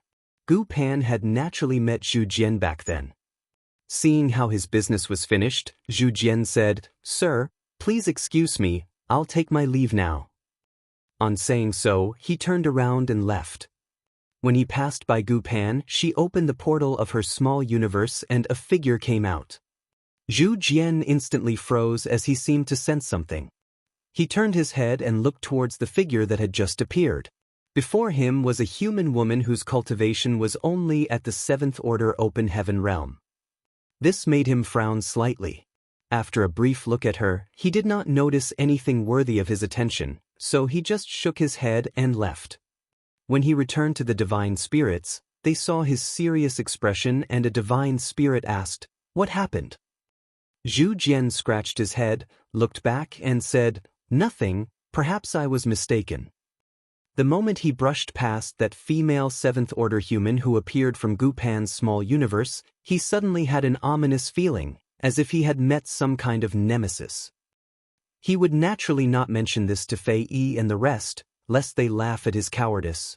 However, that feeling did not seem to be an illusion. Something was odd about that 7th Order woman. The woman who appeared from Gu Pan's small universe was none other than Zhang Ruoxi. Over these years, she and Gu Pan were essentially inseparable. With a core disciple like Gu Pan and Yang Kai having close relationships with her, Zhang Ruoxi's life in the Langya Paradise was quite comfortable. It was a pity that she only advanced directly to the 5th Order, otherwise she would have been more valued by Langya Paradise. Earlier, Yang Kai asked the 8th Order Masters to take in the other suppressing Black Ink Army soldiers. Thus, Zhang Ruoxi was taken into Gu Pan's small universe. "Sir." Zhang Ruoxi bowed elegantly. Yang Kai reached out and helped her up, smiling happily as he said, "Ruoxi is now in the 7th Order too." Back at the star boundary, many great emperors joined hands to fight great demon god Mo Sheng. He and Zhang Ruoxi also participated in that great battle, after which they left the star boundary together. Unfortunately, halfway through their trip, they were separated. Yang Kai was stranded in the Seven Wonders land while Zhang Ruoxi went through some difficulties, but eventually managed to reach Langya Paradise. She then became a disciple of Langya Paradise through the relationship it shared with her ancestor. Over the years, although they had met each other, their interactions had been quite limited. The last time Yang Kai saw her, Ruoxi had just broken through to the 5th Order Open Heaven realm, yet now she was already in the 7th Order. There was nothing better in life than to see a familiar face in the crowd after thousands of years of war. Langya Paradise had also contributed some manpower to the suppressing Black Ink Army, among which Gu Pan, a rising star, was their leader. Since Gu Pan came, Zhang Ruoxi naturally came along with her. Thinking of Zhu Jian's look of uncertainty, Yang Kai laughed again and said, "It looks like your bloodline has also become much purer." Zhang Ruoxi possessed the Heaven's Order bloodline. Yang Kai did not know what exactly was the name of this bloodline, he only knew that in the star boundary, Heaven's Order was the nemesis of all divine spirits. There was a place in the star boundary known as the Ancient Wildlands, which was a paradise for the monster race. Over there stood the Blood Gate, behind which were many divine spirit sources. If a monster beast could obtain the appropriate source, they would have a chance to inherit the power of a divine spirit. The Blood Gate was created by Zhang Ruoxi's ancestor, the original owner of the Heaven's Order bloodline. Legend has it that when the star boundary was overrun by divine spirits, Heaven's Order took pity on the world and killed many divine spirits who were causing trouble, extracting their sources and sealing them behind the Blood Gate as punishment. Martial Peak, Chapter 5667, Ruoxi's Confusion. The Blood Gate was forged by Heaven's order with her blood essence. It was the restricted area of the ancient wildlands that even the most powerful of monster race dared not approach carelessly. Only the successor of the Heaven's Order bloodline was qualified to open the Blood Gate. Unfortunately, after the death of Heaven's Order, her bloodline fell into obscurity. Her descendants were unable to revive their ancestral glory and gradually fell into decline and risked disappearing entirely. Later, Zhang Ruoxi's bloodline was awakened and she entered the Blood Gate, taking Xiaoxiao with her. Xiaoxiao's current strength was inherited from the source of the divine spirit, Taiyu. Many monster race masters from the Star Boundary had benefited from the divine spirit source's inheritance from the Blood Gate, and some were still active in the great territory battlefields today. This included Luan Feng and Fan Wu. While they only had a trace of divine spirit bloodline in them originally, which was far from pure, when they obtained the appropriate source, they could be called true divine spirits. Afterwards, many of them even journeyed to the divine spirit ancestral land to cultivate, further purifying their bloodlines. Yang Kai suddenly looked a bit confused when he thought about this. If the divine spirits had their bloodline, then what was the Heaven's Order bloodline Zhang Ruoxi had? This kind of bloodline had a natural restraint on all divine spirits, which could be seen only from Zhu Jian's reaction just now. Just by walking by each other, a master on Zhu Jian's level felt uneasy around Zhang Ruoxi, a mere 7th Order Open Heaven Realm master. In fact, when Zhang Ruoxi stood in front of Yang Kai, even he could not help but feel an innate sense of unease coming from his dragon vein. However, due to their familiarity with each other, and knowing that Zhang Ruoxi couldn't harm him, this uneasiness was easily ignored. If it had been someone else, that feeling would be enough to trigger Yang Kai to be more cautious. Oddly, he had never felt this way in the past. Either Zhang Ruoxi's Heaven's Order bloodline had grown tremendously, or Yang Kai's dragon vein had grown so pure that it was now able to sense Ruoxi's bloodline more strongly. Sir, you are very knowledgeable, so Ruoxi has a question for you. Zhang Ruoxi spoke softly. Gu Pan had already waved her hand and created a barrier that surrounded the three of them, separating them from the outside. Yang Kai immediately understood that what Ruoxi wanted to say must be extremely personal to her, otherwise, Gu Pan would not have been so cautious. He immediately nodded and said, "Go ahead." Zhang Ruoxi said, "Sir, you know that after Ruoxi condensed her Dao seal, refined appropriate materials, and became a 5th Order Open Heaven Realm Master, the final realm I could reach was the 7th Order Open Heaven Realm, right?" Yang Kai nodded. He naturally knew about this matter, because he had once asked Zhang Ruoxi if she wanted to start over and refine 6th Order materials. After all, there was still a gap between the 5th Order and 6th Order. Back then, he still had some Tai Yi soul cleansing water on hand. As long as Ruoxi was willing to try, then she could wash away the powers accumulated in her Dao seal and begin from scratch. However, doing so involved a great deal of risk, as the Dao seal was at stake and any slight carelessness could be fatal. Ruoxi also felt that refining 6th Order materials was a bit too much for her aptitude, which was why Yang Kai did not insist on it. Now that Ruoxi is a 7th Order master and has reached the peak of her cultivation, Zhang Ruoxi then continued to explain. She followed Gu Pan around the battlefield over the years to kill countless enemies and had accumulated countless military merits, so she was never short of cultivation resources. The current environment for the human race soldiers had a multitude of dangers as well as opportunities. As long as they dared to dedicate themselves to the war, they could use their military merits to exchange for anything they wanted. It was unlike before when all the good stuff was hoarded by the cave heavens and paradises, out of reach of ordinary cultivators. Zhang Ruoxi was very hardworking and exchanged her military merits for lots of resources. Thus, she was always cultivating, which was why it was not surprising that she could reach the peak of the 7th Order.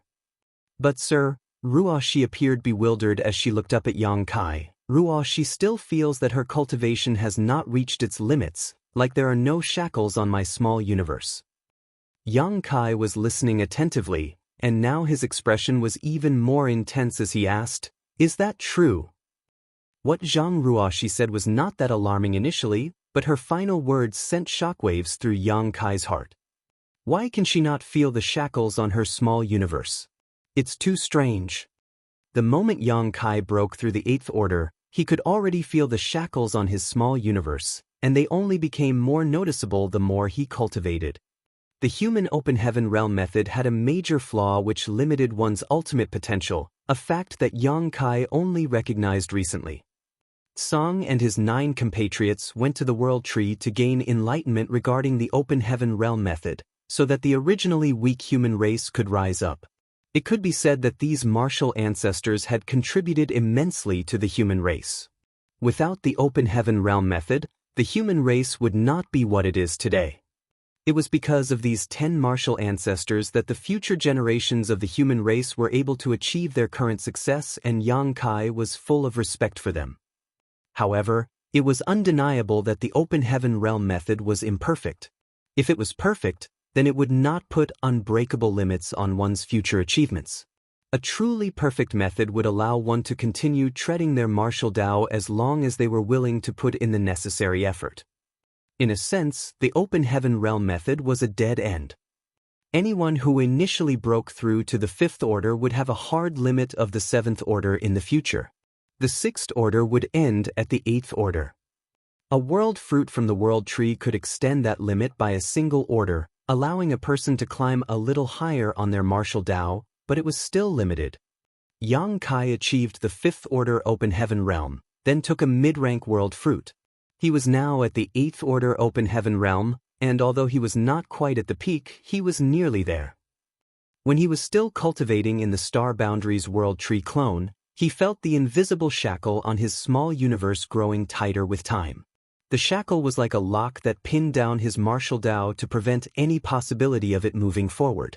It also locked his small universe from further expansion. This became more obvious as Yang Kai's own heritage increased. Every master who had reached the end of their own martial Tao could clearly feel this invisible shackle on their small universe. The shackle existed with the birth of one's small universe when advancing to the open heaven realm. However, Zhang Ruoxi said that she could not feel this shackle, which was rather unbelievable. If Ruoxi's cultivation was at the peak of 7th order, she should have clearly felt this restriction long ago. It was no wonder Gu Pan blocked this area. This was a big deal and would spread like wildfire if it got out.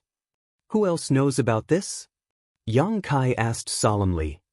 Ruoxi turned her head, looked at Gu Pan, and said, "Besides you, only senior sister Gu knows about this." She wanted to ask Yang Kai for advice as soon as she realized her situation. Unfortunately, Yang Kai was now in a high position and his whereabouts were highly unpredictable. Strong in will but weak in strength, Zhang Ruoxi could only keep this secret to herself for the time being. Luckily, she was able to see Yang Kai during the formation of the suppressing Black Ink Army. Otherwise, she really did not know what she should do. In Langya Paradise, although some elders cared for her, she could not totally trust them. Furthermore, she believed only Yang Kai could handle this. Yang Kai was the only person in the world who could make her feel totally unreserved. Yang Kai nodded slightly as Ruoxi's caution was appropriate. The limits of one's small universe was the eternal bane of all human masters. If they could find a way to break this shackle, the human race would certainly have many more masters.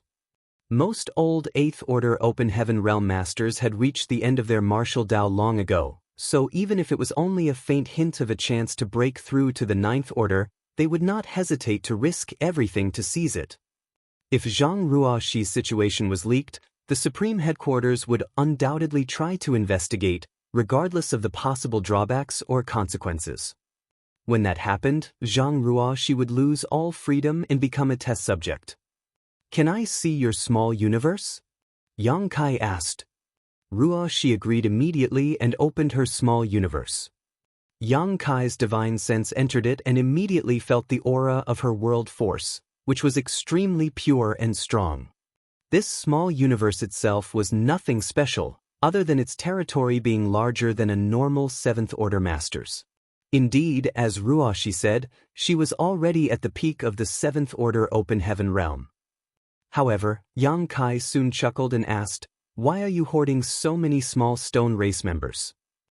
Ruoshi's small universe had fully materialized as she was in the 7th Order, and it seemed she had purposely transplanted many flowers and plants into it, making it both beautiful and vibrant. However, in a corner of her small universe, there were some 200 small stone race members of both the Yang and Yin variety. They were both equally distributed, and most were very strong. There were even some 1,000-meter-tall 8th Order small stone race masters among them. Yang Kai naturally knew the origin of these small stone race members. Previously, in the ancestral land, he handed the small stone race soldiers he borrowed from Big Brother Huang and Big Sister Lan and passed them to those 7th Order array masters, tasking them with bringing them back to the Supreme Headquarters. The Supreme Headquarters naturally distributed these small stone race members to strengthen the human race soldiers. Naturally, the cost for a small stone race soldier would correspond to its order, so the powerful ones were not cheap. Human soldiers would obtain these small stone race members from the various bases in the Great Territory battlefields and then refine them to use against the enemy. Generally speaking, a single person could only refine a handful of small stone race soldiers as their sentience was too low. They were very rebellious, and even when refined, it was very difficult to command them when there were too many. Yang Kai was well aware of this. Thus, nowadays, when the human race soldiers were fighting with the Black Ink clan on the various battlefields, most of them had a few small stone race members with them. Quite often the human race soldiers relied on the bravery of these small stone race soldiers to get out of tricky situations or to kill strong enemies. In this way, they were of great help to the humans. Yang Kai was a bit puzzled about why Ruoshi hoarded so many though. After all, these things were exchanged for military merits and their cost was not cheap, especially for those in the 8th Order. After all, having something equivalent to an 8th Order Open Heaven Realm Master would give her a significant boost in fighting strength. Martial Peak, Chapter 5668, The Mighty Heavens Order Bloodline. These 200 small stone race members alone represented a massive amount of military merits. What made Yang Kai feel even stranger was that he did not feel any traces of refinement from these small stone race members. It was as if Zhang Ruoshi was just hoarding them and had no intention of using them. Ruoshi's voice echoed within the small universe. Ruoshi can tell you more about this later. Actually, this is also something Ruoshi wants to consult Sir about. Yang Kai was slightly surprised. Could there be any special purpose for Ruoshi to hoard these small stone race members? However, since Ruoshi already mentioned this, he could only set aside his concerns and continue to investigate her small universe. His divine sense soon reached the edge of her small universe. The small universe of an open heaven realm master was not fundamentally different from a real universe world. The edge of it could be called the world boundary, which was both a natural protection to ensure that the world force of the small universe would not leak out, and also a shackle to limit the cultivator's growth and strength. When an open heaven realm master cultivated using materials and pills, their heritage would grow, which would result in the expansion of their small universe. For example, although a new 5th Order Open Heaven Realm Master and a veteran 5th Order Open Heaven Master were technically in the same order, there was a huge difference in the density of their world force and even the size of their small universe. The size of their small universe and the richness of their world force directly affected the strength of an Open Heaven Realm Master. Therefore, on the Black Ink battlefield, cultivators who were invaded by Black Ink's strength and had to give up a portion of their small universe to save themselves would see a drastic drop in their strength. If one sacrificed too much of their small universe, they might even see their order regress. In the worst-case scenario, an Open Heaven Realm Master's small universe would completely destabilize after large portions of it were sacrificed, resulting in death. Moreover, once a master gave a large part of their small universe, it would become incomplete and have a great impact on any attempts at a breakthrough in the future. In this universe, only a profound Yin spirit fruit could repair one's small universe. Xianxia once gave up too much of his small universe and regressed to the 7th Order. Now, he had repaired his small universe and cultivated back to his peak. However, because of his actions back then, there were still some flaws in his foundation, making it extremely difficult for him to advance to the ninth order despite having the capital and aptitude to do so. The 4 universe pillars and the world tree clones could stabilize and insulate one small universe from outside influence, making it both impervious and flawless.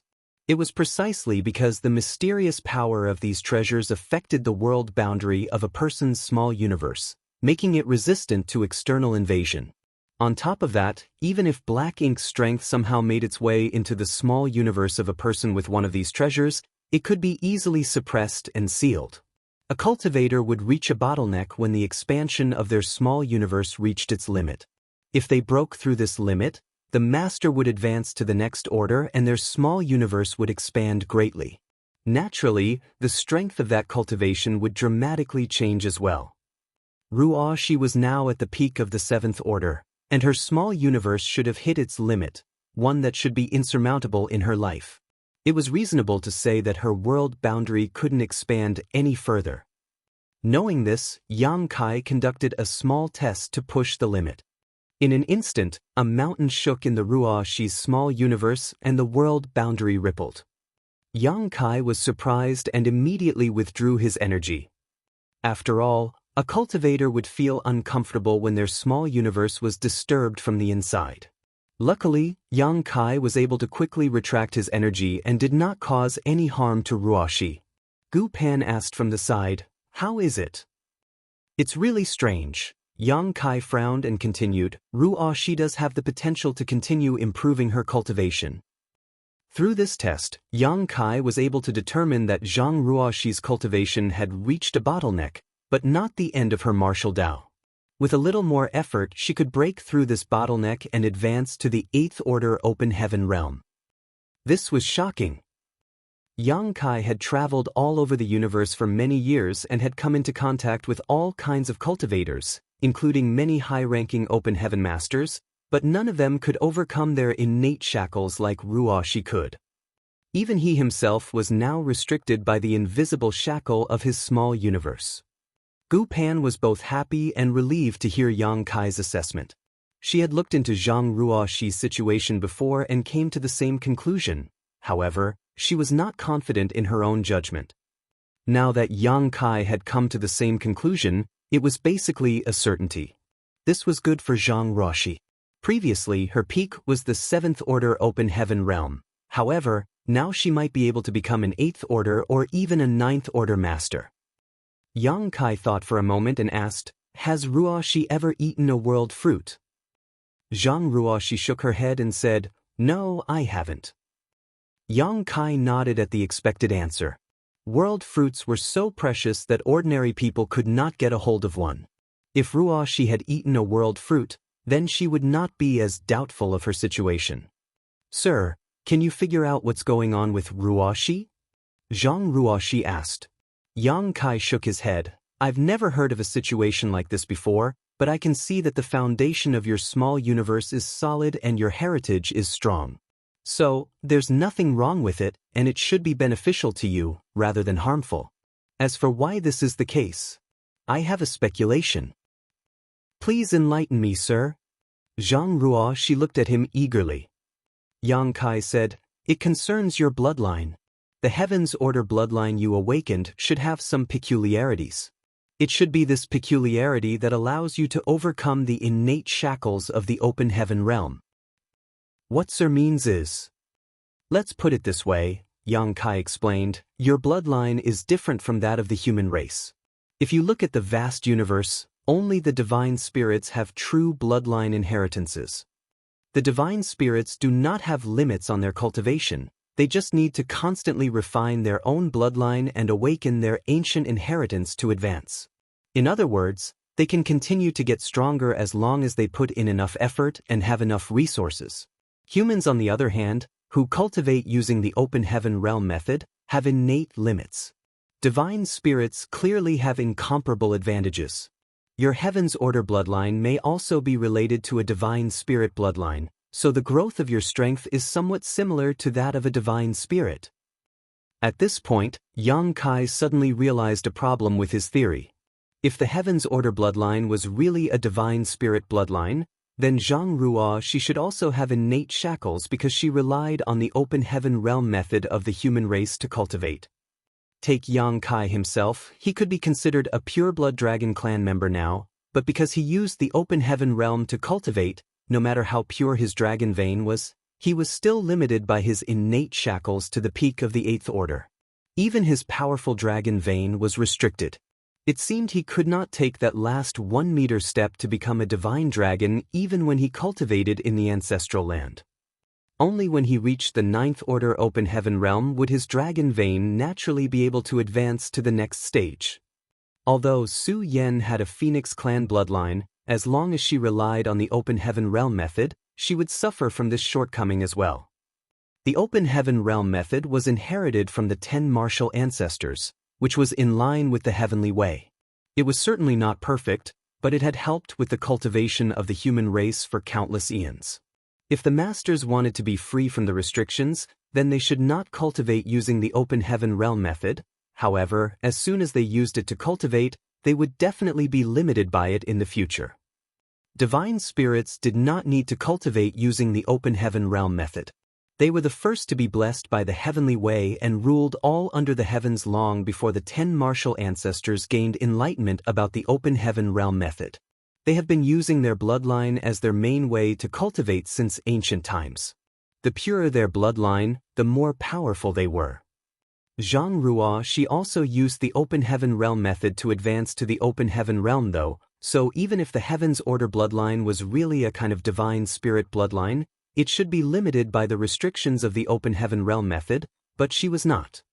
Unless the Heaven's Order bloodline was more powerful than any divine spirit bloodline. Such power would be sufficient to overcome the innate shackles of the open heaven realm method. Considering all these, Yang Kai could not help but feel bothered. Was the Heaven's Order bloodline much more powerful than the divine spirit bloodlines? He really had not thought about it before. However, after careful consideration, it seemed that it was possible. Back in the star boundary, Heaven's Order was the nemesis of all divine spirits. All the divine spirits that plagued the world were captured by Heaven's Order and stripped of their sources, which she then sealed in the blood gate for countless years. Even when Zhang Ruo she was only in the 7th order open heaven realm, an 8th order divine spirit like Zhu Jian could feel a sense of suppression just being near her. Even Yang Kai felt so when she was close to him. All signs indicated that Zhang Ruoxi's Heaven's Order bloodline was much more powerful than any divine spirit bloodline. What exactly is the Heaven's Order bloodline? Yang Kai was now considered to be very knowledgeable and had seen many things. However, he had never heard of the Heaven's Order bloodline anywhere else except in Zhang Ruoxi. Yang Kai had a hunch about the truth, but he was unsure about it. Sir? Zhang Ruoxi whispered when she saw that he was lost in his thoughts. Yang Kai came back to his senses. As Sir said, my current situation is similar to the divine spirits, so can I become an 8th order open heaven realm master? She asked excitedly.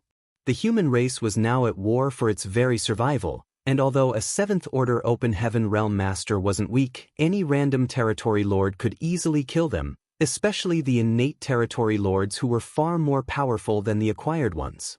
Zhang Ruoxi had been able to stay safe and sound all these years mainly because she had been following Gu Pan around. Due to her relationship with Yang Kai, Langya Paradise had taken great care of her. If she was just an ordinary 7th order open heaven realm master, it would be much riskier for her on the battlefield. However, if she could become an 8th order master, then she would be much safer in the future and more lethal to the enemies on the battlefield. Yang Kai nodded and said, advancing to the 8th order is not a problem. I saw your small universe and you are at the limit of the 7th order open heaven realm. Once things have settled down, you should enter retreat and cultivate hard. I will personally stand guard for you until you break through to the 8th order. Many thanks, sir. Zhang Ruoxi said with a beautiful smile. Martial Peak, Chapter 5669, 3rd Order 9 Palaces Formation? There was no doubt that Zhang Ruoxi would advance to the 8th order. Nevertheless, Yang Kai could not be absolutely sure if what he thought was correct. If it was as he thought, it would still be astonishing that the Heaven's Order bloodline could circumvent the drawbacks of the Open Heaven Realm method, which was something that even a divine spirit bloodline could not achieve.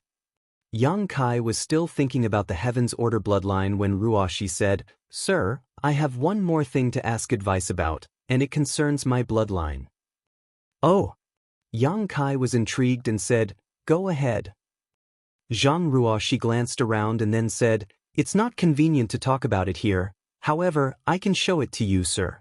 Can you please come to the void with me?" Yang Kai nodded and sent a message to let the purifying black ink battleship continue to follow its current course before leaving a space beacon on the deck to facilitate his return. He then manipulated space principles, wrapped Zhang Ruoxi in them, and darted away. After a few instantaneous movements, Yang Kai and Ruoxi were out of sight range of the purifying black ink battleship. They came to a stop and Yang Kai said, "This should be good enough." The void was so vast and endless that Zhang Ruoxi would not be limited in whatever she wanted to demonstrate. Zhang Ruoxi nodded, opened her small universe portal, and a member of the small stone race stepped out. Those of the small stone race usually look simple and unassuming. However, those who were familiar with their racial characteristics would know that their peaceful look was just an illusion, as they were truly warlike. After the small stone race member appeared, it immediately made a move that made Yang Kai's jaw drop. It came to Yang Kai, cupped its fist and bowed to him. Yang Kai swore that this was the most polite small stone race member he had ever met in his life. Under normal circumstances, when humans summoned one, a small stone race soldier would definitely immediately rush towards the nearest source of black ink strength in a fit of rage. Human soldiers would have to refine them in advance to command them, otherwise they would definitely run off and soon become lost. When Yang Kai handed out the first batch of the small stone race soldiers, the humans had not figured out an appropriate method to control them and ended up wasting a lot of them. However, he could also see that this small stone race member was so courteous and mindful of etiquette because Zhang Ruoxi had exquisite control over it. Yet this small stone race member had no trace of being refined at all. The small stone race member was not finished after saluting Yang Kai. He started to display his fighting skills to Yang Kai and demonstrated with vigor and power. Finally, it finished its show by cupping its fist once more. Yang Kai was more than a little dumbfounded and alternated his gaze between the small stone race member and Zhang Ruoxi's smiling face. "How did you do this?" Yang Kai asked in amazement. In fact, Yang Kai could have done this too if he had been the one controlling this small stone race soldier, but that was because he had the great sun and great moon marks given to him by Big Brother Huang and Big Sister Lan. This small stone race member was brought out from the chaotic dead territory, where the burning light and serene glimmer had spent the last millennium nurturing it. These small stone race members could be regarded as pieces of living yellow and blue crystals. Thus, the great sun and great moon marks condensed from the burning light and serene glimmer source held absolute authority over them.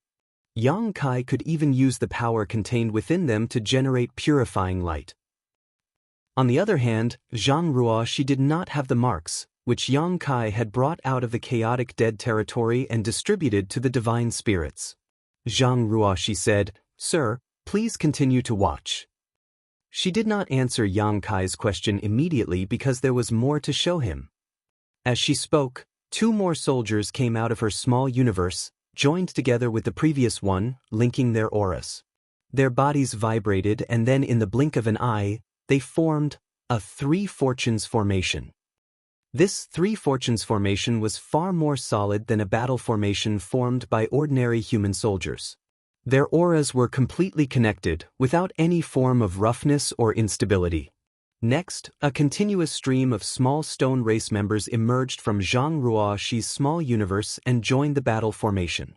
The 3 fortunes became a 4 symbols, then a 5 elements, a 6 paths, and finally a 9 palaces formation. But that was not the end, as more and more small stone race soldiers rushed out and formed more 9 palaces formations. With the 9 palaces formation as the base, the formation grew again. 27 small stone race members, forming what could only be called a Great Three Fortunes formation. 36 small stone race members formed the Great Four Symbols formation, and finally, the 81 small stone race members formed a massive Great Nine Palaces formation. Yang Kai was in absolute awe as he watched this scene in utter bewilderment. He finally understood why Zhang Ruo she had accumulated so many small stone race members in her small universe. He thought that she was keeping them as backup for some kind of emergency. After all, they were easily killed on the battlefield, so it was prudent of her to keep more in reserve if she planned to take on powerful masters like a territory lord. However, now it seemed that this was not the case. Zhang Ruo she was really capable of commanding and controlling this many small stone race members. Yang Kai could as well. Not to mention 81 small stone race members, he could even control an army of millions of small stone race soldiers. However, he needed to use the marks to command them in a general manner, while the scene before him was completely different. He could only give simple orders to such a small stone race army. However, it was essentially up to the individual soldiers to figure out how to carry out his commands. The 81 small stone race members controlled by Zhang Ruo she on the other hand were like extensions of herself, akin to her hands and feet, completely within her ability to control. The massive 9 palaces formation before Yang Kai should only have existed in theory and was supposedly impossible for cultivators to actually achieve. This was because each base point of this Great 9 Palaces formation was a first-order 9 Palaces formation. 9 cultivators were needed to form the initial battle formation, and these 9 people had to adjust their auras to link with each other without clashing. Essentially, they needed to become one in both heart and mind. On a real battlefield, forming a 9 palaces formation was already the absolute limit, so trying to form this kind of Great 9 Palaces formation was nothing but a fantasy. Considering the small stone race members' low sentience, it was unbelievable that Zhang Ruo she was able to control them to such a fine degree. Yang Kai had already sensed the crux of how this happened though and remarked, "Bloodline power." When the number of small stone race members was small, Yang Kai did not sense anything. However, with Zhang Ruo she using 81 small stone race soldiers, he did notice that there was a faint fluctuation of bloodline power from her body. So, it was obvious she was controlling the small stone race members with her bloodline. And Zhang Ruo she nodded. This was exactly the bloodline mystery that she wanted to seek Yang Kai's advice on. It was only recently that she had discovered this ability. There were only 2 times that Yang Kai had provided the human race with small stone race soldiers. Once was 3,000 years ago when he was traveling around the great territories to refine universe worlds. When he met many great forces of the human race who were evacuating, he gave them large numbers of small stone race soldiers as escorts. However, almost all of those small stone race soldiers he sent out at that time had their own owners, and Zhang Ruo she was not able to attain any. Recently though, Yang Kai tasked some 7th Order Open Heaven Realm Masters in the Divine Spirit Ancestral Land to bring back several million members of the small stone race. Thereafter, the Supreme Headquarters distributed them to the armies in the Great Territory battlefields. They were placed in the individual armies' war materials departments for the soldiers to exchange for military merits. Out of curiosity, Ruo she acquired a few of them and found that she could very easily control them. Thus, she began to exchange her military merits for more.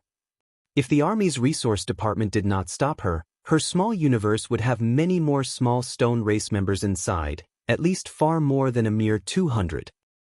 Yang Kai did not know about any of this, but looking at the 9 palaces formation in front of him, he was amazed that such a battle formation formed by 81 small stone race soldiers could be this powerful. The strength of the small stone race that made up this formation was not high, generally only equivalent to 2nd or 3rd Order Open Heaven Realm Masters. However, after they assumed this formation, the aura they radiated reached the intensity of the 7th Order. If these small stone race soldiers were stronger to begin with, then the power of the formation would grow even further. "Can you control more?" Yang Kai asked. Ruoxi nodded and replied, but I don't have enough to form another complete battle formation layer. The corners of Yang Kai's face twitched. He just asked Zhang Ruoxi if she could control more, but this little girl was even more ambitious. She actually wanted to use this Great Nine Palaces formation as the base to form an even higher order formation. Having 81 small stone race members as a base to form the simplest Three Fortunes formation would require 243 small stone race soldiers, so Zhang Ruoxi really did not have enough. But Yang Kai had them. Although he gave the human race several million small stone race soldiers, he kept a few million for his own use. With the wave of a hand, an army of small stone race soldiers flew out of his small universe, appearing both grand and majestic. Go all out. Let me see what your limit is. Zhang Ruoxi agreed readily as she also wanted to know her limits. She immediately surged her bloodline power to draw many from the army released by Yang Kai. Soon, a new Nine Palaces formation was formed using Great Nine Palaces formations as nodes. The number of small stone race soldiers involved had now reached 729. Their combined power had surpassed the 7th order and almost reached the 8th order. Yang Kai was dumbfounded by the formation in front of him. The Great Nine Palaces formation existed in theory and was basically impossible to be formed by humans, but what about this Nine Palaces formation formed from Great Nine Palaces formation as its base be called? A third order Nine Palaces formation. If a normal Nine Palaces formation was the first order and a Great Nine Palaces formation was the second order, then there should not be any problem calling this one third order. The bloodline power coming from Zhang Ruoxi's body became more and more intense, and Yang Kai began to feel a slight pressure that caused his dragon vein to roil and riot. This kind of pressure was somewhat similar to a dragon clan bloodline suppression. So, it seemed like his suspicions were true. This Heaven's Order bloodline was more powerful than any divine spirit bloodline. All of a sudden, his thoughts became clear and he understood what was happening with Zhang Ruoxi and her bloodline. Martial Peak, Chapter 5670, Divine Spirit Family Patriarch? After a few moments, the Third Order Nine Palaces formation had turned into the Fourth Order Nine Palaces formation. The number of small stone race soldiers who made up the formation now reached an astonishing 6,561. It was unbelievable that one person could perfectly control more than 6,000 small stone race. Although the individual strength of the small stone race participating in the formation was generally not high, the aura of the battle formation at this moment made even Yang Kai feel a lot of pressure. In other words, if he were to fight against them and did not find a way to break the battle formation, he might lose. It was an astonishing feat. With this ability alone, Zhang Ruoxi was as valuable as any 8th Order Open Heaven Realm Master. Yang Kai also saw the manifestation of the Heaven's Order bloodline power once again. Perhaps the bloodline power became too intense, so Zhang Ruoxi was now surrounded by a blood-colored haze. Suddenly, at some critical point, a huge figure of a woman emerged behind her. The figure looked extremely imposing as she looked down on the world, a great sword at the ready.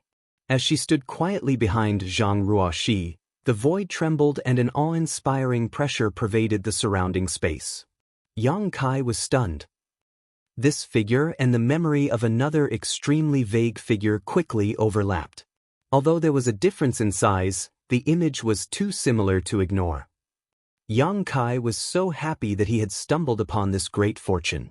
He never expected that he would stumble across such a grand discovery during this meeting with Ruoxi. He was suddenly enlightened and many uncertainties in his mind became clear. So, that's how it is. If that is really the case, then everything makes sense. The Heaven's Order bloodline was basically a divine spirit bloodline, but it was not a divine spirit bloodline in the ordinary sense. In terms of ranking, the Heaven's Order bloodline was higher than all other divine spirit bloodlines. Thus, it was not accurate to call it the divine spirit's nemesis. The Heaven's Order bloodline was not born to restrain divine spirits, it was actually from the same vein as the divine spirit bloodlines, only higher up the hierarchy, which was why it could suppress all other divine spirit bloodlines. The dragon clan itself also had the concept of bloodline suppression, but the dragon clan's bloodline suppression only affected those within the clan or those from monster race too weak to resist. A dragon clansman with a purer bloodline had a natural restraint on any other dragon clansman with a less pure bloodline. In a fight, the strength of a dragon clansman with the purer bloodline could suppress the strength of the other. A dragon clan's bloodline may have some deterrent effect on other divine spirits, but it was far less obvious. A dragon clan bloodline's ranking may be higher than that of other divine spirit bloodlines, but not by much. In this world, there were two other divine spirit bloodlines that stood above the dragon clan: the Burning Light and Serene Glimmer.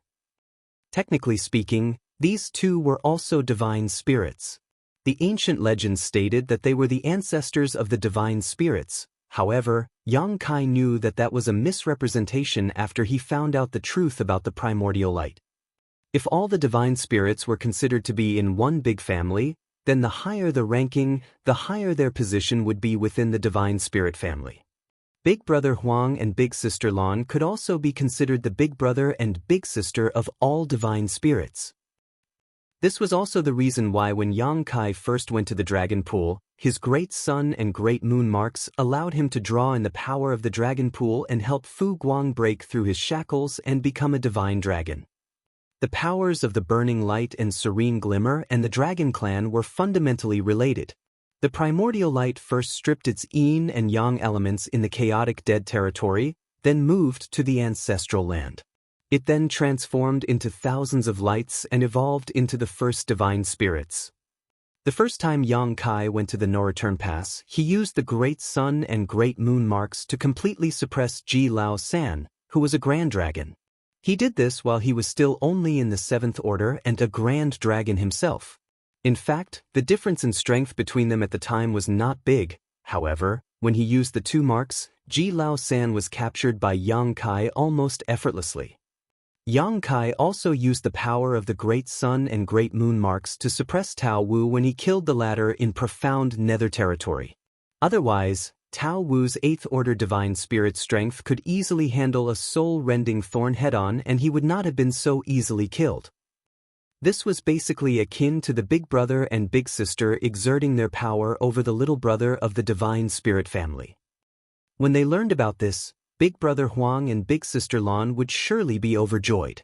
They had been bickering for countless eons about who was the elder sibling between them, so if they knew they had so many younger brothers and sisters, they might not quarrel anymore and instead play with their little siblings instead.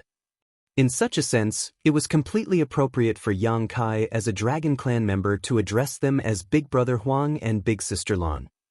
The Burning Light and Serene Glimmer were the big brother and big sister of the Divine Spirits family. However, in this family, there seemed to be another high-ranking existence: the Heaven's Order bloodline. The small stone race could be seen as an extension of the power of Big Brother Huang and Big Sister Lan, so even Yang Kai had to use the two marks to control them. This was natural because the ranking of the Dragon Clan was lower than that of the Burning Light and Serene Glimmer.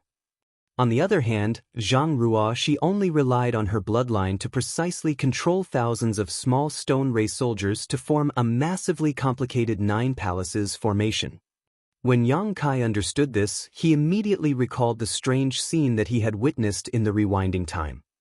When the primordial light was stripped of its yin and yang in the chaotic dead territory, the latter evolved into the sun's burning light and moon's serene glimmer.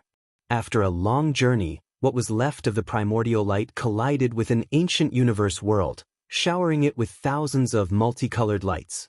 From those lights, all divine spirits were born. The divine spirits thus rose, and the universe world came to be known as the Ancestral Land. With this evolution, the Ancestral Land became the home of all divine spirits and was virtually indestructible.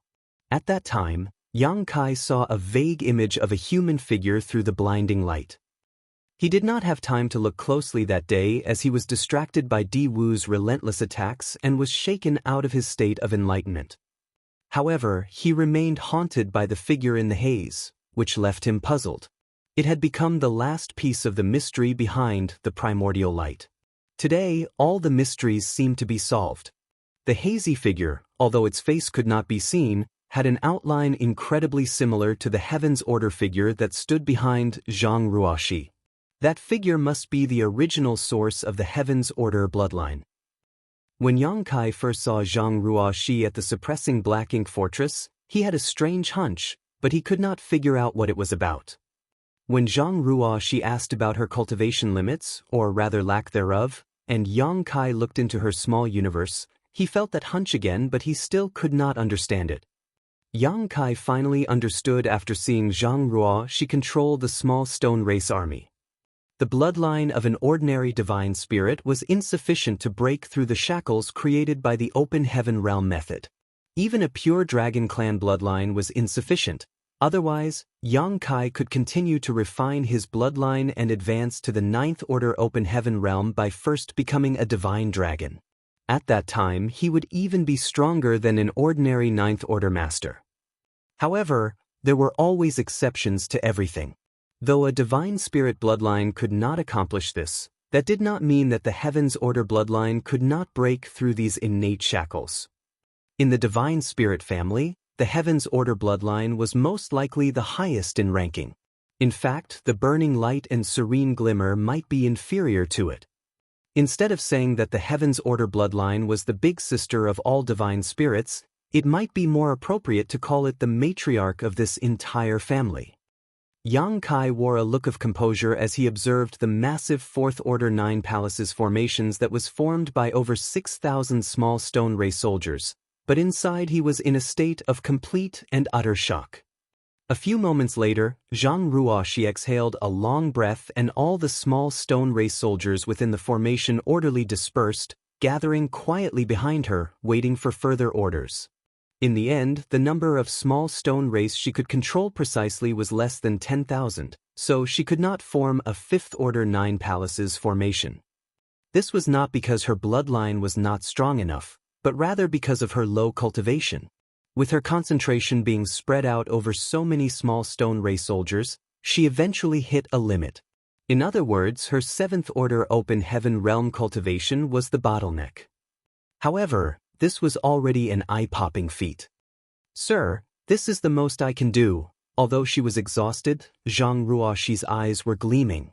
She always wanted to know what her limits were, however, she could not test them with a mere 200 small stone ray soldiers.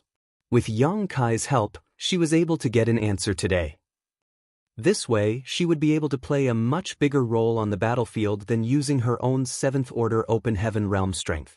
Moreover, as long as she could advance to the 8th Order, she had the confidence to form a 5th Order 9 Palaces formations. Who knows, maybe she might even be able to break through and become a 9th Order open heaven realm master one day. Well done. Yang Kai nodded his head in admiration and began to collect his small stone race army before saying, "After this, I will bring you to a certain place." Zhang Ruoxi did not ask anything and just nodded obediently. "Yes, sir." "Let's go back. You must be exhausted. When we return, get a good rest. The journey ahead is long and there is no need for you to rush to advance to the 8th Order." Zhang Ruoxi nodded with a smile. He manipulated space principles and the two figures instantly disappeared. With the help of the space beacon, Yang Kai easily returned to the purifying black ink battleship with Zhang Ruoxi. She then went back to her cabin to rest while Yang Kai continued to stand at the helm. He could not help but wonder what interesting things would happen if he took Ruoxi to that place. The journey continued through the Black Ink clan's territory, and then past the breached royal cities before heading into the depths of the Black Ink battlefield. Several years later, many strange celestial phenomena appeared, bewildering and dazzling the 8th Order open heaven realm masters. The 3,000 worlds had once been filled with these huge celestial phenomena, but almost all of them had been exhausted after millions of years of human activities. However, in the rear of the Black Ink battlefield, far away from any activity at all, these celestial phenomena had been preserved. These celestial phenomena were all left behind from the beginning of time, when heaven and earth first split apart. The large ones were the size of whole great territories, while the small ones were even smaller than universe worlds, but each celestial phenomenon contained its own mysterious power and was extremely dangerous. Marshall Peak, Chapter 5671, Fu Guang and Wu Kuang. At one point, Xianxia could not stand the boredom, so when they passed by a certain celestial phenomenon, he rushed out in curiosity and was almost caught in it. If not for Yang Kai's quick actions, he might have been lost within the celestial phenomenon, never to return. When Yang Shui found out, she punished him severely until he promised never to do that again. The dramatic event was a rare comic relief to their otherwise mundane journey and became the butt of everyone's joke throughout the warship. A few years later, the purifying Black Ink battleship entered the late ancient era battlefield, and the Eighth Order Open Heaven Realm Masters who saw this place for the first time were all shaken to their core. The veteran Eighth Order Masters who told them all the events of the past were also totally captivated. Only at this time did they know that at the end of the late ancient era, there were humans who fought and were victorious over the Black Ink clan on this magnificent battlefield. Although they failed to kill Mo, at least they managed to contain the Black Ink clan within the Black Ink battlefield.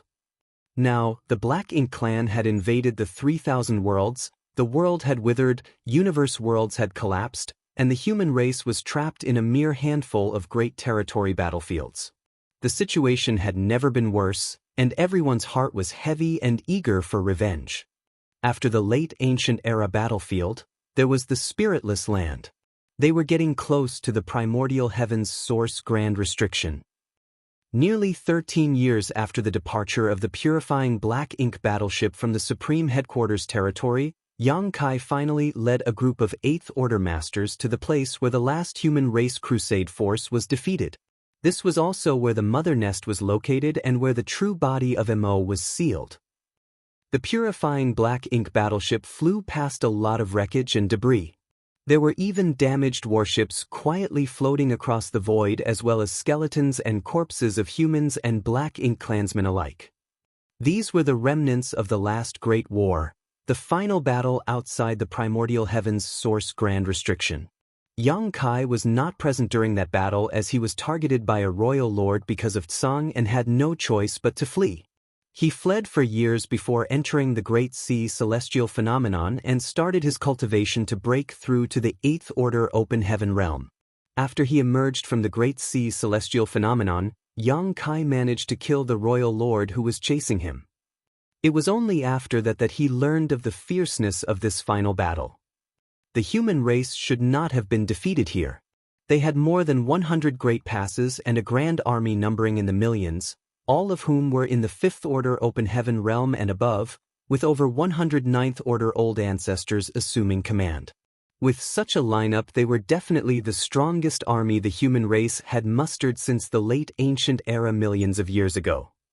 However, from within the primordial heaven's source grand restriction, a Black Ink giant spirit god emerged to challenge the army. From the opposite side, another fallen Black Ink giant spirit god, who roamed the late ancient era battlefield, was revived by the Black Ink clan. The two powerful Black Ink giant spirit gods pincered the human army, and together with countless royal lords and territory lords, the human race grand army was defeated and forced to retreat. The sight in front of everyone was tragic, and even if they were not personally involved in that battle, they could easily imagine its fierceness. The atmosphere aboard the purifying Black Ink battleship was heavy as people were scurrying about, trying to collect the corpses of the human race soldiers. When the great army retreated back then, they did not even have the time to collect the bodies of the fallen, so the battlefield was still littered with corpses. Su Yen activated her great sun and moon marks to create purifying light to disperse the Black Ink cloud in the void. However, she soon gave up as there were far more dead Black Ink clansmen than human race soldiers, causing the residual Black Ink cloud to be too large to disperse.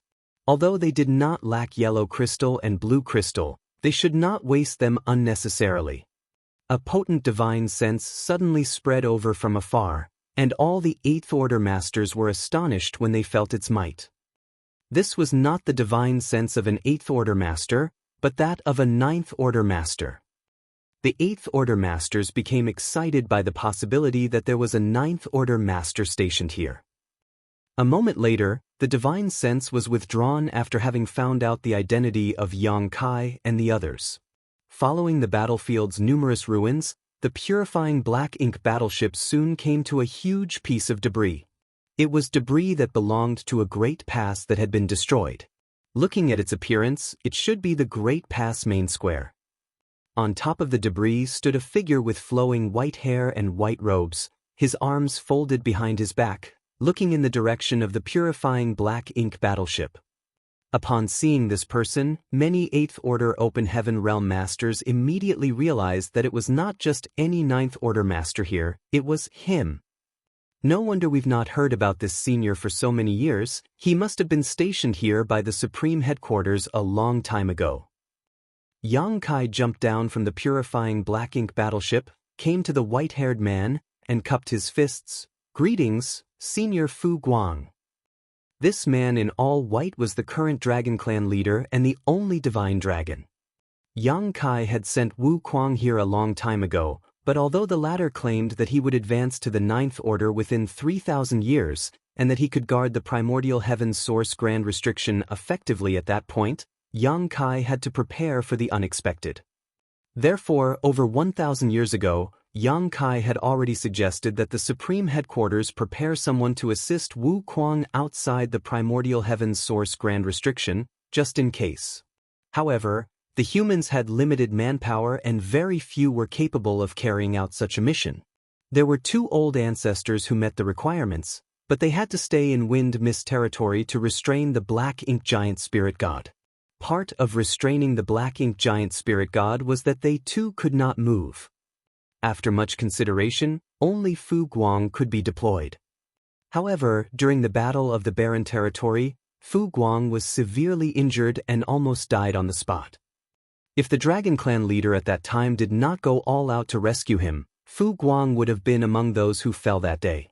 After the retreat from the Barren Territory, Fu Guang spent many years in the depths of the Dragon Pool, drawing upon its power to heal himself. It was not until some 1,000 years ago that he finally recovered from his injuries. He immediately set off for this place after his recovery. On the way, Fu Guang passed by the no-return pass, which caused the Black Ink clan to panic as they thought that he was there to pick a fight. Fortunately for them, Fu Guang had no such intentions and just passed by.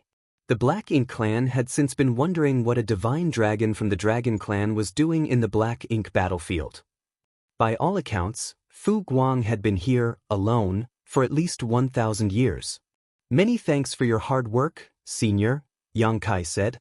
1,000 years of solitude was not easy to endure, even for a powerful divine spirit. Fu Guang smiled and shook his head.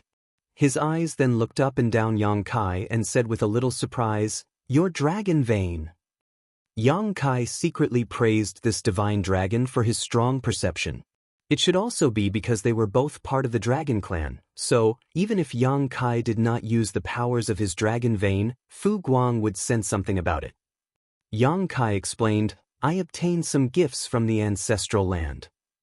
Fu Guang understood what he meant and replied, "That is indeed a great opportunity." He was wondering how Xianxia's dragon vein had grown so quickly. The last time Fu Guang saw Xianxia, the latter was just a 70,000-meter ancient dragon. Now, Xianxia gave off a similar feeling to his own from back in the dragon pool. In other words, it was very likely that Xianxia was in the same situation as he was back then, stuck at the last step before becoming a divine dragon. The power in the dragon pool had been greatly consumed after more than 2,000 years of healing, so Xianxia could not have benefited much from it, certainly not enough to improve his dragon vein to such a degree. It turned out that it was a gift from the ancestral land.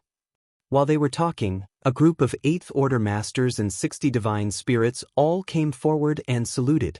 No one dared to disrespect a divine dragon. The 8th Order Masters finally confirmed who the army commander of their suppressing Black Ink army was. Although there had been some speculation beforehand, it was only today that they became certain. A master like Fu Guang was naturally qualified to be the army commander of the suppressing Black Ink army. Zhu Jian and the rest of the divine spirits felt increasingly ready to be part of this fight. Given the circumstances, they knew that they would still be fighting alongside the human race after the 3,000-year agreement had expired. However, Now they were working under the current Dragon Clan leader and there was no room for sloppiness. After exchanging some pleasantries, Yang Kai said, "Sir, how is the situation here?" Fu Guang replied, "Nothing unusual except that he talks a lot." Talks a lot? Yang Kai was slightly stunned and then realized that Fu Guang should be referring to Wu Kuang. Yang Kai could not help but chuckle and his tense mood also relaxed a lot. It also meant that there were no problems with the primordial heaven's source grand restriction. If there really was any problem, Wu Kuang would not be able to waste his energy on chatting. At that moment, Wu Kuang's voice came from the depths of the void. "There is quite literally no one here besides the two of us, and it's been that way for over 1,000 years. Does it matter if we talk more? And don't you know that it's not a good habit to badmouth someone behind their back?" Fu Guang laughed helplessly and cupped his fist. After so many years of chatting, he also knew Wu Kuang's background. He had much respect for this late ancient-era martial ancestor. Furthermore, anyone who single-handedly guarded the primordial heaven's source grand restriction deserved the utmost respect. The Eighth Order Open Heaven Realm Masters and even the Divine Spirits were all astonished. They were all previously focused on Fu Guang and never expected there to be a second person here. After all, there was only endless darkness as far as they could see. The deep darkness seemed to be able to devour everything, and even their souls seemed to be sucked into it when they stared for too long. Fortunately, everyone was strong, and when they perceived the anomaly, they immediately collected the mind, which eased the discomfort. Someone said with palpitations, "Is this where the mother nest resides?" They had heard that the primordial heaven's source grand restriction had sealed the mother nest along with Mo's true body. Now they were able to see it with their own eyes. This was the source of all the chaos and the birthplace of the Black Ink clan. Even the Eighth Order Open Heaven Realm Masters could not help but feel a sense of powerlessness and defeat in their hearts at this moment. Don't be so glum. For countless eons, your heroic ancestors spilled their blood on this battlefield to resist the Black Ink clan, all to give future generations a chance to live and grow. Now, this burden has fallen on your shoulders. If you and the others fail here, then the human race and all the divine spirits will cease to exist. When that happens, everything will come to an end. The martial ancestors were able to seal this evil here. Don't you, their descendants, have the courage to fight it? Martial Peak, Chapter 5672, The Human Race Must Get Stronger. Fu Guang was not reprimanding and neither was his tone intense. Though it seemed like a simple question, it caused everyone's heart to feel heavy. How could they face the true enemy if just gazing upon its shield of darkness was enough to frighten them? Yang Kai immediately cupped his fist and said respectfully, "Junior understands." Yang Kai took a step forward and said, "I'll check out the situation." He disappeared in a flash as Fu Guang looked on with his brow raised. The way Yang Kai utilized space principles was at a level no different from the late Phoenix clan leader. The Dragon clan's bloodline talent was the Tao of Time while the Phoenix clan's was the Tao of Space. Fu Guang was surprised that Yang Kai, a Dragon clan member, was so proficient in both the Tao of Time and the Tao of Space. Amidst the great struggle between the human race and the Black Ink clans over the dominion of everything under the heavens, there was always a need for special existences to rise up. Looking at the direction Yang Kai went, Fu Guang became lost in his thoughts as he realized that he was not one of those special beings. Outside the primordial heaven's source grand restriction, a portal seemed to open up in the darkness when Yang Kai arrived. Yang Kai followed the portal, took a step inside, and saw Wu Kuang sitting cross-legged.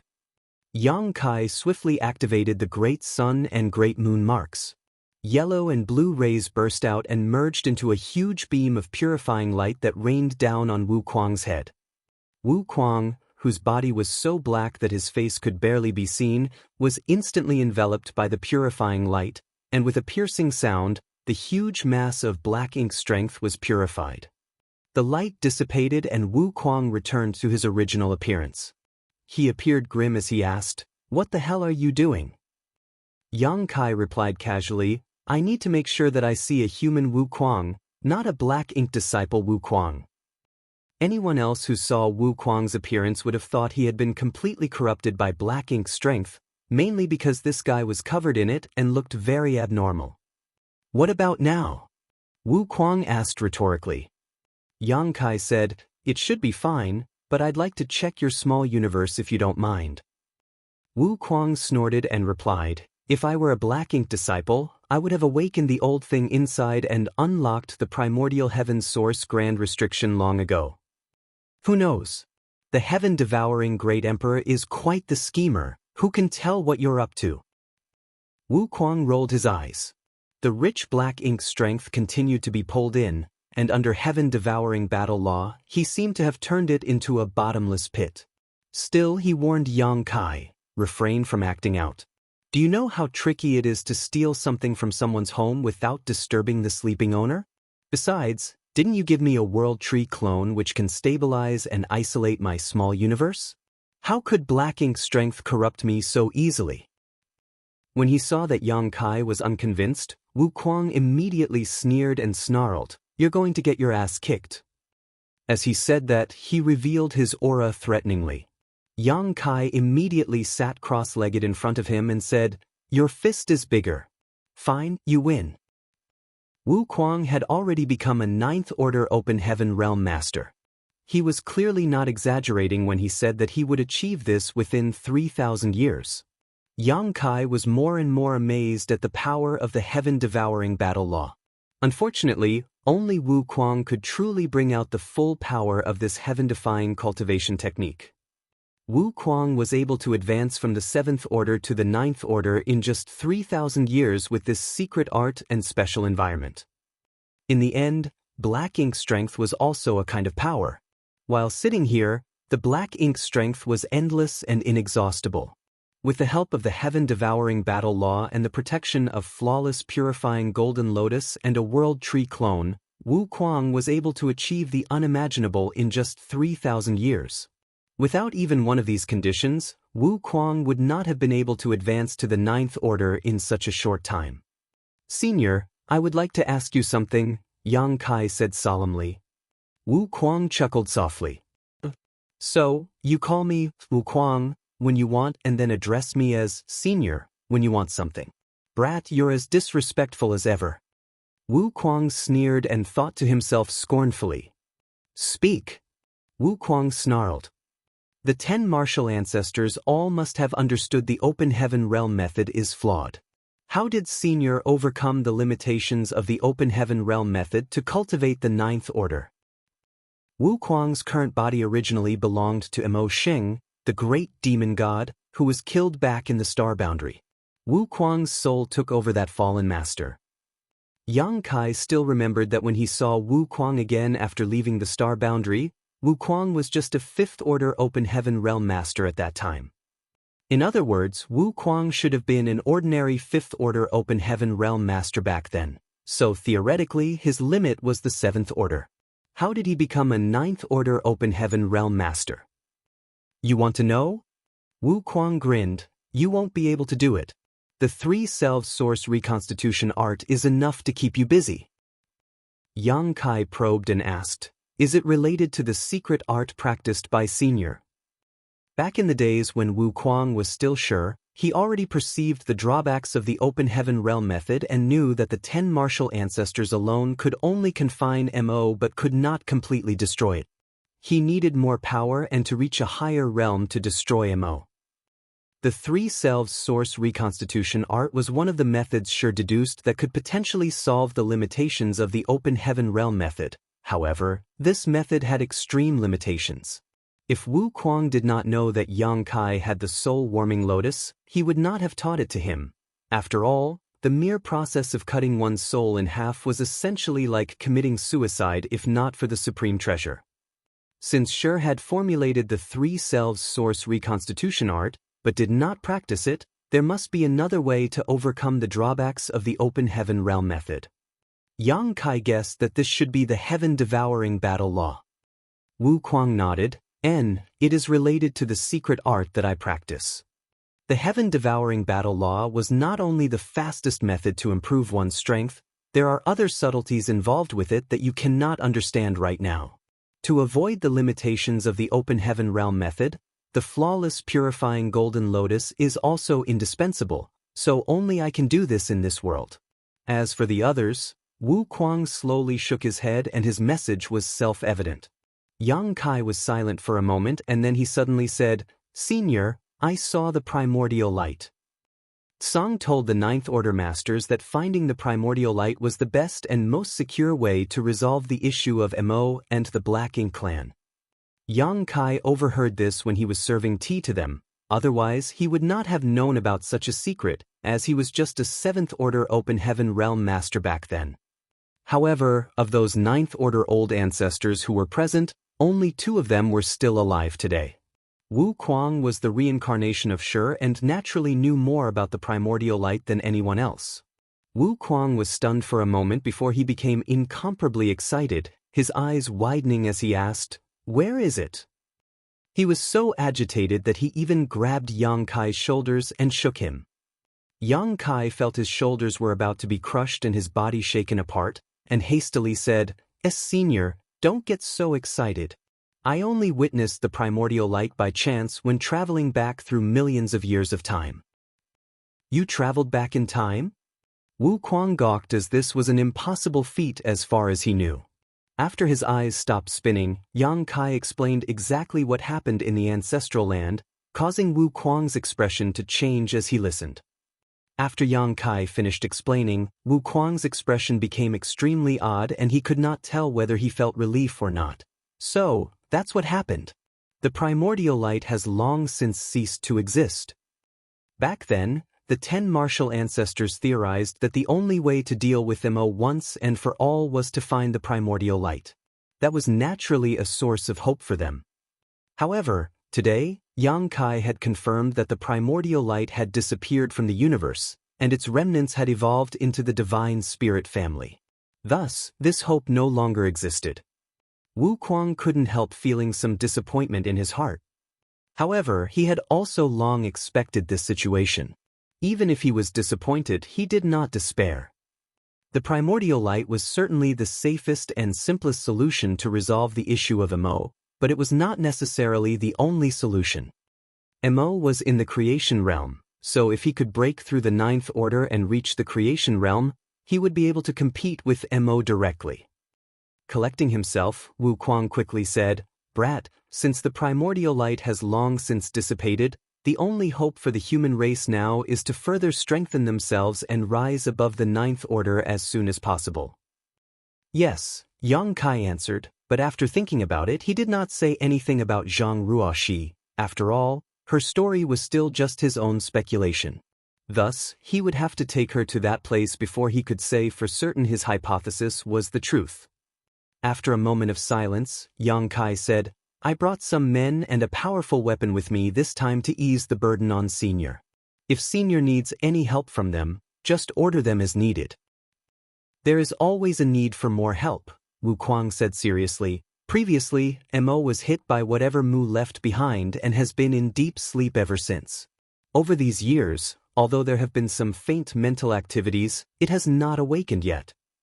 Fortunately, I have made it to the Ninth Order Open Heaven Realm Master and my control over the Primordial Heaven Source Grand Restriction is much stronger now, otherwise, all hell would have broken loose already." Yang Kai was astonished and asked, "Then, can Senior estimate when Mo will awaken?" Wu Kuang spread his hands helplessly and replied, "It's impossible to say, maybe it will wake up in the next moment, or perhaps it will continue to sleep for a few thousand more years." Yang Kai's anxiety increased greatly as he asked, "If it really wakes up, can Senior suppress him?" "Perhaps for a short while, but certainly not for long. After all, I have not yet reached Tsang's level of strength. Although Tsang was still technically in the Ninth Order Open Heaven realm, he was much, much further along that path that I am right now. It was for that reason that he could single-handedly stay here and maintain the Grand Restriction. I am also growing stronger all the time. In short, the longer it takes Mo to wake up, the better it is for the human race." After a pause, Wu Kuang said, "There are many Black Ink clansmen inside the Primordial Heaven Source Grand Restriction, including many royal lords. If the Grand Restriction were to be broken now, it would be difficult to stop them. However, if you have brought enough capable people, we might be able to reduce the power of Black Ink Clan in advance.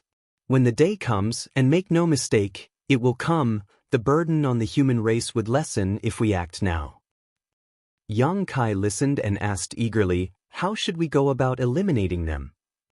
Wu Kuang replied, simple, I'll create a small opening in the Grand Restriction and release some of them out in batches.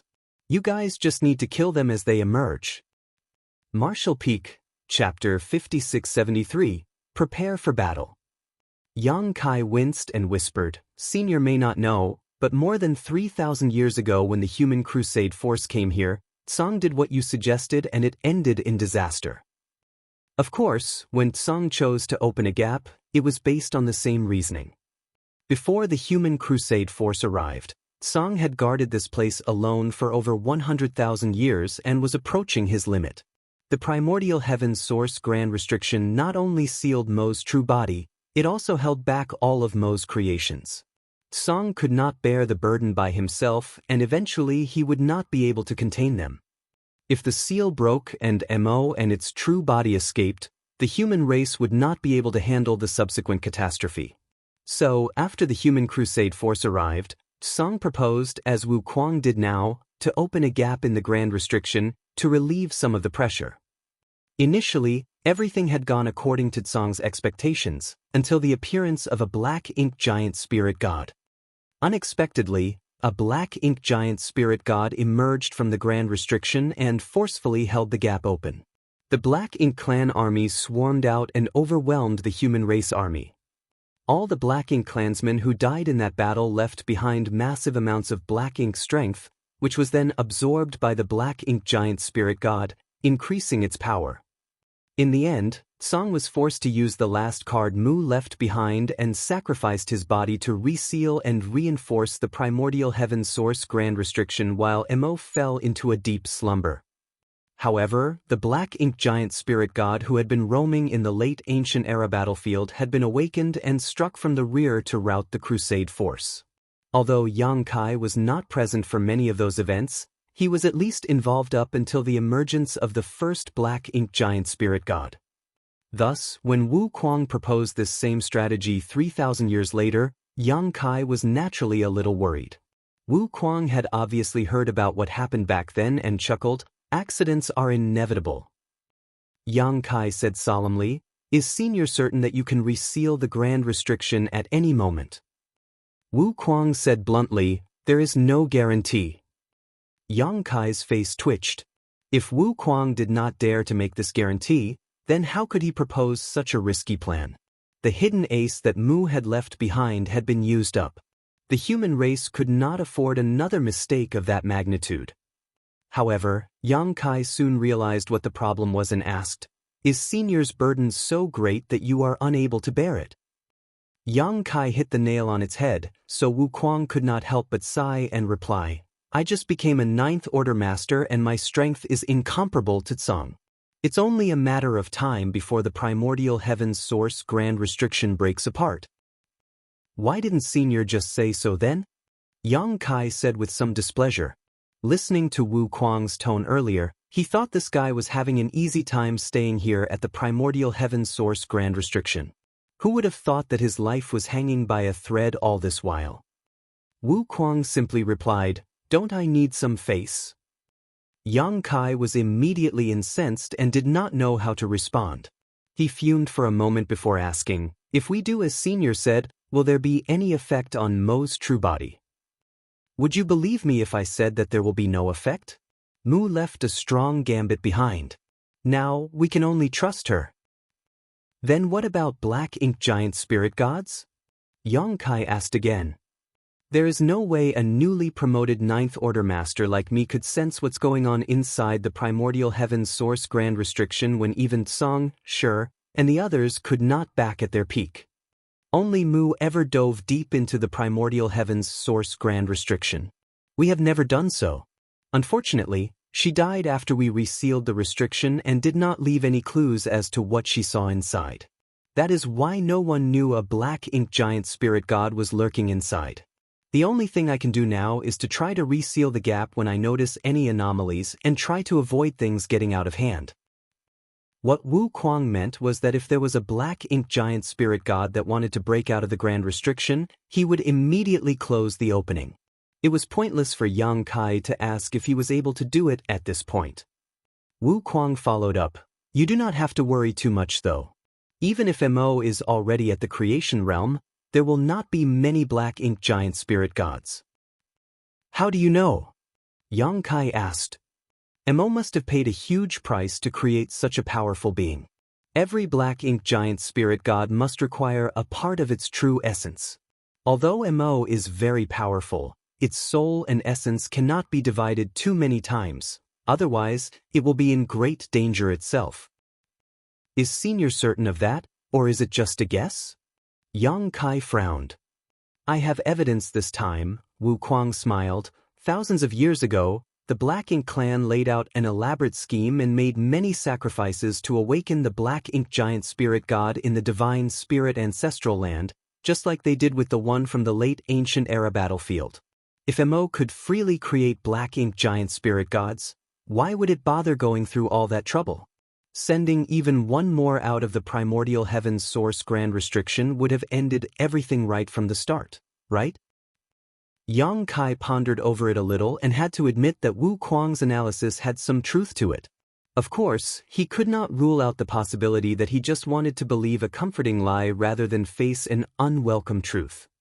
Wu Kuang continued, "So, even if there are still black ink giant spirit gods in this primordial heaven's source Grand Restriction, there won't be many of them. Perhaps just one or two." Yang Kai pondered silently before exhaling a long sigh. "In that case, we can only act and see what happens." It was necessary to open up a gap in the primordial heaven's source Grand Restriction as Wu Kuang needed to ease his burden. They could only hope that he could control the situation after. Yang Kai was glad that he had convinced the Supreme Headquarters to build the suppressing Black Ink Fortress 1,000 years ago, otherwise, he would not have known how to handle the current situation. The original purpose of the suppressing Black Ink Fortress was to prevent problems that might emerge from the primordial heaven's source Grand Restriction, including when the Grand Restriction would be broken. "Senior, please wait a moment, I will go make some arrangements," Yang Kai said and got up to leave. Wu Kuang suddenly said, "Wait, there's one more thing I need to explain to you." "What is it?" Wu Kuang said solemnly, "The primordial heaven's source Grand Restriction has existed for a very long time, which means that it has fallen into disrepair. Every time the Grand Restriction opens and closes, it will impact its stability to a certain degree. Do you know why Tsang did not dare to open the gap to relieve its pressure even when he had reached his limits?" Yang Kai frowned and said, "Fear of collapse of the Grand Restriction?" Wu Kuang nodded gravely, "Indeed. Even if there was only a 1 in a million chance, Tsang did not dare to take that risk. Thus, he kept holding on until the arrival of the Human Crusade Force. It was only then that he took the risk as others were around to help him contain the situation. After that, the source Grand Restriction should have become extremely unstable." "Should?" Yang Kai raised an eyebrow. Wu Kuang smiled lightly and replied, "This happened many times during the long existence of the Grand Restriction. Otherwise, why do you think my old friends chose to strengthen the restriction by sacrificing themselves? Do you think they didn't cherish their lives?" Yang Kai finally realized something when he heard this. The primordial heaven's source Grand Restriction was created by us under Mu's instructions. Mo struggled violently when it was in the Grand Restriction. For countless years, it has struggled and attempted to break out a few times, which put a great strain on the Grand Restriction. As a result, whenever there are signs of collapse, someone would make the sacrifice and merge with the Grand Restriction. As he spoke, Wu Kuang's eyes glowed in remembrance, clearly lost in his memories of a time long past. When one of us merged with the Grand Restriction, it was equivalent to reinforcing it. Therefore, it has been maintained until today without collapsing. 3,000 years have passed since Tsang did just that, and today's primordial heaven source Grand Restriction is no longer the same as when it was first built. When I open the Grand Restriction, you will have to deal with all the black ink clansmen that leak out by yourselves. I won't close it unless a black ink giant spirit god is trying to break out. Yang Kai nodded lightly and replied, I understand. I will explain this to the army. He knew the reason why Wu Kuang had told him this. It was because he did not want the suppressing black ink army to expect any help from him. Wu Kuang could only take care of the opening and be ready to close it at any moment. He could not provide any direct assistance to the suppressing black ink army.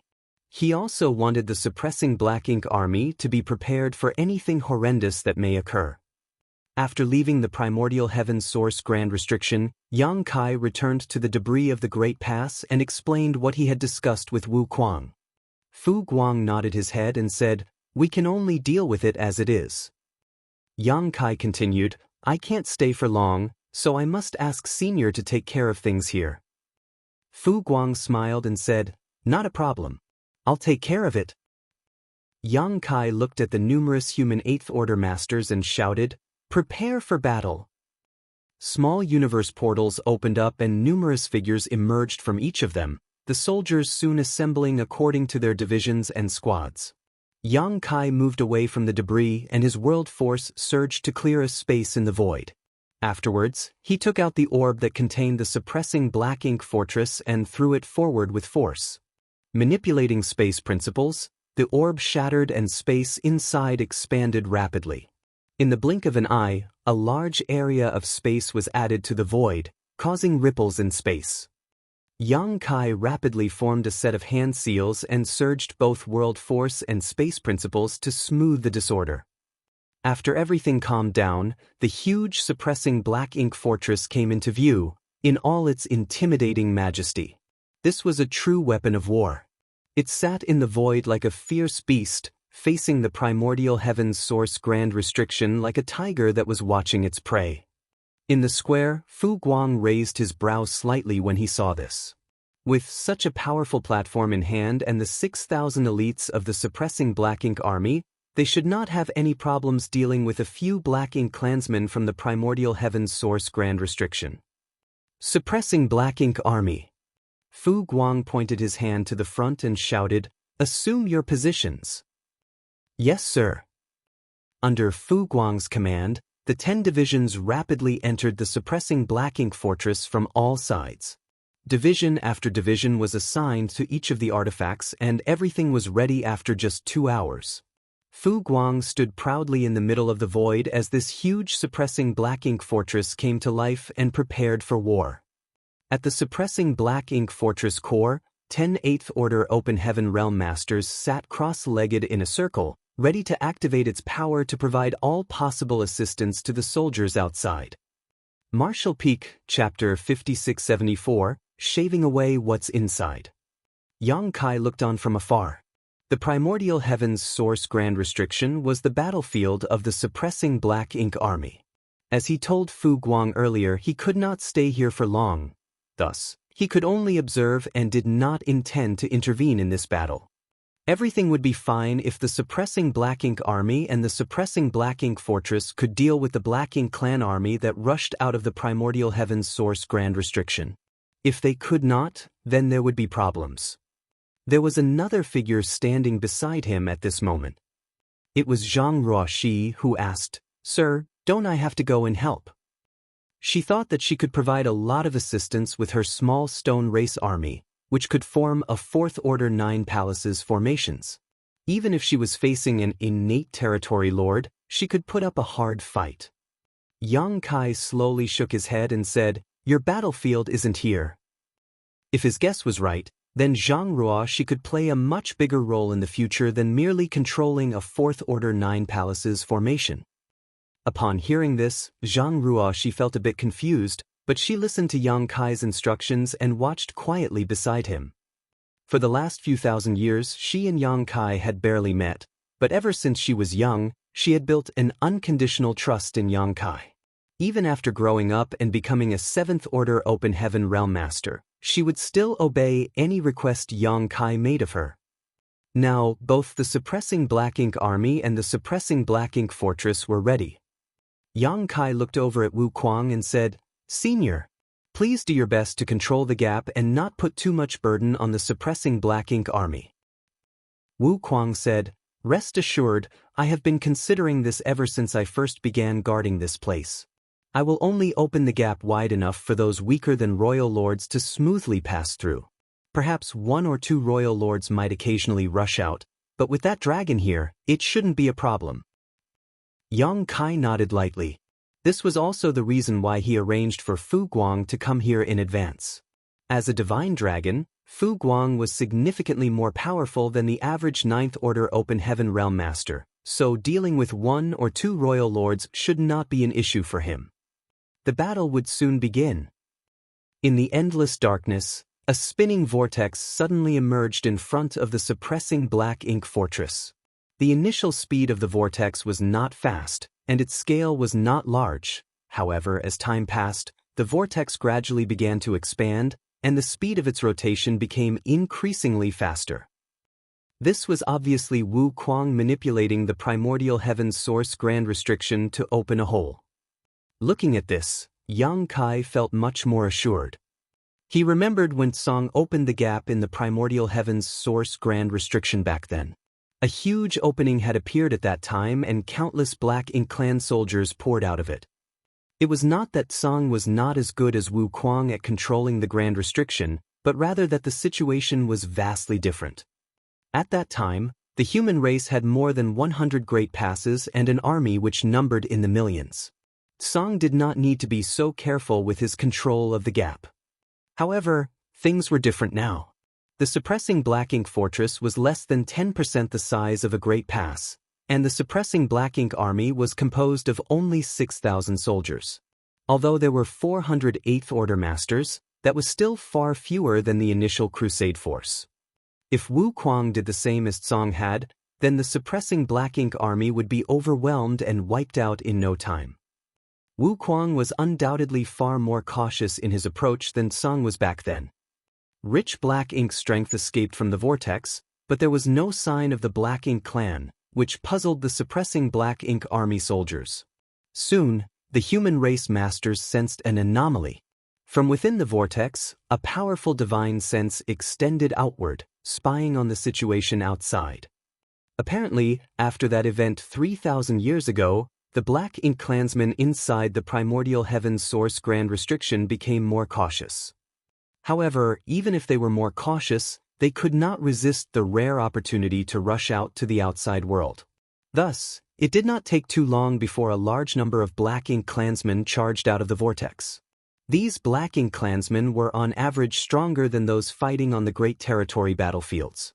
The Black Ink clan soldiers on the Great Territory battlefields were mostly cannon fodder that any Open Heaven Realm Master could kill a swath of in a single blow.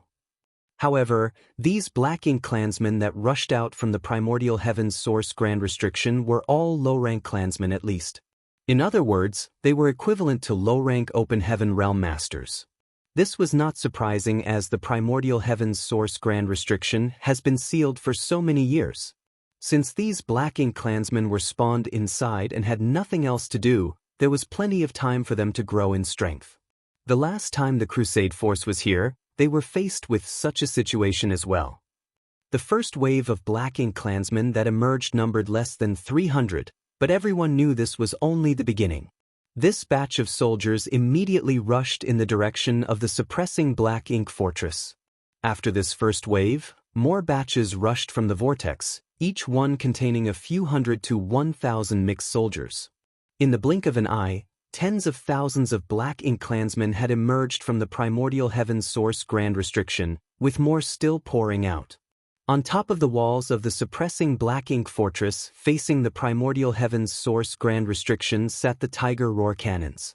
These artifacts were all armed and ready. Several tens of Tiger Roar cannons hummed as energy built up within them before a dozen thick pillars of light flashed out from the suppressing Black Ink fortress like arrows released from their string. Wherever the pillars of light struck, the Black Ink clansmen would be wounded or killed. By the time the first volley of Tiger Roar cannons faded, thousands of Black Ink clansmen had been killed or injured. Immediately after, a dozen more Tiger Roar cannons spewed out dazzling columns of light. Then a dozen more. Beams of light from the suppressing black ink fortress shot out continuously. By the time all the tiger roar cannons on this side of the wall had fired, the Black Ink clan had already suffered tens of thousands of casualties, with not one of them even able to approach the suppressing Black Ink fortress. The vortex in the primordial heaven's source grand restriction expanded again as Wuquang was very relieved to see the immense power of the suppressing Black Ink fortress. As time passed, more Black Ink clansmen continued to emerge from the vortex, including feudal lords and territory lords. Outside of the primordial heaven's source grand restriction, a battle that might last for many years had begun. In this battle, the Black Ink clan would constantly be attacking while the suppressing Black Ink army would be constantly defending. Each side would persist in such an environment for who knows how long. The key to this war lay in the hands of Wuquang. If he controlled the situation properly, the suppressing Black Ink army would be able to keep this effort up indefinitely. However, if Wuquang did not control the situation well, it would lead to an irreversible collapse. The territory lords from the primordial heaven's source grand restriction were all innate territory lords, but although all of them were quite powerful, the moment they emerged they were greeted by tiger roar cannons from the suppressing Black Ink fortress. Even territory lords would inevitably be wounded by the tiger roar cannons when they appeared, and if they could not respond in time, they would quickly be overwhelmed by the continuous bolts of light. Yang Kai saw some innate territory lords coming out of the primordial heaven source grand restriction, but as they emerged, they would all go from being lightly wounded, to seriously wounded, to dying. There were some innate territory lords who barely survived the bombardment of the tiger roar cannons and wisely did not charge straight at the suppressing Black Ink fortress and instead chose to flank it. However, while the suppressing Black Ink fortress was seemingly fixed in place, the suppressing Black Ink army was very mobile. Those innate territory lords who barely survived the tiger roar cannon's attack were all swiftly intercepted by 8th Order Open Heaven Realm Masters before they could get too close. The 8th Order Masters worked in teams to take down these flanking territory lords swiftly and decisively. The entire suppressing Black Ink fortress soon began spinning at a low speed, thanks to the 10 8th Order Masters powering the core. With this rotation, the fixed tiger roar cannons on the four walls of suppressing Black Ink fortress could take turns to fire, allowing the soldiers time to rest and recuperate so that the power of the suppressing Black Ink army could be maximized. Days went by and soon an entire month had passed with the situation still under the humans' control. The Black Ink clan had suffered countless casualties with more than 100 innate territory lords having been killed while not one soul from the suppressing Black Ink army had died. The rate of consumption of the soldiers was also under control, and as long as they received enough supplies, the suppressing Black Ink army could continue fighting like this indefinitely. However, accidents and unexpected situations finally began to appear.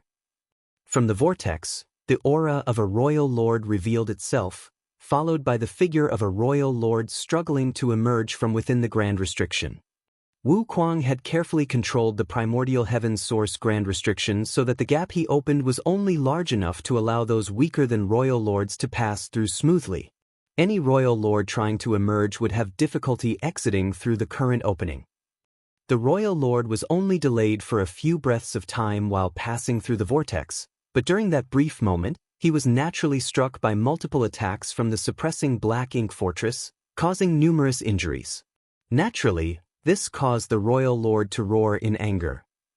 With great difficulty, he struggled out of the vortex and nimbly dodged the attacks from suppressing Black Ink fortress before charging out towards it. However, he was immediately met with the intense dragon aura of a divine dragon. Fu Guang, who had been waiting on the suppressing Black Ink fortress, personally intercepted the royal lord, forcing him into the nearby void to fight. The royal lord was ripped apart by Fu Guang's claws after only half an hour of fighting, his Black Ink strength exploding out like a final desperate gasp before he perished.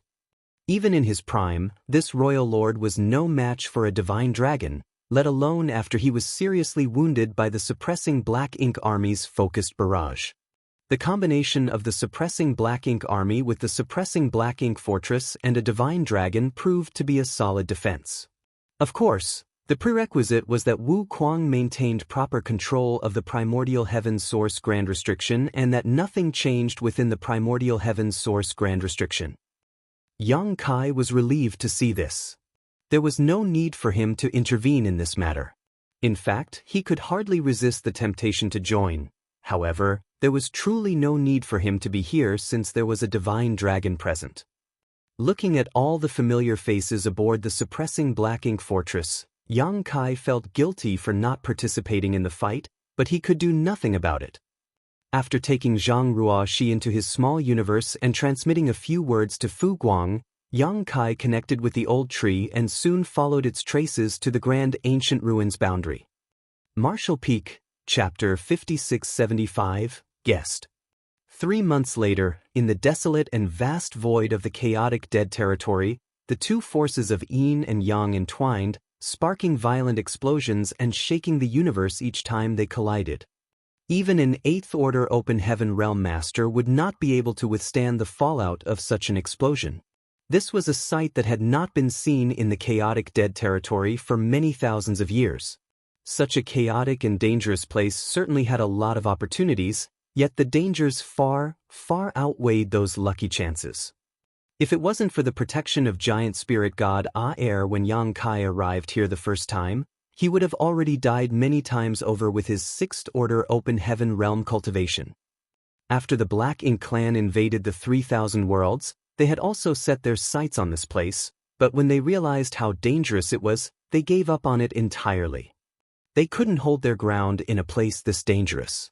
The Royal Lord was previously worried that these two supreme beings would direct animosity towards the Black Ink clan and attack, but after so many years of observation, these two showed no signs of leaving. Subsequently, he discovered from some Black Ink disciples that, though these two had a fierce reputation, they had never left the chaotic dead territory since ancient times, allowing the Royal Lord to breathe a sigh of relief. Yang Kai arrived in this place without difficulty and soon found Big Brother Huang and Big Sister Lan, who were nurturing another small stone race army. Both Big Brother Huang and Big Sister Lan were speechless when they saw Yang Kai again. Ever since Yang Kai gave them these unique creatures, the two of them had been fixated on this type of game-like combat to establish their seniority. However, the last 2 times Yang Kai visited, nothing good happened. In addition to taking away a massive amount of yellow and blue crystals, he also took away their entire army which they had worked so hard to nurture. It was as if every time Yang Kai appeared, they would be robbed clean of all that they owned. So, seeing Yang Kai appear so soon after his last visit, Big Brother Huang's head ached and he couldn't help grumbling, "Why are you here again?" Big Sister Lan later added, "You can take some yellow and blue crystals, but there are no more forces for you to take. It has only been a short time, and they haven't grown much yet." It had only been a few hundred years since the last time Yang Kai visited, so, naturally, they had yet to recover from the damage he caused last time. Yang Kai cupped his fist with a smile and bowed to the two in front of him. "Little brother greets Big Brother Huang and Big Sister Lan. You two seem to have some misunderstanding about this little brother." Big Brother Huang snorted sarcastically. Seeing this, Yang Kai hurriedly explained, "The reason this little brother came this time is not to ask for anything. Instead, I am purely here to visit you both. Of course, if you have anything to give..." "No, if you were to give me anything, I would not dare to refuse." "No." Big Brother Huang shook his head like a rattling drum. "There's nothing for you here. Now that you've visited us, you can go." Yang Kai suddenly felt a little heartbroken. "Big Brother Huang, why are you treating me like an outsider?" If the names Big Brother Huang and Big Sister Lan felt like a joke before, after seeing records of the primordial light and uncovering the truth of what happened in the past, Yang Kai no longer felt any reservations about addressing them as such. Big Brother Huang and Big Sister Lan really were the big brother and big sister of the Divine Spirit family. Big Brother Huang sighed, looking a little exasperated and helpless. "If I don't treat you like an outsider, I'm afraid you'd really take away everything we own." Despite having a thick skin, Yang Kai couldn't help but flush. He certainly did go overboard the last 2 times he visited. "Alright, why did you come this time?" Big Sister Lan empathetically questioned.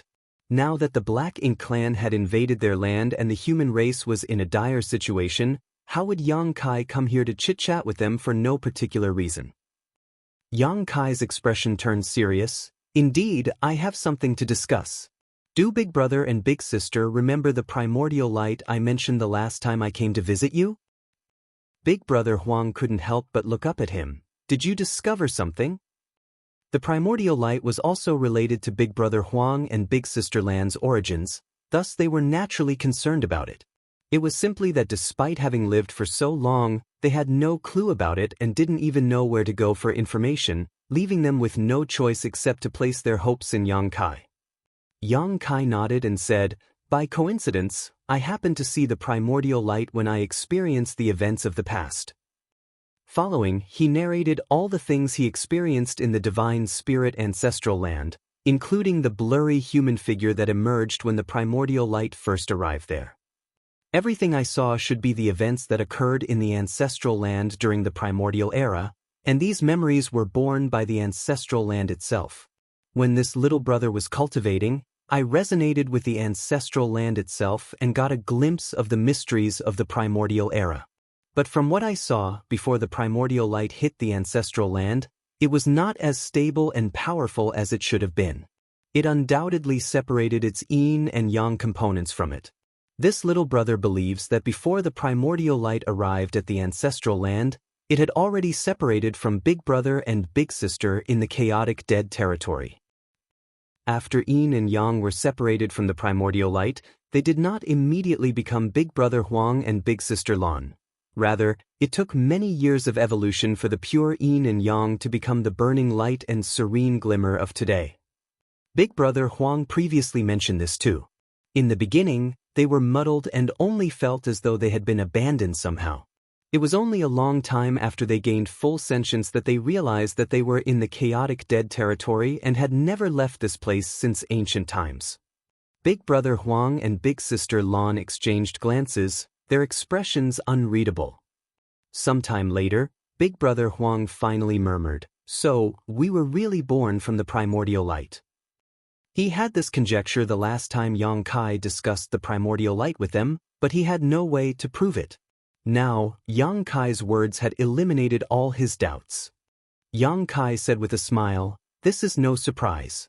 The primordial darkness of this world also awakened its sentience and became Mo. So it is not strange that both of you were born from the primordial light. Besides, the primordial light not only created both of you, but all the divine spirits as well." After giving it some thought, Big Sister Lan said in a daze, "In that case, we are a family with the divine spirits. Xiao Huang and I were born first, followed by those divine spirits." Xiao Huang remained silent. The corner of Yang Kai's brow twitched as he acted like he didn't hear this name. Big Sister Lan cheered, "Xiao Huang, this means all the divine spirits are our little brothers and sisters." She was delighted beyond belief to realize such a relationship. She had been fighting with Big Brother Huang since time immemorial about who was the elder sibling, but now, all of a sudden, they both had so many younger brothers and sisters. Big Sister Lan was filled with satisfaction. When he heard this, Big Brother Huang's eyes glistened too. He would usually be irritated if Big Sister Lan called him Xiao Huang, but at this moment he couldn't be bothered about it. Compared to all the little brothers and sisters he now had, what did it matter if he had to be called Xiao Huang for a time? He couldn't help but stand up, spread his arms akimbo, and laugh proudly. He then turned his head to look at Yang Kai again and said proudly, "Come, call me Big Brother." Yang Kai cupped his fist with a smile. Little brother greets Big Brother Huang. Not forgetting Big Sister Lan, who was looking at him eagerly from the side, Yang Kai paid his respect to her as well.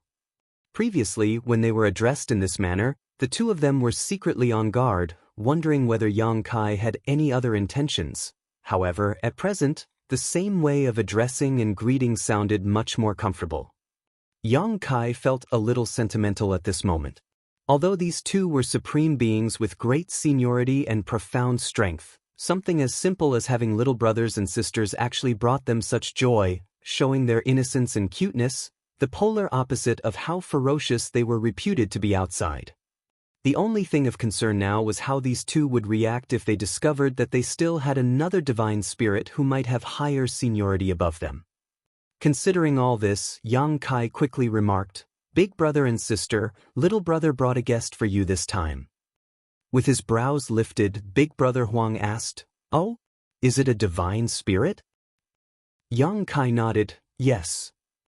Strictly speaking, Heaven's Order could be considered a divine spirit too. However, her divine spirit bloodline wasn't exactly the same as the others. That being the case, let me see which little brother it is. He was already thinking about the greeting gift he should give to this new younger sibling. Since they all originated from the primordial light and he and big sister Lan were the firstborn, he shouldn't be too stingy with the gift as the big brother of the family. In response, Yang Kai opened up his small universe right away, and a figure emerged.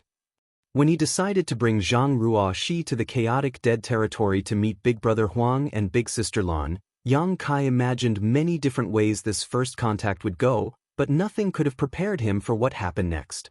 Just as Zhang Ruoxi stepped out of his small universe, she sensed a peculiar aura and looked over at Big Brother Huang and Big Sister Lan.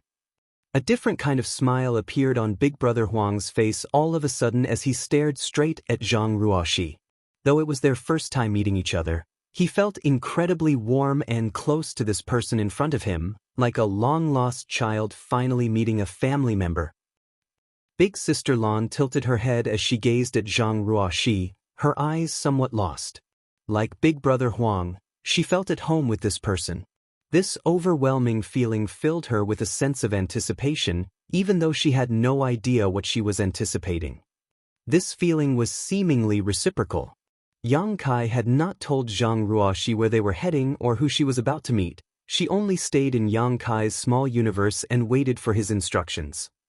The moment Zhang Ruoxi stepped out of the Yang Kai's small universe, she was attracted to the two tiny children in front of her. Maternal love flooded her heart as she reached out and stroked Big Brother Huang's hair and patted Big Sister Lan's head. Yang Kai felt chills all over his body and secretly thought that women were definitely bolder than men. No one other than Zhang Ruoxi in this universe would dare act so intimately with the burning light and serene glimmer. Immediately after, something much more terrifying happened though. Ruoxi seemed to have misunderstood something as she asked, "Are these your children, sir? They're so adorable." "I don't dare. I don't have one." Yang Kai screamed in his heart. "They are the sun's burning light and moon's serene glimmer. Never mind about you patting their heads. You even dare to say such things in front of them.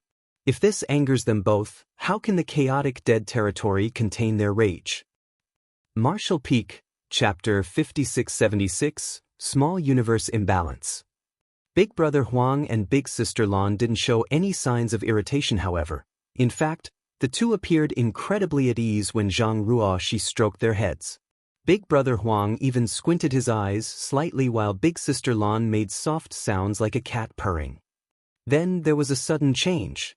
Incredibly pure and rich yin and yang power emerged from Big Brother Huang and Big Sister Lan's bodies, pouring freely into Zhang Ruoxi and flowing into her small universe. This was the most primitive and pure yin and yang power in the universe. Theoretically, yellow and blue crystals were condensed from their powers as they originated from the same source. However, in reality, no matter if it was the yellow crystals or the blue crystals, both were just remnants of the clash between yin and yang. In terms of quality, they were simply incomparable to the true power of the sun's burning light and moon's serene glimmer.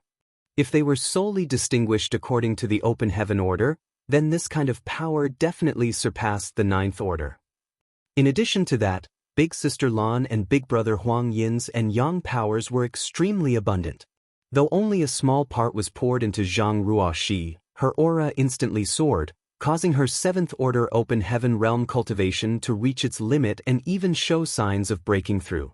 Ruoxi had already reached the peak of the seventh order open heaven realm, or else she wouldn't be able to realize the anomaly of the lock of shackles on her small universe.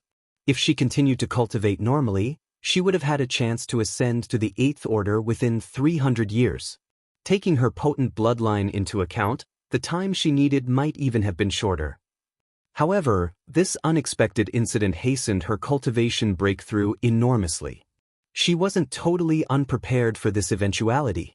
Since realizing that her small universe might not be restricted by the innate shackles of the open heaven method, she had already made preparations for her ascension to the 8th order open heaven realm. Even so, this incident was still exceedingly risky because the sudden surge of power had instantly disrupted the balance of her small universe. Strictly speaking, a small universe was no different from a real universe world. The balance between yin, yang, and the 5 elements was essential to maintaining the foundation of any universe. Once this balance was disrupted, there would be a risk of the universe rupturing. The most common method for human masters to enhance their cultivation was to consume open heaven pills which contain the power of the 7 elements in perfect balance. There was no risk in consuming such pills as they could not lead to an imbalance in one small universe. A faster method was to refine cultivation materials directly. Compared to consuming open heaven pills, the benefits of refining a set of cultivation materials were far greater. Of course, this method was much more expensive as acquiring materials of high enough order was by no means easy. Additionally, in order to maintain the balance of their small universe, a cultivator had to refine a complete set of cultivation materials, with each of the 7 elements of the same order. Because only in this way could they maintain balance in their small universe. During Yang Kai's years of cultivating, this was his most common method of cultivation. If the master realized that their small universe was out of balance for some reason, they could make up for it by refining materials of the appropriate element. Due to their strict requirements for materials, it directly led to the rarity of the yin and yang element materials.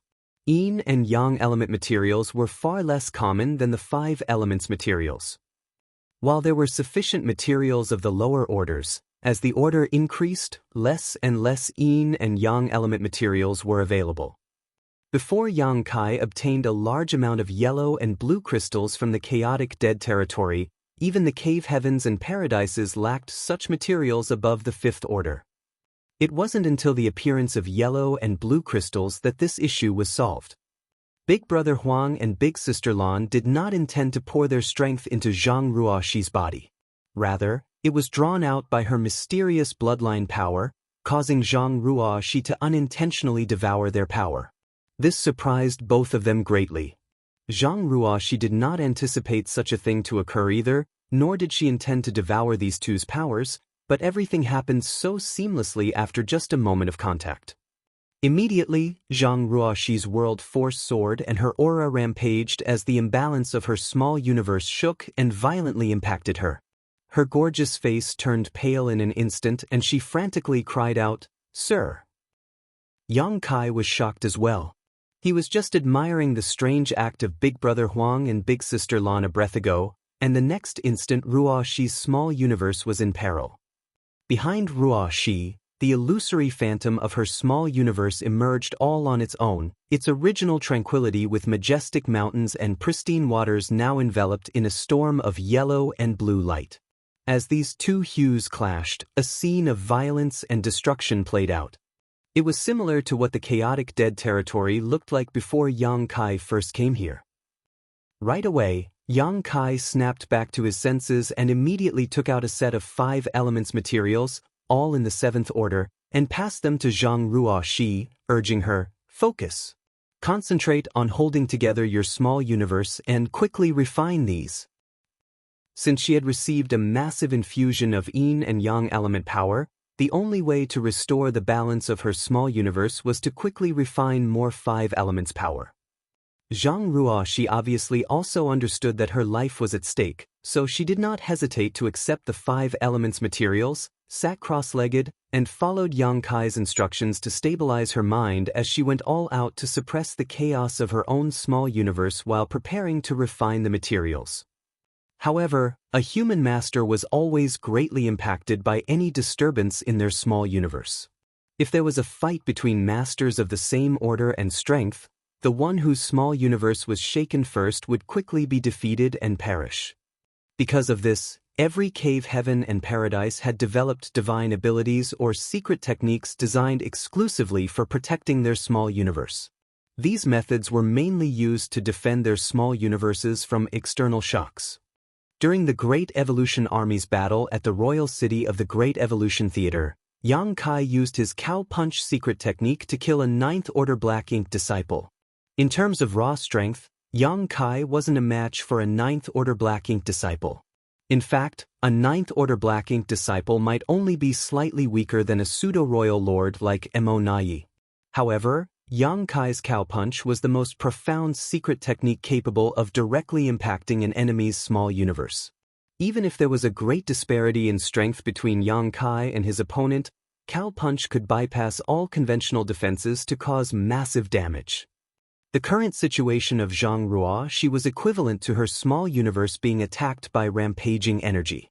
Worse yet, this power was the purest essence of the burning light and serene glimmer, two supreme beings whose strength exceeded the 9th Order. As someone only at the peak of the 7th Order, how was Zhang Ruoxi supposed to be able to endure it? The only reason her small universe did not rupture on the spot was because only a small amount of yin and yang element power flowed into her before it was cut off.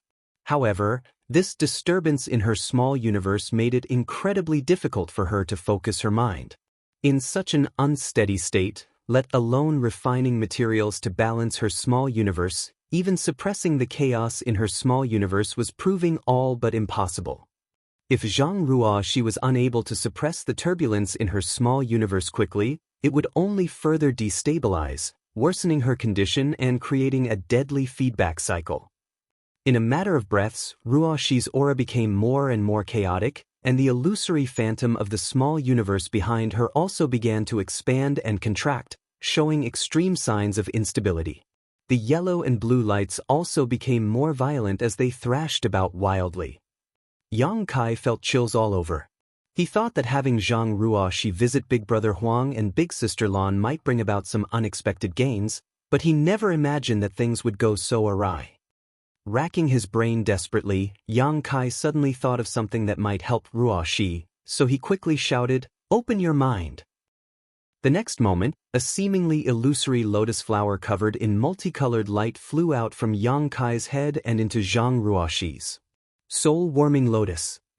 Although this was a supreme treasure of the universe that had accompanied Yang Kai for millennia, other individuals could immediately use it without any kind of refinement as long as he passed it to them. Since he previously lent it to old ancestor Xianxia to use in her battle inside the Black Ink Nest space, it meant that he could lend it to Zhang Ruoxi as well. The soul-warming lotus was the best solution to stabilize a person's shaken mind. As the 7-colored soul-warming lotus entered Zhang Ruoxi's forehead, her expression quickly calmed down. Obviously, the soul-warming lotus was helping. After her mind was calmed down, she worked hard to suppress the turbulence in her small universe before starting to refine the 7th Order materials. Only when the situation was stabilized temporarily did Yang Kai heave a sigh of relief. It had only been a short moment, yet he was already drenched in sweat. Big Brother Huang and Big Sister Lan stood to the side, completely dumbfounded by what they just experienced. Only after a long silence did Big Brother Huang murmur, How did this happen?" Although the two of them have lived for countless years and were far more powerful than any other divine spirit, due to their lack of interaction with others, they were quite innocent and naive. All they knew was the woman in front of them, who they felt quite close to, almost died because of their power. Big Sister Lan gave it a little bit more thought than Big Brother Huang before turning to Yang Kai to ask, "Who is she?"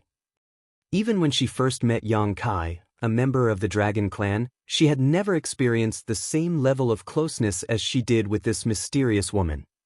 She was even more puzzled by the fact that this young woman had freely drawn in her and Xiao Huang's power.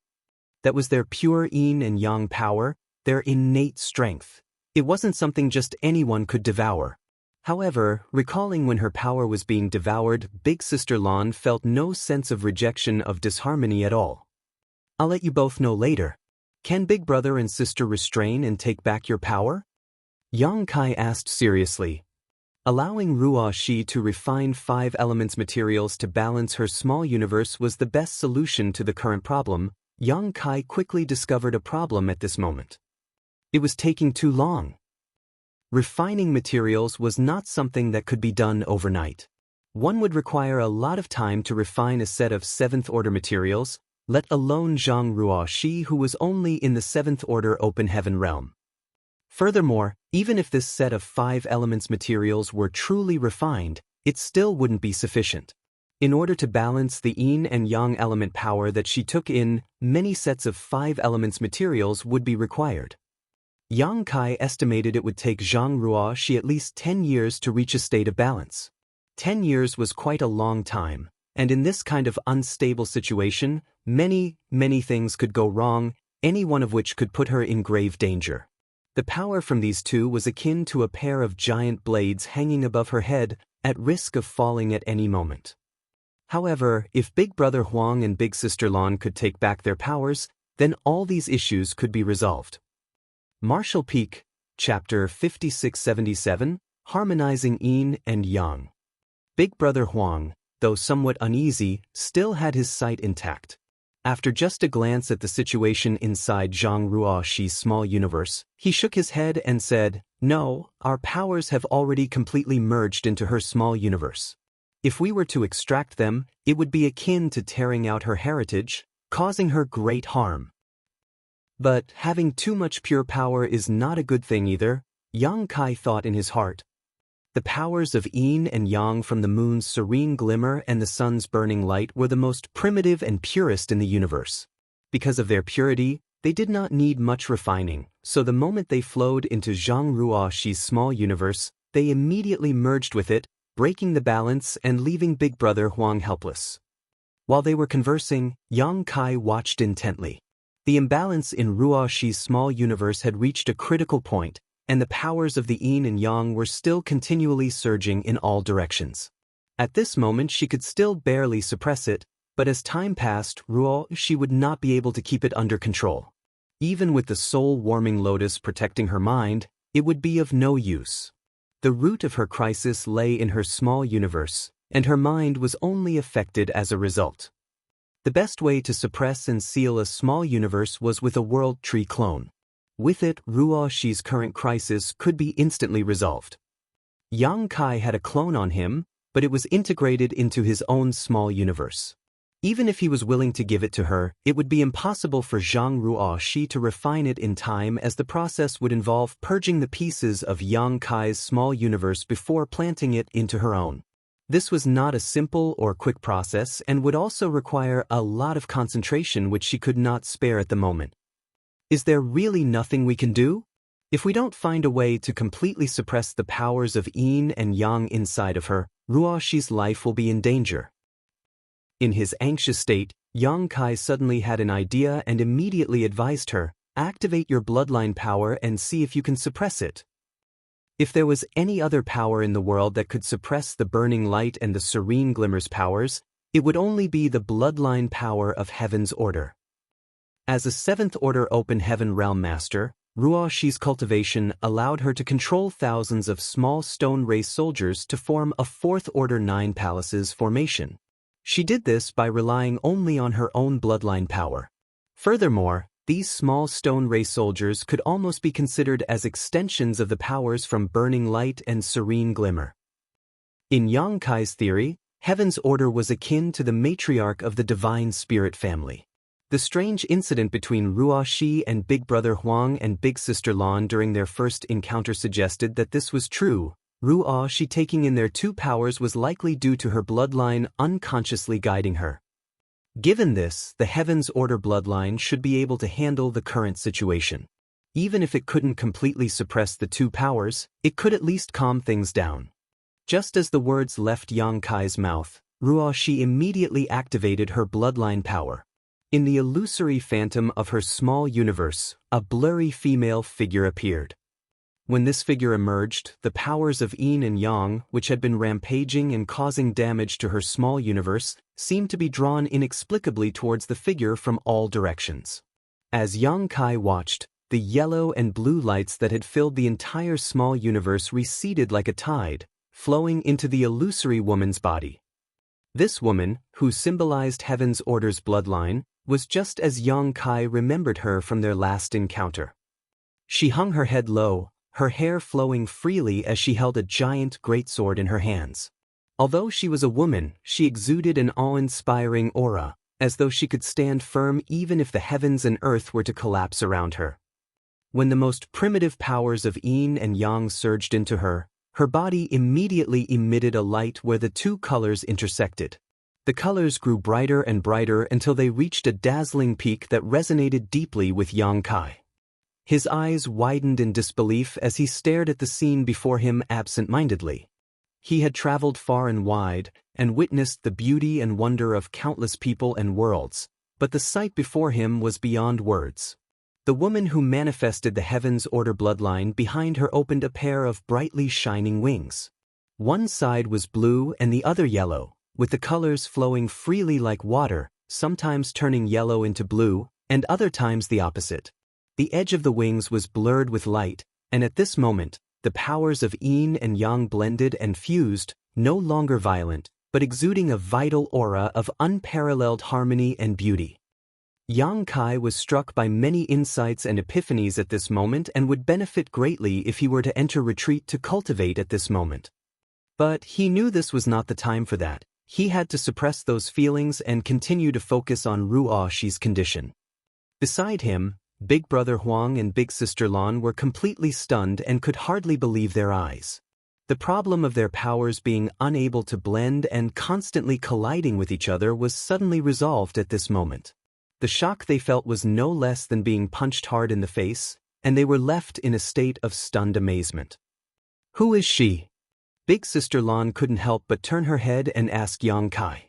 Her curiosity was piqued by this existence who had the power to reconcile the powers of Xiao Huang and herself, so she knew she was certainly not any ordinary being. For countless years, they remained in the chaotic dead territory, unable to leave. This was not because they didn't want to, but because they couldn't. According to ancient legend, they were the progenitors of all divine spirits, a myth that had been distorted and exaggerated over time. However, there was another legend that held true: they were the embodiments of destruction. Since their birth, they were incomplete and unable to control their powers with precision. Leaving the chaotic dead territory would result in a catastrophic explosion of yin and yang, laying waste to all things, living or dead. Back in the early days, the chaotic dead territory was not as vast as it was now. Many great territories were destroyed over the years, the boundary walls between them torn down, leading to the creation of the current, extremely large chaotic dead territory. These two ancient beings scattered their power throughout the territory, retaining only a fraction of it to transform into their present forms, two small children, and allowing Yang Kai to stand before them and communicate with them. If they were in their true, complete forms, Yang Kai would not have the privilege of standing here, as he would have been vaporized by the violent yin and yang powers they innately gave off long ago.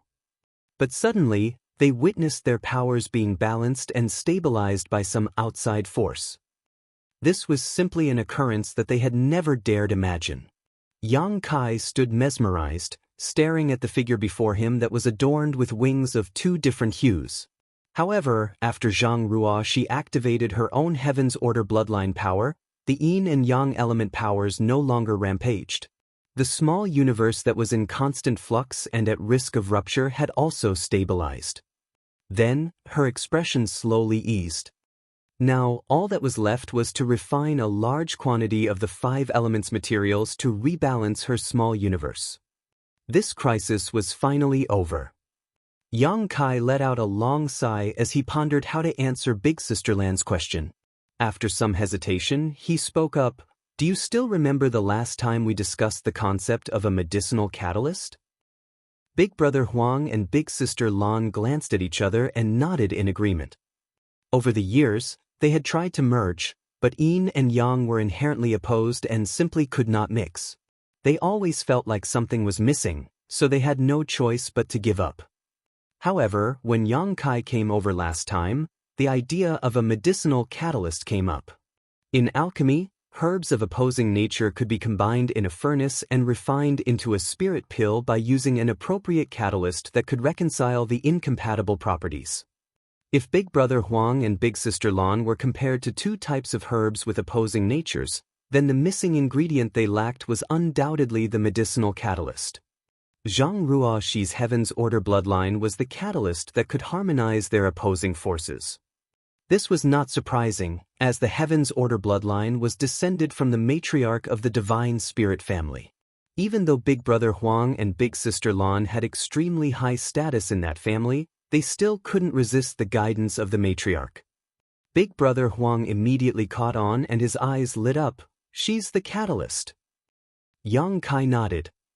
Big Sister Lan, on the other hand, was extremely puzzled. What kind of bloodline does she possess? Why have I never heard of her before, and how is she able to do this? Upon hearing that, Yang Kai explained, I mentioned the primordial light earlier. After stripping you two away, the primordial light crashed into a barren land, and its radiance dispersed, evolving into countless divine spirits. That piece of land became the ancestral land of the divine spirits. However, after the primordial light dissipated, there was still a blurry figure left behind. This little brother was unable to tell what that figure was at the time, and could not judge what it represented, but that blurry figure resembled a human. Somehow, that figure must have merged with the human race. Thus, the human race inherited its bloodline from generation to generation. This bloodline has experienced countless years of inheritance, gradually becoming thin and weak. The later generations have long forgotten the glory of their ancestor, until Ruoxi's generation when this bloodline began to gradually awaken. This bloodline is called the Heaven's Order bloodline, and in the primordial light, it undoubtedly holds a special position. The divine spirits were the scattered light that evolved from the collision of the primordial light with the ancestral land. Even the burning light and the serene glimmer were just the powers stripped from the primordial light at an earlier time. In comparison, the appearance of that figure after the collision with the ancestral land was no small matter. The primordial darkness of the universe gave birth to Mo, and the primordial light evolved into the divine spirits, including the burning light and serene glimmer, and even Heaven's Order. If the primordial light were to be divided into 10 parts, the divine spirits would account for 3 parts, the burning light and the serene glimmer 3 parts, and Heaven's Order 4 parts. In terms of status, that figure was second only to the true body of Mo according to this hypothesis. When Yang Kai brought Zhang Ruoxi to the chaotic dead territory to meet Big Brother Huang and Big Sister Lan, he did not expect such a significant discovery. He just thought that since the Heaven's Order bloodline was like the matriarch of the Divine Spirit family, there might be some unexpected gains after she met these two. Marshall Peak, Chapter 5678, Ruoxi's Condition. And now, their harvest was indeed huge. Though there were some minor accidents, everything turned out all right in the end. Big Brother Huang and Big Sister Lan's emotions were stirred for a long time. They had never heard about the Heaven's Order bloodline before, which was passed down through generations and had the remarkable ability to harmonize the opposing yin and yang element powers. It was no wonder when they laid eyes on this woman, an involuntary sense of awe and warmth washed over them, stronger than when facing Yang Kai, a member of the Dragon Clan. It appeared that Yang Kai was right. Although they were all born from the primordial light, the Heaven's Order bloodline must hold a unique position. This was what caused the two supreme beings of the primordial era to feel differently about Zhang Ruoxi. If that was the case, there might be a chance to resolve the issue that had plagued them for countless eons. Big Brother Huang and Big Sister Lan exchanged glances, understanding each other's thoughts. Meanwhile, Yang Kai observed Zhang Ruoxi's condition in silence. She had already reached the peak of the 7th Order Open Heaven realm, and now she unintentionally absorbed a massive amount of yin and yang element power. This could be her chance for a breakthrough. Though it was a perilous accident, it was also an opportunity for Zhang Ruoxi after it was resolved. Thanks to her bloodline power, her refining speed became incredibly swift, rivaling even Yang Kai's. Yang Kai's speed was partly due to his solid foundation, but also due to his small universe having a World Tree clone, which greatly assisted Open Heaven realm masters like him when they cultivated. However, each World Tree clone had to come from the World Tree itself, and each one required a portion of the World Tree source. Likewise, they were supported by the fortune of numerous universe worlds. Thus, They were not something that could be obtained in large quantities from the old tree.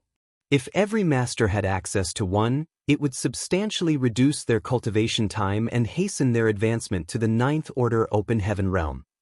In a mere month, Wuxia completely refined a set of 7th order 5 elements materials. Before the Black Ink clan's invasion, such a set of materials would have cost at least 750 million open heaven pills, if one could even buy them at all. In the present era, they would be even pricier, likely exceeding 1 billion.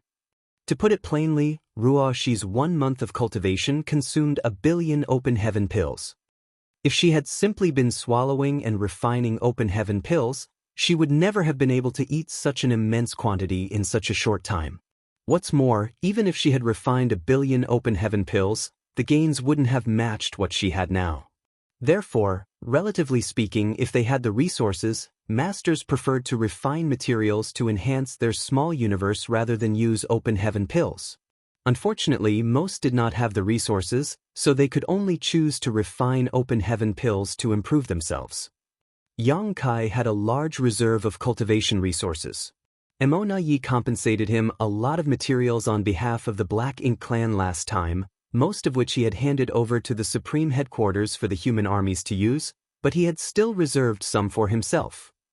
With his cultivation reaching the peak of the 8th order realm, Xianxia no longer needed to deliberately cultivate. Technically, these resources were useless in his hands right now, so he was more than willing to use them to resolve Wuxia's current crisis. After Wuxia finished refining a set of 7th order materials, Xianxia took out another set and handed it to her, allowing her to continue. With the increase in 5 elements powers, the imbalance of Wuxi's small universe was gradually fixed. The most obvious indication was the 2 colored wings behind the Heaven's Order figure gradually dimming.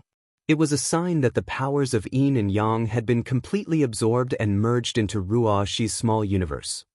As her small universe's heritage increased, its boundary walls also showed signs of reaching their limit. Once this limit was broken through, it would be time for Wuxia to advance to the 8th order open heaven realm. At that time, her entire small universe would greatly expand, and Wuxi's heritage would also increase significantly. 12 years passed by in a flash. The Heaven's Order figure in Wuxi's small universe had all but faded away, and the 2 colored wings behind it had almost disappeared. By refining a large amount of 5 elements materials, her small universe was once again balanced. In it, wind and clouds stirred. Wuxia was surrounded by an extremely strong world force, and her own aura had already heightened to its peak, a sign of an impending breakthrough. "Sir." Wuxia suddenly opened her eyes and looked at Xianxia for help. "You will advance to the 8th order today. Just calm your mind and break through. I will stand guard for you." Xianxia comforted her. Zhang Wuxia nodded gently, and her uneasy mood immediately calmed down, allowing her to focus on dealing with the changes in her small universe. A few days later, with a final infusion of 5 elements power, the powers of Yin and Yang were devoured completely and the Heaven's Order figure disappeared. Zhang Wuxia had increased her small universe's heritage greatly and finally crossed the threshold. From the depths of her soul, there seemed to be a cracking sound. Wuxi's body trembled slightly, and her peak 7th order aura suddenly soared.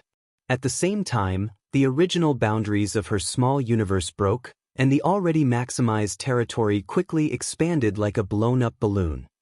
Within the small universe, the sky trembled and the wind and clouds swirled in constant transformation. Large swaths of new territory begin to appear, at first chaotic, but gradually evolving and harmonizing with the powers of the 7 elements, becoming part of her small universe. Xianxia remained vigilant, but he wasn't worried. Zhang Wuxi's breakthrough was a seamless and stable process, devoid of any signs of instability. As long as she remained focused, her breakthrough posed no real risks. Advancement in the open heaven realm carried a certain degree of danger. Without a sturdy foundation, rushing a breakthrough could lead to unforeseen complications during the expansion of one's small universe. For example, some of the newly formed territory might not have fully evolved and instead retain their initially chaotic state. Such an occurrence would undoubtedly have a profound impact on a person. It could cause anything from minor damage to total collapse of their small universe, which would end in their demise. Ruo Shi did not face such risks as she had a solid foundation, coupled with her unique bloodline. As a result, the new territories swiftly evolved into thriving lands. Yang Kai had undergone numerous breakthroughs in the past, but he had only sought to enhance his strength without paying much attention to the process itself. However, this time, as Ruo Shi's protector and witnessing the various transformations of her small universe, he experienced a unique sense of enlightenment. It was commonly believed that Mo had reached the creation realm that stood above the ninth order open heaven realm. However, no one could adequately explain what the creation realm was, not even Song nor Wu Kuang. It wasn't that they didn't want to, it was rather that they did not know how, for they had never reached that realm. Yang Kai used to believe that the creation realm referred to the ability to create life from nothing. The Black Ink clan was a creation of Mo, who was capable of producing such terrifying existences such as the Black Ink giant spirit gods. The title of creator was certainly well-deserved. For all Black Ink clansmen, Mo was their creator. Throughout the universe, the only existence of a similar level of power as Mo was the primordial light. The primordial light had stripped itself of its yin and yang elements to create the serene glimmer and burning light. Its innumerable points of light produced countless divine spirits. In other words, it possessed the power of creation. But was that really the power of the creation realm? At a fundamental level, the Black Ink clan was merely a peculiar extension of Mo's power, which meant Mo did not truly create life from nothingness. Whether it was the Black Ink clan soldiers or the Black Ink giant spirit god, without Mo's power, they had no basis for existence. Are the divine spirits not technically an extension of the power of the primordial light? Is that all there is to the creation realm? Or am I misunderstanding something? According to this logic, when a cultivator reached the peak of the Emperor realm, they would begin to condense their own grand Tao into a Tao seal, refine the power of the 7 elements, and use that as a foundation to split heaven and earth apart within their bodies, creating their own small universe. So, in a way, didn't every open heaven realm master have creation force? However, those small universes were truly born out of nothingness rather than the extension of the master's power. It was created by the harmonious balance of yin, yang, and 5 elements. Didn't this mean that all open heaven realm masters possessed the means of using creation force?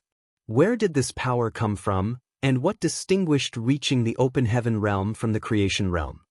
Yang Kai suddenly found himself deeply lost in thought, questioning his own grand Tao and exploring an unknown domain. When one's strength was meager, it was difficult to ponder over these things, as their sole focus was to advance to a higher realm and get stronger. But when one had reached their pinnacle and stood at a lofty height, many doubts involuntarily arose. Yang Kai had a vague feeling that if he could understand the answers to these questions, he might discover something incredible. However, his deep contemplation bordered on questioning his very existence. Though he remained standing in the same spot, it was as if he had entered another universe. Big Brother Huang and Big Sister Lan immediately noticed something was amiss and turned their heads towards him. Big Brother Huang even called out to him a few times, finally allowing Yang Kai to be jolted back to reality, where he promptly broke out into a cold sweat. The momentary doubt that had risen in him had caused him to doubt his own grand Tao, and it even resulted in his small universe shaking, triggering what felt like an earthquake in Void World. This was highly abnormal. After all, his small universe had a world tree clone to stabilize and protect it. Additionally, his small universe was firm and flawless, impervious to external forces. Even during his battle with a royal lord, his small universe had never trembled. However, though his world tree clone could resist external forces, it could not prevent internal turmoil. Yang Kai couldn't help but feel a chill shoot up his spine.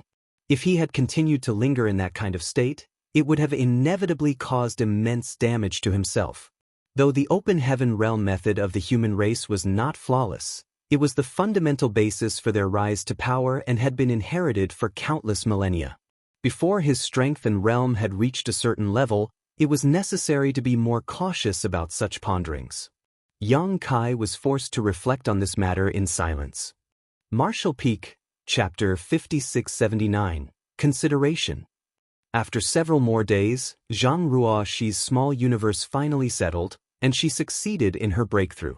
Her small universe had grown significantly in both volume and territory, and her aura had reached the esteemed level of an 8th Order Open Heaven Realm Master. It was a sight that left Yang Kai in awe, marveling at the unique wonder of her Heaven's Order bloodline that allowed her to overcome the innate limitations of the Open Heaven Realm method. Without this exceptional gift, Ruoxi's martial Dao would have hit a ceiling at the peak of the 7th Order. This realization stirred up a twinge of envy in Yang Kai, who was still struggling to ascend to the 9th Order realm. However, he needn't worry about what came next for Ruoxi. With her successful ascension to the 8th Order, all she needed to do was to enter retreat for a period to consolidate her newfound strength. As she continued to cultivate, her small universe's heritage would grow stronger, and its territory would expand endlessly until it reached another limit. By then, she should be able to break through once again. Only then would she be able to enter the 9th Order realm. Yang Kai turned to the two others and said, "I too must enter retreat for a while. Please look after Ruoxi while I'm gone." Big Brother Huang nodded and replied, "There's no need for you to worry." After bowing to them in gratitude, Yang Kai left a vast amount of 5 elements materials for Ruoxi to use. She no longer needed yin and yang element materials. After all, with Big Brother Huang and Big Sister Lan here, how could she possibly lack them? After settling everything with Ruoxi, Yang Kai manipulated space principles and left to find a broken universe fragment in the void far away, where he sat cross-legged and began to meditate. Ruoxi's breakthrough had given him much to ponder over, and he needed to enter retreat to reflect on what he witnessed. But with the lesson from before, he had to pay more attention and care to himself. This retreat wasn't just about improving his cultivation, but also a moment for him to explore his own grand Tao and ponder over the mysteries of the creation realm. Time flew by quickly in the desolate void. After a few years, Zhang Ruoxi awakened to find her new 8th Order Open Heaven Realm cultivation had barely stabilized. Upon discovering that Yang Kai had also gone into retreat, she couldn't help feeling a sense of disappointment. But soon, she was swept up in a grand and wondrous plan by Big Brother Huang and Big Sister Lan. After witnessing Zhang Ruoxi's ability to harmonize their yin and yang powers, the two of them secretly concocted this plan, knowing that its success would have profound significance for themselves and the human race. Although they had only just met, there was no sense of estrangement among these three, as if they were all part of the same family. Even Ruoxi was caught off guard, realizing only later that these two were the legendary sun's burning light and moon's serene glimmer. But looking at their youthful appearances and demeanor, she found it hard to see them as supreme beings from the primordial era, so she decided to treat them like children. Big Brother Huang and Big Sister Lan were quite pleased with her decision. They performed a small experiment, and it proved to be completely feasible. Big Brother Huang and Big Sister Lan were so happy that they almost shed tears of joy. But, although the plan was workable, it was difficult to implement at the moment because Ruoxi's strength was still lacking.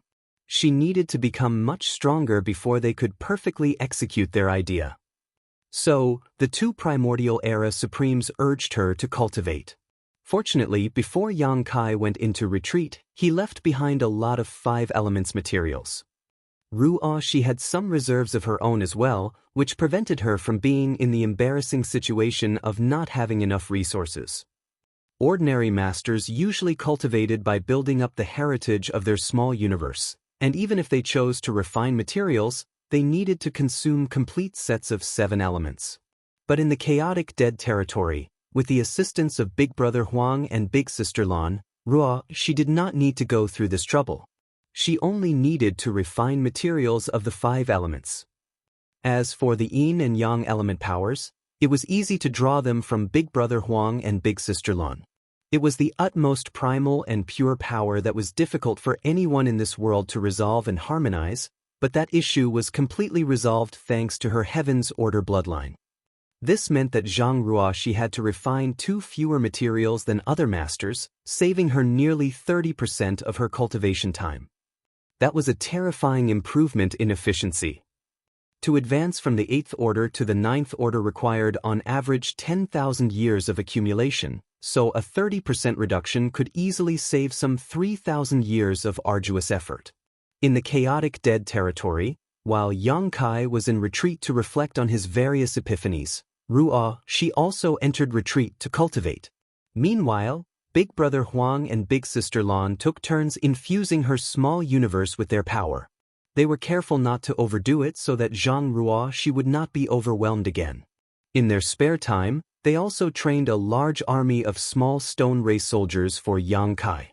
Previously, they had only trained them to pass the time.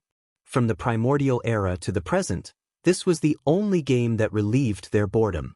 But now that they had Zhang Ruoxi, they had something to look forward to, a hope for the future. Time passed by quickly, and soon an entire century had gone by. In the void, Yang Kai opened his eyes with a look of confusion. The more he pondered, the more he found himself unable to grasp the essence of the Grand Tao. He couldn't help but feel nostalgic for the days when he was not as powerful, when all he had to do was focus on increasing his strength. But now, he had to embark on a quest to uncover the true nature of the Grand Tao in Heavenly Way, and on this slow and arduous path of the martial Tao, the higher he stood and the more he saw, the more lost he felt. Letting out a light sigh, Yang Kai ceased his ruminations. He knew that his confusion stemmed from not standing high enough. Perhaps after ascending to the 9th order, things would change for him. After spending 100 years in retreat, he had some gains. He had contemplated much about his own Grand Taos and the creation realm, but for now, those insights were of no use. Yang Kai, come over here. Big Brother Huang's voice suddenly sounded in his ear. Clearly, he had sensed that Yang Kai had ended his retreat. Feeling his urgency, Yang Kai's heart skipped a beat, fearing that something might have happened to Zhang Ruoxi. So, he urged space principles and stepped forward, arriving at Big Brother Huang's side as he asked, "What happened?" Before his eyes, Ruoxi sat cross-legged, refining materials to enhance her small universe heritage. Her aura was calm and there was no trace of abnormality.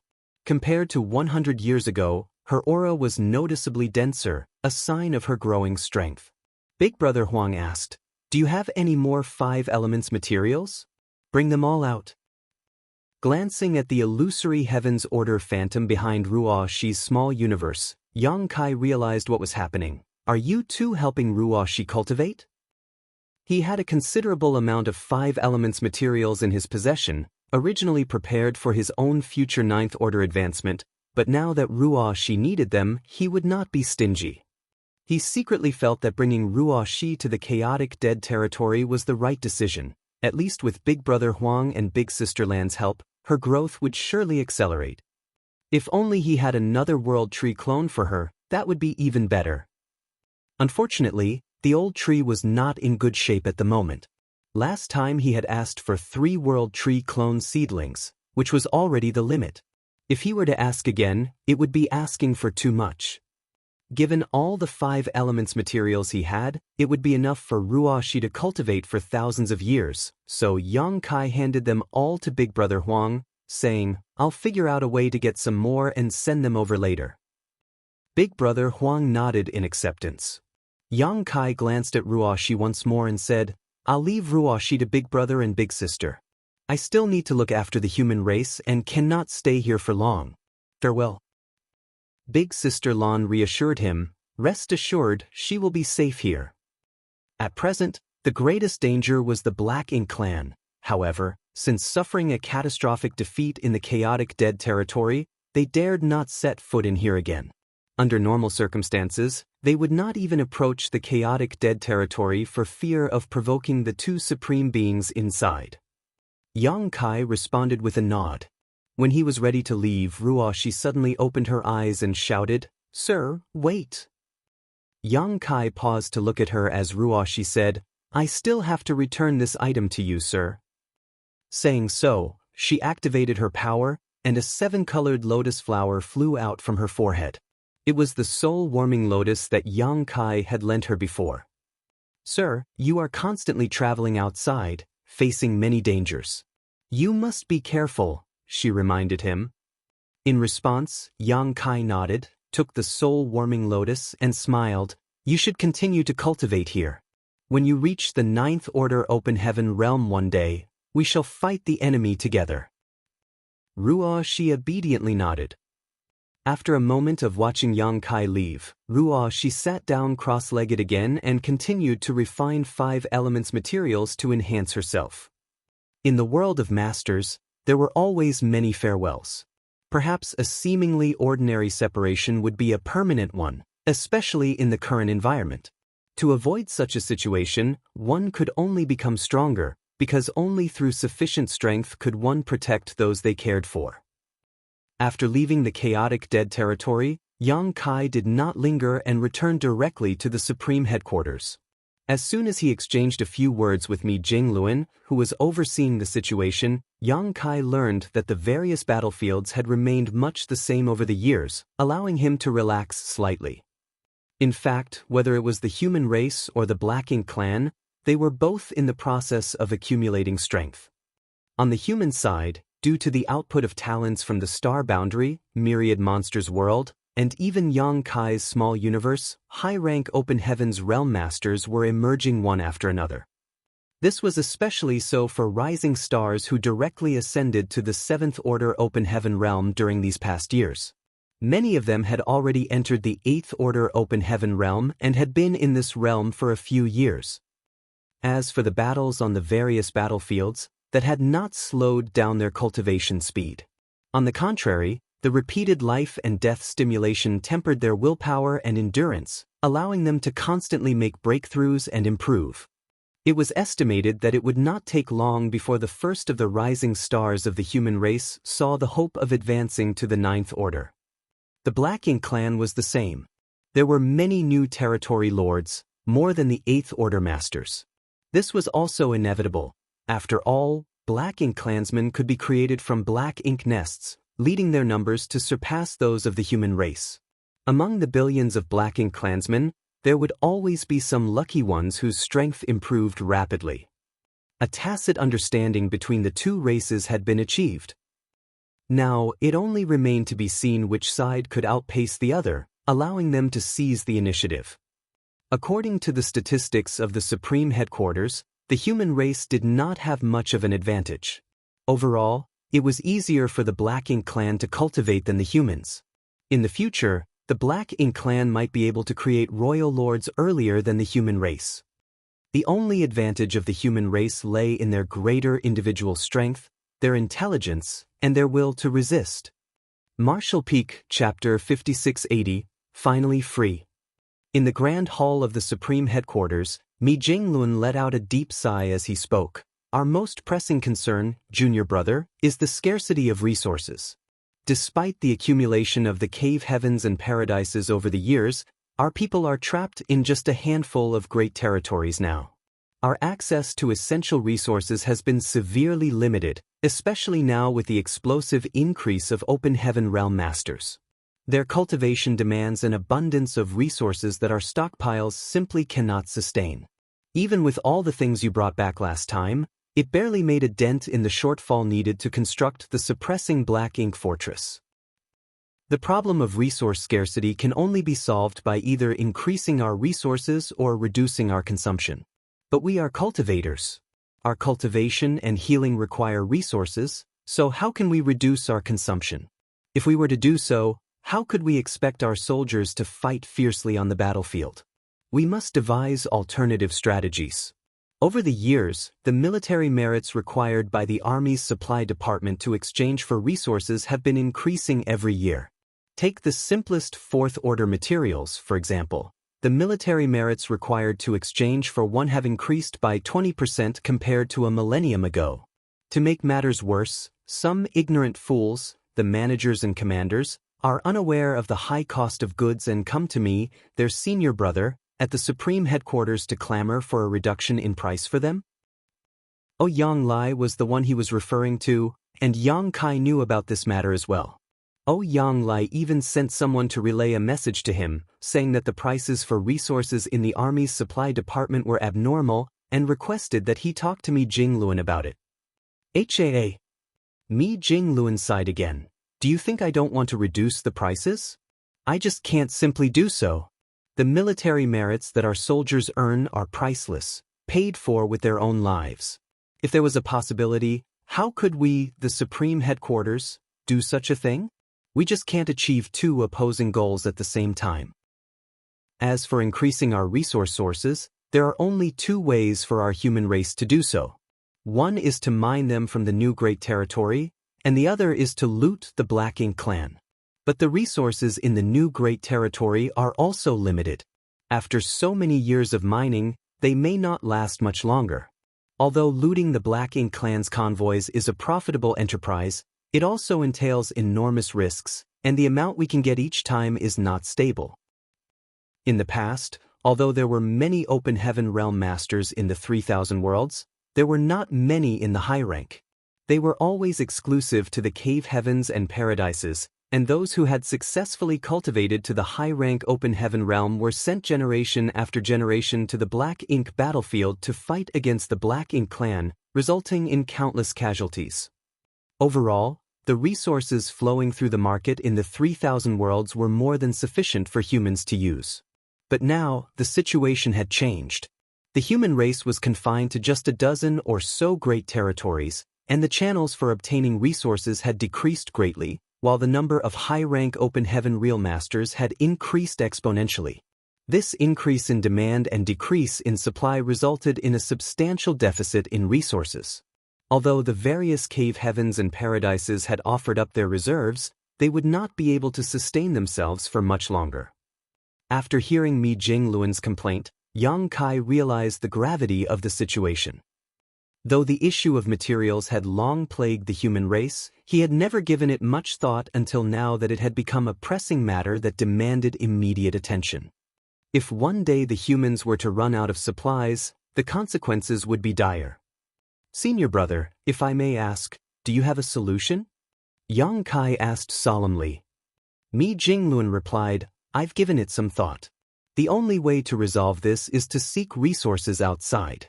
You have a direct route to the Black Ink battlefield, right? I'd like to request that you send some people there to gather resources. The resources on the Black Ink battlefield were abundant. Within the countless dead universe worlds lay many precious resources waiting to be extracted. If they could successfully harvest them, it would greatly ease the pressure on the humans' demand for supplies. I can do that. Yang Kai nodded in agreement. It's settled then. I'll send people over when the time comes. But senior brother, we'll need some masters to support us if we're going to the Black Ink battlefield. That is still the Black Ink clan's territory, so if the mining teams encounter them, they will be at serious risk without enough masters to protect them. I'll take that into consideration, Mi Jingluan nodded lightly. Then, senior brother, I'll wait for your message, Yang Kai said as he rose from his seat. Leaving the Supreme Headquarters, Yang Kai did not venture far, choosing instead to head to Profound Nether Territory. However, since the agreement he made with 6 Arms, the battle in Profound Nether Territory had not been as intense as before. After all, the Territory Lords and 8th Order Masters were banned from fighting. Without the clash of such masters from both sides, the battles in Profound Nether Territory were relatively tame. At most, skirmishes between the feudal lords and 7th Order Open Heaven Realm Masters took place. Rising stars from both sides continued to make a name for themselves and hone their skills on this battlefield, but for someone like Yanglai, an 8th Order Master, life had become unbearably dull. Forbidden from interfering in battles, but required to remain stationed in Profound Nether Territory as a precaution, Yanglai had grown bored to the point of desperation over the past few millennia. Otherwise, he wouldn't have taken an interest in the army's logistic affairs at all. He had even requested to be transferred to other great territories like Azure Sun Territory, where 8th Order Masters could participate in battles, only to be rejected by Mi Jingluan time and time again. Xianxia was so infuriated that he considered cutting ties with Mi Jingluan and even vented his frustration by insulting him in front of others at the Supreme Headquarters. When he saw Yang Kai coming, Xianxia's eyes filled with tears as he clamored for Yang Kai to leave his seal on the transfer order. The main reason Xianxia hadn't been transferred from profound nether territory for all these years was that Yang Kai was like an elusive dragon, appearing and disappearing unpredictably. Yang Kai, as the army commander of the profound nether army, had Xianxia as his subordinate general. Even if the Supreme Headquarters wanted to mobilize manpower from the profound nether army, they would need to go through Yang Kai. Otherwise, what would be the point of having an army commander? Mi Jingluan had previously told Xianxia that as long as he could receive Yang Kai's seal on the transfer order document, the Supreme Headquarters would have no objections. But where and how could Xianxia find Yang Kai? Previously, Yang Kai had been in retreat at the World Tree, so it was not convenient to disturb him. That retreat lasted for some 2,000 years. It was not until Xianxia heard the news that Yang Kai had finally ended his retreat that he rushed back to the star boundary, only to find that Yang Kai had already left. Unexpectedly, Yang Kai appeared in front of him right now. Xianxia was so grateful that he took out the transfer order document that was long prepared and stared at Yang Kai with an attitude that indicated, "If you don't agree, I'll die in front of you." Yang Kai looked at the contents of the transfer order document and frowned slightly, his expression inexplicable. After a long time, he sighed. "Senior brother Yang, are you sure you want to leave profound nether territory?" "Absolutely. I can't stand this damned place anymore," he exclaimed. Just looking at what he had been doing for the past 3,000 years. All he did was patrol various forward outposts each day, give speeches to newly arrived soldiers, and then drink until he was thoroughly drunk. He was even bored enough to go to the Black Ink clan and argue with the Six Arms and the other territory lords. These boring and miserable days were nothing compared to charging into battles and killing enemies. Before Yang Kai made an agreement with the Black Ink clan, though the situation in the profound nether army was dire, at least they were living boldly and valiantly. For a hot-blooded man like him, even if his life ended in battle, it would still be preferable to a life of obscurity and insignificance. With that said, Xianxia added, "Junior brother, please do not misunderstand me. I am not dissatisfied with you, nor am I dissatisfied with the profound nether army. It's just that this environment isn't quite suitable for me. Ever since I joined the Black Ink battlefield all those years ago, I haven't experienced such idle days. Time just crawls by here." Yang Kai nodded in understanding. "I understand. In that case, senior brother Yang, please go." Saying so, he stamped his seal onto the transfer order. Xianxia immediately smiled and snatched the document, scanning it before cheering, "I'm finally free." It was as if a prisoner, who had been trapped for years, had regained his freedom. Xianxia pocketed the document and cupped his fist to Yang Kai. "Junior brother, I'll be reporting to the Supreme Headquarters now. Take care of yourself. I'm sure we'll fight together again someday." Yang Kai nodded lightly. Xianxia couldn't wait to turn and leave. He didn't want to spend another moment in profound nether territory.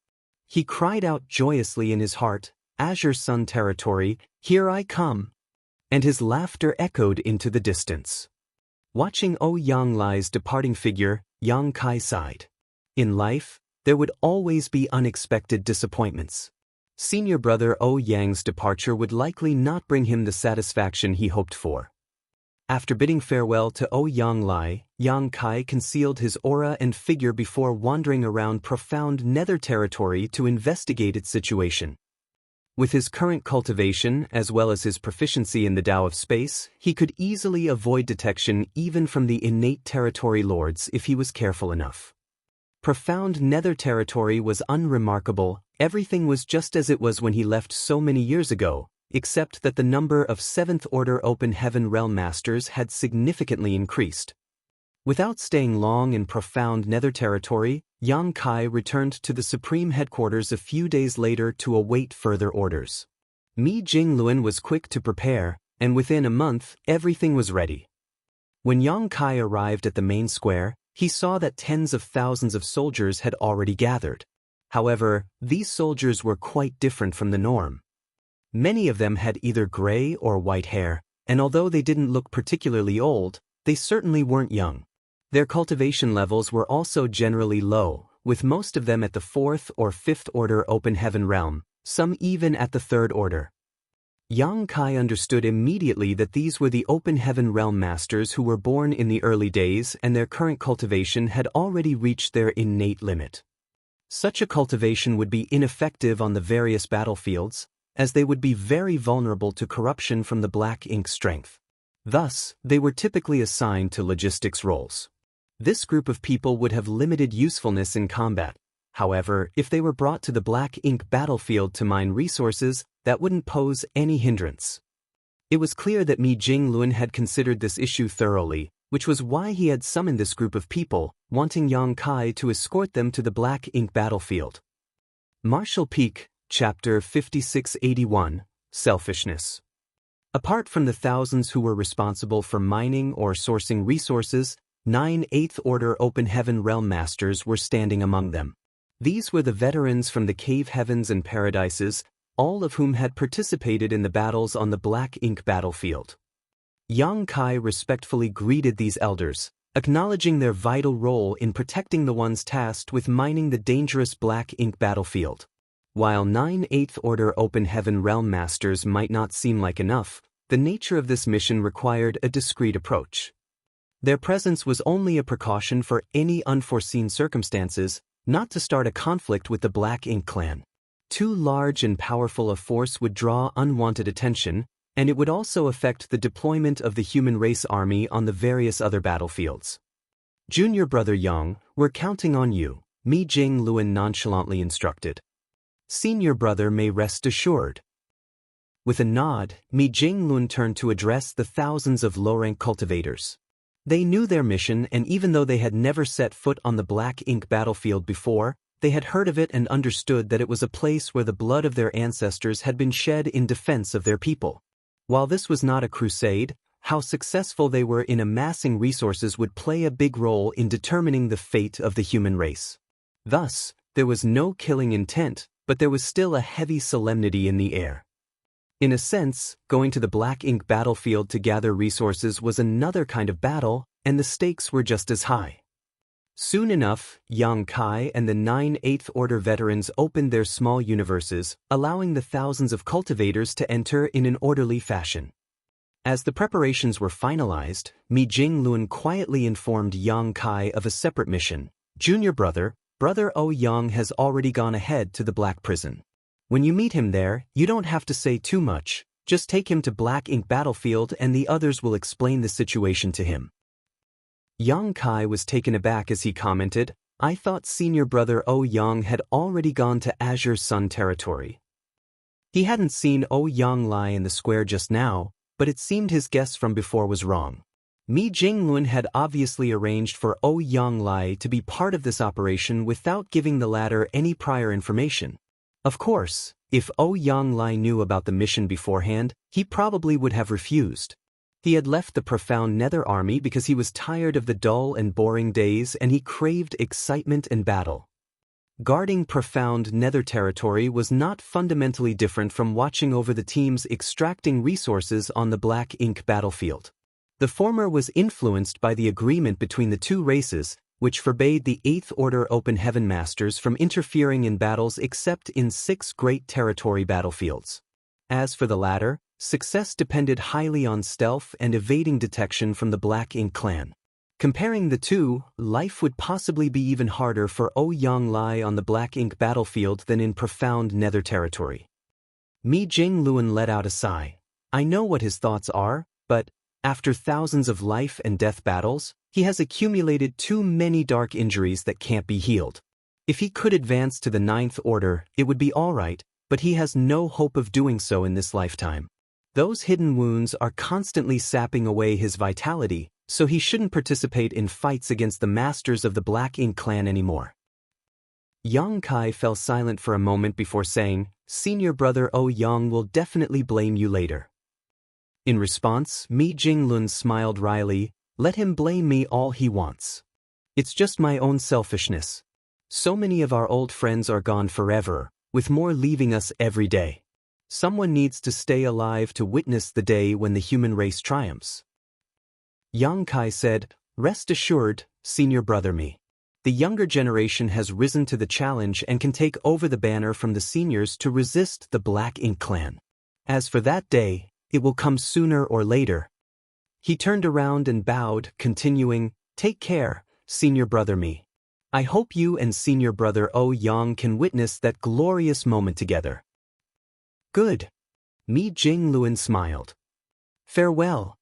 Yang Kai cupped his fist, turned around and flew away, followed closely by the 9 Eighth Order Masters. Under Yang Kai's guidance, they passed through various great territories, each using their own secret techniques to conceal their auras.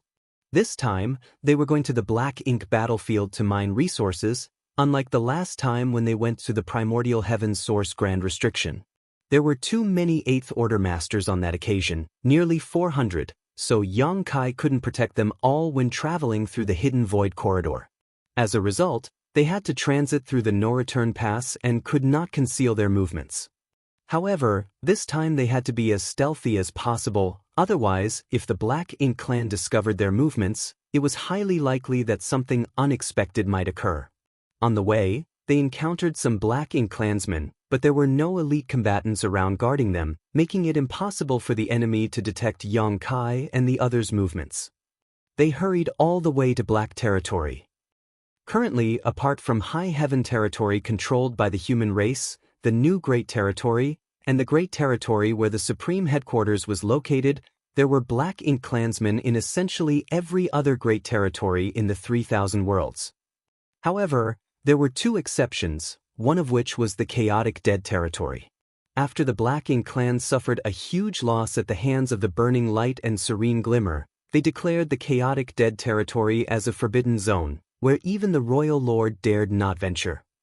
The second exception was Black Territory, which was once abundant with or stars, each containing rich cultivation materials. However, to break the early ancient era's super array and kill the Royal Lord that was suppressed and sealed there, the masters of the cave heavens and paradises, along with their countless disciples, joined forces and mine out the entire Black Territory, harvesting all the resources there and simultaneously breaking the Grand Array. Now, Black Territory was empty, with nothing left but broken rubble. Although the Black Ink clan had explored the area before, they found nothing but a barren land, thus they did not bother deploying any forces here. But this worked out well for Yang Kai and his companions. Once they entered Black Territory, they no longer needed to hide. Under Yang Kai's lead, they rushed towards the entrance of the secret passage.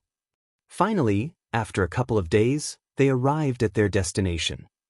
Yang Kai scanned his surroundings with his divine sense and spotted an asteroid floating nearby before calling out, "Senior brother Yang."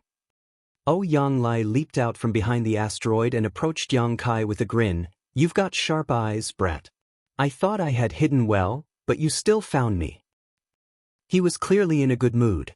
Ever since he left profound Nether Territory with his transfer order in hand, he had been feeling quite content. When he noticed the 9 Eighth Order Masters behind Yang Kai, Yang Lai's eyes lit up as he greeted them warmly. They were all old acquaintances who had fought alongside each other on the Black Ink battlefield against the Black Ink clan. Their friendships stretched back to the days when they were cultivating in their respective sects. After some heartfelt conversation, Yang Lai eagerly asked Yang Kai, "Junior brother, why are we going to the Black Ink battlefield this time? Are we going to attack the no-return pass?" Having arrived here at Mi Jingluan's instruction and seeing Yang Kai lead 9 veteran 8th Order Masters over, Yang Lai guessed they were up to something big. This stirred up his battle instincts that had been dormant for over 2,000 years. "I have no issue if we were to attack the no-return pass, but it seems like we are short on manpower." Yang Lai began to worry.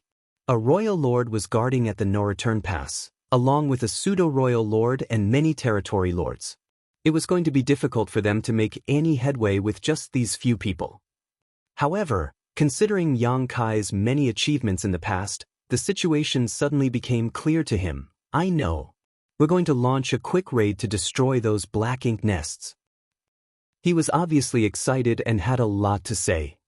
Yang Kai did not know how to explain the situation to Yang Lai, but luckily, an old veteran who had a close relationship with Yang Lai pulled him aside and said, Yang, don't ask too much. You'll know when we get there. Yang Lai nodded vigorously like a chicken pecking rice. Good, good. Let's go. Yang Kai nodded and looked around. Please connect your auras to mine for this journey. I will do my best to protect all of you. However, this void corridor is highly turbulent. If we get separated, please don't panic, senior brothers. Just hold your ground and wait for me to find you while ensuring your own safety. All the 8th Order Open Heaven Realm Masters nodded. Good. Yang Kai shouted and space principles surged out, causing ripples to spread in front of them like a calm lake that had been disturbed by a stone. Everyone was amazed as they watched. All of them were 8th Order Open Heaven Masters and were capable of breaking the void when they exerted all their might, but none of them could manipulate it skillfully like Yang Kai did. This was the ability of someone who was proficient in the Tao of space. As the ripples spread, a noticeable difference in the void appeared ahead. With Yang Kai's continuous manipulation of space principles, a certain spot ahead of them slowly revealed the illusory phantom of a portal. Looking up, the portal looked like an abyss, chaotic and terrifying. Stay close to me, Yang Kai urged while taking the lead to step into the portal. Following him were the 10 8th Order Open Heaven Realm Masters, steadily connecting their auras with Yang Kai's. In the passageway ahead, Yang Kai broke through the barrier he had set during his previous transit while also forming a new one behind the last person of their group. If he was alone, or even with 2 or 3 people, it wouldn't have been very difficult for Yang Kai to accomplish this. However, with 10 people at once, it was a bit taxing. Fortunately, everything was still within his limits, though it was much more time-consuming than previous trips through this void corridor. Yang Lai and the others all had high cultivation and extensive experience, but walking through this kind of void corridor was a first for them. Still, they didn't dare to look around carelessly for fear of triggering any unnecessary accidents. By sensing their surroundings, they only perceived the chaotic void turbulence and the surging power of chaos filling the surroundings of this mysterious and unpredictable place. Even for 8th Order Open Heaven Realm Masters like themselves, getting lost in such a place would likely not have a good outcome. If they were lucky, they might one day find a way out, but if luck wasn't on their side, they could be trapped here for the rest of their lives. That was why they became increasingly cautious as they proceeded forward. In this peculiar environment, both time and space seemed to blur, and they lost track of how long they had been wandering until a sudden flash of light appeared in front of them. It was only now that they realized they arrived at their destination. Martial Peak, Chapter 5682, Furious Yang Lai. The void rippled, and with each expanding wave, a portal gradually revealed itself. Soon after, figures emerged from the portal, one after the other. Yang Kai quickly sealed it up again, making it appear as though nothing had happened. Yang Lai took out a universe chart of the black ink battlefield and, after a few comparisons, he determined that they were standing somewhere in the area of the Blue Sky Theater that was once occupied by the Black Ink clan. It was quite far from where Blue Sky Pass was originally positioned, much closer to the royal city. It was at Blue Sky Pass where Yang Kai had risen to prominence, bringing purifying light to the human race and designing the purifying black ink battleships, turning what had once been an ordinary great pass among many into a shining beacon of hope. Besides that, Yang Kai's presence allowed Blue Sky Pass to establish the first forward outpost outside of a royal city. Using the numerous universe paradises and universe cave heavens nearby, Blue Sky Pass set up numerous traps that inflicted heavy losses upon the Black Ink clan, severely damaging the latter's foundation in the Blue Sky Theater. This victory set the stage for a crusade, with the Blue Sky Army becoming the first to conquer part of the Black Ink clan's territory, earning it a reputation that echoed through the ages. Yang Kai also took out his universe chart and identified the direction they needed to go in, then led his 10 companions towards the depths of the void. Xianxia followed behind him, completely puzzled, so he asked, "Junior brother, aren't we going in the wrong direction? The no-return pass is that way." The direction they were taking was completely different from where the no-return pass was located, leaving Xianxia confused. Although Yang Kai was tempted to explain everything to him, he chose to hold his tongue, fearing the consequences. "Senior brother, please be patient. I'll explain everything once we arrive." Upon hearing that, Xianxia suppressed his doubts and followed silently. Along the way, Yang Kai left several space beacons behind to be used as waypoints, knowing he would have to come back once he had escorted Xianxia and the others to their destination. They passed by the royal city that was once magnificent, but was now ravaged by the previous wars. The entire universe world was in shambles and broken into numerous fragments, faintly showing the devastation from the battle millennia ago. When the Blue Sky Army had set forth on their crusade, the Black Ink clan's forces in the Blue Sky Theater had not fully recovered, so they were left defenseless against the formidable might of Blue Sky Pass. In the end, the royal city was reduced to rubble and their army was decimated. The old ancestor of Blue Sky Pass, aided by some of the strongest 8th Order masters, had beheaded the royal lord in that battle. The royal lord's demise marked the complete defeat of the Black Ink clan in the Blue Sky Theater. But that was all in the past now, and Yang Kai had long since left Blue Sky Pass. When Blue Sky Pass went on its crusade, Yang Kai was leading his comrades into battle as part of the Great Evolution Army. To avoid running into teams from the Black Ink clan who were harvesting resources, the humans had to venture deeper into the Black Ink battlefield. Only by putting enough distance between themselves and the enemy could they avoid any disastrous encounters. Only after a month's journey beyond where the royal city was located did Yang Kai stop and sweep the area with his divine sense. Here, there were many dead universe worlds with little evidence of mining, making it an obvious place for a fruitful harvest. "This is the spot," Yang Kai declared. The 8th Order masters didn't object, except for Xianxia, who wore a dark expression and remained silent. He might be impulsive at times and not skilled in cunning schemes, but that didn't mean he was stupid. The many signs on the way here made him understand that this mission might not be as straightforward as he had imagined. There was a high chance that he got tricked by Big Head Me. While he was lost in thought, Yang Kai had already dispersed with the other 9 8th Order's masters. He then opened the portal of his small universe, releasing all the cultivators stored inside. Besides them, there were many warships, including 2 purifying Black Ink battleships. Xianxia's suspicion grew as he took in the sight before him. The cultivators who had been released were mostly of the 4th and 5th Order Open Heaven realm, some were even in the 3rd Order, and almost all of them were elderly, not the type of lineup one would expect for a significant combat mission. It was more like they were on a retirement trip. Yang Kai turned to the 8th Order masters and said, "I entrust this matter to you. Here is a space beacon for each of you. Please keep it close. Every 100 years or so, I will come to find you and collect the resources you've gathered." It would be troublesome to send everything back that tens of thousands of people had mined. Only Yang Kai could handle it personally. By handing over the space beacons, it would also be convenient for him to locate them in the future. As long as they weren't too far away, Yang Kai could easily locate them and arrive instantly. The 8th Order masters accepted the space beacons and stored them carefully, except for Xianxia, who was now glaring at Yang Kai with eyes spewing flames of anger. With a wry smile, Yang Kai grabbed his arm and slapped a space beacon into his hand, apologizing. "Senior brother Yang, if you have any questions, please ask the other senior brothers later.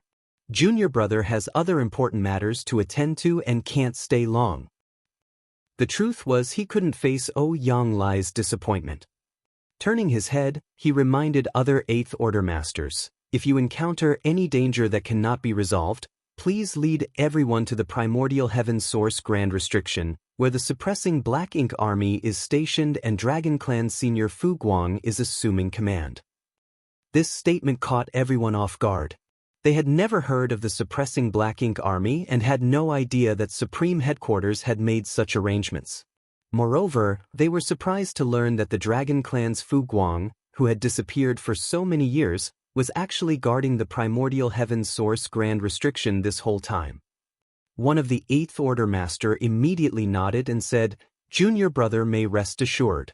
Leave them to us and we shall protect them. But what's this about the suppressing Black Ink Army? Can you enlighten us about it?" Everything regarding the suppressing Black Ink Army had been done in secrecy previously to prevent news from spreading and affecting the morale of the human race, but there was no harm in sharing this information with these veteran Eighth Order Masters. Yang Kai thus briefly explained the situation with the suppressing Black Ink Fortress and army. An Eighth Order veteran suddenly realized, no wonder so many elites were reassigned from the various battlefields by the Supreme Headquarters 130 years ago. It was all to form the suppressing Black Ink Army.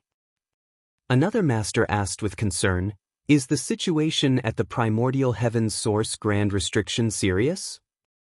"It's still within a controllable range, and Senior Fu Guang is personally guarding that place, so there's no need to worry," Yang Kai replied. With these words, everyone was relieved.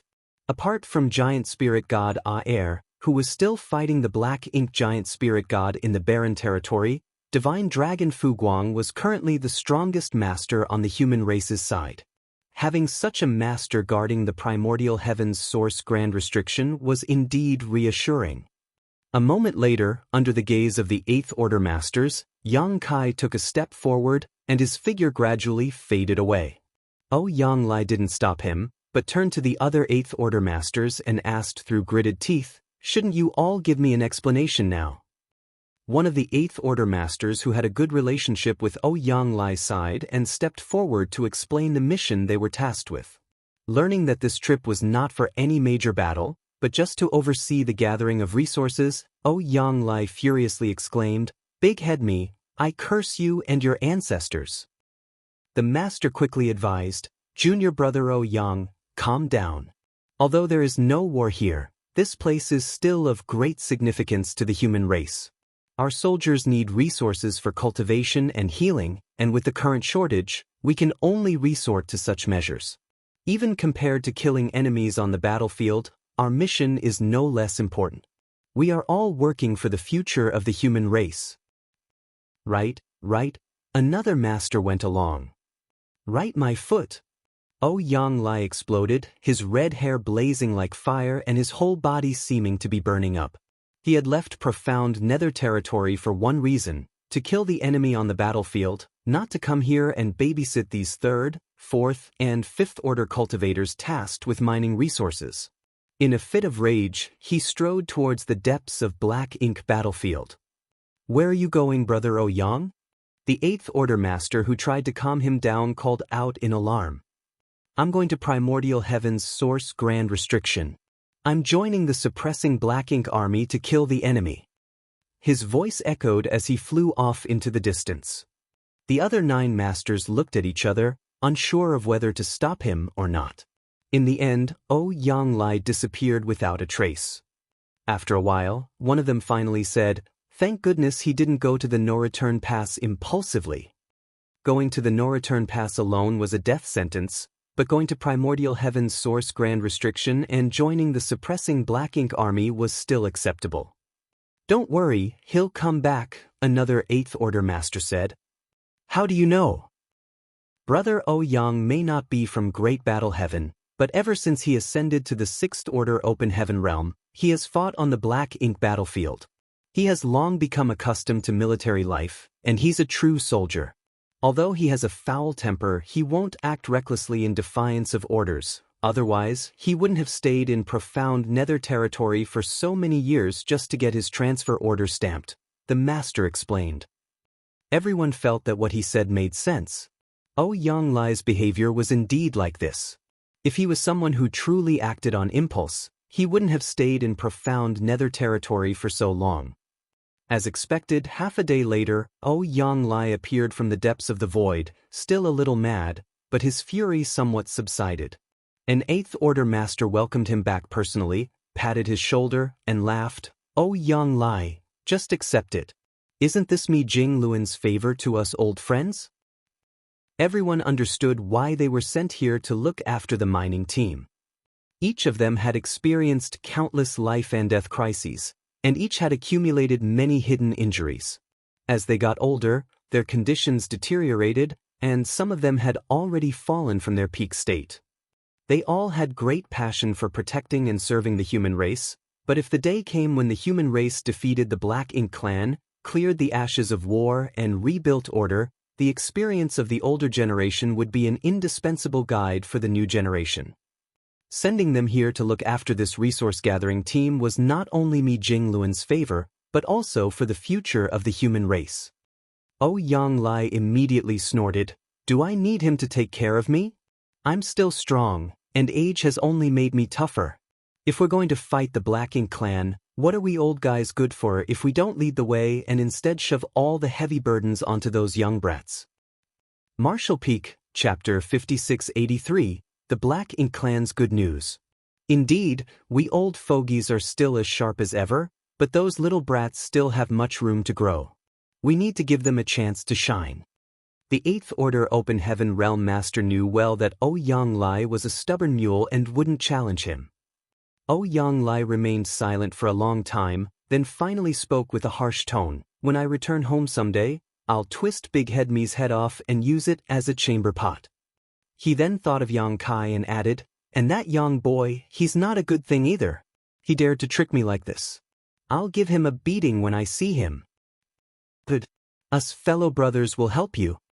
The Eighth Order Master responded with a big smile, "With our combined strength, that brat won't stand a chance." Yang Lai looked at him and sighed heavily, his face full of sadness. It had come to this, and there was nothing he could do about it. Soon, tens of thousands were dispersed by the Eighth Order Masters to explore the area nearby for resources. Meanwhile, Yang Kai had already used the space beacons to return to the Blue Sky Theater, still feeling guilty. He could understand Yang Lai's mood, but this was Mi Jingluan's arrangement, so he could not intervene. Moreover, he hoped from the bottom of his heart that veterans like Yang Lai could retire from the battlefield. The number of Eighth Order Open Heaven Realm Masters was now significant, and many rising stars were active on various battlefields.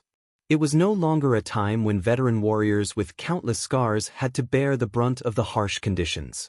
The younger generation was now capable of taking on the heavy responsibilities of the seniors. However, as Mi Jingluan worried, the problem that plagued human development was still the resources. The emergence of a large number of high-rank Open Heaven Realm Masters meant a massive demand for resources.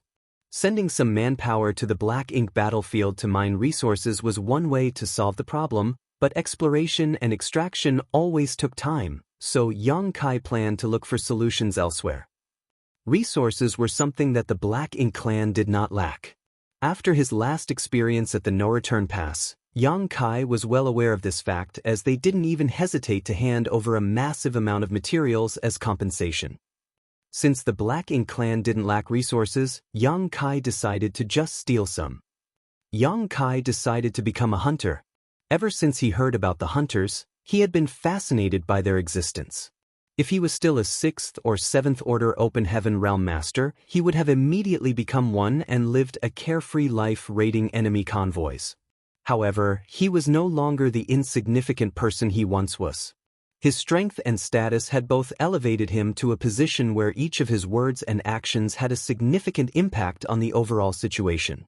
While Yang Kai still yearned to become a hunter, he couldn't risk the unpredictable consequences of such a move. But on this Black Ink battlefield, he did not need to worry at all. When the Black Ink clan and the human race signed their peace agreement years ago, it only applied to the 3,000 worlds. It did not include the Black Ink battlefield.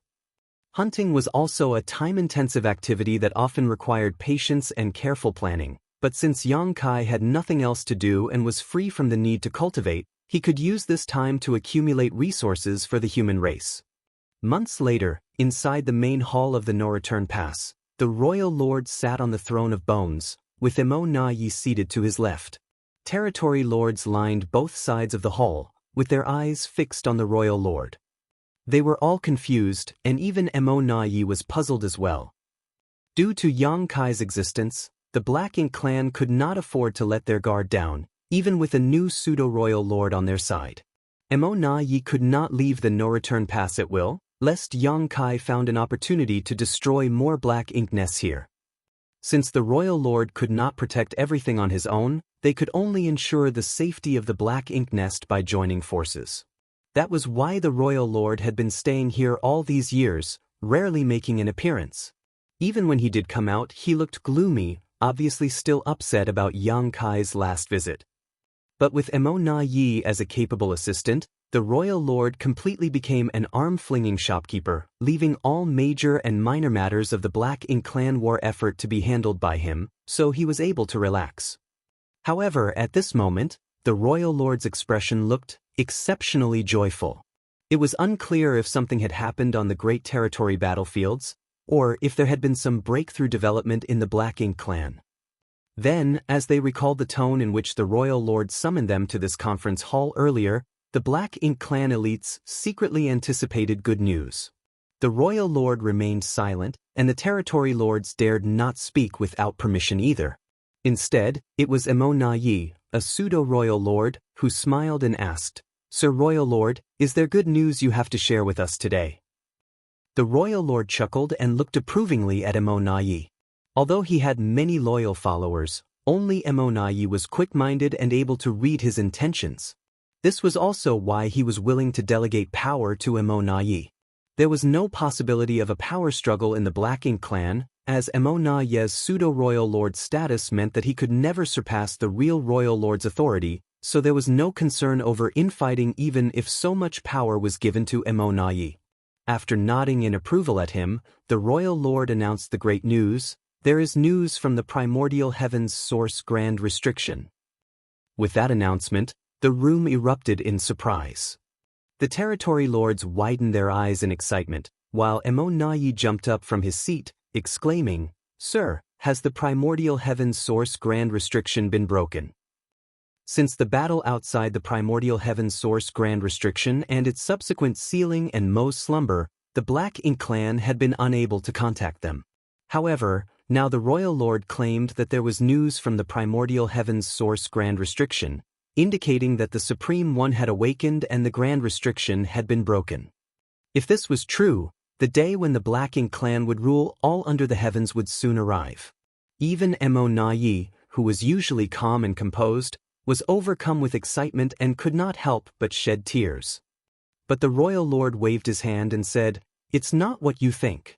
The primordial heaven's source grand restriction is still there, and the Supreme One is still asleep." The excited territory lords were suddenly silenced like a bucket of cold water had been thrown on them. Then, Mo Na Yi asked, "If that's the case, how did news come from the other side?" "I'm also unsure, and due to the interference of the primordial heaven's source grand restriction, the message is not very clear. All I know is that the humans still have some control over that place and that someone deliberately opened a gap, like before," the royal lord replied. "Someone is controlling the primordial heaven's source grand restriction. But it can't be Tsong, can it? How can anyone control the primordial heaven's source grand restriction? Who is this person?" The territory lords were clamoring and asking questions. They were all innate territory lords who came from inside the primordial heaven's source grand restriction, so they knew about the situation there very well. They knew that Tsong was the last human race master who could control the primordial heaven's source grand restriction, and after his death, no one should be able to do so. But now, the royal lord was saying that someone was in control of that place. If this message did not come from the Black Ink clan inside the grand restriction, they would never have believed it. While the territory lords were concerned about who was controlling the restriction, Mo Na Yi picked up on a different piece of information and asked, "Sir, when was the gap opened?" The royal lord answered, "It should have been some 100 years ago." Mo Na Yi murmured with a frown, "Around 100 years ago? Sir, back then, Yang Kai led several hundred 8th Order Open Heaven Realm Masters of the human race through the No-Return Pass and into the Black Ink battlefield. Considering the timeline, could it be that the person who controls the primordial heaven's source grand restriction now is Yang Kai?" This was not a wild guess. as Xianxia often accomplished things that others couldn't. If he was really the one controlling the primordial heaven's source grand restriction, Yi wouldn't be surprised. The royal lord, however, shook his head and said, "It's not him. Although the information from the grand restriction is not complete, I've inquired carefully. The person who controls the grand restriction now does not resemble Xianxia at all.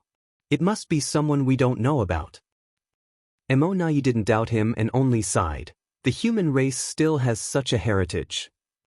After Tsong's death, it was assumed that there would be no one who could control the primordial heaven's source grand restriction again.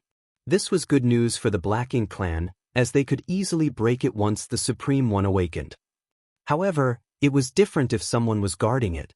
Even the Supreme One couldn't underestimate the power of the primordial heaven's source grand restriction, or else it wouldn't have been trapped for so many eons already. Yi continued to ask, "But if the human race has someone who can control the primordial heaven's source grand restriction, why did they take the initiative to open a gap?"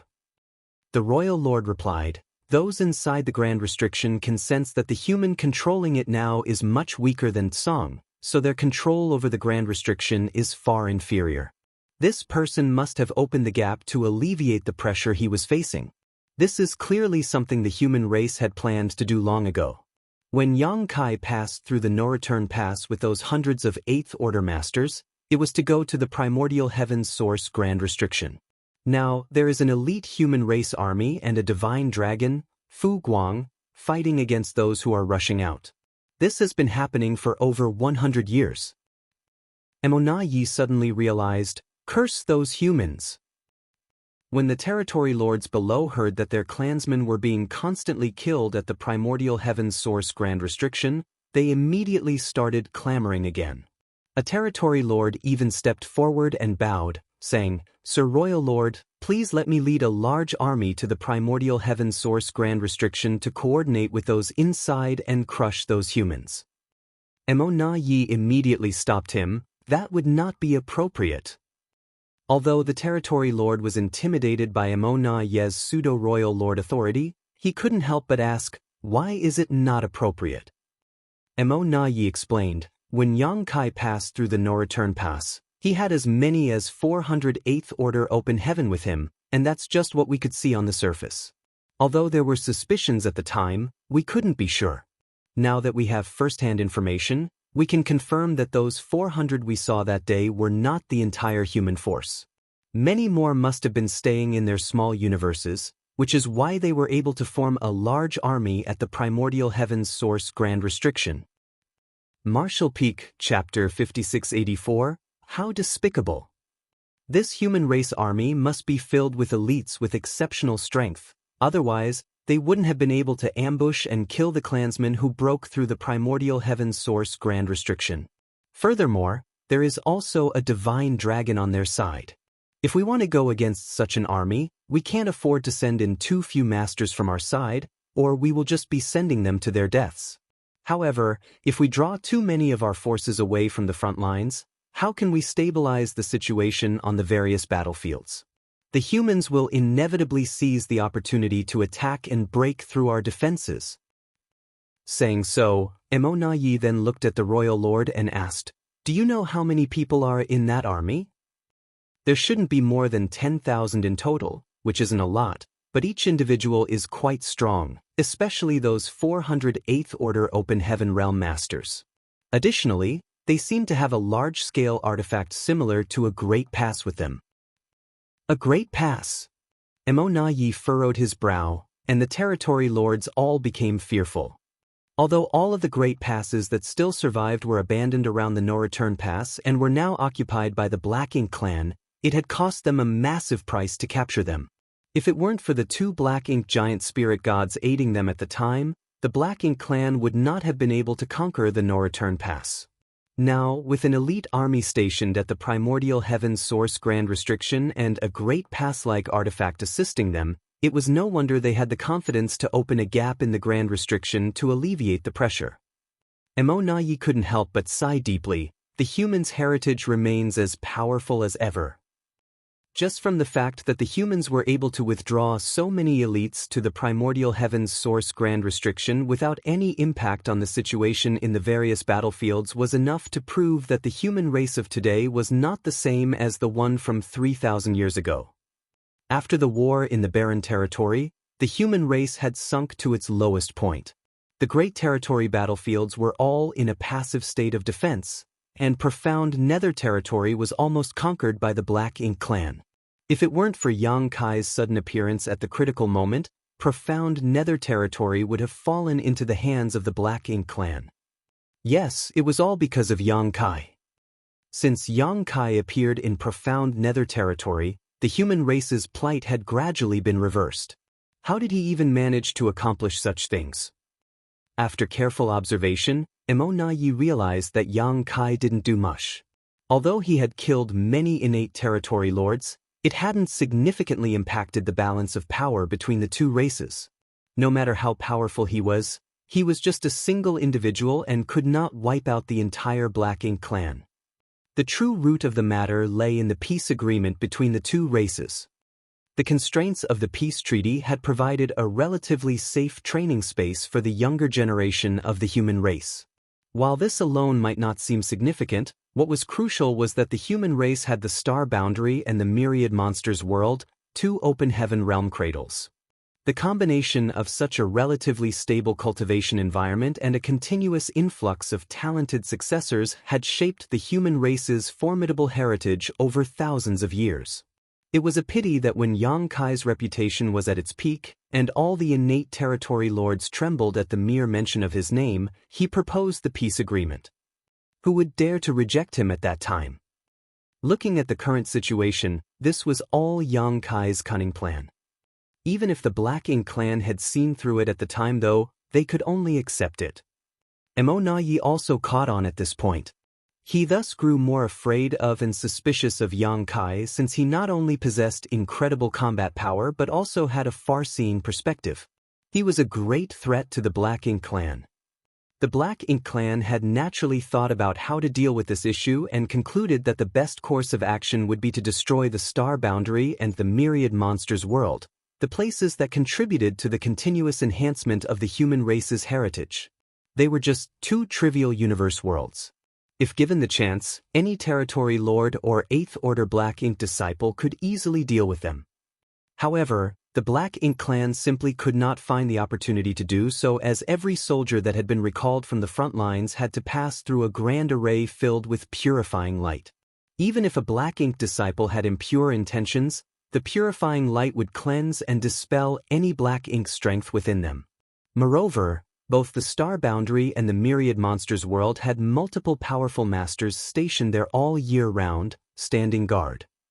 The voice of the royal lord came through, bringing Emonayi back to focus. This king has asked if they need support over there, but those within the grand restriction believe it would be unwise to cause a commotion. They are working on finding other ways through the grand restriction, and if they succeed, they will be able to break free.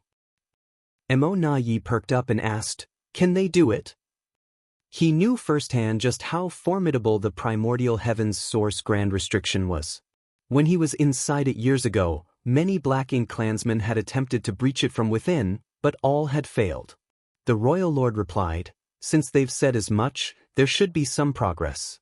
Although we do not know who the person overseeing the primordial heavens source grand restriction is now, their strength is far inferior to Tsong, so their control is obviously not as good either. Furthermore, opening a gap in the primordial heavens source grand restriction has had some impact on its integrity, which may have provided some opportunities for those inside." Emonayi nodded lightly. The primordial heavens source grand restriction was extremely ancient and had been operating constantly for millions of years. The new human race master overseeing it was not like the legendary Tsong, a powerful monster with unfathomable experience. They couldn't be fully prepared, and as long as there was even the slightest flaw, those within the grand restriction would not miss that chance. Today, the royal lord summoned many of his territory lords to share the good news.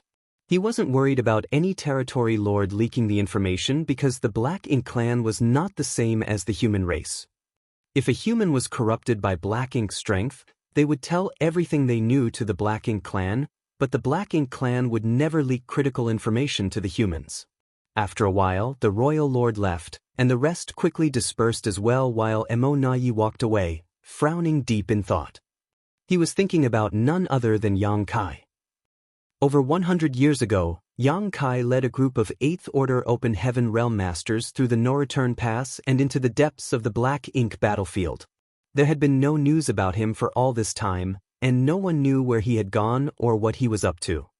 If it were an ordinary 8th Order Master, Emo wouldn't have cared, but Yang Kai was different. Whatever the circumstances, Yang Kai had even killed a pseudo-royal lord, which was enough to make Emo take him seriously.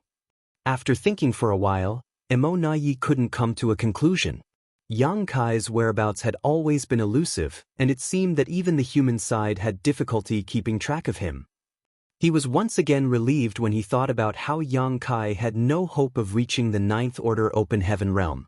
If this headache-inducing menace had a chance to ascend to the 9th Order Open Heaven realm, how could they handle him? Sir Emo a territory lord approached suddenly. Emo turned his head and saw one of his territory lords in charge of logistics. He nodded and asked, "What's the matter?" The territory lord replied, "Sir, several squads that were supposed to return with resources have not returned yet." This wasn't a big deal, but since Emo was in charge of everything related to the no-return pass by the royal lord's orders, he still had to investigate all abnormal occurrences. The territory lords had also become accustomed to his meticulous style, so they would come to him with any matter, big or small. "How long are they overdue?" Emo frowned, feeling that something was off. The territory lord replied, "The earliest squad was supposed to have returned a month ago, while the latest should have arrived at the no-return pass 5 days ago." "Have you sent anyone to investigate?" "Yes, a team has been sent and we should receive a report in a few days." Emo nodded, "Notify me the moment you have answers." "Yes." A few days later, the feudal lord in charge of gathering news sent a message to the no-return pass using his black ink nest. The teams responsible for transporting materials had already set off for the no-return pass, but mysteriously disappeared halfway. When the news reached Emo he immediately realized the problem. The teams transporting resources disappeared without a trace, but the human race had no presence on the Black Ink battlefield other than at the Grand Restriction. Over the years, the Black Ink clan had been constantly mining resources from the Black Ink battlefield and transporting them to the front lines without any issues. However, recently, several squads transporting resources disappeared for no reason. Someone must be causing trouble? The first person that came to Emo mind was Yang Kai. Only Yang Kai could do such a thing. Considering that he had gone deep into the Black Ink battlefield over 100 years ago and had not been seen since, it was almost certain that Yang Kai was now camping near the no-return pass, waiting for the Black Ink clan's resource teams to appear so he could rob them. Shameless. Emo immediately took out a communication bead and transmitted a message using his divine sense. This communication bead was left to him by Yang Kai the last time they met when he needed to hand over a batch of resources. Emo hadn't thrown it away, thinking that he might be able to use it to probe Yang Kai's location in the future. He didn't expect it to be useful so soon. After a while, the communication bead in his hand trembled slightly, causing Emo brow to twitch. Yang Kai was really near the no-return pass. The movement of the communication bead was undoubtedly a sign that the message had been successfully transmitted. 10 million kilometers outside of the no-return pass, on a lone universe fragment, Yang Kai hid his figure and surveyed the surroundings with his divine sense. His current divine sense was incredibly powerful, and from this location he could monitor the movements of all Black Ink clan squads returning from the Black Ink battlefield. Over the last month or so, he had raided 5 Black Ink clan teams, seized their resources, and made a great deal of profit. He didn't raid all the Black Ink clan squads, but selectively chose a few. After all, he was doing business without investment, so he couldn't be too excessive.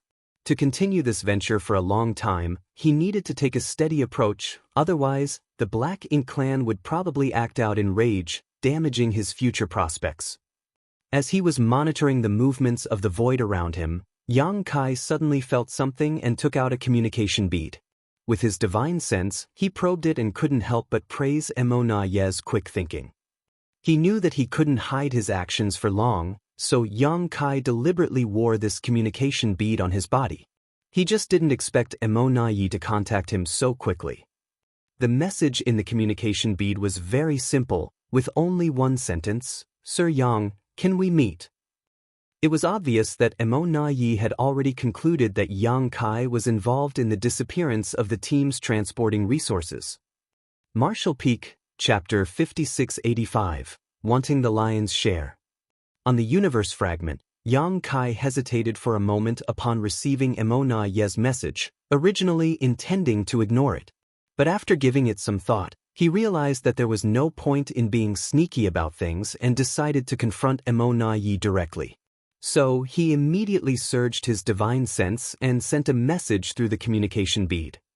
At the same time, inside the no-return pass, Emona Ye's communication bead trembled once again.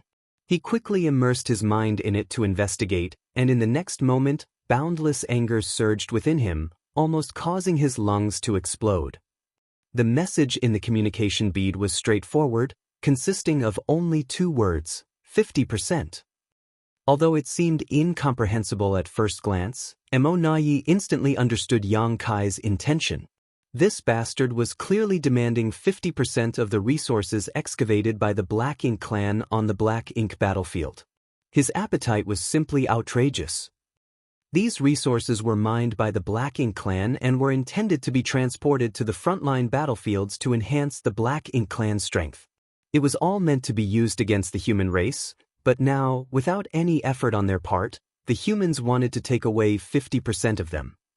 Moreover, if the human race were to use these resources to enhance their own strength, it would inevitably harm Black Ink clan.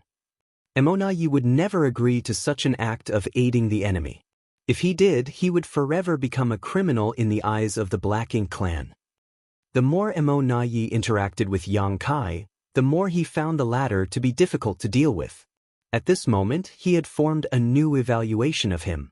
Yang Kai was shameless beyond all imagination, able to make such outrageous demands without any scruples. It was simply unbelievable.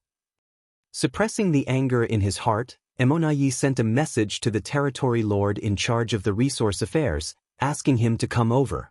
At the same time, he feigned ignorance and replied, "Sir Yang, what do you mean? Please explain in detail."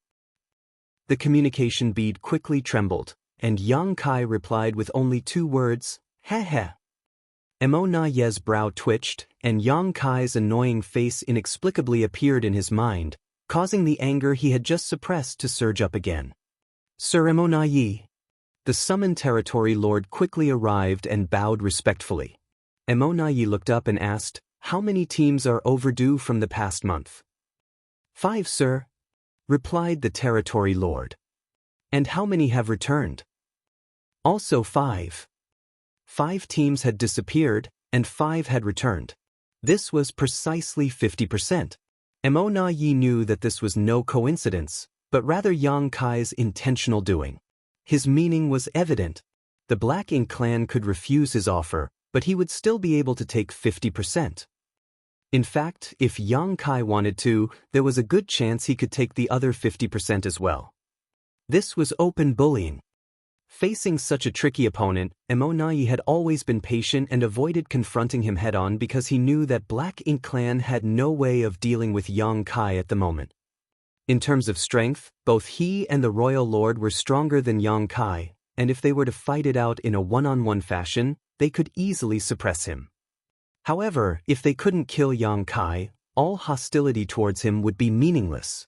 The Divine Spirit Ancestral Land was a great opportunity to kill him as the 4 Gates 8 Palaces Great Pagoda array blocked the entire space, leaving Yang Kai with no place to use his greatest strength.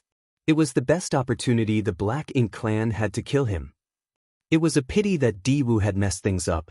Not only did the Black Ink clan lose many innate territory lords, but even Diwu was killed. The Tao of Space was undoubtedly the most troublesome Grand Tao for the Black Ink clan. Apart from Mo Na Yi and Royal Lord, none of the other masters on the Black Ink clan's side were a match for Yang Kai. 3,000 years ago, Yang Kai was capable of slaughtering territory lords as easily as chickens, but at that time, he still needed to use his strange soul secret technique to achieve such remarkable results. Now, 3,000 years later, Yang Kai's strength had increased significantly, and innate territory lords were no longer a challenge for him. Even if they formed a battle formation, territory lords might not be able to do much against this menace. How could Mo Na Yi not be cautious in the face of such an opponent? The whole reason why they had made peace with the human race back then was also because of this. In the current situation, Yang Kai's had become a nightmare that the Black Ink clan could not contain. Since that was the case, they could only place their hopes on the future. If the Black Ink clan managed to produce many royal lords one day, then the role that Yang Kai could play would naturally be greatly reduced. Over the years, Yang Kai had been traveling around, his whereabouts elusive, and his reasons unknown. Mo Na Yi never imagined that one day, this guy would block the no-return pass and personally loot resources from the Black Ink clan. Although angry and annoyed, he saw the underlying message through the situation's appearance. The human side must be running out of resources, otherwise, there was no reason for a master like Yang Kai to act like this. For this reason more than any other, Yang Kai's impudent demand could not be agreed to. As long as the Black Ink clan held on a little longer, the human race would only face more shortages, and even if they had countless rising prodigies, without enough supplies, their cultivation would not improve. Mo Na Yi was anxiously trying to communicate with Yang Kai through the communication bead while summoning all the territory lords of the no-return pass. Within moments, hundreds of territory lords gathered in the main hall, but this time, the royal lord did not appear and only Mo Na Yi stood below the throne of bones. Although the royal lord was absent, Mo Na Yi did not dare to sit on the main throne, which was exclusively reserved for the royal lord. As a pseudo-royal lord, he did not have the qualifications to sit there. Looking at the group of puzzled territory lords below, Mo Na Yi stated bluntly, Yang Kai is currently somewhere outside of the no-return pass. Some of the more belligerent territory lords began clamoring to lead their armies to surround and kill Yang Kai. The more timid ones turned pale because they had suffered losses at Yang Kai's hand. Mo Na Yi took in the expressions of the territory lords and continued, the human race doesn't have enough resources, so now Yang Kai has come to plunder our supply transports. Although the losses are small for now, if this issue is not resolved soon, our resources will probably be cut in half compared to previous years. This will inevitably affect our plans for conquest. The noisy territory lords instantly quieted down, while a particularly sturdy-looking one cupped his fist and asked, how should we solve this problem, Sir Mo Na Yi? Mo Na Yi declared, the matter of resources is fundamental to both the Black Ink clan and the human race. The plundering of ours is a secondary loss compared to helping the human race grow stronger. For now, I need you to investigate Yang Kai's movements and escort the resource transports and their goods back. The sturdy territory lord then said, if that's the case, we have to move in teams capable of assuming battle formations. Against that killing star, not forming a battle formation would be equivalent to sticking out our necks and letting him chop our heads off. Fortunately, in recent years, the territory lords of the Black Ink clan had not been idle and had been diligently practicing various battle formations. It was ridiculous to say that these innate territory lords were already powerful enough to not fear any Eighth Order Open Heaven Realm Masters, but just because of Yang Kai's presence, they had to practice these battle formations to protect themselves. This was humiliating, but they were left with no other choice. Mo Na Yi nodded. Yes, you will all need to form battle formations, with 4 symbols formations being the minimum requirement to face Yang Kai. Only territory lords who can form a 4 symbols formation can perform this task. Those who cannot should not go out for the time being. A battle formation was not something that could be just casually formed. The human race squads could do this because they grew and developed in a totally different environment compared to the Black Ink clan. The invasion and oppression of the Black Ink clan had long made all human race masters sincerely united. Each squad also had time to become familiar with each other through daily interactions and battles. so no matter when or where, they could easily form battle formations as there was innate trust among each other. It was different for the Black Ink clan, especially the innate territory lords, as each of them was born strong and naturally had their own arrogance and opinion. They were not willing to fully trust each other and entrust their lives to others, preferring to believe in their own selves above all else. This wasn't a surprise though, as in the face of danger, the first reaction of most living beings was to protect themselves. At the time of forming a battle formation, the auras of all in the formation were linked, essentially turning them into a single entity. However, once an individual had the intention to protect themselves over the group, the battle formation would collapse. That was why, when Di Wu led 20 innate territory lords to surround and kill Yang Kai in the ancestral land, the battle formations they formed were only 4 symbols formations. It was not because they lacked the numbers, but rather because forcing a more advanced battle formation was impossible. Most of the territory lords of the Black Ink clan could only form the 4 symbols formation at most, with a select few capable of forming the 5 elements formation. No 6 paths formation had ever been formed among them. In fact, this was not a problem unique to territory lords. It was also difficult for 8th order human masters to form a 6 paths formation, though not impossible. So far, the highest record for 8th order masters was a 7 stars formation, which happened during a life or death crisis against a royal lord. The higher the individual's strength, the more difficult it was to form a battle formation. This principle applied to both the humans and the Black Ink clan. For example, back when Yang Kai was squad leader of Dawn, he led his squad members to kill many enemies and once formed a 9 palaces formation. However, if he were to try to form such a formation with other 8th order masters now, he would not be able to do so. With the command from Mo-Na-Yi given, a few territory lords relaxed because they could not form a battle formation with other territory lords at all. Unexpectedly, this lack of competence had allowed them to avoid a potential crisis. Mo-Na-Yi then deployed all the territory lords who could form battle formations into 2 groups. One group was responsible for searching for Yang Kai's whereabouts outside the no-return pass, with the other was responsible for protecting the squads returning from gathering resources in the depths of the Black Ink battlefield. He then said, "The objective this time is not to kill Yang Kai. If you encounter him, prioritize self-preservation." After speaking these words aloud, Mo-Na-Yi could not help but feel a sense of helplessness deep down in his heart. Faced with a master like Yang Kai, he actually unconsciously gave up the idea of killing him. Now, he only hoped that the acquired territory lords would grow up soon. As long as more royal lords appeared in the Black Ink clan, the threat that Yang Kai posed to the Black Ink clan would be greatly weakened. The territory lords then dispersed quickly, following Mo-Na-Yi's previous assignments. They dared not be careless, forming 4 symbols and 5 elements formations immediately after leaving the no-return pass and quickly dispersing as they headed towards the depths of the Black Ink battlefield. Back in the main hall, Mo-Na-Yi looked at the more than 10 territory lords who remained, furrowing his brows slightly before waving his hand. "Be vigilant against any potential attacks from Yang Kai." "Yes."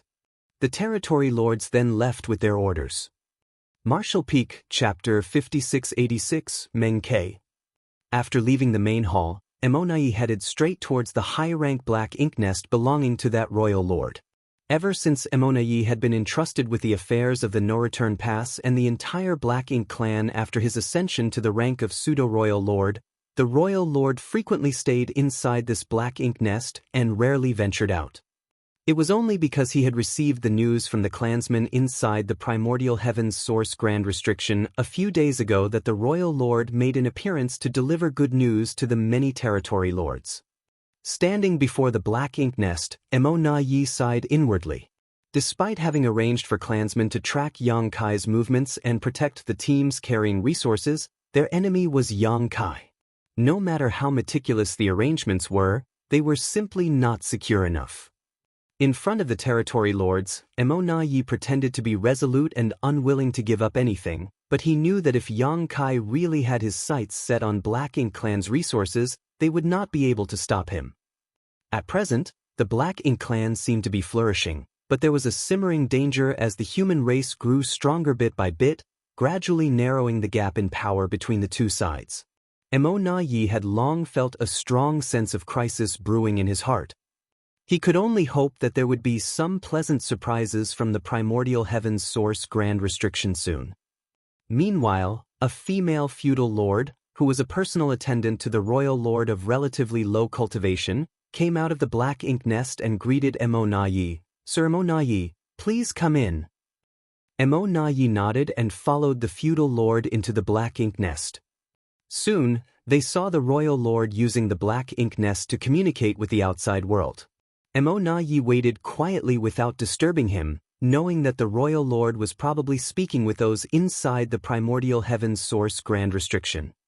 After a while, the royal lord withdrew his consciousness from the black ink nest space, and Mo Na Yi noticed a hint of joy in his expression.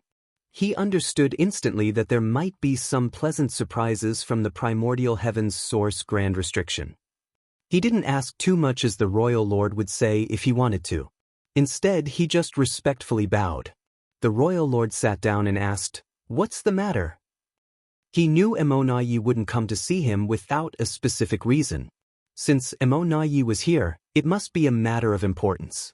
Mo Na Yi immediately summarized Yang Kai's raid on the Black Ink clan's resources outside of the No Return Pass and told the royal lord about Yang Kai's demand for a 50% share. Hearing this, the royal lord was infuriated, and his good mood was instantly ruined. Impudence! How dare he make such a request? We already compensated him with a large amount due to the ancestral land incident, yet he is still not satisfied? Mo Na Yi understood that the human race was lacking in resources while the Black Ink clan had plenty, so naturally, Yang Kai came to Black Ink clan to take advantage of them. After allowing the royal lord to vent his anger for a while, Mo Na Yi continued, "Sir Royal Lord, I have ordered the territory lords to search for Yang Kai's whereabouts and also ordered escorts for the transport teams. However, Yang Kai is proficient in the Tao of space and his combat strength is extremely high. Even if the territory lords form battle formations, they may not be able to match him if they encounter him." The royal lord pondered for a moment before saying, "You must personally take action and find an opportunity to kill him." Mo Na Yi shook his head and replied, "I have considered this option, but if I leave the No Return Pass, Yang Kai may find an opening to infiltrate.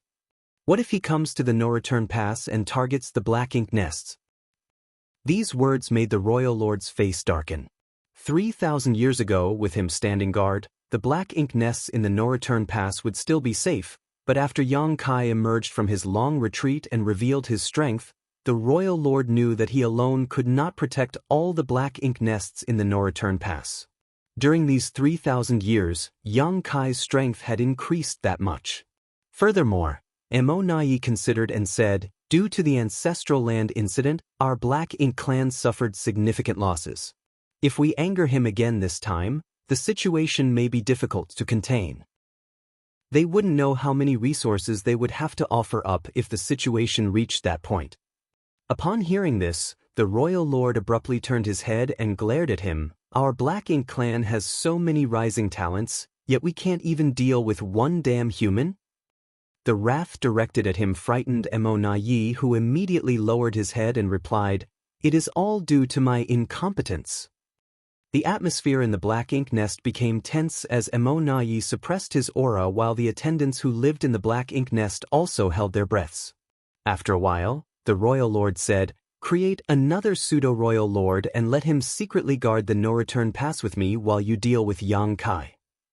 Create another pseudo-royal lord? But, sir, the number of our innate territory lords has decreased greatly. If we create another pseudo-royal lord, Mo Na Yi was startled by the suggestion. In fact, he had discussed this matter with the royal lord before. Although the creation of a pseudo-royal lord represented the loss of more than 10 innate territory lord and a high-rank Black Ink nest, as long as it was for an appropriate purpose, it would still be useful for the Black Ink clan. However, as Mo Na Yi said, after thousands of years of battles, the number of innate territory lords in the Black Ink clan had decreased sharply and was now quite low. Not to mention that every high-rank black ink nest sacrificed was a heavy blow. In the grand scheme of things, it was not suitable to create too many pseudo-royal lords. Both Di Wu and Mo Na Yi were pseudo-royal lords created because of Yang Kai's existence. Unexpectedly, because of this killing star, the royal lord actually had the idea to create another pseudo-royal lord. If this continued, the number of innate territory lords in the Black Ink clan would continue to decrease sharply. Rest assured, it won't cause any major problems if we only create one more, said the royal lord calmly. Mo Na Yi was initially stunned, as this was different from the royal lord's previous attitude towards creating pseudo-royal lords. However, thinking about the primordial heaven source grand restriction situation, Mo Na Yi suddenly realized something and immediately accepted the order. I will arrange it immediately. The royal lord snorted. When the new pseudo-royal lord is created, you go and deal with Yang Kai directly. Try to provoke him as much as possible and make him come to the no-return pass. I will wait for him here with the new pseudo-royal lord. Yes. Mo Na Yi couldn't help feeling a little excited. If the royal lord's strategy worked as planned, they might really have a chance to take down Yang Kai. Shortly after, a dozen or so territory lords stationed at the no-return pass were once again summoned. Learning that the royal lord was asking them to perform source fusion, the territory lords had mixed feelings. They had originally been left at the no-return pass to avoid the risk of facing Yang Kai because they couldn't meet the requirements of the battle formations. However, they did not expect that they could avoid Yang Kai but not the orders of the royal lord. The source fusion technique was extremely dangerous, with fewer than 1 in 10 being able to survive it. Who could guarantee that they would be the one to live? The birth of the first 2 pseudo-royal lords had already sacrificed 25 innate territory lords. Could they be so lucky to avoid sacrificing themselves? It was as the saying went for the human race. Fortune and misfortune walk hand in hand. However, the royal lord's order had been given, and they were powerless to disobey it. Under Mo Na Yi's supervision, 12 innate territory lords entered a high-rank black ink nest and began to perform the source fusion technique. One by one, the auras of the innate territory lords disappeared as the black ink nest shook incessantly. Several days later, when the last remaining territory lord's aura had completely merged with the black ink nest, a new pseudo-royal lord was born. Meng Ke. Mo Na Yi stayed at the no-return pass for another month, allowing Meng Ke to familiarize himself with his new strength before he rushed out into the depths of the void. During this month's time, the Black Ink clan lost 8 teams that were transporting resources, a significant increase compared to the month before. The response from the Black Ink clan seemed to have completely removed Yang Kai's apprehensions. Previously, half of the teams were allowed to return, but now they had almost all been wiped out. A few days later, in the depths of the void, Mo Na Yi met with 4 territory lords who had been maintaining a 4 symbols formation. They had clearly experienced a great battle recently, but it had ended almost as quickly as it began. There were many bodies of Black Ink clan soldiers left behind, but the 4 territory lords remained unharmed. Seeing Mo Na Yi, the 4 exhausted territory lords finally had the opportunity to catch their breath as maintaining the 4 symbols formation consumed a great deal of their focus and energy.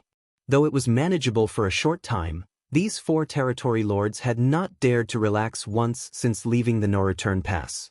No one knew when the human-killing star, Yang Kai, would appear. If they did not maintain the battle formation at all times, they might die the moment he mysteriously showed up. Sir Mo Na Yi. The 4 territory lords saluted apologetically. Mo Na Yi looked around, frowning. He didn't fight you. The dead here were just some ordinary Black Ink clan soldiers, and the 4 territory lords had no wounds on them, which was obviously suspicious. The 4 territory lords glanced at each other, and the leader sighed. He moves stealthily, and we find it difficult to predict when he will appear. Mo Na Yi nodded in understanding. If Yang Kai didn't want to fight, they could do nothing about it, so he instead asked, what about the resources? The territory lord who had spoken before looked even more ashamed. It was originally with me. After meeting with the team transporting the resources, he took the space ring which contained them.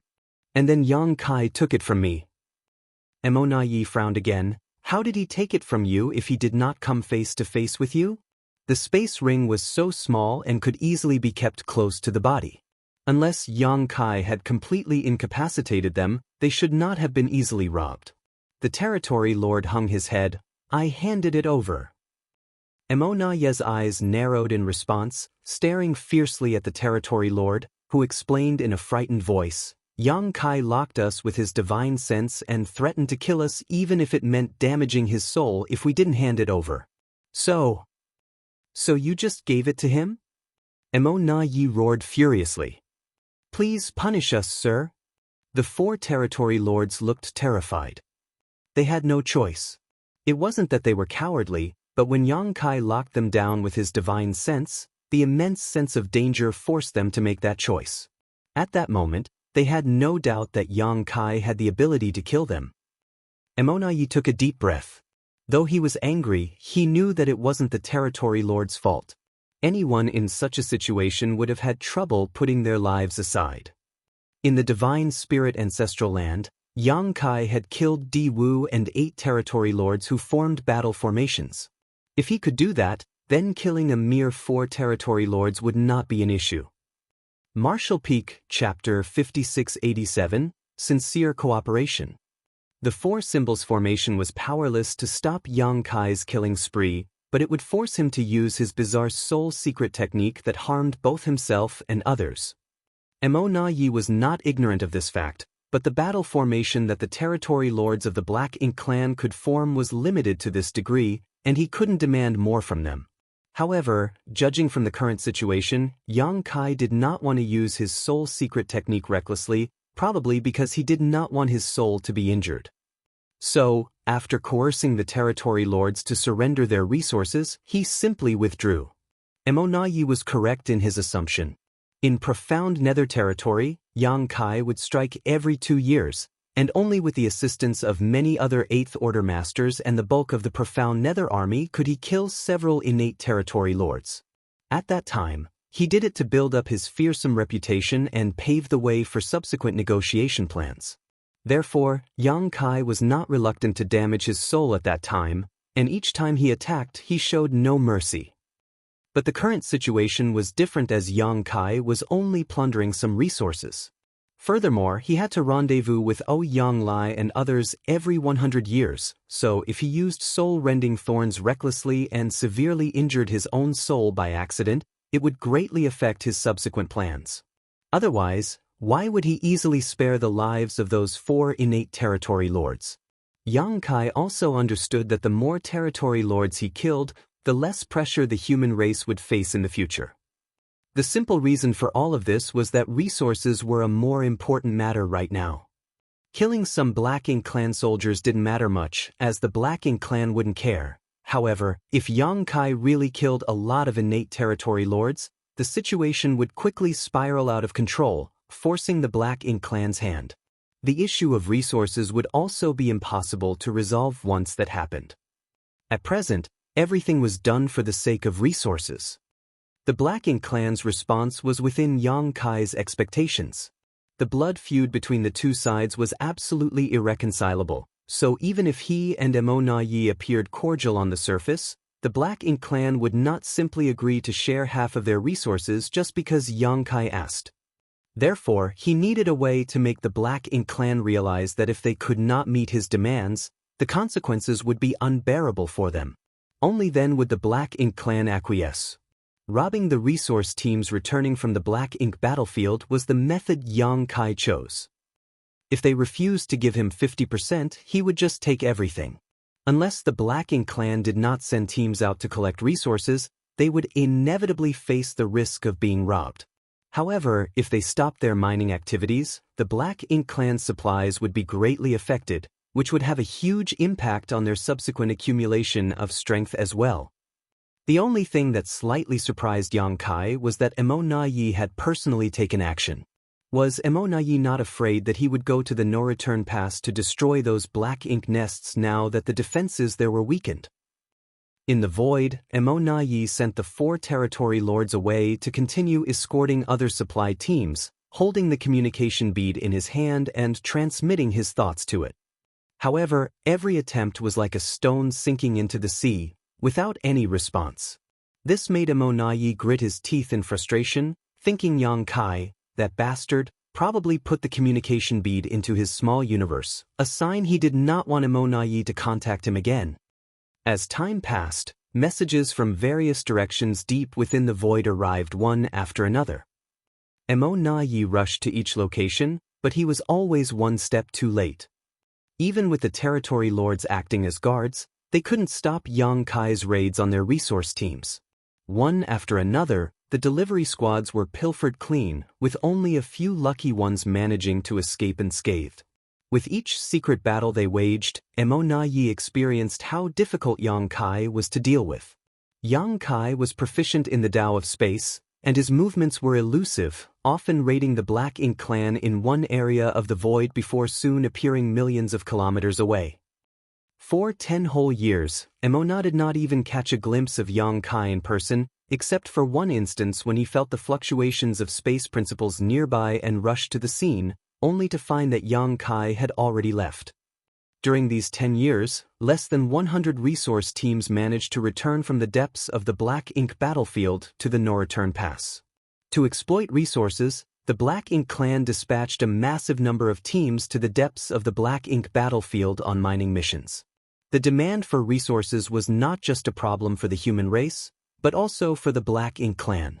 In some respects, the Black Ink clan's demand for resources was even greater than the human race's.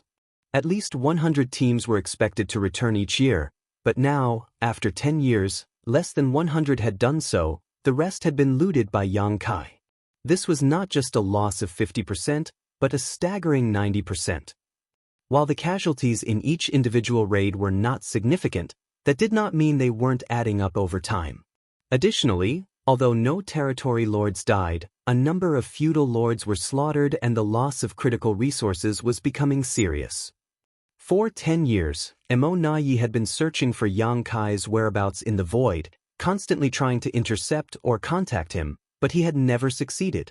What made him even more frustrated was that Yang Kai showed no intention of going to the no-return pass. Originally, in the Royal Lord's plan, when Emonayi joined the hunt, Yang Kai should be tempted to head to the no-return pass and threaten the safety of the Black Ink nest, thus forcing the Black Ink clan to agree to his unreasonable demands. If Yang Kai had done so, the Royal Lord and Meng Ke could have had a chance to ambush him. As long as they could entangle him, the territory lords could set up the 4 gates 8 palaces Great Pagoda array to prevent this killing star from escaping. But over the past 10 years, Yang Kai only wandered the void, never coming within 10 million kilometers of the no-return pass. This left Emonayi feeling defeated, like he was punching with all his strength only to hit a wad of cotton.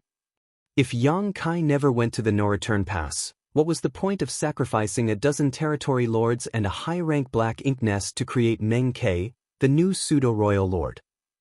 Faced with such a cunning and cautious opponent, who also possessed extraordinary strength and means like Yang Kai, Emonayi felt incredibly frustrated. Deep within the void, Yang Kai concealed his aura and manipulated space principles, almost merging his body with the void.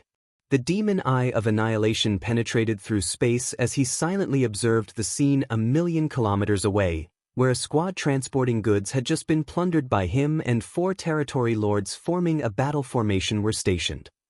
Shortly after, Emonayi arrived in a hurry and asked about the situation, his face dark and gloomy.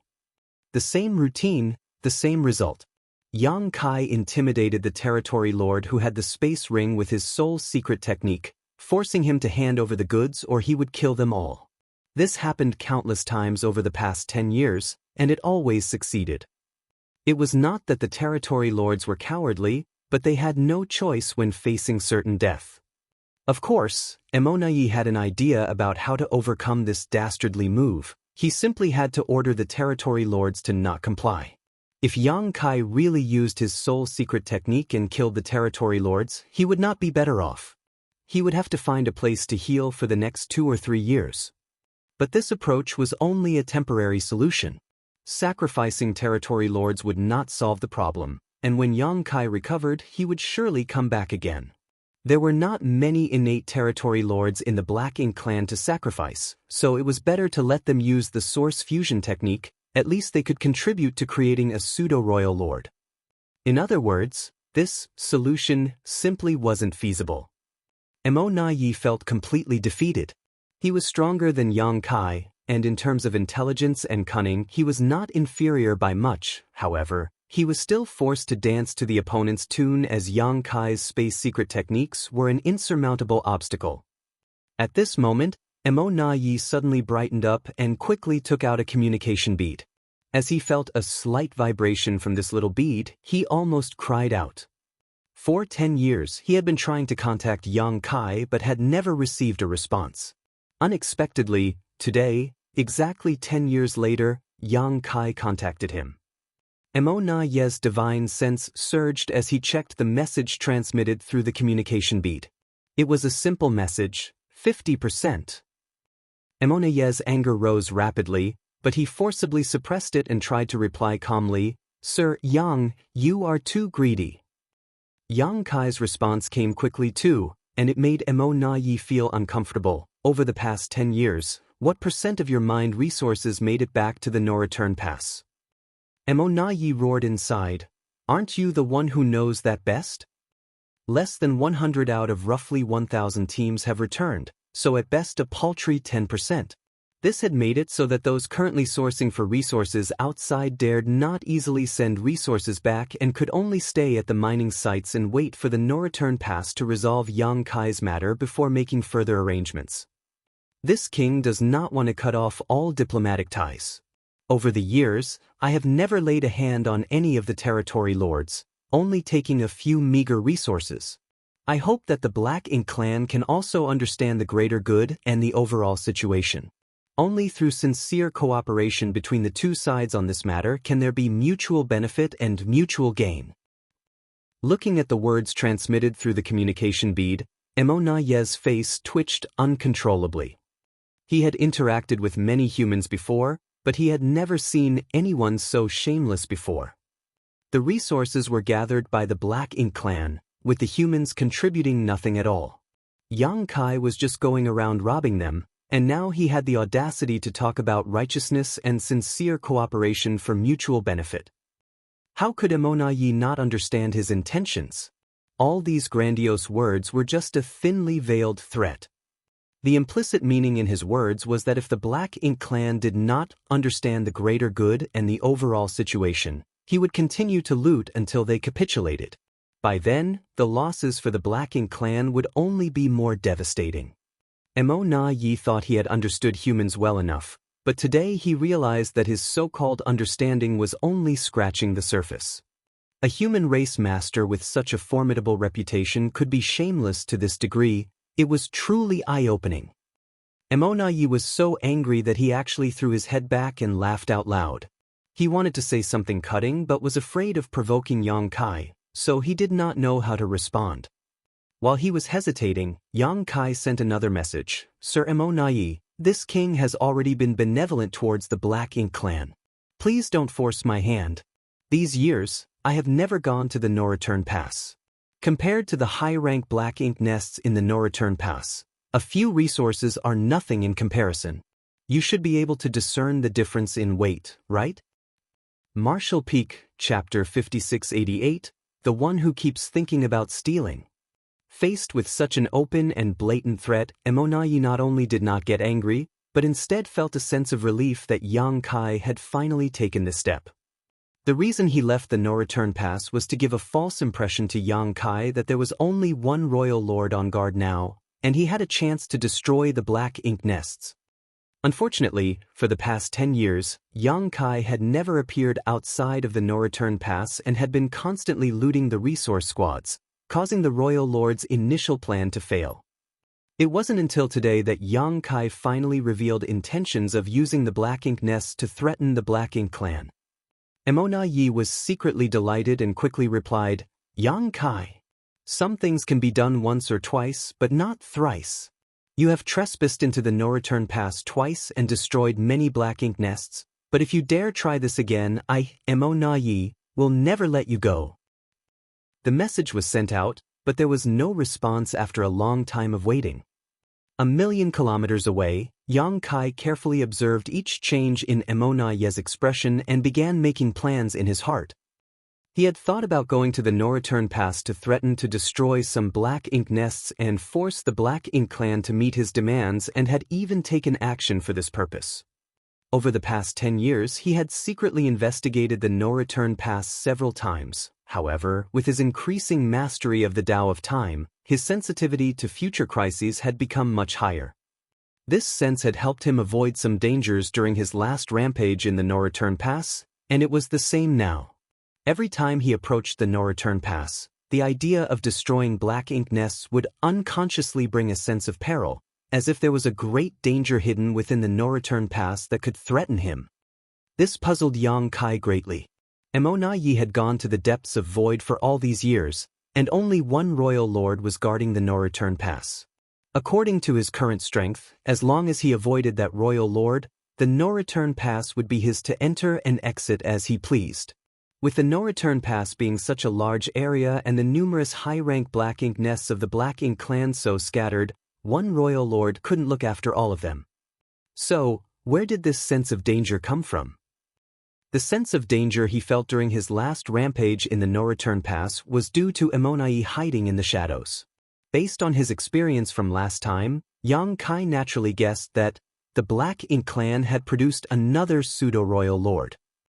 Emona Yi believed that Yang Kai knew nothing about the situation at the No-Return Pass, but in reality, Yang Kai had been observing secretly to confirm his suspicions. And Emona Ye's response this time was undeniable evidence of this. Regardless of whether it was Emona Yi when he was still an innate territory lord in the past or the current Emona Yi as a pseudo-royal lord, he would always address Yang Kai as Sir Yang, naturally showing respect to an elite fighter regardless of their hostile relationship. But this time, Emona Yi addressed Yang Kai by his name directly, and his words carried a hidden threat, almost like he was daring Yang Kai to immediately cause trouble at the No-Return Pass. This was not Emona Ye's usual behavior. Yang Kai, seeing this, knew that his suspicion was probably correct. There must be a new pseudo-royal lord at the No-Return Pass, lying in ambush with the royal lord. In the void, Yang Kai raised his brow and smiled, finding it quite interesting to engage in this battle of wits with Emona Yi. He thus quickly replied, "Just wait and see. This time, this king will not rest until he destroys 10 high-rank black ink nests." After transmitting the message, Yang Kai put away his communication bead and disappeared from sight. In the distant void, Emona Yi also hurriedly put away his communication bead, raised his palm, and a surge of thick black ink strength rushed out, quickly forming a vortex in his palm. Within the vortex, a very delicate and small black ink nest appeared. This was a low-rank black ink nest, which was not yet mature. Such a black ink nest was not very useful to the Black Ink clan, but it was perfect for transmitting messages. Now, the territory lords who were searching for Yang Kai's whereabouts and escorting the supply teams almost all had such a miniature black ink nest, just to facilitate rapid communication with each other. By summoning this small black ink nest, Emona Yi sent a message to the No-Return Pass, informing the royal lord about Yang Kai's imminent arrival and telling them to prepare. After doing so, Emona Yi also hurried towards the No-Return Pass, secretly praying for a swift victory. If Yang Kai thought that there was only one royal lord guarding the No-Return Pass, he would surely make a mistake, and if the royal lord and Meng Ke teamed up, they only needed to entangle him for 10 breaths so the territory lords could activate the 4 gates 8 palaces Great Pagoda Array. Once the Grand Array was formed, Yang Kai would be trapped like a cornered beast. Without the ability to use space principles to flee, Yang Kai would only be a slightly stronger 8th Order Open Heaven Realm Master, incapable of facing all the elites of the Black Ink clan. After years of entanglement, is it finally time to determine the winner and loser of our little game? Emona Yi suddenly felt like he was dreaming. However, he had only made it halfway back when he suddenly stopped and hastily summoned the miniature black ink nest. As his divine sense poured it to investigate, his face turned pale in an instant. The message from the black ink nest was too bizarre to believe at first, but after verifying it a few times, he confirmed that he had indeed read it correctly.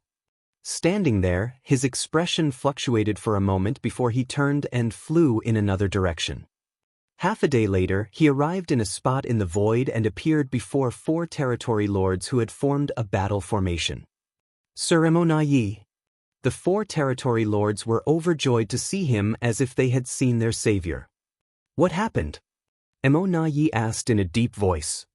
One of the 4 territory lords immediately recounted their encounter with Xianxia, which was actually quite simple. They were escorting a supply team back to the no-return pass when Xianxia suddenly appeared. Over the years, they had encountered Xianxia several times, but he had never attacked them directly. Instead, he attacked the Black Ink clansmen who were transporting materials, killing mostly low-rank soldiers. For the 4 territory lords, Xianxia mainly used his soul secret technique as a threat, forcing them to compromise and hand over the resources. Under threat of imminent death, the territory lords had no choice but to comply. As a result, every time Xianxia made a move, he was able to gain something. But this time, Xianxia not only slaughtered the Black Ink clansmen transporting the materials, but also injured the 4 territory lords, one of whom was seriously wounded. Emonayi was not angry after listening to this, but rather pleasantly surprised. He used his soul secret technique. Xianxia often used his soul secret technique to intimidate territory lords, but he had never actually activated it before. Emonayi even suspected that Xianxia was just bluffing this whole time. Emonayi had intended to prevent the territory lords from compromising at all costs, but he knew that even if he issued such an order, the territory lords would find it difficult to hold out in a life-or-death crisis. Losing the materials was a small matter, but losing territory lords was a serious blow. But if Xianxia had used his soul secret technique this time, it meant that he would enter a period of retreat and recuperation for the next 2 or 3 years. This would undoubtedly be his weakest time, and if they could find his whereabouts, the situation would be promising. However, to Emonayi's surprise, the 4 territory lords looked embarrassed and shook their heads in unison. The speaking territory lord cried out, "He did not." Upon hearing that, Emonayi's joyous expression instantly disappeared, and he frowned. If he didn't use his soul secret technique, how did he manage to injure all of you like this? The 4 innate territory lords had formed the 4 symbols formation, making it impossible for Xianxia to pose a substantial threat to them without using his soul secret technique. Although Xianxia was strong, he was not yet strong enough to break this formation forcibly. Even Emonayi would have to work hard to injure the 4 territory lords who were united in this formation. The expressions of the 4 territory lords became even more embarrassed and they stammered, not knowing how to explain. However, Emonayi had already figured it out at that point and asked with a stern face, "Did you break the battle formation yourselves?" Only then could Xianxia pick them off one by one. The territory lord who spoke earlier shamefully admitted, "Yes. It's just that maintaining the 4 symbols formation consumes our mental strength. And although there was no problem in the short term, it's been 10 years now. We find it difficult to maintain the battle formation at all times, so..." In fact, it wasn't just these 4 territory lords. Other territory lords who had formed 4 symbols and 5 elements formations also encountered similar problems. Maintaining the battle formation for a long time put a heavy burden on their minds, so sometimes they would break the battle formation to disconnect their auras and let themselves recover a little. How could they have known that Xianxia would take advantage of this opportunity to attack them? If they hadn't been on alert and quickly formed the battle formation again after Xianxia appeared, they might have suffered more than just injuries. The territory lord cautiously peered at Emonayi's expression, thinking that he would be severely reprimanded for their failure. However, all Emonayi did was sigh. "It was my carelessness." He thought that their operation against Xianxia would not take too long, but he never expected that it would take 10 years and still not produce any results. If Xianxia could injure 4 territory lords in just 10 years, what about another 10 or 100 years? It was as the saying went, one need not fear a thief who always steals, they should fear the thief who constantly thinks of stealing. When Emonayi first heard this, he did not understand, but now he finally did. Xianxia, that thief, You are truly my eternal nemesis. That bastard even vowed to destroy 10 high-rank black ink nests in the no-return pass, but all he did was go against his words and injure 4 territory lords. I was a fool to have believed anything he said. It appeared that Yang Kai had seen through the arrangements at the no-return pass, which was why he had never gone there but instead wreaked havoc out here in the void. Send a message to the other squads and tell all territory lords to be careful. Yang Kai could strike at any time, Mo Na-yi ordered, remembering the lesson from these 4 territory lords as he believed that Yang Kai would strike again. Then, the 4 territory lords followed Mo Na-yi's order and took out their miniature black ink nests to spread the word. Martial Peak, Chapter 5689, A Big Mouth Can Swallow Up the World.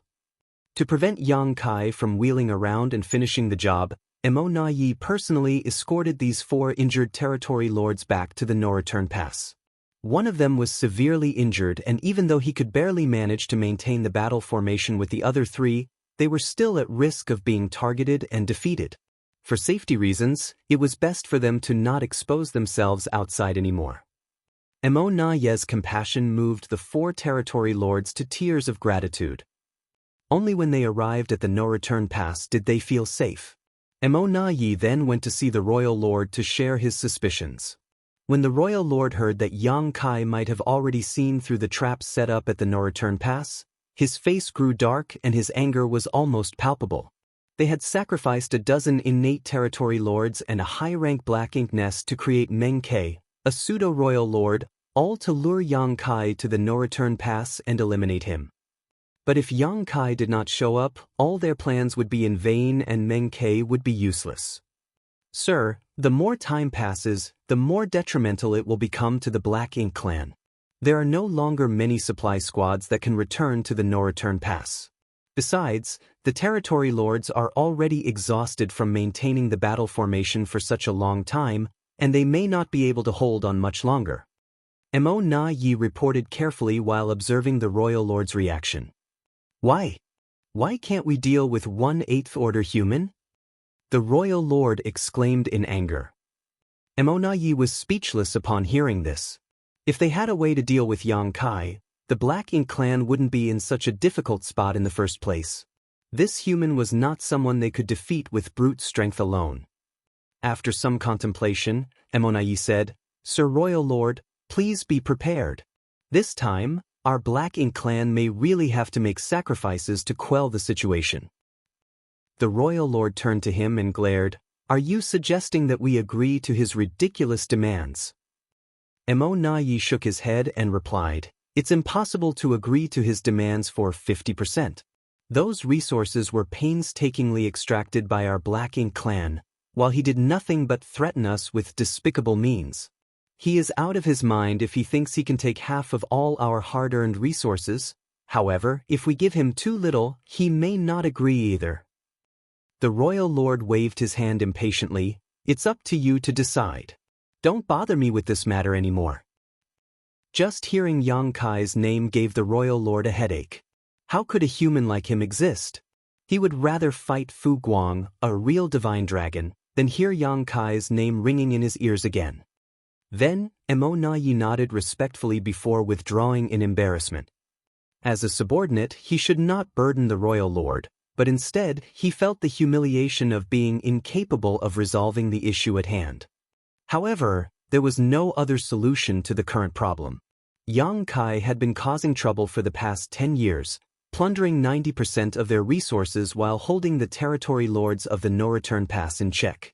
Even Mo Na-yi himself had been running around in circles all these years, with nothing to show for his efforts. If this chaos continued, the territory lords would likely collapse from exhaustion, and once that happened, the losses that followed would far exceed a few measly resources. After some contemplating, Mo Na-yi decided to contact Yang Kai using his communication bead to discuss the matter.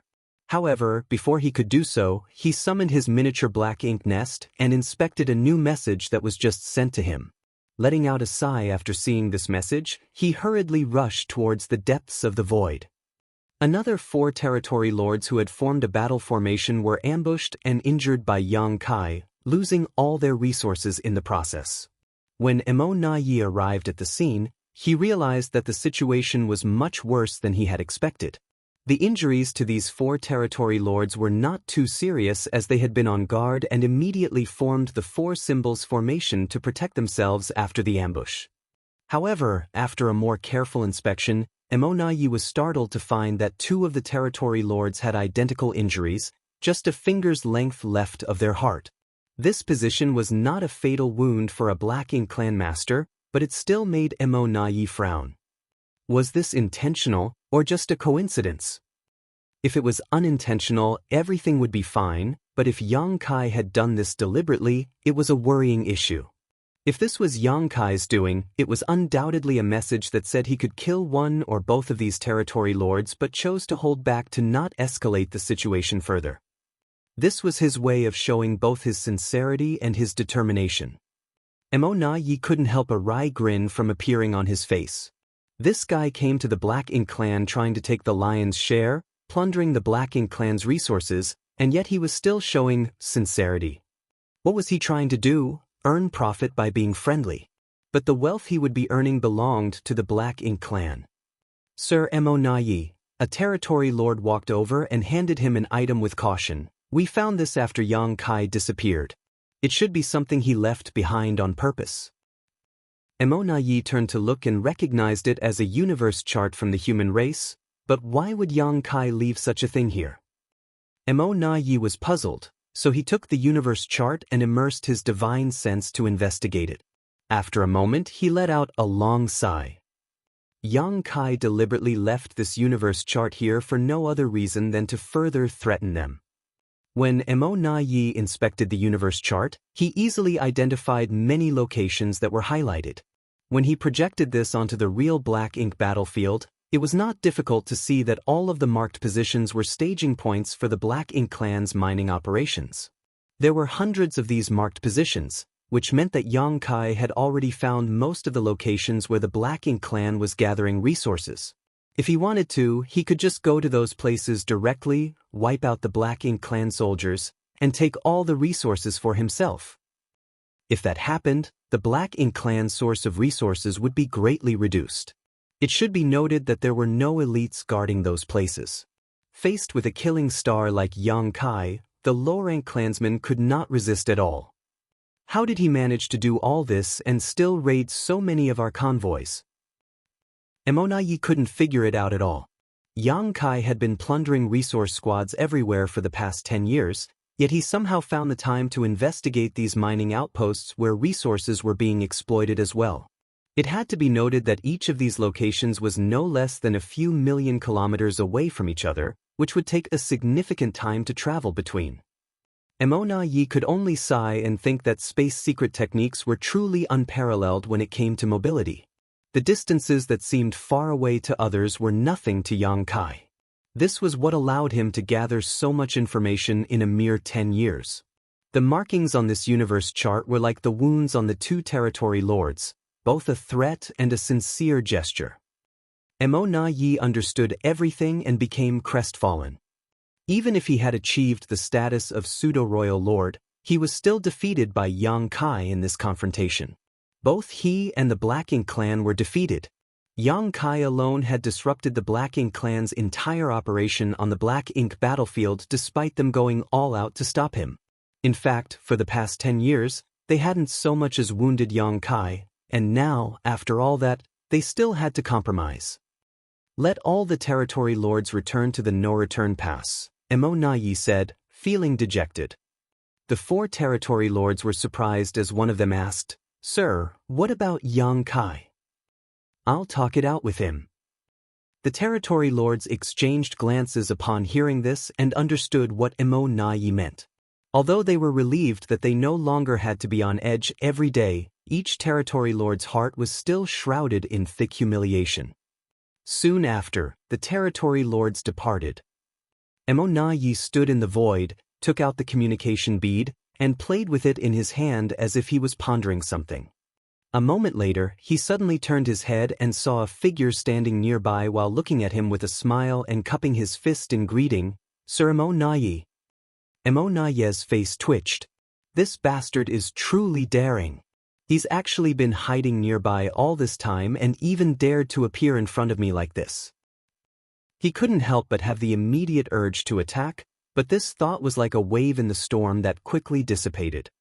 There was no way Mo Na Yi could kill Yang Kai here, and if he tried, it would only worsen his position. Sir Yang, your skills are truly impressive. Mo Na Yi saluted him, unsure whether he was being sarcastic or sincere. Yang Kai shrugged it off while smiling. From the looks of it, you have made a decision, yes? Mo Na Yi lowered his brow and muttered, the matter of resources has been fully entrusted to me by Sir Royal Lord. Very good, Yang Kai smiled and declared, my proposal from last time is still valid.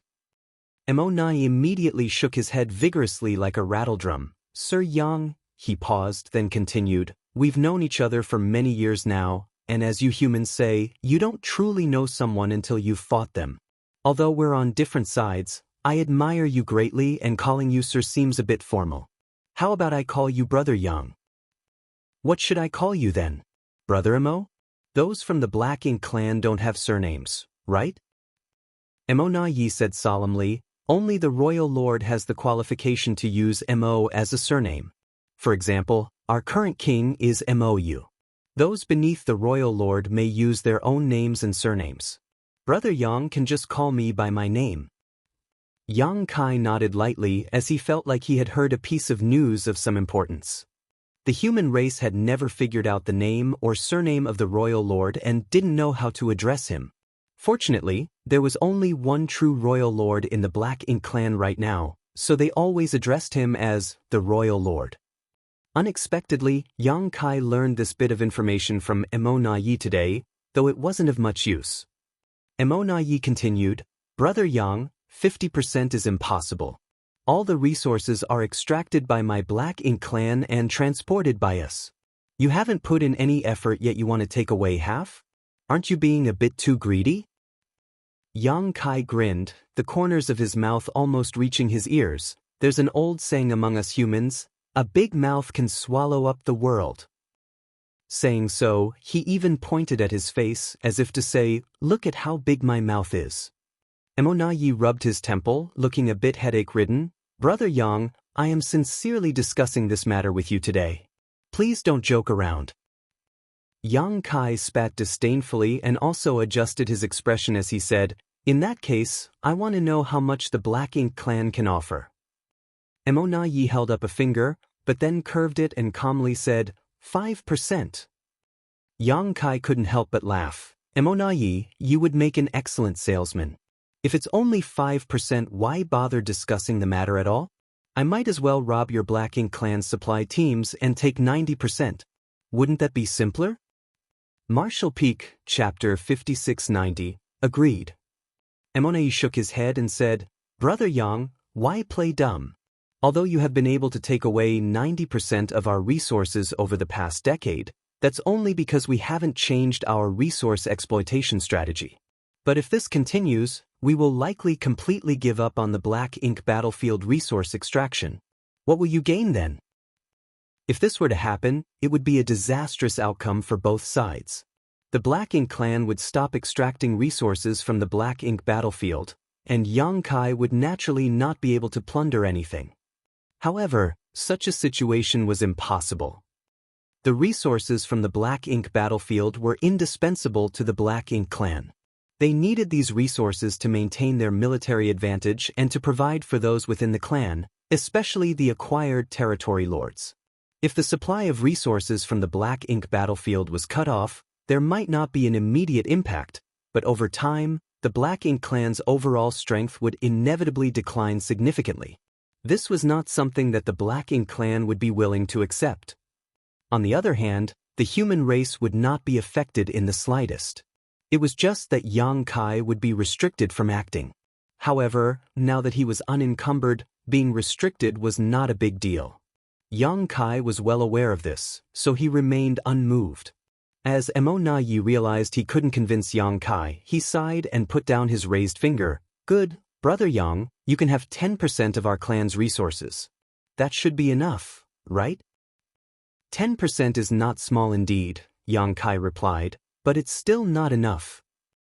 Emo Nayi frowned. Brother Yang, how much do you want? Please be straightforward. I'll compromise. I won't ask for 50% and you won't offer 10%. Let's settle on 40%. 20%. Emo Nayi immediately counter-offered. After some thought, Yang Kai gestured with his hand. 30%. Emo Nayi, there's no need to haggle further. 30% is my bottom line. If the Black Ink clan can't agree, then there's no need to continue this conversation. Emo Nayi felt angry at Yang Kai's domineering approach, wondering if he was there to rob them or just looking for trouble. There was no space for negotiation if he had to put it that way. However, Yang Kai continued, all resources gathered from outside should be handed over by the Black Ink clan. Every 10 years. No, every 5 years, the Black Ink clan will allocate 30% of everything that they've gathered from the Black Ink battlefield and hand it over to me at the No Return Pass. If you agree, I won't obstruct the Black Ink clan's resource-gathering operations in the future. Emo Nayi raised his brow at this proposal. If this was the deal, then there would still be room for maneuvering. Frankly speaking, the amount and quality of resources returned by each mining team was different, and if they were not carefully inspected, no one would know exactly what was in the shipment. Yang Kai said he wanted 30%, but he couldn't check all the resources gathered by each squad. Besides, the Black Ink clan would also not allow him to do so. Even if they gave him 20% or less, he wouldn't be able to tell the difference. Of course, if it was too little, Yang Kai would naturally raise objections. So, when he said he wanted 30%, it was just a euphemism as he probably predicted such skimming would happen in the future. After a brief pause, Emo Nayi nodded and said, if that's the case, I can agree to Brother Yang's request. I have another condition, Yang Kai said. Emo Nayi thought to himself that things were never that simple. After dealing with Yang Kai for such a long time, he knew he wasn't a person to settle for less. Please speak, Brother Yang. Emo Nayi gestured. Yang Kai looked past him in the direction of the No Return Pass and stated firmly, I don't want to see any pseudo-royal lords on any of the great territory battlefields. He really guessed it. Emo Nayi was secretly shocked. Meng Ke had become a pseudo-royal lord some 10 years ago, but he remained hidden since then. The royal lord had originally planned to let Emo Nayi appear outside to lure Yang Kai into attacking the No Return Pass. However, Yang Kai had not once done so, as if he had been wary of the trap there. Emo Nayi suspected that Yang Kai had figured everything out, but he had no way to verify this. Now, after hearing Yang Kai's words, he knew that his suspicions were correct. In addition, Emo Nayi had planned to let Meng Ke continue to lurk after this matter was resolved, working with the royal lord to guard the No Return Pass. This way, Emo Nayi could leave for the front lines, and the addition of a pseudo-royal lord would be enough to shift the tide on the battlefield. However, before he could implement this plan, Yang Kai stopped it with just a few simple words. This should not have been something that could be agreed to easily, but Emo Nayi did not hesitate at all and said with a smile, Rest assured, Brother Yang. I have been stationed at the No Return Pass for many years. Sir Royal Lord has put me in charge of all battlefield affairs. I do not have the spare time or capacity to head to the front lines. The implication here was that there was only one pseudo-royal lord in the Black Ink clan, which was not the case. Yang Kai didn't point this out, nor did he have any thoughts of verifying it. The sense of crisis he had felt during the few times he approached the No Return Pass over the past 10 years was enough to convince him that the Black Ink clan had another pseudo-royal lord besides Emo Nayi. In that case, is this matter settled? Yang Kai asked while smiling. After some thought, Emo Nayi replied, Yes, it is. In response, Yang Kai laughed and casually grabbed something from the void and threw it towards Emo Nayi. Emo Nayi looked wary, but Yang Kai responded, I said last time that I would buy you a drink when I come to the No Return Pass again. This bottle of wine will serve as an appreciation gift for our cooperation. Emo Nayi reached out and caught the bottle, only to find that it was not an artifact or a secret technique, just a simple container. At the same time, space principles fluctuated, and Yang Kai had already disappeared without a trace when Emo Nayi looked up. Although he was constantly monitoring Yang Kai's movements, he could only vaguely sense the direction in which he left. The exact location was impossible to determine unless he actively chased after him. This secretly shocked Emo Nai. This bastard's mastery over the Tao of space is becoming more and more mysterious. If this continues, who among the Black Ink clan will ever be able to restrain him? Yang Kai's voice then resounded in his ears. Today marks the beginning. I will notify you of the location for the exchange of resources in 5 years. In addition, I have received a lot of resources from your side over the past 10 years and know exactly how much your clan can collect. When it's time to make the delivery, you better not go too far, or I will find a way to make up the difference myself. Emo Nai narrowed his eyes and shattered the wine bottle in his hand, causing it to splash out across the void. With a cold snort, he turned and flew towards the no-return pass. Although the royal lord had entrusted him with this matter, he still needed to report what had transpired. The royal lord would definitely be furious, but at this point, if the Black Ink clan wanted to continue to obtain resources from the Black Ink battlefield, they could only let Yang Kai take advantage of them. In addition, Emo Nai had to put his own plan to head to the battlefield on hold for now. As for Meng Ke, he would just continue to stay hidden, and perhaps one day he could play a role. After dealing with the Black Ink clan's affairs, Yang Kai fell silent. The Black Ink clan knew he was hiding somewhere outside the no-return pass, but they had no way of knowing his precise location. Fortunately, he did not appear again to plunder the squads transporting resources, which gave the ordinary soldiers of the Black Ink clan some peace of mind. In the depths of the void, Yang Kai concealed his aura and hid his figure. This battle of wits with Emo Nai had ended with his victory. His only regret was that he did not kill a few territory lords. In fact, he had the opportunity to kill some of them, but he refrained from doing so as that would only completely enrage the Black Ink clan and be detrimental to his future plans.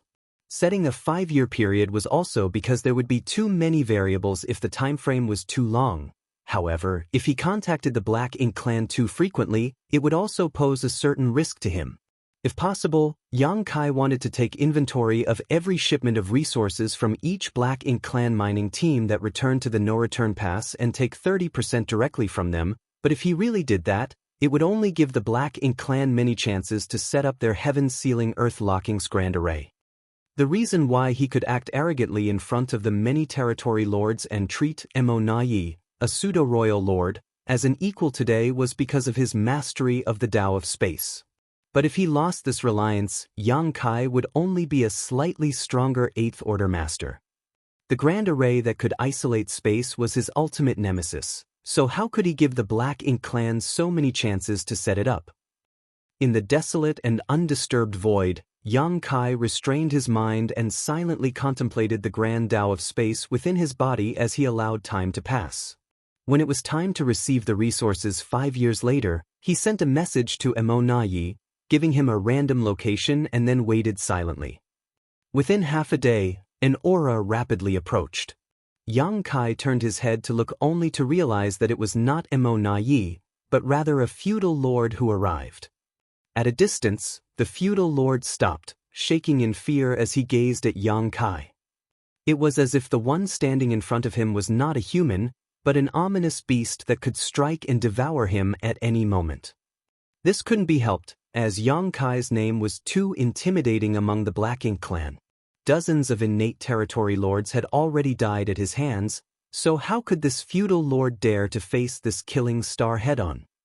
The feudal lord cupped his fist and his voice trembled as he said, "I am here on behalf of Eternity T to deliver the resources to Sir P. Please accept them." Saying so, he threw out a space ring. Yang Kai nodded lightly and grabbed the space ring, pouring his divine sense into it to inspect the contents. There were quite a few supplies, but according to Yang Kai's estimation, it should be less than the 30% which was agreed upon. It was certain that they had withheld some as the Black Ink clan would not be so obedient to hand over the full 30% of resources as agreed upon. However, the amount withheld was not excessive, there was still probably around 25%. So Yang Kai pretended not to notice as he had already anticipated this would happen. After waiting for a moment and seeing that Yang Kai had no further reaction, the feudal lord hurriedly said, If there are no problems, I shall report back now. After stumbling over his words, he immediately turned around to flee, not wanting to stay here a moment longer.